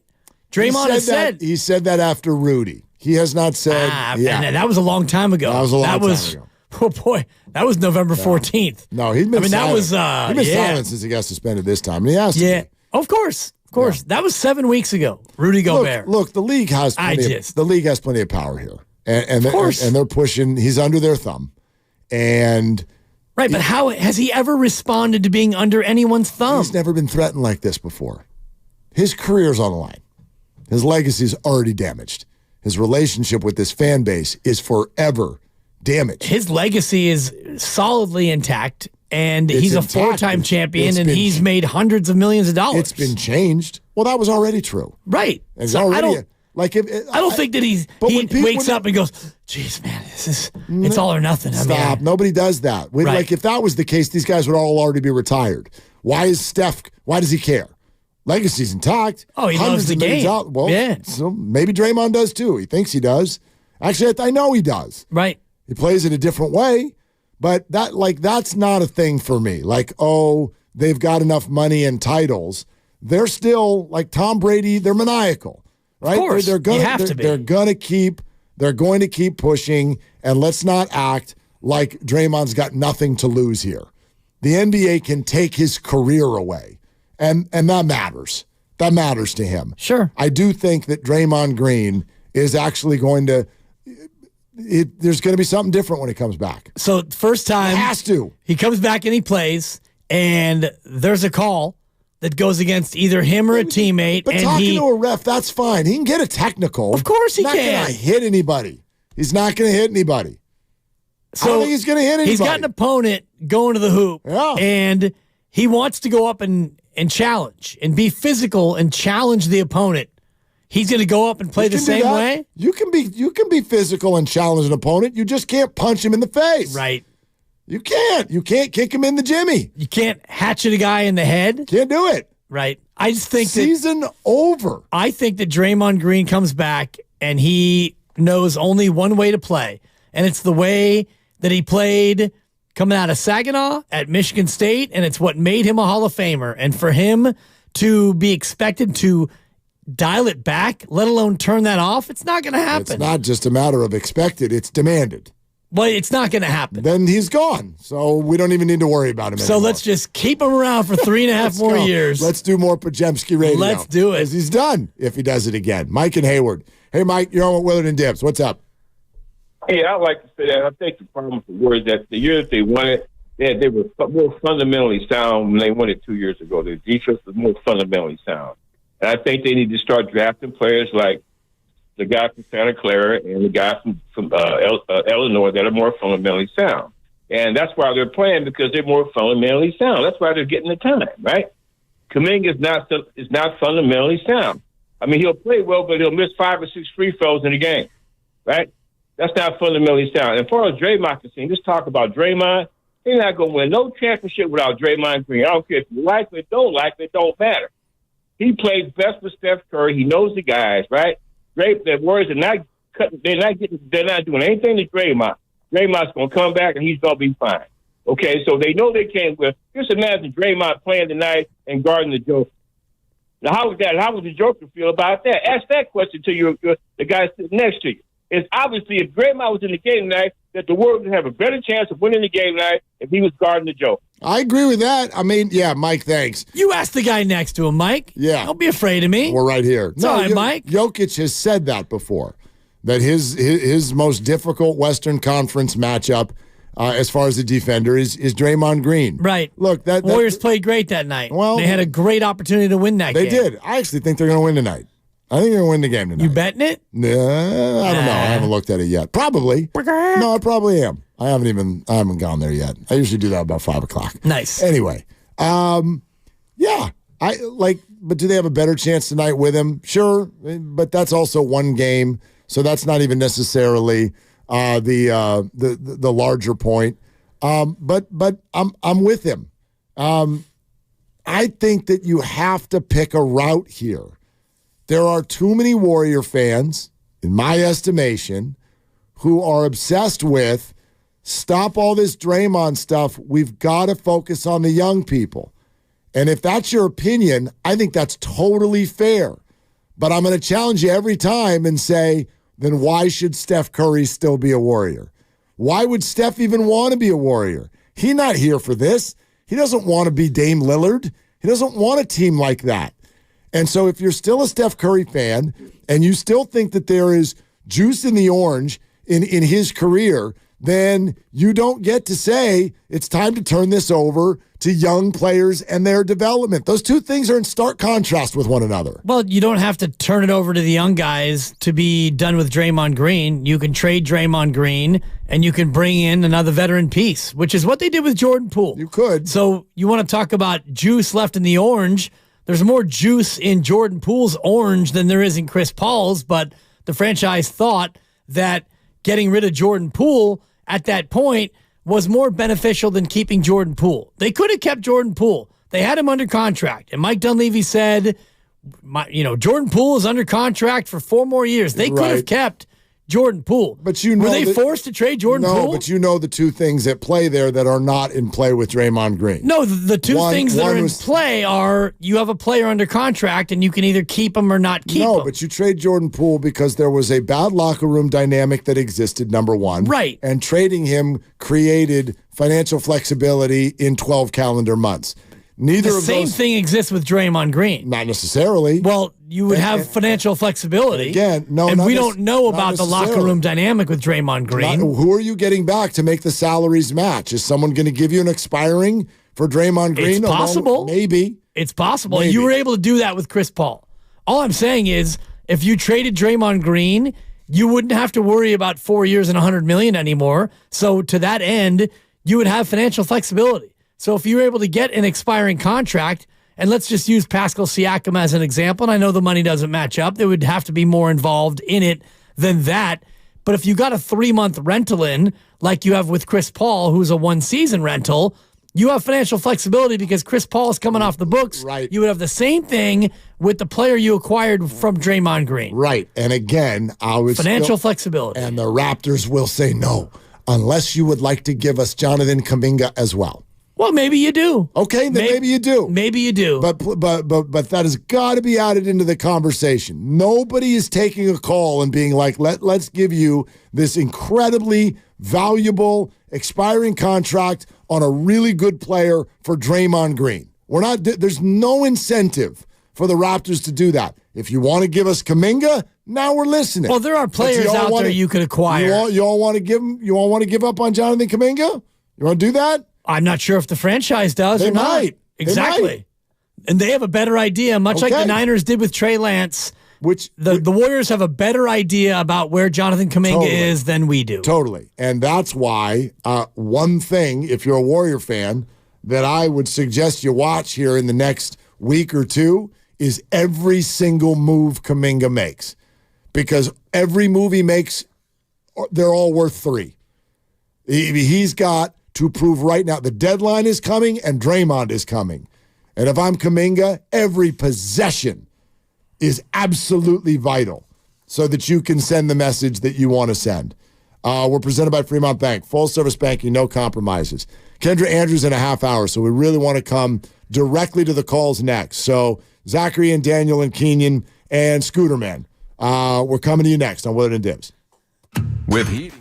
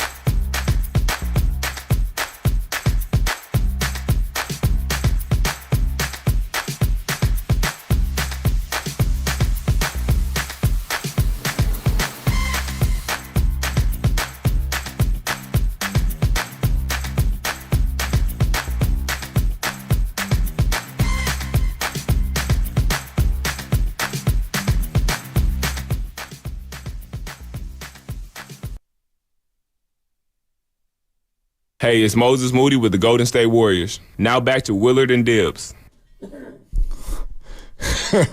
Hey, it's Moses Moody. For now, with the Golden State Warriors. Yeah. I mean, I wonder what these guys want. You know what I mean? Like, Jonathan Kaminga tells you. Moses doesn't. He doesn't tell you. Which is why Steve Kerr compliments him so much. He's like Kevon Looney, because they do yoga together, and so they're tight. Yoga. Yeah, and they know they're going to handle it the quote unquote professional way. I don't actually know if what Jonathan does is lacking professionalism, but coaches like it. Coaches like it, that's for sure. By the way, been meaning to start pumping this up since yesterday, and largely forgot, but we'll keep giving you reminders. A very different kind of basketball game that will be played at Chase Center next Wednesday, right? Is it next Wednesday? Yeah. Next Wednesday, January 10th. The Warriors have a home game, and it starts at 5:30. Wait, what? Yeah. Our time? Our 5:30. 5:30. 5:30. Yes. Dinner with the Dubs. That's not bad, yeah. Just made that up. But anyway. Supper with Steph. Yeah.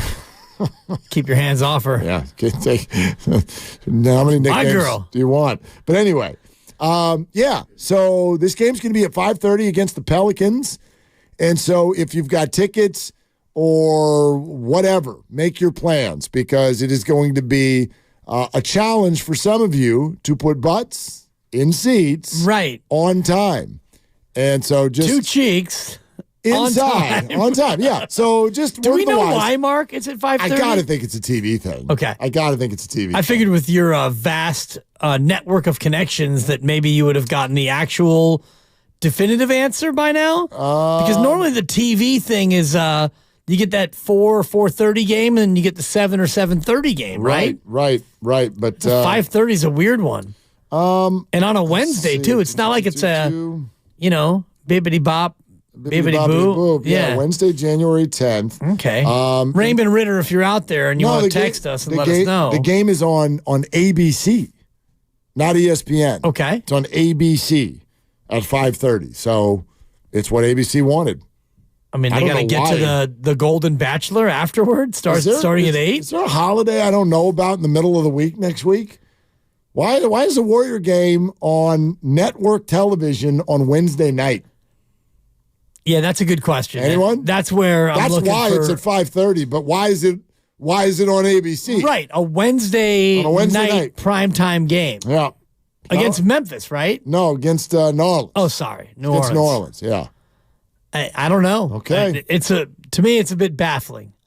It's not like you're trying to curry favor with the East Coast, pun intended, like a game against New York or, Boston or Philly. Okay, you want to make it at 8:30 back east. I get that, but a New Orleans Wednesday. Wednesday is the new Sunday. Yeah. That's what they say. Right. Raymond Ritter, if you're out there, hit us up. Let us know. If you haven't already, make sure you subscribe to the Willard and Dibs podcast, free Odyssey app, wherever you find your podcast. While you're there, you can find Steve Kerr interview yesterday. You can also check out all the great content from our other shows. Morning Roast conversation with Anthony Slater yesterday was really, really good as well. Also, want to remind you to not miss the kickoff show on Sunday with Larry Krueger and Lo Neal, 2 hours before the start of the Niner game. It's not actually a Niner game. It'll be people in Niner uniforms, though. Join us at the Hilton Santa Clara for delicious food. There'll be great drinks.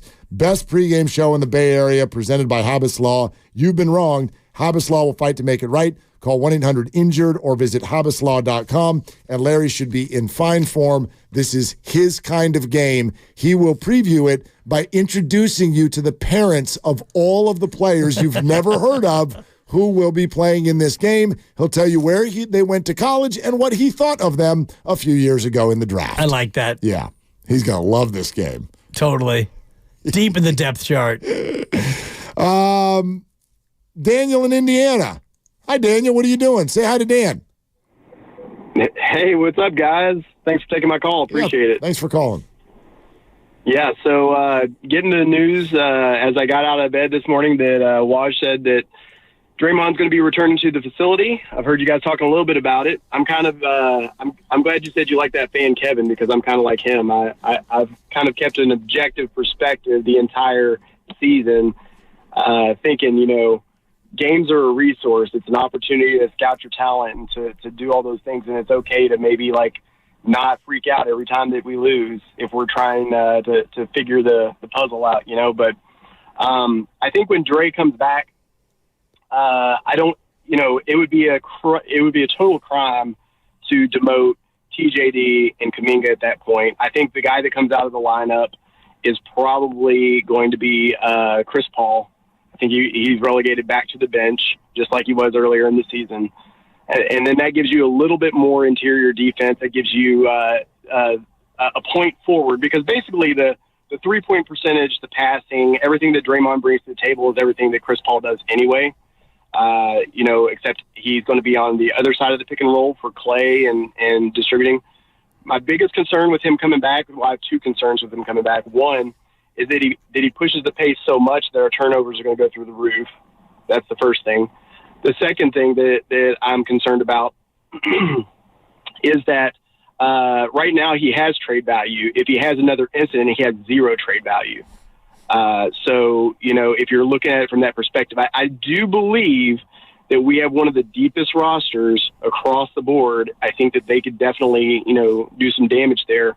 But when he comes back, if he comes into that lineup and you've got the two forwards and a center or three forwards or however you want to look at it, with the two guards that we know are consistent shooters, et cetera, BP not being in the starting lineup with Clay in favor of BP means that you have a more one-dimensional piece, whereas BP can shoot outside and drive inside. Clay is just that spot-up Ray Allen, and that's where I think he's kind of coming in. But if you look at it, we then have a backup point guard with Chris Paul. We have a backup shooting guard, with BP, and then all of a sudden Clay isn't guarding all the forwards anymore. He's back to being one-on-one with guards, which is a little bit better. You don't have a 6'10" Denver Nugget, swiping the ball away from him 2 or 3 times in a row. Yeah, Daniel, let us jump in here, man. Thank you very much for the call. Obviously, basketball, and I think you have some points there with regard to what some of the guys can and can't do in different lineups. If Chris Paul comes out of the starting lineup, nobody gives a rip about that. That's fine. That you're right. That's the way it's been. But I still what I hear in those kinds of points is in contrast with what I hear when we talk to Steve Kerr. And that's why I'm so focused on, let's call it 8 games. I don't know how many more Draymond's out, but let's call it 8 games. Okay. You're going to have to sort of play poker and declare, are we going high or are we going low at that point? Because this idea, and I think a lot of fans are with him, don't you dare let Draymond get reinstated and then take those young guys out of the lineup. Okay, then don't call and say the Warriors can win it all. You've got to pick. If you still think the Warriors are trying to win and they're trying to go to the playoffs and maybe try to do things when they get to the playoffs, and I know what Steph thinks, if that's what you think, then yes, you have to be willing to yank young guys out of the lineup and lower their minutes. Newsflash, when Draymond comes back, young guys are losing minutes. Right. That's automatic. So you got to be ready for that. But does it make you better? I don't know. And that's where... That's the information we need, And that's what Steve Kerr would say, yes, it makes us better because Draymond's veteran and I'm riding with the vets. And he said that to us on our show with Steve Kerr, our weekly conversation. And that's the direction he's going to go. So you're right in terms of fans. Fans are going to be outraged when TJD, maybe he gets a DNP. TJD gets a DNP, and it's because of what Steve Kerr said to us yesterday, and he said it every week. We can only play 9 guys, maybe 10, and when Draymond comes back, you're going to have 11, maybe even 12. GP2's out, which helps a little bit in terms of the number crunch, but you're going to be having more bodies than you have spots on the court, and you know that Draymond's not going to sit. He's not going to be a DNP, and he's going to start once he's ready to go. So at the expense of who? And it might be Chris Paul, but I think more likely it's going to be Kevon Looney. I think Looney's minutes are going to be the ones that go down. Maybe. I think Kaminga has done enough to earn minutes. And I also think that when you look at Jonathan Kaminga, what we've seen is when you don't play him as much, he plays worse. And when he plays a lot, you get a lot more out of him, both good and bad, more good than bad. TJD's a little bit different. I think he's a little bit more of an experienced guy. He's also a complimentary player. Correct. You know what I mean? You're not put the ball in his hands and create something. No. Rebound, finish dunks, do your exactly. thing. That's all they need from him. I think Kaminga, you need quote unquote more. Yep. And I think Looney's more in the TJD mode of more of a complimentary player too. So I think that Looney loses minutes more than anybody else when Draymond comes back. Yeah, you might be right. You might be right. But he's coming, and other minutes are going to lower, and there's going to be a reason for it too. I know that this is kind of one of the things that I have said often in the last couple of years, and I often get called a homer because of it. But I am someone who, when I watch sports, I believe inherently that coaches put people in the game or not in the game based on something. There's a reason. Right. It's not just because they're mad at someone. Of course. Doesn't mean they're always right, though. Of course not. And I love it when Coach Kerr will come on here and be like, bleeped that up last night. My bad. But it's a process that fans often have to go through with young players. We see something pop. It's exciting. Right? Trey Lance will throw a ball to Danny Gray down the left sideline in a preseason game. Oh, he can be elite. He's him. He just needs time. He just needs someone who will give him an opportunity. And a coach is over here going, I'm with him every day. He gets an opportunity all 7 days of the week. And I don't always love what I see. So when we get to the game, that matters. And fans get to the game and go, why you hate young people? Why won't you give them a chance? There's a reason. So this conversation is really applicable right now to Kaminga. Like if I asked you, what do the Warriors think behind the scenes of Jonathan Kaminga? I don't even know how to answer. Before you do, you're listening to 95.7 The Game, KGMZ FM and HD1 San Francisco, always live on the free Odyssey app. Twitch and YouTube powered by First NorCal Credit Union. Smart choice for low auto loan rates and super simple online application process. What do you think they think of Jonathan Kaminga? I think they believe that he has great potential and that he's making strides.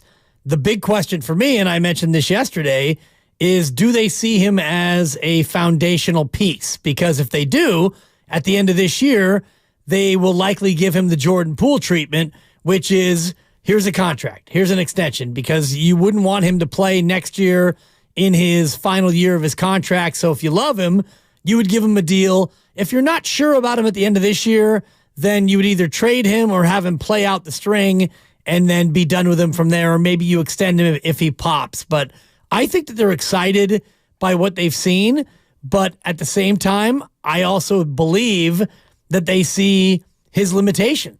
And of course, he's limited. You mentioned it earlier, or maybe it was yesterday. A guy who never played college basketball, a guy who is still developing as an NBA player. Totally. He's only played, if you count his G League Ignite year, this would be year 4 of real organized competitive basketball. So, of course, there are a lot of things he can't do.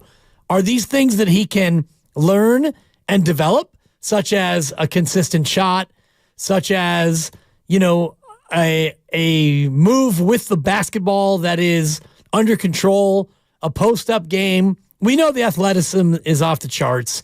We know defensively, on ball, he's pretty good. Off the ball, he's got a lot to learn. Rebounding, he's getting better, but he's got a lot more to learn. And defensively, he is, maybe a liability with a lowercase L, not a capital L like Jordan Poole was. There's a larger learning curve. He didn't big play learning curve for basketball. Kaminga. Yes. But you see the bright side, and you also see the downside. But I think you look at him just this year, and you go, wow, this guy's amazing. And then 12 seconds later, you go, oh, my God. This guy is clueless. That's what I mean. Like, so what are the Warriors? Are the Warriors in love with his future? I don't know. Only time will tell. I don't know. And that's either they trade him in 5 weeks, right? Or they sign him in April, or we find out how they feel. That's why I'm not afraid of just wait. Yeah. Just breathe. There's so much information that I want the Warriors to get. Can Draymond screw the head on straight? Can Kaminga keep developing, become more consistent? Right? Can Clay still look like Clay? Can Kevon get his legs going? Is that just, Steve tells us that's a product of what's going on around him because the group that he plays with has not consistently been there. Can Andrew Wiggins look like he did 18 months ago? I don't know. I'd like to. I'd like to know the answers to those questions rather than make a bad trade. Which one is most likely of the three? Kaminga taking the next step, Draymond, quote, screwing his head on straight, or Andrew Wiggins returning to the player that he was 20 months ago? It feels like the betting favorite would be Kaminga. But I think you're right. That is such a damnation of Andrew Wiggins. Yep, but I want to answer Draymond because I feel like his career's at stake. And so even though it may be a fool's errand to plan on Draymond behaving, he has to. Yeah, you and I talked about this before. He doesn't get to play anymore. But can Draymond be the productive player that he has been while, being docile? Can docile Draymond thrive in the NBA? Information that I would like to get. Yeah, you're going to get it. Information that I would like to get, yeah. How about Brett let's go to, sorry, Brett, we'll come to you next. How about Zachary in Napa? Hey, Zachary, what are you doing? Hey, I'm out here in Napa. I just wanted to talk to you guys about Jonathan Kaminga a little bit. Let's do it. So, we're always talking about the potential of trading Kaminga, and I think you got to look at two guys, Kaminga and Andrew Wiggins. And the way I view it, you want to trade Andrew Wiggins just because we know Andrew Wiggins' ceiling. We saw him in the 2021 finals. We know the type of player he can be, a great two-way player. But I think Jonathan Kaminga has the potential to have a higher ceiling, all NBA forward. I think he adds more value to the teams. I listen to the show a lot, and Kaminga gets criticized a lot for his lack of rebounding. But I think just based off his potential, he's worth keeping. Zachary, I'm a fan of Jonathan Kaminga. I'd like to see his development continue with the Warriors. But you said something there. You believe that this could be an all-star, an all-NBA player? Definitely. We talk about him missing free throws. Let's say he doesn't improve on free throws. I think the worst he is an Aaron Gordon, which is still like an incredibly valuable role player. Zachary, interesting. Thanks. I don't know what to say on that one. He's still only, what is he, 21? Yep. He's 21 years old? So it's very early. But he's also been around the league now for a long time. Yeah, third year. It's a long time. So can that pop happen in year 3, year 4? I think of people like Jermaine O'Neal. Yeah, it can happen. It could absolutely happen. He does have a very interesting skill set. I will say that not yet have I seen that moment or that game where I'm like, oh, he's going to be an all-star. That's different than Pro Bowler in the NFL. All-star. NBA all-star is like, dude, there's not a lot of those. No. That is an elite NBA player. I don't know if I feel that yet. I'm not saying it can't happen. I don't know if that has popped into my head in the middle of games yet with Jonathan Kaminga. Not at all. Not at all. You would have to be, especially with this team right now, to get 2 all-stars on the Warriors. Let's just say that Steph is an all-star because he's going to be again. And I don't know how many all-stars that'll make, probably 10 or 11 in his career. But to get 2 all-stars on a team, you have to be a very good team. And this team is not a very good team. Mm-hmm. Right now, the Warriors are a 1 all-star outfit. Clay's not. CP's not. Draymond is not. Wiggins is maybe 7th man of the year, if there is such a thing. And Kaminga's not. For Kaminga to be an all-star, he's going to have to learn to shoot the ball, not shoot the glass.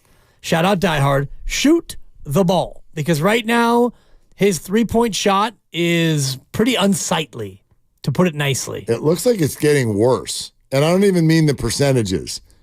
It was like I feel like the last couple of games, he's messing around with some different form, right? That ain't good. No, like the left hand is flying out. It's almost like he's shooting it one-handed.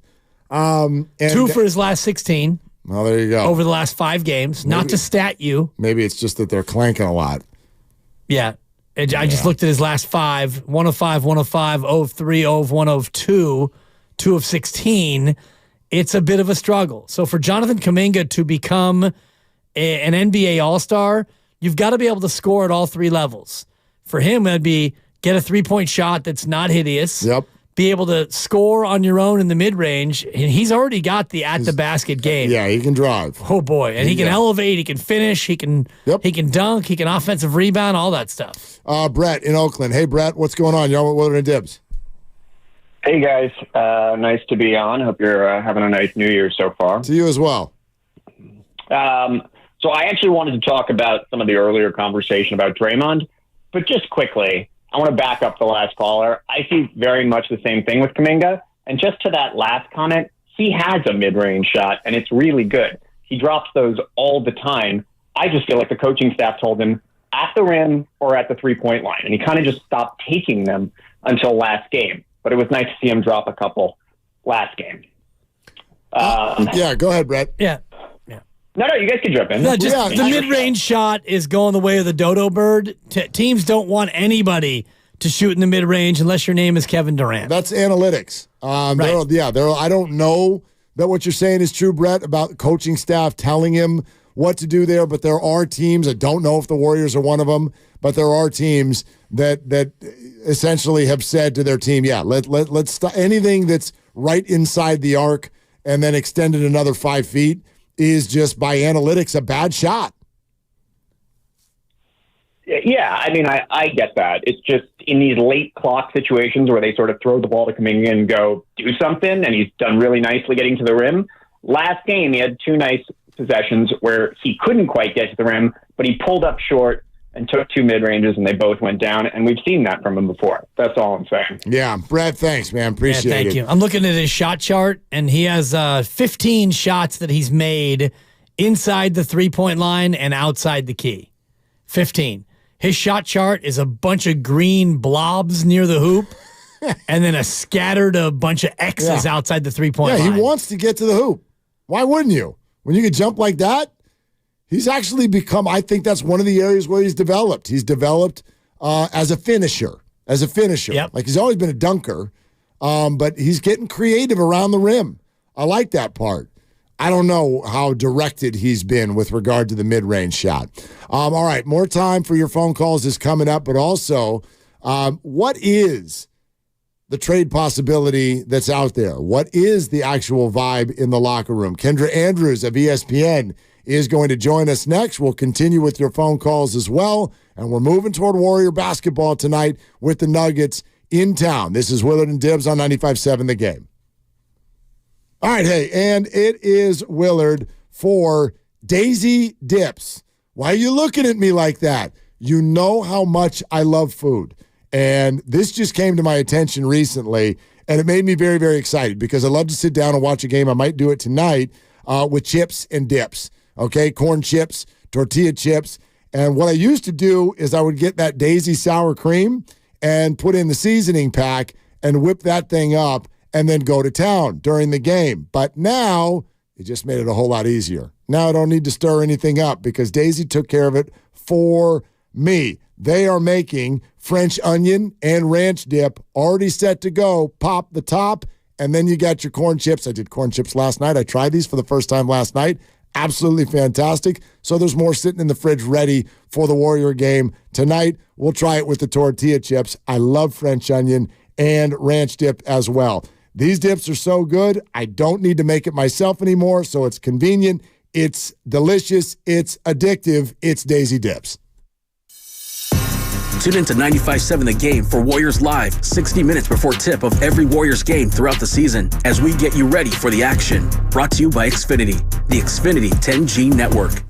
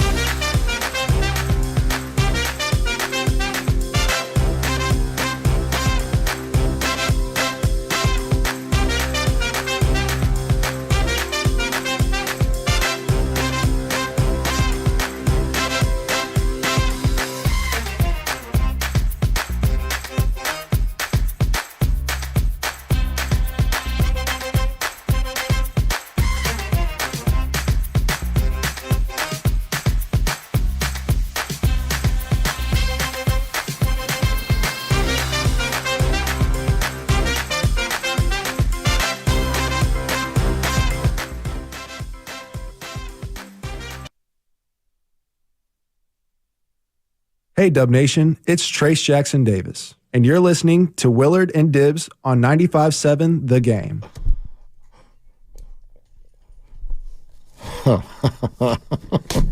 Love it. Ridiculous. If you haven't already, make sure to subscribe to Willard and Dibs on the free Odyssey app or wherever you find your favorite podcasts. And while you're there, you listen to Steve Kerr yesterday. Yep. Morning Roast had Anthony Slater. And good stuff. Good stuff on the Dubs. Make sure you like and subscribe and go back every day and do all of that good stuff.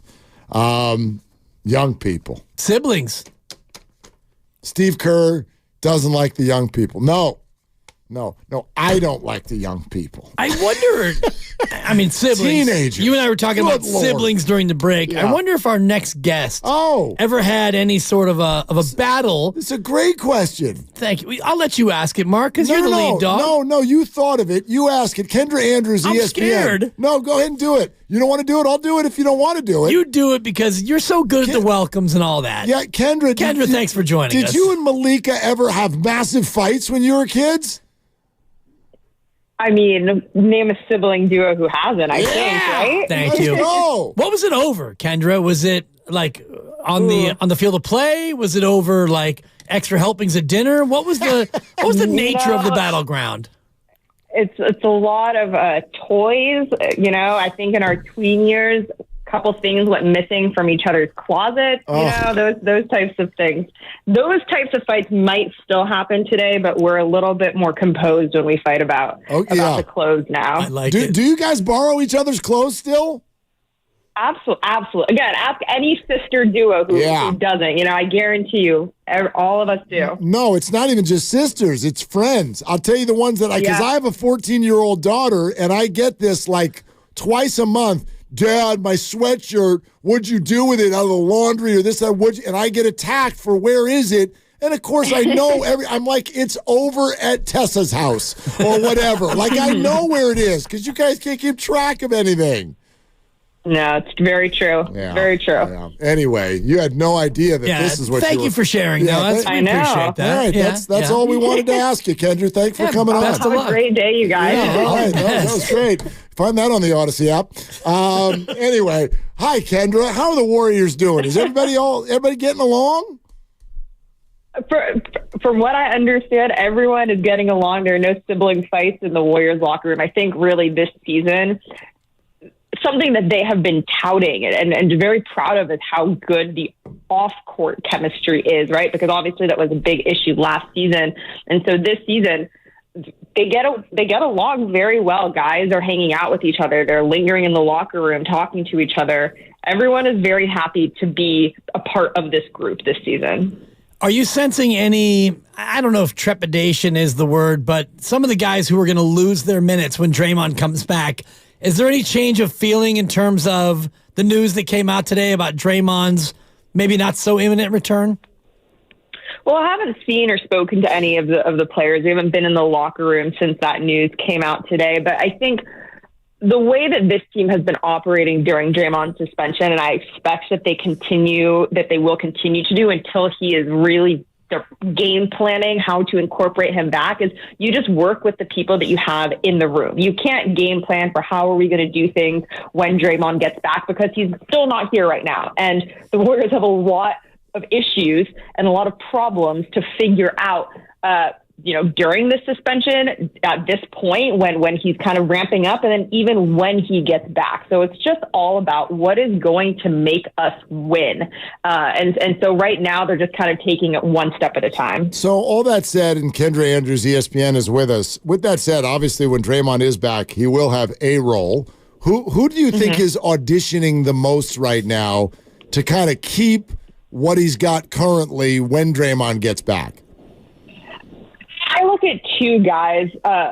Jonathan Kaminga is obviously one of them. He was the guy who was put in that starting lineup in place of Draymond. And as Steve Kerr has continued to switch out that lineup, he is the one change, right, that has remained. So I look at a guy like Jonathan Kaminga, who could be the most directly impacted by Draymond's return. But in terms of just like their role staying the same. It's all of the young guys. It's a guy like Brandon Pajemski. Now, of course, with Gary Payton out for at least 3 more weeks, I think that gives Brandon a little bit more of a leash because he is also a guard. Steve Kerr said that he likes some of his perimeter defense. So I think he's a guy who'll still play a lot. And then also a guy like Trayce Jackson-Davis. Obviously, he has been starting the past 2 games in place of Kevon Looney. But again, it's just the trickle-down effect of when you bring a guy like Draymond back. He'll be spending some time at the center position as he always has. So how is that going to affect another big like Trayce? How does that affect Kevon Looney, in your opinion? A guy who, as you mentioned, went from the starting lineup. Now he's been coming off the bench of late. Doesn't seem like he's having his best year early on. Does he stand to maybe lose some minutes as well when Draymond returns? I mean, it's definitely a possibility, right? And again, it's just that trickle-down effect. If Draymond comes back and Trayce Jackson-Davis's minutes are getting scaled back, and Trayce Jackson-Davis's minutes at this moment are already taking over for Kevon Looney's minutes, then it is that trickle-down effect. And look, like I said before, right now the Warriors are just about trying to figure out how to win. And can we find a winning recipe? Trayce Jackson-Davis has been a bigger part of that right now. So as it stands, yeah, I think you could say Kevon Looney's role could be scaled back as well because he hasn't been playing as well. That's what you saw with Andrew Wiggins, and he wasn't playing well. His minutes were scaled back. Steve Kerr is just in hunt mode, and whatever it is that gets them a string of wins, that's what they're going to go with. Kendra, we would love for you to kind of speak to your most recent article to our audience. And the title, the headline is Why Golden State's Youngsters Just Became So Important. So why did Golden State's youngsters just become so important? I probably sound like a broken record at this point, but again, like you look at the past couple weeks, I guess really since Draymond was suspended, and even though the Warriors are like around the 500, they're kind of toggling between 500 or just below 500 team, the young players of Pajemski, Jackson-Davis, Kaminga, and, at one point, Moses Moody, they were the bright spot next to Stephen Curry. It was Steph doing what Steph does, and you looked at all the other veterans. You looked at Klay Thompson, Andrew Wiggins, Kevon Looney, all of the Draymond Green wasn't there, but all those other guys were struggling, and it was their young players who really gave them any kind of energy. And so as you move forward, one quote that Steve Kerr said that's in the article that really stood out to me was he said, when this team is fully healthy, there is a world in which these young guys keep their minutes. Like we just talked about Trayce Jackson-Davis, Jonathan Kaminga. There is a world that if we are winning, even if we're healthy, these guys will retain their starting jobs. They will retain their minutes because they have actually given us something that no one else is giving us right now, and we have to ride with that. You mentioned at one point Moses Moody, and it feels like he's been in and he's been out and he's back in and he's back out. What do you think is the disconnect in terms of Moses' play and his ability to get on the floor? I think it's tricky because the way the Warriors view him and his game is they want him to be an elite shooter. They want him to be a knockdown shooter, and they have two of the greatest of that. And then the Warriors have really liked the emergence of Brandon Pajemski and what he's been able to do in terms of just like being a ball handler, a little bit of his defense and stuff. And there always does just seem to be one odd man out. And right now that is Moses Moody. It is hard to figure out if he hasn't gotten that opportunity yet, when is it going to come? I think back to the Sacramento game over in Sacramento, either November, December, and Moses came in late in the game and he scored like all 11 of the Warriors' fourth quarter points. And then Steve pulled him and they ended up losing that game. And after that, the days after that, Steve was very hard on himself about that decision. He said, I should have left Moses in. That was such a bad decision by myself. And then the next several games, you saw Moses be a part of the rotation. And now he's kind of fallen out. So it is hard to figure out, okay, what is it going to take for Moses to really be able to cement himself? Because it's not like he's done anything wrong.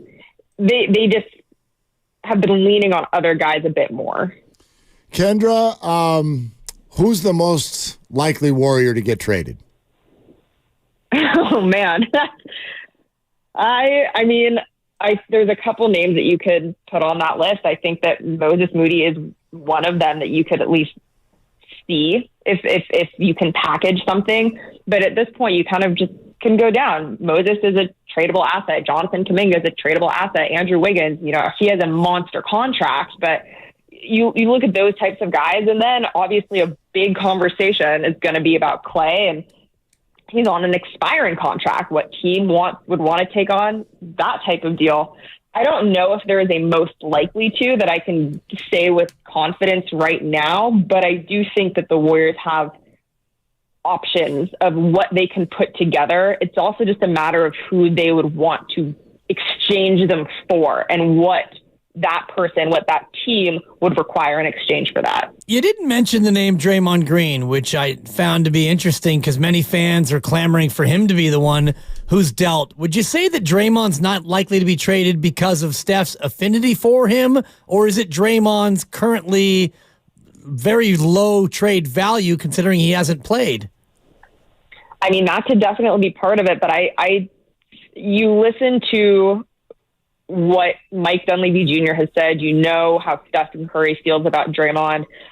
If you ask me who is the most likely to be traded, I would not say that Draymond Green is the most likely to be traded. I think there is a world in which it could happen. I think anything could happen at this point. And I understand how fans would probably be annoyed a little bit with some of his antics, and they haven't been that much worse without them than they were with him, right, to start the year. But in a team that is so loyal to their people, I think it would be a surprising move, really, if they traded Draymond. And again, I mentioned a guy like Andrew Wiggins' contract. Well, Draymond Green just also signed a big contract. So who can take that on? And again, what are you getting in return? Because they're not going to give up Draymond Green for nothing. It has to be for something big, something that the Warriors think could help them more than Draymond will help them. And I don't know if there is that. Kendra Andrews, ESPN, with us here on Willard and Dibs. Kendra, what's your read on the situation around Steve Kerr's future? Like, why has nothing happened yet, you think? I mean, I don't have a read on it, frankly. So I'm not going to speak too deeply on it. But I think a lot of these guys have seen you start a season, nothing happens. You start a season, and at a certain point, you table it and you focus on the task at hand. Obviously, we saw how that happened with Bob Myers. And I think because of what happened with Bob Myers, people might get a little antsy and say, well, if Steve Kerr didn't come up with a new contract just like Bob, then he's going to walk just like Bob. I don't necessarily think that that's the case, but I think that, you want to see a lot of what happens and how this season plays out. If the Warriors decide from up top as an organization that the dynasty is over and it's time to move on, then you change up a lot of things. But at the same time, I know how much they appreciate Steve Kerr's coaching, and, he used to figure out what he wants as well. But I don't think that there's too much of a read to have on that right now. Would you put that same answer applied to the Klay Thompson situation, a guy who's been a forever Warrior so far, but he's in the final year of his deal? Would you also say that it's in season and both sides are just trying to focus on basketball? I mean, I think to a point, it's different though with players and coaches, because we were just talking about trading, right? And Klay is a guy who could be traded, right? When you don't re-sign a player, you let them go for nothing. It's different than wanting to get something back. With them not coming up with a contract, right? I mean, it's been reported on of both sides couldn't come to an agreement. There is a desire for him to come back, and he wants to come back.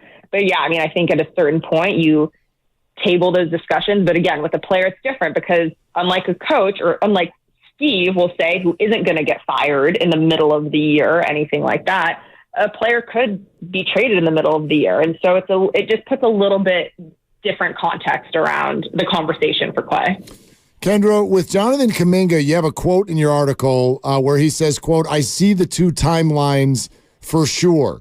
But that also comes as he's using the podium at times to grumble a little bit about playing time and not fully understanding his role. So What's your thought there? Do you sense that he's becoming more comfortable with the process?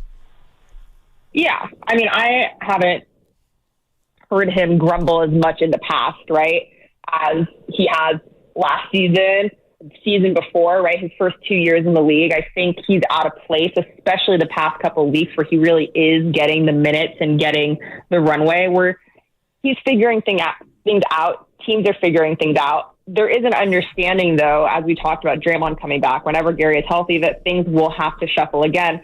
And naturally, there would be a frustration of if you're putting everything out there and then someone comes back and your role gets decreased again, especially when it's been a cyclical thing. But what I've observed from Jonathan this season, I think he's matured immensely. I think he has a much more, I don't know what the right word is, but just like a balanced head on his shoulders this season.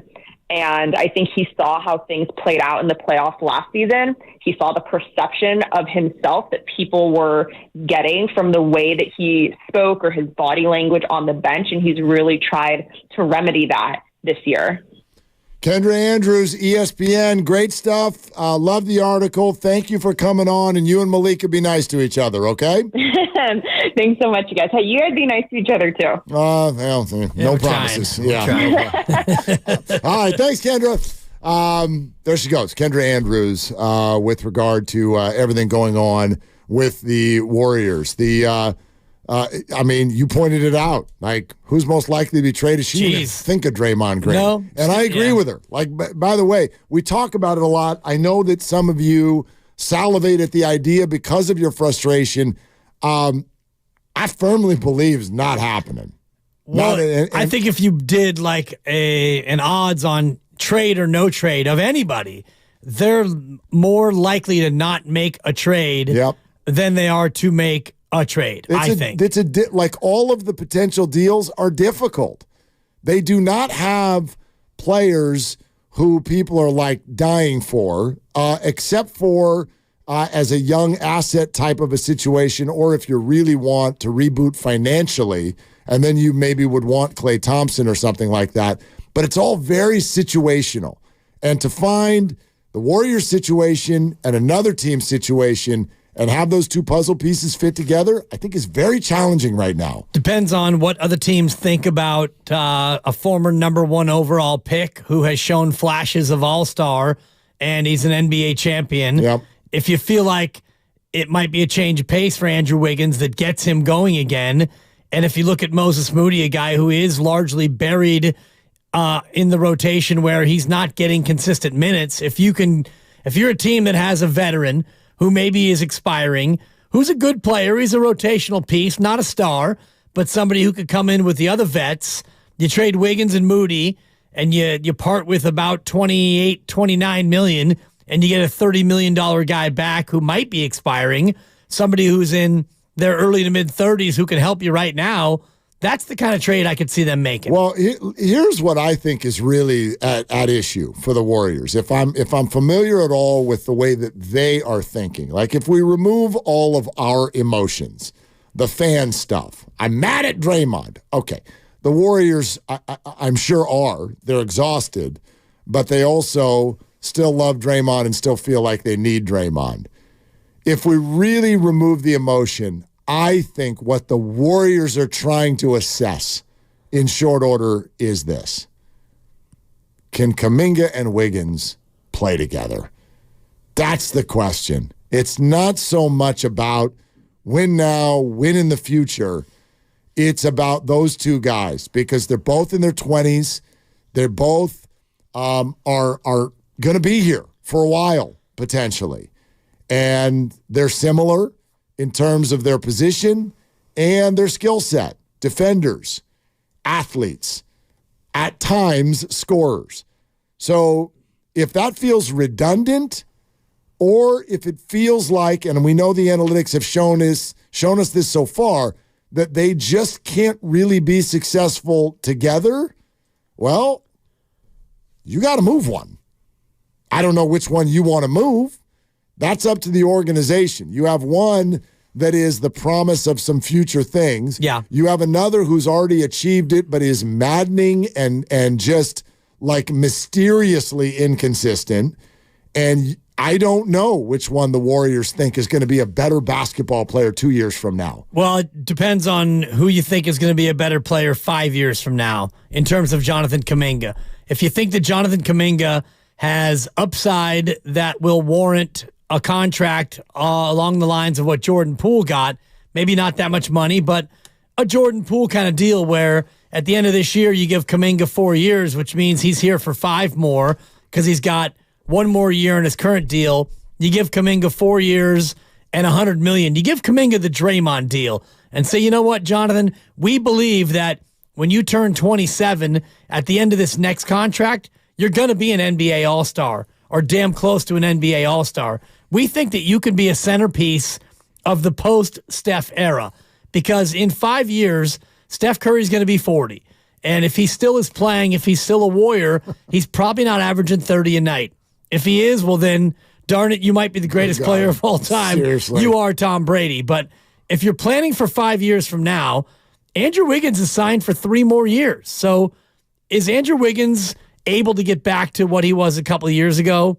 If you think that that answer is yes, then you keep Andrew Wiggins because he's a guy at his best who is he's two-way Wiggs. Everyone, remember the two-way Wiggs years? Oh, come on. I mean, it's been a long time since he's been two-way Wiggs. Wiggins, everybody loved this guy.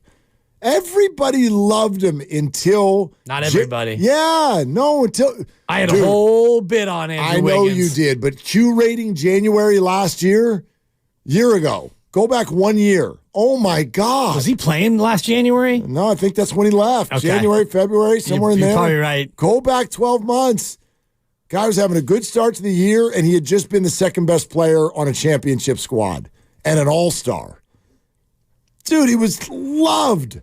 Everybody was all in on Andrew. So I look at this still, and I know this is stupid optimism, but I wonder if the Warriors do think this way. Play this game in your mind.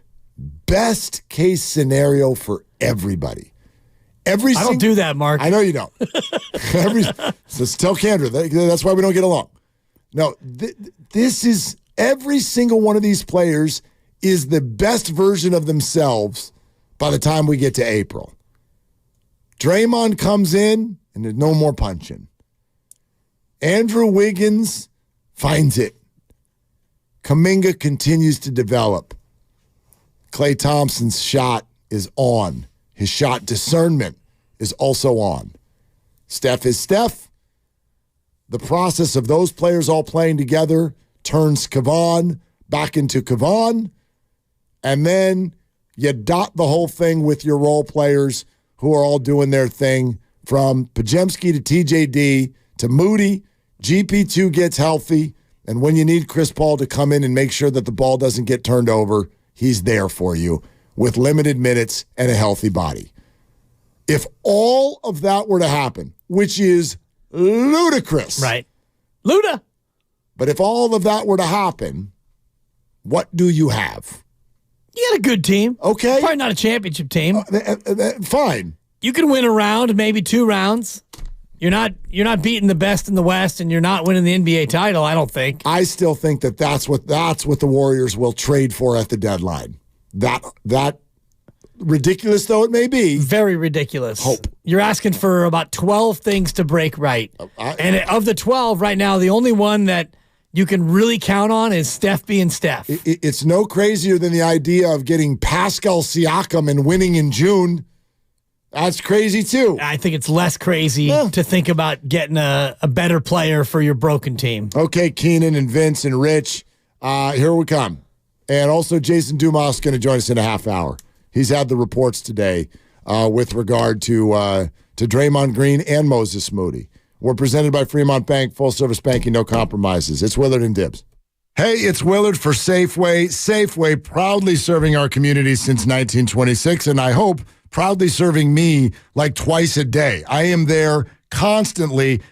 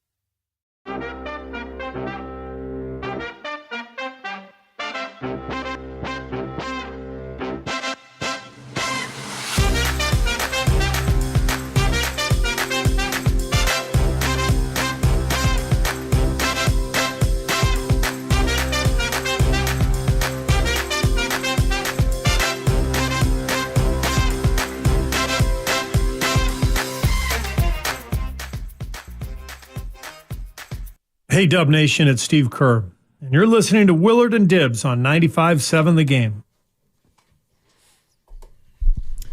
I didn't think we'd get to this point today without Bebop and Alou through a lot of the sound from yesterday from that man right there, Steve Kerr. There goes that man. There goes that Mama, man. there goes that man. Kendra didn't want to get into the contract situation, and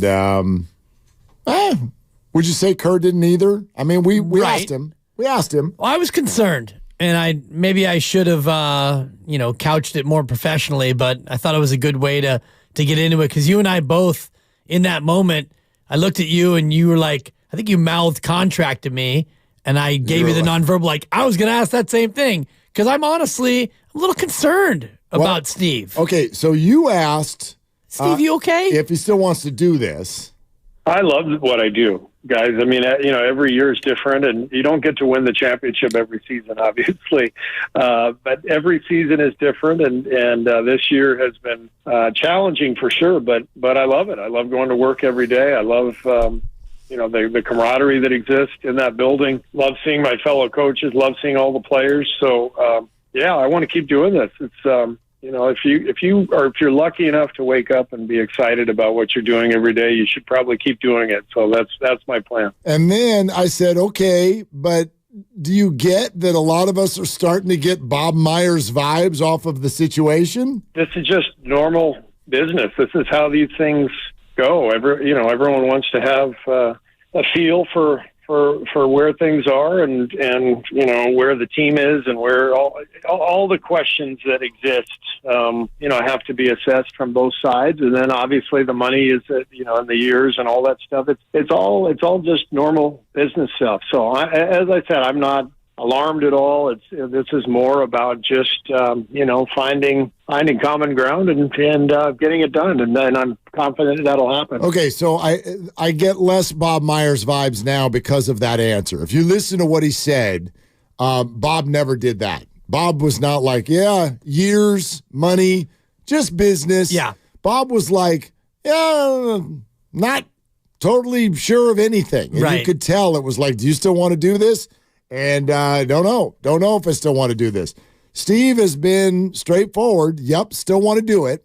And when you start talking about years and money, that suggests that either they're just not on the same page yet or don't have to be on the same page yet. It's probably a better way to say it. A little bit of a wait and see. And I wonder if the Monty Williams contract is affecting him negatively now that they gave Monty all that money and they've got 3 wins. Maybe Joe Lacob's like, how much per win? Yeah, it's I think about $4.5 million per win. But Lacob's thinking, you coaches, maybe you're not that important after all. I was happy to hear that Steve was pretty definitive in terms of I still want to do this and talking about how much he loves going there to work each and every day. And I thought about you and I when Steve was given that answer, because you and I are also very lucky to be able to show up at a job that we really love, and it does make a lot of the secondary and tertiary things matter less when you wake up. It's like, I got to go to work today. I get to go to work today. Yep. That's all true. Yeah. But also pay me. But anyway, sorry about that. When does Detroit get here? Detroit is here this week. Tomorrow, I think. Warriors have 3 games in 4 nights. This is back-to-back. It's a back-to-back, and then they play again on Sunday. Hi, this is James Wiseman. Sorry, Granty. I know you were about to play. This is James Wiseman. It is every Friday night. Beat me again. right now, every Friday night, we've got a Warrior return. Now, does James get the big tribute video? Super question. Will you give James a standing ovation? Will he even get announced? He is an NBA champion. I could not care less. I mean, the guy's a champ. Even though he played 0.0 minutes that year, he got a ring, and he's a champ. Much like Jose Calderon, also an NBA champ. He was a Golden State Warrior for about an hour. What are they going to do? Announce the starting lineup? And fans, by the way, that guy sitting over there in the end of the bench, let's all welcome back James Wiseman. This is James Wiseman. There's your tribute right there. I think maybe we should get Matt in, who does updates on KCBS. He's the afternoon sports anchor, and he's also the Warriors public address announcer. And you just kind of did your PA thing. Maybe we get Matt in here to get some Warriors inside. Maybe tomorrow we have Matt come in and say, Matt, what are the Warriors planning for James Wiseman? Dry run, Matt. You want to come through and do a little rehearsal? And now entering the game, James Wiseman. Detroit's down by 27 with 4:12 left to go in the fourth. Now entering the game. Better be careful. Detroit, You better be careful. They'll give you a game. They're going to give you a game. Stop. And listen, it's set up now to where I said stop. It's nothing but all it can do is be embarrassing. Like, you better win that basketball game. Detroit took Boston to overtime. And? They lost. Okay. They'll give you a game. They're going to give you a game. They beat Toronto the other night. Monty's got them in the right. They're in the right spot right now. They took Utah to overtime last night. Utah stinks. Good Lord, there were 300 points scored in that game. 154 to 148. What did Wiseman have? 27. Actually, let me check. Did he score? Please tell me he scored. He had 8 points. Okay. This is James Wiseman. James. He had 17 minutes in that game last night. Good for James. He's been playing more. Yeah. And he's been playing better. Okay. He's played 12, 13, 13, 16, and 17 minutes his last 5. So maybe it's because they still have injuries in the front court. I don't know. These point totals are amazing. They don't defend anyone. Good Lord. It's just 131, 146, 154, 136. Good Lord, defend somebody. Jeez. But they beat Toronto. Yeah. They're not last in the NBA in points allowed. Really? That would be, they're 5th to last. That would be the Jordan Pools. Oh, that makes sense. The Pools are giving up 126.6 a game. They don't defend anyone. Then the Pacers. Giving up 124.6, then the Hawks, then the Fighting Wembanyamas, who are terrible. Popovich, maybe not a Hall of Famer, as it turns out. That's right, yeah. Then the Let's hit the Pistons. brakes. Let's hit the brakes on all the Greg Pop love. Popovich. Who couldn't win with Duncan and Robinson? And Duncan Robinson. How about Keenan in San Diego? Hey, Keenan, what are you doing? Man, I'm just waiting on the parking spot, downtown San Diego living, unfortunately. Oh, man. I appreciate y'all letting me vent. I'm about to pull my hair out. I called yesterday. I couldn't get my point out. The wife was on my nerves. But so I'm trying to figure out, what are we doing? Because, we were once light years ahead, and then at the beginning of the season, everyone, even ownership, said we want to maximize Steph's years, right? So now, when I look at the games, I'm like, playoffs. I feel like Jim Mora. I don't know about playoffs.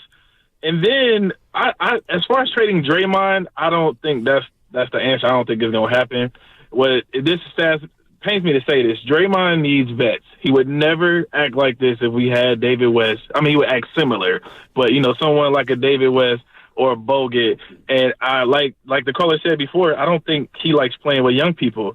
And as it pertains to Wiggins, potential, used to be's don't make honey, and Kaminga, potential has a shelf life. So at this point, what are we doing? Are we trying to win a championship, or do we want to go back to being average and sucking for 20 to 30 years? Well, Keenan, you answer it. What's your goal for the year? You want to win or you want to develop?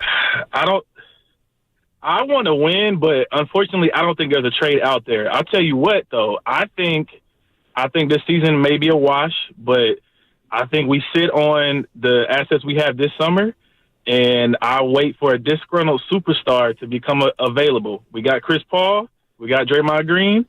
LeBron James' best friends. Maybe there's something there. Maybe if something becomes available, there's trouble in Lakerland. So that's what I think we should do. Just whatever happens this season, it happens, and then wait this summer to see what we can get. Hey, Keenan, before you go, will you be honest about something? Oh, did he hang up? Come on, man. Used to be's don't make honey. They don't. That could be my favorite line of the year. Potential's got shelf life. Yeah? Yeah. He does, because at a certain point, that potential either becomes something or it becomes nothing. Keenan is also not waiting on a parking spot. You don't think? He's hiding from his wife. Gotcha. What does he mean? He's been on hold for over an hour. Right. We're looking for a parking You've spot. been to downtown San Diego. I It's have. tough down there. For an hour and 8 minutes, I can find a parking spot in an hour and 8 minutes. Yeah, he might be Drive a half hour away and walk. There you go. He might be looking to park near his building. Good Lord. Sometimes you got to do that. You got to sit there and wait. True. Get a spot near your house. The wife was on my nerves. Yeah. All right. No, that's a good one. Before we go to Vince, I think I am contractually obligated to tell you that you're listening to 95.7 The Game, KJMZ FM and HD1 San Francisco, always live on the free Odyssey app, Twitch, and YouTube, powered by First NorCal Credit Union. Disgruntled superstar, LeBron James. Yep. LeBron to the Warriors next year in the offseason. Championship. I mean, championship. Does he chase a chip and come here for the veteran minimum? By the way, the Austin Reeves Darvin Ham throwdown appears to be headed in Austin's direction. Oh, really? Well, it sounds to me like it's not just an Austin Reeves issue; it's just a Darvin Ham issue. Gotcha. That report came out earlier, and I don't know what LeBron thinks, but what LeBron thinks matters. That's all that matters. If he doesn't like the coach, then Darvin go bye-bye. That's the way that's going to go. Right. Vince in the city. Hi, Vince. You're on with Willard and Dibs. What are you doing? Hey, what's up, guys? Just listening to you and spinning my head around what the Warriors are going to do this season. But I think the move, if you had to pick between the three of Draymond, Wiggs, and JK, I'm leaning towards JK. Draymond has been a loose cannon since he's been with the organization, and now it's really starting to catch up. He's not on the floor. And like you guys mentioned earlier, it's like, well, the next time he has an outburst, how long is he going to be gone for then? Andrew Wiggins is a come-and-go kind of guy to me. It's been his reputation. He showed up one season, got paid, and he's been a ghost ever since. He's been a shell of himself. So I like JK. JK seems to be motivated. He looks like he's putting in the effort, and he's got tremendous upside. But as fans, we always fall in love with upside and not what's actually out on the court. So that could hurt us. But at this point, I'm willing to gamble a little bit with JK because I think he has his physical attributes can make him an absolute superstar. But you got to be able to do more than just drive the lane and dunk on someone. I mean, you can lay it up. Yeah, you can finish at the rim. But what are you going to do if there's a big guy in there that's going to plug the paint? You got to be able to shoot somewhere. And if the midi is not acceptable anymore, then you got to work on that corner three, which I thought he started okay last season, but he's not shooting that well this season. Yeah, Vince, I think that, that's the thing that sometimes I want to ask when people talk about the potential future stardom, and thanks, Vince, the potential future stardom of Jonathan Kaminga. How long you want to wait? I'm not saying I'm impatient. He's only 21. But how long do you want to focus on that while Steph Curry's career comes to a close? Sorry, Mark. The answer is not long at all. I mean, either you see it, it's going to happen, and it's coming, and it's bearing fruit, and it's happening now, or you can't wait. If it's going to be in 5 years, and I mentioned this before, so Kaminga's got this year and then one more year under his current deal. It's his third year. And usually after a third year, you make a decision on a guy with a 4-year contract. If you think that he is getting close to that stardom level and it's going to happen maybe this year, next year, or the year after, then you give him the deal and you're all in on him. But if you look at him and you say, and I don't want to always make the Trey Lance comparison to other young athletes who are raw and athletic and have a lot of upside, but you have to make that decision. The Niners made it on Trey Lance. They saw what they saw, and they realized that Brock Purdy was better, and you can't have two quarterbacks. And Trey Lance probably wasn't going to be good enough, fast enough, so they moved off him. Same thing with James Wiseman, right? The Jordan Poole thing is different because Jordan Poole and the way he plays didn't fit, and what happened with Draymond made it an unworkable situation. So you signed Jordan Poole, you realized it wasn't going to work, and you realized also, hey, this becomes a tradable asset, so let's make that move now. I don't think you'll do the same thing with Kaminga. I don't either. Like you'll sign him and then you'll trade him. Yeah, it's not the same kind of situation because I think the Warriors have already ascertained that you can do some things with Jonathan Kaminga. I just hear a lot of people who it seems like this is what they want to say. Do you want to say that you think someday Kaminga could be the centerpiece? Is that what you're trying to say? What does this mean, this potential future stardom? Let's define that for a second. Are you saying that you think that someday Jonathan Kaminga can be the centerpiece of a team? Not a building piece, but something around whom you would build. Right, even if he's your number 2. You're saying that... Okay, yeah. Because if you're a Steph or a Clay or whatever. Right. Like a core piece of a really good team. Think about the best teams in the association right now. Boston's got 2. They got Tatum and Brown. Yep. And, you look at Milwaukee and you look at Denver, and Denver's got a couple, 2 or 3 real pieces. So you go around the association, and if you want to be a really good team, championship caliber, then you've got multiple pieces, right? So can Kaminga be a 2 to a superstar 1? Or, Milwaukee's got Lillard and Giannis now, and you go around the really, really good teams. Phoenix has 2 or 3. The Lakers have 4 or 5, but that thing's a mess. I just, To answer your question, I don't see it. Yeah, I don't see it, Mark. It's not even just that. I just don't get distracted by that right now. I just don't. If you're on the side of you firmly believe now that everything is over, like it's definitely over. Again, my question to anyone who feels that way is why would Steph Curry then still be on the Warriors? Why would you keep him? Why would he want to stay if that's what you've clearly decided? If you haven't decided that and you are curious about the end of Steph's career, and obviously we're all activated at the idea of him finishing his career and only wearing 1 jersey. So I understand that part of it. But if you want to keep going in the Steph Curry era, and I would raise my hand on this side. That's what I would like to see. If that's what you want to do, then quite frankly, the future is pointless to even think about. I don't care. I want organizational health. Right. I don't want them to make stupid decisions that kill them for years, but I don't care. I do not care one bit what the Warriors look like 3 years from now based on current pieces of this roster. So you're putting the Steph Curry era, quote unquote, at 3 years. Let's call this year it and that. 2 more? Sure. That's fair, I think. Is that his contract? That's his contract, right? His contract is for this year and 2 more. Yeah. So let's just talk about that. Because it'll be 37 when that deal is up. And that's all I care about. I care about those 2.5 seasons.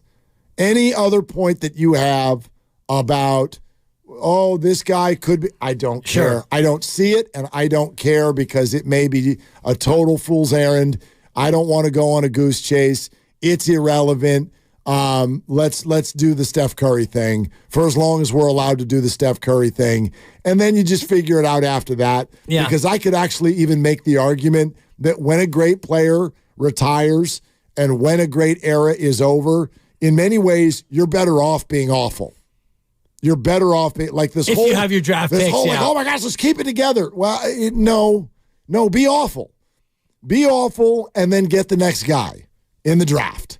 Be Oklahoma City. And think about the Thunder. Even though they didn't have a dynasty, when it was no more Harden, no more Westbrook, no more Durant, you had 2 years of being god-awful, and you acquired a boatload of picks, and now 3 to 4 years later, you're good again. I know the Warriors don't think that way. Joe Lacob probably, if he's listening right now, what's up, Joe? He's shaking his head. Like that's not the goal. You don't ever want to show up and be awful. Right. You're a show. So I understand that. You're in a major market where that's not acceptable. But it's a bad gamble if you're putting chips into future assets right now with the idea, we're going to need this guy to be a big deal in 2027.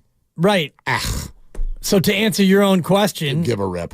Jonathan Kaminga, in that Steph Curry window, 2.5 years, can he become maybe not an NBA All-Star, but can he get from where he is now, which is better than he was 6 months ago? Totally. Can he get from here to where he's a real, like, foundational, great player? Maybe he becomes your second or third best player between now and 2.5 years. I don't think that's crazy. And by the way, foundational, makes me a little uncomfortable. How about just like, dude, start and be there every night and be a really, really positive contributor on a good team. Every night. He's already there now for the most part, not consistently. And they're not a good team. Right. And that's where, you know what I mean? Like, and this is where it gets interesting to me, because you got Draymond for that Steph Curry window, 2.5 more years. You've got Wiggins. You've got Kaminga. And ostensibly you have Moody. I mean, you have Kaminga only for one more, but if you really like him, you keep him. Same thing with Moody. Klay Thompson becomes a question mark as to whether or not he becomes a part of the remainder of the Steph Curry window. So do you keep everyone together, and is that maximizing the Steph Curry window, or do you start to shake things up either at the deadline 5 weeks from today or in the offseason, or both? I really think this is the question. I know it's not as sexy as screaming about Draymond and Klay all day, but I really think that what the Warriors, and this is one of the things that I'm going to be watching when I watch tonight, Nuggets in town, tomorrow, Detroit in town, all of these games, especially while we're on our nice little 49er break. Got the feet up on a lounger. That's awesome. Kaminga and Wiggins, can you coexist? Can you both keep getting better, and can you coexist? That's the question for me with regard to whether or not there's and I don't want to call it a blockbuster, but a mini blockbuster trade that the Warriors would pull off. I think it would be because they come to the decision that one of those guys' future is being blocked by the presence of the other one. And so that's what they're trying to figure out. Might be a big part of the reason why Moses Moody, by the way, has, quote, fallen out of the rotation. If you heard what Steve said yesterday, he didn't say Moses fell out of the rotation because he stepped on my foot or because he's not playing good basketball. He said there's some other things we want to look at. All right. So in other words, let's not waste as much time with Moody on the floor. Let's see Kaminga and Wiggins on the floor together. And he has been doing that more lately. And if that starts to work out, great. Maybe the two of them can be future Warriors together for the next handful of years. But if not, if they can't figure that out, yeah, get on the phone. Get on the phone, because there's no time and no point if they can't play together. And I think that the team has a strong indication, at least so far, that they can't play together. And I don't know if it's definitive, but I haven't looked at all the data of the three-man combinations. That's one thing that Steve Kerr loves to look at, is Warriors' three-man combination, not five-man combination. So if your premise is true, and I'll take it that it's true that these two guys can't be successful together. And let's just take that as the Warriors' belief. I don't know if that's the case, but let's just, for the sake of this conversation, go with that Wiggins and Kaminga, they can't be on the court together. One of them's got to go. Then it comes down to how you feel about Jonathan Kaminga. Can Kaminga be as good, if not better, than Wiggins? And when does that happen? Because to me, Andrew Wiggins is probably the most tradable Warrior, even though my emotions tell me, trade Draymond go bye-bye. What do you mean by tradable, though? I think that there's enough value for Andrew Wiggins, and I think that you can replace him. Okay. If you think that Kaminga and Wiggins can't play together, you're going to get more for Wiggins than you're going to get for Kaminga. I think Kaminga would be more wanted by other teams as a young asset.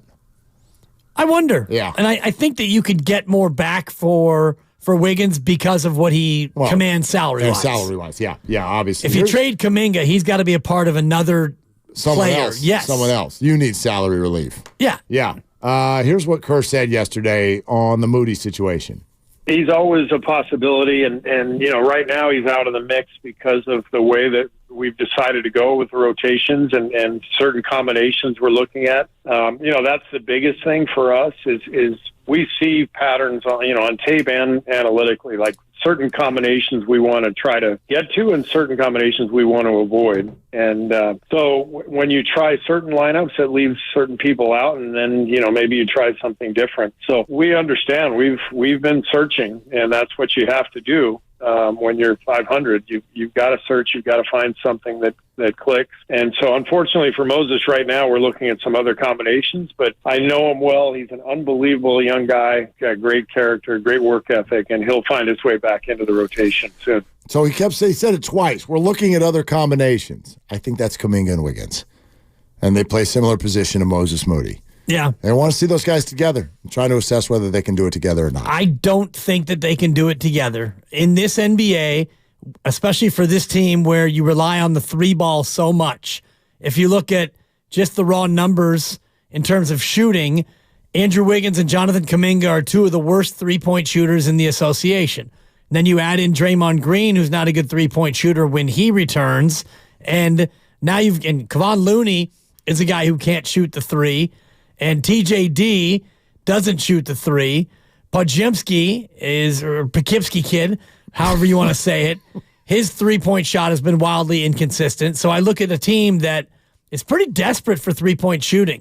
I was looking at the numbers of Jonathan Kaminga in terms of the corner three, because one of our earlier callers is talking about how he needs to develop the corner three. He actually shoots the corner three decent. He's about 35% of the corner three. It's the other three, the three-point shot above the break, where he is awful. And that's the shot he's got to stop taking. Yep. Although, if that's a shot that you got to stop taking, I don't know if you can be a wing in the NBA anymore. Yeah. You got to be able to make that shot. 28% on threes overall. And from the corner, he has hit 10 of his 23 have all come from the corner. Above the break, he's, I think, 13 of 60. On three-pointers. All right, we're moving toward Warriors and Nuggets tonight at 7 p.m. Of course, that means Warriors Live with none other than, Mark Grandy, everybody. That's right, Mark Grandy is going to start at 6. That's right after me and Dibs are done, and it's all brought to you by Xfinity, the Xfinity 10G network made for streaming live sports. So Warriors and Nuggets tonight right here on 95.7 The Game. Jokic in town, and again, it's not for me. The Warriors need to start amassing some wins. We know that, but I am very focused as they approach this trade deadline. I know it's not that fun, but information. Each one of these games packages inside of it a lot of what we're looking for, which will lead to whether or not the Warriors should or could make a trade, stand pat. Is it a situation where their record starts to get better? Does Wiggins or Kaminga start to pop at a different level? Do they start to play together really, really well? What do the rookies do? And then obviously all of this matters as you move toward a return of Draymond Green. And so while everyone does, and this is what sports radio is all about, he's not gonna screw his head on straight. They're not going to win. Kaminga's not going to develop. Wiggins is shot. He's never going to. Well, let's find out, because we might be wrong. We might be wrong on that. Sure. I'm here to see it. I've never found a more mysterious basketball player in my entire life than Andrew Wiggins. And I mean that in both directions. He is completely and totally mysterious. Yeah. Think about last year. Yeah, when he goes away, we don't even know where he is. Before he went away, and I'm just looking at his game log because we were talking about it before, and you mentioned something about January. If you go back to last January, fans would feel differently. And I went back to his last game that he played. It was on February 13th. He plays nearly 39 minutes, 12 of 22. He hung 29 on the Wizards. And it was like, all right, Andrew, that's the Andrew we've all been waiting for. And then, poof, gone. Yep. The next night, they play the Clippers. He didn't play. And then into the All-Star break, out of the All-Star break, still wasn't playing. Word comes out that he took a leave for personal reasons, and he hasn't really been the same player since. Jason Dumas from Cron is at the Steve Kerr pregame press conference right now. As soon as that's done, he's going to hop on with us. Let's go to Rich in Fremont. Hey, Rich, what are you doing? Just kind of riding home from work, guys. I think about the Warriors, and I think that the answer is to get Kaminga and Wiggins to work. But before I go in depth on that, and I won't because I know I don't have a lot of time, I just want to touch base on Draymond Green. I think this is something that he has to stop thinking about himself and start thinking about the team and think about everything that he's been able to accomplish with this team when they work together. And he acts like a professional NBA basketball player. Now, just really quick, Mark Willard. Yeah. I got to thinking about last year because we're in the new year now. Yep. And you went on a story that really captivated my attention. And it was a story about how they had a pep rally at San Mateo High School in San Mateo. Yep. And in that pep rally, what they decided to do was Marine World had decided to surprise the kids with a Bengal tiger. Correct. Okay? And when you started to tell us, I thought, are you kidding me right now? Yep. Okay, but the thing is, my brother, TJ Ewing, used to coach at San Mateo High School. Okay. So I thought that when you told us, I thought, well, I wonder if TJ was the head coach at that time. Because when my brother was the head coach, they won the CCS title. It was the first time they'd done it in 30-odd years. But the thing that just it captured my attention, I thought, who is the genius that decided that it was a good idea to bring a Bengal tiger into a pep rally? It's like, are you kidding me? And you're telling this story, and I can't keep myself composed. I literally had to pull the car over to stop laughing because I thought, I'm not laughing at the guy who got mauled, but the guy who decided, are you kidding me right now? This is the stupidest idea on the planet in the history of people coming up with ideas. But that was such a captivating story. I just want to reflect on it because it was from last year. And guys, look, it took me 200 minutes to get on in the last few days, but I'm so glad I did, and I'm so glad you guys gave me the time. Thanks. Rich, thank you. Thank you for calling. Every time I tell that story, people are like, that's not real. It's incredible. And then they look it up, and they're like, oh, my God. There's video footage of it. Think about how many people. He said, well, who greenlit that? Do you know how many people have to greenlight something to show up at a school pep rally? It's not like one person's idea. It means an entire administration and a district office and Marine World, everybody thought this was a good idea back in, I think it was 1990. No. Probably 91. No. 90 is when I got there. It was when my sister got there, so it's probably 86 or 87. Yeah. 87. Back then, 1987. There was nobody who had to green light it. They called Marine World and said, hey, what do you think about bringing some tigers over? Cool. How about tomorrow at 1:30? Done. There were no forms. There was no waiver. You showed up with your caged animals, and then everyone had a good time. Except for they weren't caged. They just showed up with a massive Bengal tiger who jumped in to the audience and mauled Craig Henderson, the fullback. Whatever. Just he only went to the second row. And my bad. Every time we do this, I got to apologize to Craig Henderson, who I think actually is going by a different name now. I don't think this is why. Oh. But he's running a restaurant in the East Bay. He's an incredibly nice guy. He's told me the story on air. He got mauled by a Bengal tiger right before the Little Big game between San Mateo and Burlingame in 1987. Facts. The video, if you're really creative and you know how to search, you can find the video of this online.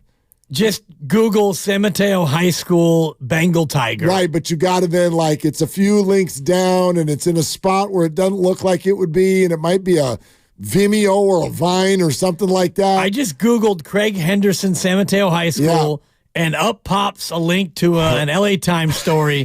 Bengal tiger bites football player at noisy pep rally. Yes, and it wasn't really a bite. It was a maul, but that's okay. Yeah. Went into emergency One man's surgery bites, another man's maul. I'm sure it felt the same. I'm sure it was the most terrifying thing. Just a little bite. Dude. Tiger was bigger. The tiger, Ray Khan, was brought under control Friday by its two trainers from a local animal park, but not before Craig Henderson, a 210-pound fullback, was bitten by said tiger. One of those trainers got dragged. I mean, he does not have the tiger under control at all. He's holding onto a leash as if it's like, as you would put it, a Shih Tzu dog on a walk. It's like, dude, that is, how many thousands of pounds are we talking about here? That's only 450 pounds. Is that it? Yeah. 450 pounds? As 1,400 stunned students watched. This is from the UPI, not the AP. It used to be the AP and UPI, United Press International. Right. UPI has a story. Before we go to Jason Dumas, how many stitches do you think your buddy got? Oh, gosh. I'll give you plus or minus 5 stitches. 72. Look at you. Unfortunately, 78. Oh, you missed it by a stitch. I've read the story a time or two. I knew I was close. A lot of stitches. Oh my gosh, can you imagine 78 stitches? Snitches not the only ones to get stitches at San Mateo High. Oh gosh, Jason Dumas from Cron is with us here on Willard and Dibs 95.7 The Game. Jason, what's going on, man? Thanks for hopping in. Of course. What's up, fellas? How y'all doing? Well, we're doing great, and we certainly, you grabbed our attention earlier today on the great website known as X. You got a couple of things out there with regard to Draymond and Moses Moody, but mainly, let's start with the Moses Moody one, and I'll paraphrase a little bit, but you said that Mike Dunleavy Jr. has been asked if there's an organizational plan for the role of Moses Moody. You may not be able to answer this, but the first thing that went through my head is, well, who's asking? Like, did that come from an agent, or do you think that it came from other teams who are poking around? Yeah, that's the obvious question, and I did try to be discreet intentionally. Obviously, you know the nature of my job and trying to protect people I talk to. But I can say, in fact, that the people around Moses, they're frustrated with just the lack of having a role and the lack of consistency. He's in the rotation one day, he's out of the rotation one day. He seems like, this is for lack of a better term, he almost seems like the sacrificial lamb, so to speak. Whenever there's just a log jam, he's going to be the guy that falls out. And from what I understand and what I've been told, Moses loves the Bay Area and he loves playing for the Warriors, but I think it's pretty obvious. Obvious might not be the right word because Moses has such a good temperament, but I think it's understandable. That's the word I'm looking for. It's understandable that someone in his position with a lot of talent, young, would be frustrated and would want a clear path to playing time, whether it be here or somewhere else. I like the use of logjam and clearer path because it leads to my question, Jason, which is, what do the Warriors do? Because Steve Kerr's come on our show repeatedly talking about how they have 12 guys for 10 spots or 9 spots. So you get the trade deadline 5 weeks from today. What do the Warriors do to help clear up this logjam? That's a great question. Steve has been pretty transparent with his intentions. I mean, a couple, like when it became clear that Gary Payton II was coming back pretty soon before he went down 2 nights ago, Steve said to us in that Bill King media room, hey, we've had conversations with Moses, and, it was hard conversations. We told him that he's probably going to fall out the rotation, and, Moses is the ultimate pro. He knows how to stay ready, etc. So I don't think Steve has been sending mixed signals or anything, and I think we all have eyes and we see what the problem is. They have about 6 guys who are kind of similar in talent levels and production, and you can only play so many guys. But with that problem is the fact that it's hard for guys to get in a rhythm. It seems like Moses, for him to stick and get rotation minutes consistently, he needs to be really, really good. But how can you be really, really good when it's hard, when you don't know when your next minutes are coming? So, in my opinion, what the Warriors need to do is just kind of clear out that logjam via a trade.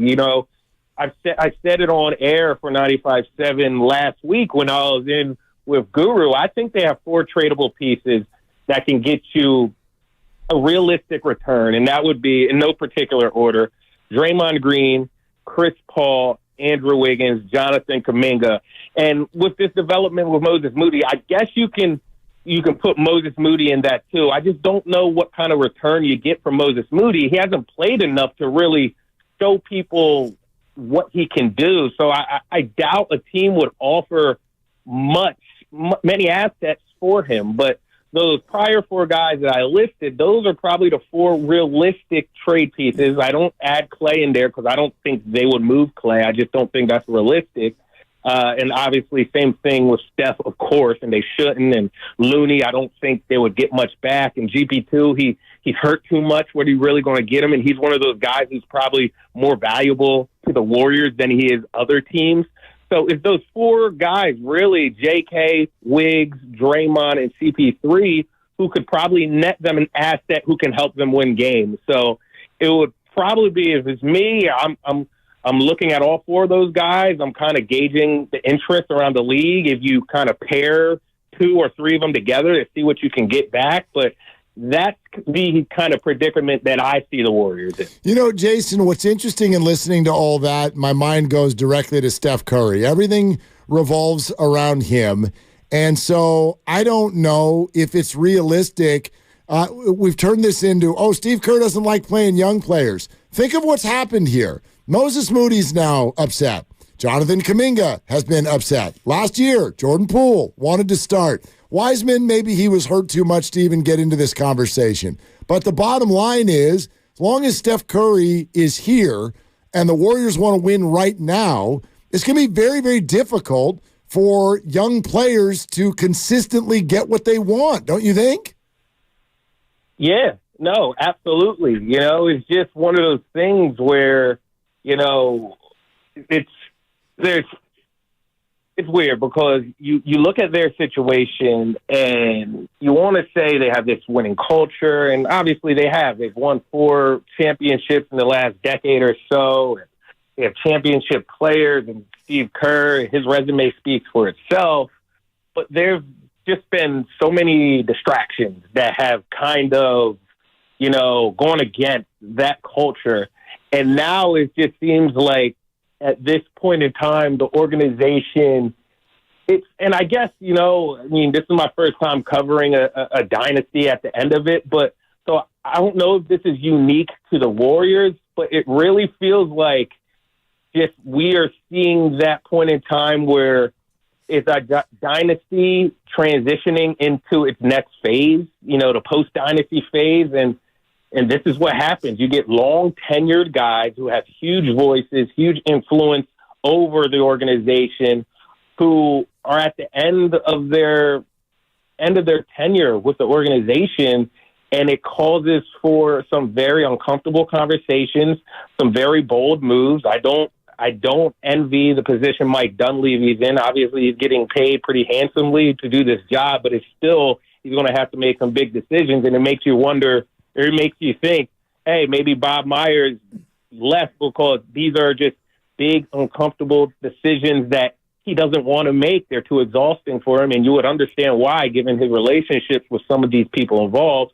So it just feels like that point in time in the dynasty where you have to decide, who do we appease to? What do we want to do? How are we going to shift this culture? And, you know, the deadline is coming up next month, and there'll be decisions that have to be made between now and then. 5 weeks from today, in fact, and it's going to be fascinating to see what rumors and trial balloons get floated in terms of who might be on the move from the Warriors. You mentioned Klay Thompson as not being a likely trade piece, and I think you're right in terms of them not wanting to part with him now, but what about his long-term future with the Golden State Warriors? And do you think that Mike Dunleavy and company will look at a year like this where they haven't played great and likely won't make a lot of noise? Will they hold on to the big three and try to catch lightning in a bottle again next year? Yeah, I mean, that's hard to answer with the big three. So I think the way they're attacking Klay's contract and his future, I think they're doing the same thing with him that they did with Draymond. They say, hey, play out your contract. Let your play dictate your market. And then we will come to the table together after the season, and based on your play and the market that you command, I know Draymond, people floated him around to other teams just to kind of see what the market value was. And, you know, it was all collaborative with the Warriors. It was never a sense that Draymond was leaving, but they were kind of fair. They're like, let's not get emotional and let emotion get involved. Play out your contract. we will pay you the market value, and we hope to keep you. I think they're playing that same game with Klay. Once they couldn't come to an agreement before the season, they're going to let this thing play out. If Klay plays over his head in the second half of the season and something clicks and he commands a big number, the Warriors will be happy to pay it because that's what he deserves based on his play. If Klay continues to struggle, he's hot and cold, inconsistent, and the offers that he can attract around the league resemble that, the Warriors will, you know what? We will pay you that number because we want to keep you around. We want you to be a lifer. But I think they are past the point of we're just paying you for name recognition and what you've done in the past. I do think they're looking at this thing for hey, we will pay you market value. We're not overpaying you just because you're Klay Thompson. We're not going to try to disrespect you either. We're going to pay you what we feel you are worth and what the league feels like you are worth. Jason Dumas at Cron is with us here on Willard and Dibs. Now, Jason, I'm going to do something we're not supposed to do in radio. But I need you to pick me up now because what happens is we'll ask a two-part question and then we only get an answer to the second part and nobody can keep track. I'm going to ask you a two-part question and I want you to answer both parts. The first one is on your tweet about Draymond where you said he's been in both Southern California and the Bay Area. He's been working out.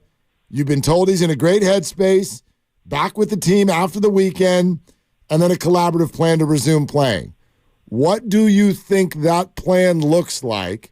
And the second part is, what did Steve Kerr say about this in his pregame availability a short time ago?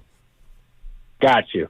That was easy. I got both questions. I knew you could do it. I only asked you because I knew you could handle it, Jason. So the first one, you know, he'll get back with the team and he'll work with Rick Scalabrine and the Warriors medical staff, and they will do their evaluation on where they think his body is at, and they will dictate their ramp up and reintegration to the lineup based on their findings. That's the Warriors. They lean heavy on Rick, and you know, this guy has done wonders for a lot of these players who have dealt with long-term injuries. So they're going to trust their brass. And, you know, saying that you're working out, that could mean anything. Now, I don't know to what extent that means. Is he doing 2-a-days every single day? Is he on the treadmill and then getting up some shots? It could mean anything. So they're going to get him in the building, and they will evaluate him, and then they will come up with a plan that they think is safe for Draymond to get back on the court without injuring himself trying to get back too soon. And in terms of Steve Kerr, we just listened to his press conference right before I hopped on with you guys. He was still pretty coy. He didn't confirm or deny any reporting that's been out there from myself. I know Woj did some reporting. He essentially said, "I have no idea. We'll figure it out when he gets here, but I don't have any substantial answer now." And he made a comment in jest, I guess. He said something along the lines of, "Whoever been reporting it probably knows better than me." So I don't know. Don't quote me. He said he might not have said those exact words, but it was to that effect. And I don't know how to take that. I guess maybe that means I haven't really talked to Dre. Maybe he's talking to some other people. Who knows? But that's what Steve Kerr's reaction was to basically the Draymond reports when he was asked about it today. Jason, great job. Great job. Yeah, way to fight through that gnarly two-parter from Mark. Hey, man, just trying. I asked the tough questions around here, Jason, and you nailed it. So anyway, no, thanks. Thanks for coming on, man, and great work, truly. All right, fellas, take care. Thanks, okay, Jason. There he goes. Jason Dumas with Cron right here on 95.7 The Game, almost like it's the holidays or something with Jason Dumas on 95.7 The Game. Yeah, he was great over the holidays, he did too. Good. Yeah, he did really well. And Steve doesn't like these reports, and he never will address the reports. He wants all the information to come from within, and when things like this come from without or the outside, Steve Kerr usually doesn't put any credence to it, even though it may be factual, and I'm assuming that it is factual from Jason Dumas and from Adrian Wojnarowski as well. Steve, until it comes from the inside and the Warriors press release, he won't ever acknowledge something like that. Well, and this particular one, it was clear to me and both of us yesterday that, he's kind of washed his hands of being the voice on this particular subject. It's not Steve's issue. You know what I mean? He's looking at this like, I'm the head coach of a basketball team. We didn't suspend Draymond Green, and I'm not the general manager who's in touch with the league. So I'm not talking to the league. I'm not coaching Draymond. I'm coaching a basketball team that has 3 games in the next 4 nights. Right. And so does that mean that he doesn't know anything? Of course not. Of course he's being updated on what's going on, and he has stated he is texting directly with Draymond and said that he's in good spirits. But it's easy for him to sidestep, if you will, because he's just like, this is not my issue to figure out for you all. Exactly. It's Mike Dunleavy's issue, and it's the league office. And I was reading the Woj piece during the break, and it's pretty clear that Joe Dumas, the VP of discipline, for lack of a better way to describe his title, and Mike Dunleavy, they're going to be the ones in conversation talking about whether or not Draymond Green is, quote, ready to return. And when that happens, then he'll be officially cleared to return.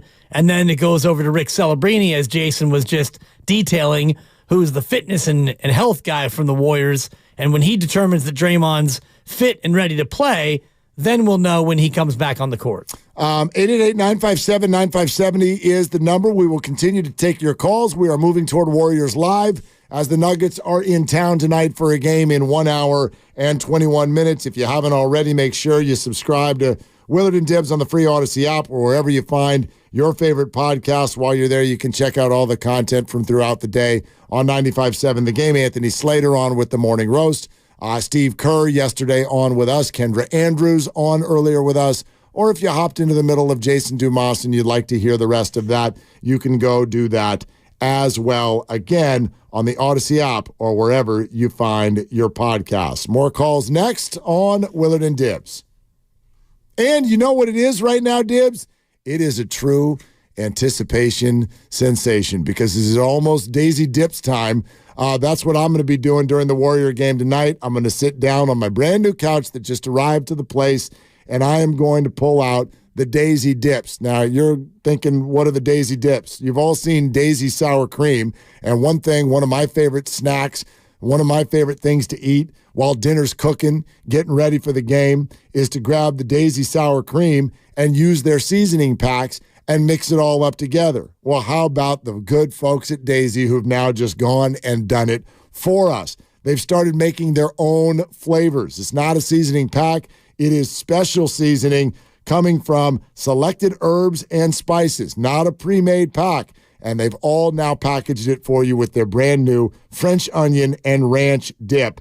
And therefore you have it, Daisy Dips. You don't have to make it yourself anymore, but it is even more delicious. Corn chips, tortilla chips, heck, you can put whatever you want in there, and it is absolutely a delicious, addictive, a great snack. Heck, if you do like I do, have enough of them, you can make that whole thing a meal. That's what I'm doing for the Warrior game tonight, Daisy Dips.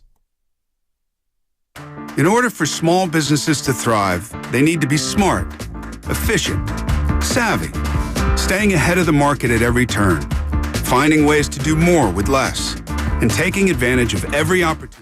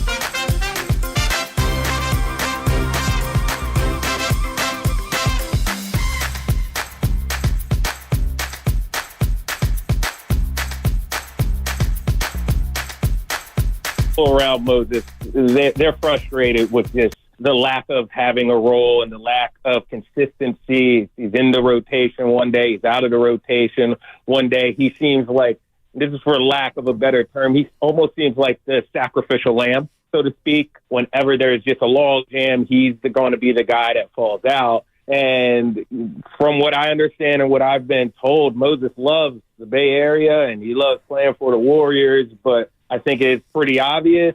Obvious might not be the right word because Moses has such a good temperament, but I think it's understandable. That's the word I'm looking for. It's understandable that someone in his position with a lot of talent, young, would be frustrated and would want a clear path to playing time, whether it be here or somewhere else. Hey, it's Moses Moody with the Golden State Warriors. Now back to Willard and Dibbs. I do not want to see this guy doing yoga in Memphis in a few weeks. We do yoga. I like Moses Moody, but I get it. And as I sort of followed up with Jason after that, look, there's a trend here. There's a theme. And I know that a lot of people come down Steve Kerr's road because of this. And there are some mistakes that he has made and admitted at times with regard to playing time. But here's actually the trend that I see. You can get mad at Steve Kerr and say that he hates young people all you want. The bottom line is, you want to know who hates young people? Curry. Steph Curry hates young people because they don't help him win, usually. And he is about championships. And there's a reason that every young player who's come through here in the last 3, 4, 5 years, every young player who's come in and had some status around him and some ability has ended up getting frustrated with his role because there just aren't consistent minutes for young role players when a team has championship aspirations. Especially when you win a championship. Yeah. And right now it's different because you don't have enough bodies if you just play the veterans, so some of these young guys have to play. And Podziemski has been a great example of a guy who's come in and played well and earned his minutes, and now he gets to start some games. And his minutes aren't going away when Draymond comes back. I know they play different positions, but he's here to stay. Steve Kerr and Steph Curry, they like what Podziemski brings to the team, and so now he's a fixture, and he does some of the things that do help you win a championship, and he is a young player. But I look at all the young players that they've had who've gone on to play elsewhere, and you're hard-pressed to find a guy who's left here and gone on to dominate elsewhere. So that too. It might be a case where the young players you have aren't as good as fans want them to be or think that they really are. Or they get in there only when the circumstances dictate. Like even Podziemski. Like, oh, Steve loves him. Partially, but there's also people out. And that's what gave him an opportunity, and then he's done a very good job with it. Look at Moody in the championship year. He suddenly got thrown into duty in the playoffs against Boston. Why? Because Jordan Poole looked unplayable. And then they threw him in there, and he did some good things. But it's not going to be every night. It's not even going to be most nights. And so it's funny that we have this conversation now because he's probably going to get thrown back in there tonight because GP2 is out. And for those of you just joining us, the Warriors have stated it's a grade 2 strain, and he won't even be reevaluated for another 3 weeks. And if you look at not only the short-term prospects, but the long-term prospects of this team, when GP2 comes back, which will be, probably not until February, maybe it's even longer than that. Draymond Green's coming back, and you're going to have the same situation. Jason Dumas used the word logjam, which is accurate. Steve Kerr has said that. You can only play 9 or 10 guys on a given night, and they've had 12 to 13 players. And Corey Joseph is a guy who's now out of the rotation, and not a lot of Warrior fans are going to have their hearts break over that. But here's a veteran who came here thinking that he was going to get minutes, and now he's not. And that's going to be the case for a couple of these young guys as you get close to the deadline and beyond. As everybody gets healthy and off a suspension, you're going to be in the same situation. So what do the Warriors do about it? Do they continue to have guys not play, DNP, healthy players, or do you make a move at the deadline? Also, we have Steve Kerr not too long ago, before tonight's game, addressing the latest on Draymond Green. I don't know that, so apparently someone else does, but I don't. Okay, so that was his answer tonight when asked about the report that started with Woj. I don't know that, so apparently someone else does, but I don't. Yeah. Draymond's coming in the coming days. That's the most hilarious sound clip we've ever played. Yeah. I don't know that.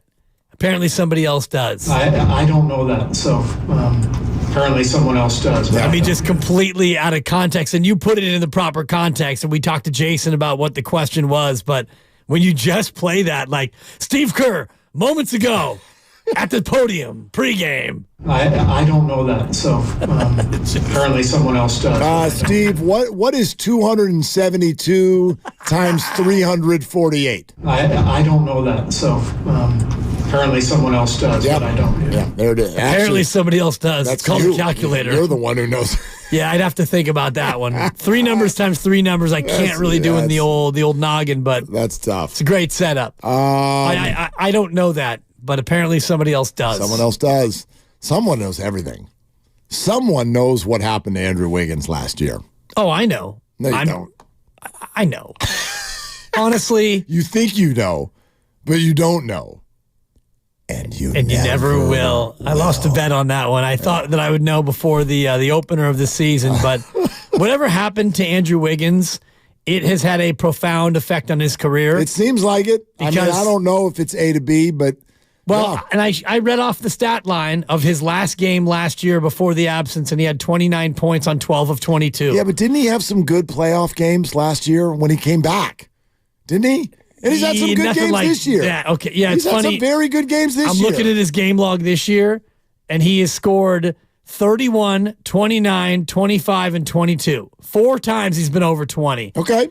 You want to talk about 3 of 7, 4 of 15, I know. 4 of 11, 4 of 10. But that's always been Andrew. Do you realize, oh my God, he's made 4 field goals total in 5, 6, 7, 8, 12 times. Yeah. He's made it. I mean, that's consistency. Well, here's where I'll have his back lately. He doesn't get that many minutes. How many field goal attempts do you get now when you're coming off the bench and not even playing 20 minutes? Oh, he's getting 20 minutes. 20, whatever, low 20s. I mean, it's not. You ask Klay Thompson how many shots he can get up in 20 minutes. Yeah, he can get up a lot, but Andrew's not built like that. Wiggins has got a 4 of 12, 4 of 10, 4 of 8, 4 of 13, 4 of 15, 4 of 11, 4 of 10, 4 of 11, 4 of 9, 4 of 9. 4 of 11, 4 of 7. New rule. When he makes his 4th shot, no more shooting. Pull him. No more shooting. Seriously. Look, Drew Down's on. Hey, Drew. Don't go to Drew Down. Yeah, Drew Down. Drew Down. What's up, Drew Down? Thumbs down on Drew Down. What's going on, Mark Willard and Dan Fibley over here? Yeah! I am so out on Drew Down. Get him. I just want to more like Drew Clown. A couple things as far as the Brandon Pajemski hate. He's actually shooting 41% on threes. He's actually a little bit ahead of Steph. Albeit Steph actually takes a much higher volume, but as far as consistency goes, Paz has actually been one of our best shooters. So I just want to push back on that. No hate, Dib. Just want to strive for accuracy here. So Thank you, Basketball Reference. I appreciate that. I've been staring at his game log ever since you boasted on the YouTube feed that you were coming on to put me in check. All right, checkmate, Drew Down. To quote the great guru, those are facts, Jack. So just want to make sure, Foz has actually been one of the better three-point shooters. And as far as the Kaminga stuff goes, I don't know about being a liability on defense. I mean, sometimes he makes mistakes, but I saw him play great against Boston, against Jason Tatum. I think he's one of our better defenders. He's young and he's not perfect, but I absolutely don't think he's a liability. He's not a lockdown defender, but I definitely think he's definitely one of our better defenders. And I think I don't get the whole he needs to be an all-star right now, or I'm like, he's in his 3rd year. We don't have to sign him to an extension. It's perfectly fine to let him play out. He's a restricted free agent. We can match any contract if we really want to keep him. So I don't see the need to rush into making a decision on Kaminga right away. And I think the bigger issue is Wiggins. I think he was supposed to be that guy who, two-way Wiggs, who was going to more or less, bridge the gap between the old players and the young players. So I feel like Wiggins is the biggest question mark on this team. Steph, is going to do what he does. Klay, he's going to be up and down, but, I still think, he's a reliable shooter when he sets his feet. If someone could let Klay know that it is illegal to shoot a shot with your feet set, you don't have to fade or turn away or fade. You can actually take a shot with your feet set. That is allowed. I think that would help him a lot. But I think Wiggins is the biggest question mark on this team. You know, he was supposed to be that guy. He was amazing in 2022. He was good last year before the injury, and since then, he's been a huge question mark. So I don't know if there's a trade out there, but for me, I think Wiggins is the biggest, you know, he's the biggest question mark. Can he regain his form and get back to, you know, at least some of that? Because if he does that, I think this team might have some action. If not, then maybe we need to shake some stuff up. It's fair, Drew. Thanks very much, man. Always love hearing you. And trust me, take it from me. I know it's tough to get across the point of, can we just wait and see? Can we see how some of this stuff plays out? Don't be down on Drew. Drew down. Drew Clown. Be up on Drew down. He's all right. Just another one of these YouTube toughies. Elite. Absolutely elite. All right. We got a Warrior game. Plus, it's almost 6 o'clock, which is when we leave. You're cutting into the Grandy Man's time. Yeah, we are. What's coming up in the game is Grandy, and it's brought to you by Fremont Bank. Full-service banking, no compromises. It's Warriors Live with Mark Grandy ahead of the game against the Nuggets. Want to do it again tomorrow? Sure, Mark. I got no plans. All right, for Dibs, for Grandy, for Lucas, I'm Mark. Shoot your shot. It's all you got. My little brother's friends have been camped out at our place for 2 days straight. 3. It's because of the Xfinity 10G network. Internet that can handle a house full of screens at once, with basically no interruptions. And it's only getting faster. When I was their age, internet like this was a pipe dream. You sound like my grandpa. Please go home. The next generation 10G network only from Xfinity. The future starts now. Now through March 21st, new customers can get 1.2 gigabit internet on the Xfinity 10G network for just $25 a month for 2 years with no annual contract and Wi-Fi equipment included when you add Xfinity Mobile with unlimited data at regular rates. Go to Xfinity.com/10G, call 1-800-XFINITY, or visit a store today. Requires paperless bill and auto-pay with stored bank account. Restrictions apply. Taxes and fees extra. Xfinity Mobile requires Xfinity Internet. After promo, regular rates apply to internet